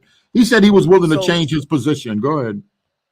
Did he ever apologize to me that day when we were live on air, where I was calling him out? You know, the whole beef that he started with us, specifically me and Cherry, had to do with his assumption of what he thought someone else was saying about him. So, for example, I had a conversation with Teo in 2019. It was in December. It was December 1st, if I'm not mistaken, of 2019. Anyone can go back on Sister Cherry's channel and find her video from December the 1st, 2019. It was a long video. It was like 12 hours. She had one of them long videos. I'm getting ready to break up back in the day. Yeah, I was on there talking. No, it wasn't. That was the day. It was the 29th. That's when it was of or the 29th or the 30th. I forget when it was of November of 2019. The very next day, the 1st of December, he came into our live chat. He had already left a comment on the video, the Teo video. He had talked about, somebody said my name. I'm going to expose y'all. I'm going to tell you what happened, right? The day before when I was talking to Teo had brought up Dante Fortson. And I was like, oh, I don't know who Danny Fortson, because I didn't hear him well. I just heard Fortson. It sounded like Danny. So I was like, oh, I don't know who Danny Fortson is. And it's true. I had no idea who Dante was at the time. You know, he wasn't on my radar. I was primarily focused on the camps, right? He ends up coming the next day because somebody told him I mentioned him. So you see how this little game works where you got people that follow him that will tell him, oh, somebody mentioned you, but they won't give any context. They won't say if I mentioned him in a good way or a bad way. He just takes it as somebody's mentioning me. They must be disrespecting me. And then so he decides he's gonna try to attack us. So he ended up making so I'm like, yo, who is this dude? Who is this dude? I don't know who this dude is. He's in the live chat talking wild, reckless. I do. Yeah, I do remember that. Said when you said with a small channel, something like that, about his channel size or something like that. Yeah, no, the thing was that he came in there talking about, oh, I get these, I do this, I'm this, I'm that. I'm like, bro, I remember. That's why I mentioned his channel size, because he was talking real bold, like he this big dude. And I'm like, yo, at the time I had more subs than him because he's talking about his numbers. He's acting like, yo, whoop-de-woo, I got these numbers. And I was like, wait a minute. I'm like, bro, I got more subs than you do. What are you talking about? It wasn't like I came at him like big homie, like you can't talk to me because I got more subs than you. That's not how it was. It was him talking reckless to me and my responding to him. He was talking about, I've interviewed Michael Heiser, I've done this. I'm like, bro, I've never heard of you. And then I just decided to look at his channel. I'm like, bro, you don't even got that many subs. Like, what are you talking about? So for me, it was one of those, like, he was trying to pull the big homie on us. Like he trying to big homie us. Like he trying to act like he a star, like he a diva or something. He got his diva on in the live chat. So in that moment, I was just pulling his card and I was just telling him straight up, like, what are you talking about? Like, what are you talking about right now, bro? Like, I don't know you. Yeah, Vocab did a video. He put my book, whoop-de-woo. I'm going to come at all of y'all. I'm like, first of all, how are you going to come at somebody for something someone else said about you? Like what Vocab said about you has no bearing on me. I said, why don't you come up in here and we can talk? Let's have a conversation. He wouldn't come in. He never came in. And then he just decided he was going to make a video. He made a video like the next day or something, basically talking about us. And then in his video, Berean, he said, oh, Faithful seems sincere. He's just misdirected. You know, I feel sincerity from Faithful and I just feel anger from Sister Cherry. So his initial thoughts about me were not the kind of thoughts he had. But when he made a video about me, he was still trying to blow shots, talking about we're influenced by white supremacy and all this dumb stuff. He didn't know that I came out of maybe he was beefing, maybe because everybody already had beef with Cherry before they had beef with you. Look at this guy. Look at the screen. Berean, this dude, Faithful, kills all your credibility. Y'all see how these people are, y'all? Dante made a whole video with me talking about all this other stuff. Now, Faith, what makes him kill the credibility? They trying to kill my credibility to Israel anyway. Oh, they all band together. Don't go on Berean no more. And why are they doing that? You talking about credibility being killed? No, they trying to kill it. Dante and them, the Israelites trying to kill it. You and Pastor Lion, Kelly and Brown and them, they trying to kill it. That's who's trying to kill it. Go ahead, Faithful. Yeah, your man Baker, real carnal. He over there talking about getting the ring. Bro, we're dealing with information. This dude over here, Dante, wants to put on a clown show. He got the clown car posse. Not Dante. You're not talking about Dante. You talking about that's somebody else. Dante ain't posting here under his name. He over there talking about we just need to get in the ring and box it out, man. Oh, you talking about Baker? You talking about Baker? Hold on. Try to get in touch with a boo. I want to play some more of this. I'm try to get in touch with a boo again. Unless you got to go. I want to play some more of this. I just want people to listen. Y'all say Berean talking about them dudes over and mentioning who I told y'all. Shout out to him too. And then I'm foul too because he did say something jumped off and we was on the live. Was it the 400-year debate? and Isaiah Robinson, that's the Baptist, he a Baptist pastor down there in Georgia. And he did say, he said, yo, time for us, Father, forgive me, even if I think about that. He said, yo, Berean, time for us, because we was already beefing. He said, time for us to bury the hatchet or something to that effect. And then I went and did that after that. I'm foul too, y'all. I got my carnal on sometime too. I'm sorry, Pastor Isaiah, forgive me, brother. Isaiah Robinson. I'm going to remember the other brother's name when I pull up this video. All right, the bigger picture. I want dialogue. Let me see. Let me make sure y'all see this. Let me make sure y'all see this. All right. Let me see. Want more dialogue because I see the bigger picture. That's him and I talk. Check out Boo's last video. He's stirring the drama up again, using the pews as a smokescreen. Dude is a snake. Yeah, I didn't know they were talking about me in the crafty council video. I missed that video, but if Abu is all about the pews, why is he trying to stir up you and Kelly at all? The video had nothing to do with pews, just like his DNA video with vocab. Abu is moving like a snake. So you think he's concerned with the DNA thing now? I don't know him and vocab had any video. I didn't know him and vocab had any video dealing with the DNA. He's trying to stir the pot. The video he just released had no evidence at all and nothing actually to do anything other than getting you and Kelly to beef. Why would he make a video about back and forth between you and Kelly? It's similar to what vocab did when he jumped on to stir the pot with Mason, Muhammad, me, and Kelly. Whenever you need me to explain anything on my end, I'm down. I'll say this. I told someone to apologize and fall on their sword. He's talking about Bishop Brown and Kelly and them for lying. I told them to fall on their sword and just say, yo, I made up the scholar. Y'all can take it if y'all don't want to believe the context, but this is how he said, yo, I told someone just to forget, fall on the sword. Just say, make whatever, just fall on their sword. And if I piece together that other stuff, let me just keep going because I won't put words in your mouth and then throw thumb. Like I knew he wasn't going, what you call it, we stubborn. Someone asked if I was going on your show tonight. Were you expecting me on tonight? I'm not free tonight. Yes, I usually need some notice. I have some business stuff happening over the next few weeks. I could try to free up a few minutes. Send the link, or did you send an email? Me tell you want to jump on. Need the link. Send me that link because Alton is annoying. I'm sorry, I don't even show y'all all this. It is what it is. Do you plan to address the fact that vocab, G-Con, Cherry, Salam getting caught red-handed lying about Jed Match and also them lying about how to use Jed Match? Seems like they're being overlooked. Major lying doesn't trump 5 UA people getting caught. Pastor Major's lying doesn't trump 5 UA people getting caught. Catching all 5 of them together lying is much bigger than Pastor Major's. They're live now. Nope, they've been lying for months. They were lying on your show. It's also the reason Salam has been working on her PowerPoint for months. She left the Rumble room on Facebook because I exposed all of them as liars. This is why they're going to focus on the pews. They got backed into corners and exposed big time. Salam is never coming on your platform. I told her I plan to expose her lives as soon as she does. She doesn't need 77 slide to explain. They said she just came out of the hospital.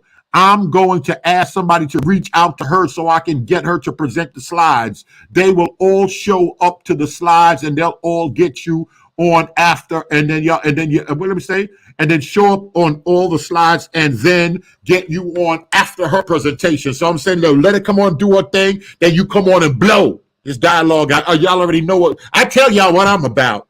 Okay, I'll be surprised if she does. She know what's up. She saw my video I did and that I left in the Rumble room. I also why she started calling DNA ungodly. Goalpost move, narrative change. Just for your information, I sent this to Sister E and tell you. I showed this to y'all right here before. Berean, looking for y'all. I showed y'all this before. Just said I showed only a piece of it. I ain't run through all of our scrolls, but months ago I showed this. Kelly and Majors both need to fall on their swords. I know Kelly wants to protect his cousin, but he is going to drag people down with him. And if we're being honest, we know Major was moving shady prior to this. Kelly called me several times and said as much before all of this went down.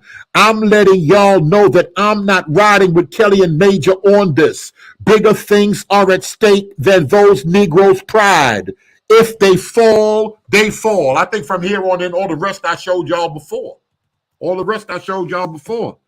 Let me go on back over here. Unless y'all want more. Y'all ain't had enough? Y'all ain't had enough? Where BK apart? Where all that stuff y'all said Berean saying? You people is coming in here questioning.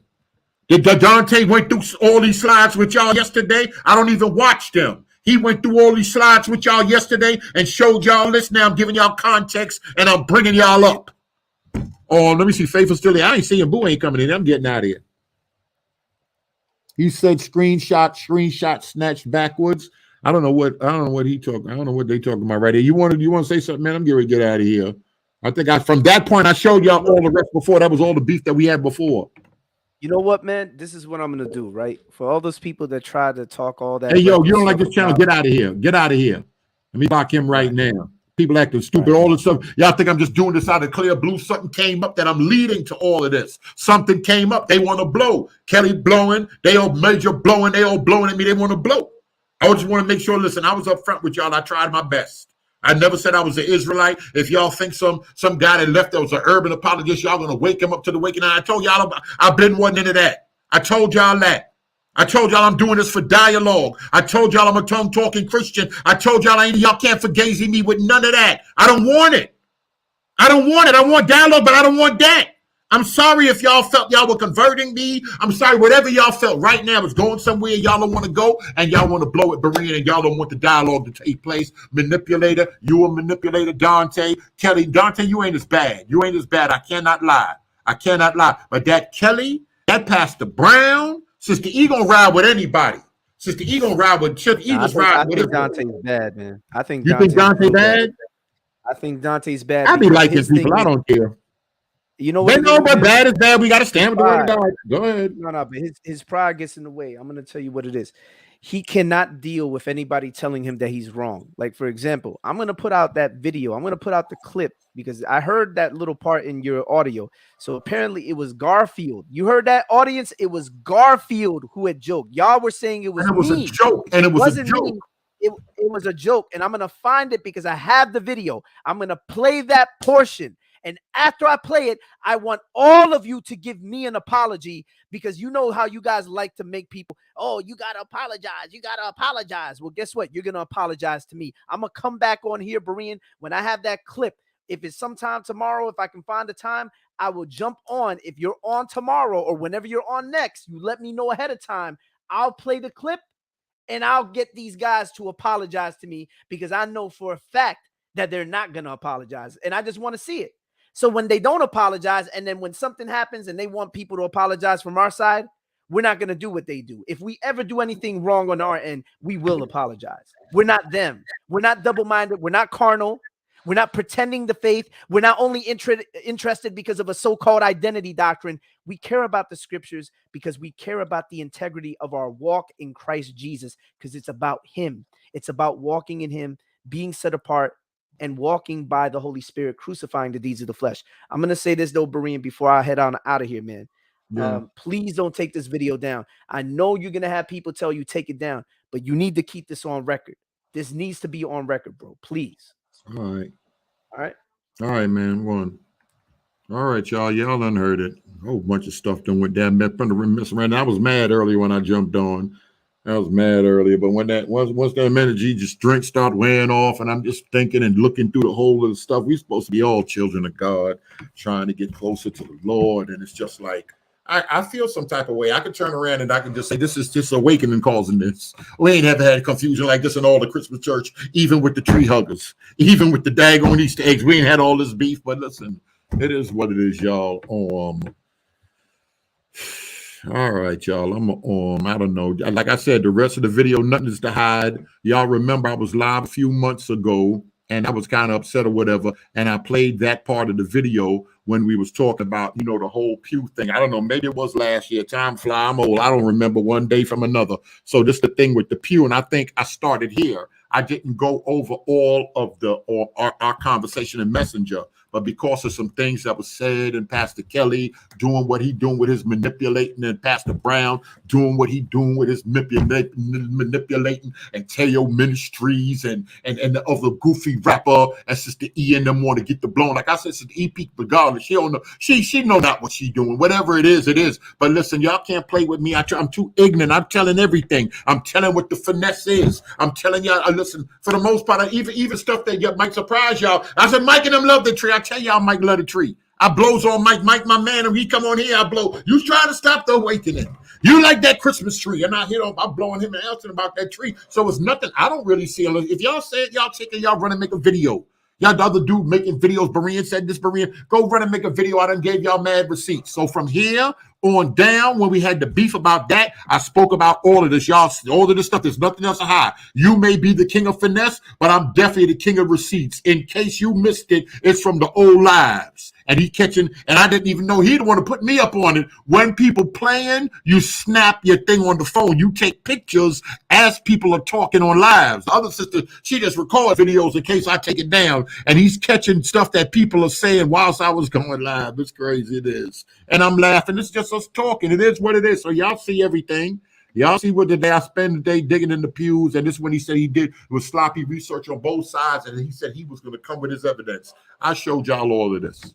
And like I said, the only thing that I really didn't show, at least I hope I didn't, and he said, this is just the pews, back to the pew stuff. Y'all already up on this. The only thing that I didn't really get into, well, I even spoke on that right there. Like I said, he said he get police doing whatever, and then they're trying to just get some old stuff with vocab and all of that, and people private business. That ain't got nothing to do with nothing, and I ain't even dealing with that. Only reason, if we go back to Dante page, and I hit it. If he didn't take that down in this comment section, he was talking about that. And I said, all right, brother, you don't mind. I'm getting ready to play our whole messenger from the time we met. And he just threw a heart emoji. So I'm just thinking he's giving me the green light to go ahead and do it. So y'all see what it is.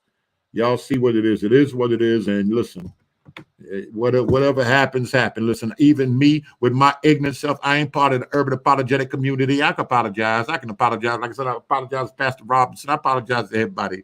I'm ignorant. And I'm sometime up, I'm sometime down, or sometime I fall, sometime I get back up. And a few times I talk crazy and carnal. A few times I do talk crazy and carnal. So forgive me, Israelite community, forgive me. I kind of, maybe myself, Dante, maybe all of us, maybe, I make stuff happen. Maybe all of this is really my fault. If, people had problems with the gospel, I didn't, as somebody that's not an Israelite, I didn't even have no business wanting dialogue so long and so much, especially after the dudes that I was running with was like, yo, we ain't really dealing with them like that. I should have just left the whole thing alone, but I took it upon myself to try to have some dialogue. And maybe I did push it a little bit. Maybe I did amp. And, how come y'all ain't coming to get them that work? And, and I did. And, for that, I'm sorry. For that, forgive me, and it just even, just the ignorant stuff, my mind going back to, what Plummer said. I love you, brother. I'm sorry that I brought that other thing up, and, I shouldn't have done that. But we all got people, and, people just do what they do. So I shouldn't have done that. Like I said, no matter what, we probably ain't gonna never allow Sister E, Pastor Kelly. I ain't got no beef with y'all, man. It ain't that serious. I just wanted to talk. I feel y'all moving some type of way, and I'm being truthful about it. I ain't perfect. Ain't none of us perfect. I know y'all pastors, and I really respect pastors. I respect pastors' job, and I hate to call y'all out and talking about who's fake Israelites and just being so disrespectful. Not to y'all in general, not to y'all, but just the office of a pastor, a biblical pastor. I'm talking about right now. Biblical pastor, you got the hardest job on the planet. You got the greatest job on the planet. So I respect y'all, and been around a lot of pastors, and I just sometimes, because I'm around so many of them, I'm just kind of loose with it, but I got to respect it, especially if I want other people to respect the office of a pastor, somebody in the five that's working to build the kingdom of God, So forgive me for, I don't want to start crying and everything. But I'm just sorry. Try to do my best. And I'm just, I'm just ill with it. I'm just ill. I'm sorry. Sorry about the comment section. The whole thing is just crazy, y'all. It's just crazy. MarineTeacher@gmail.com. Talk to y'all later.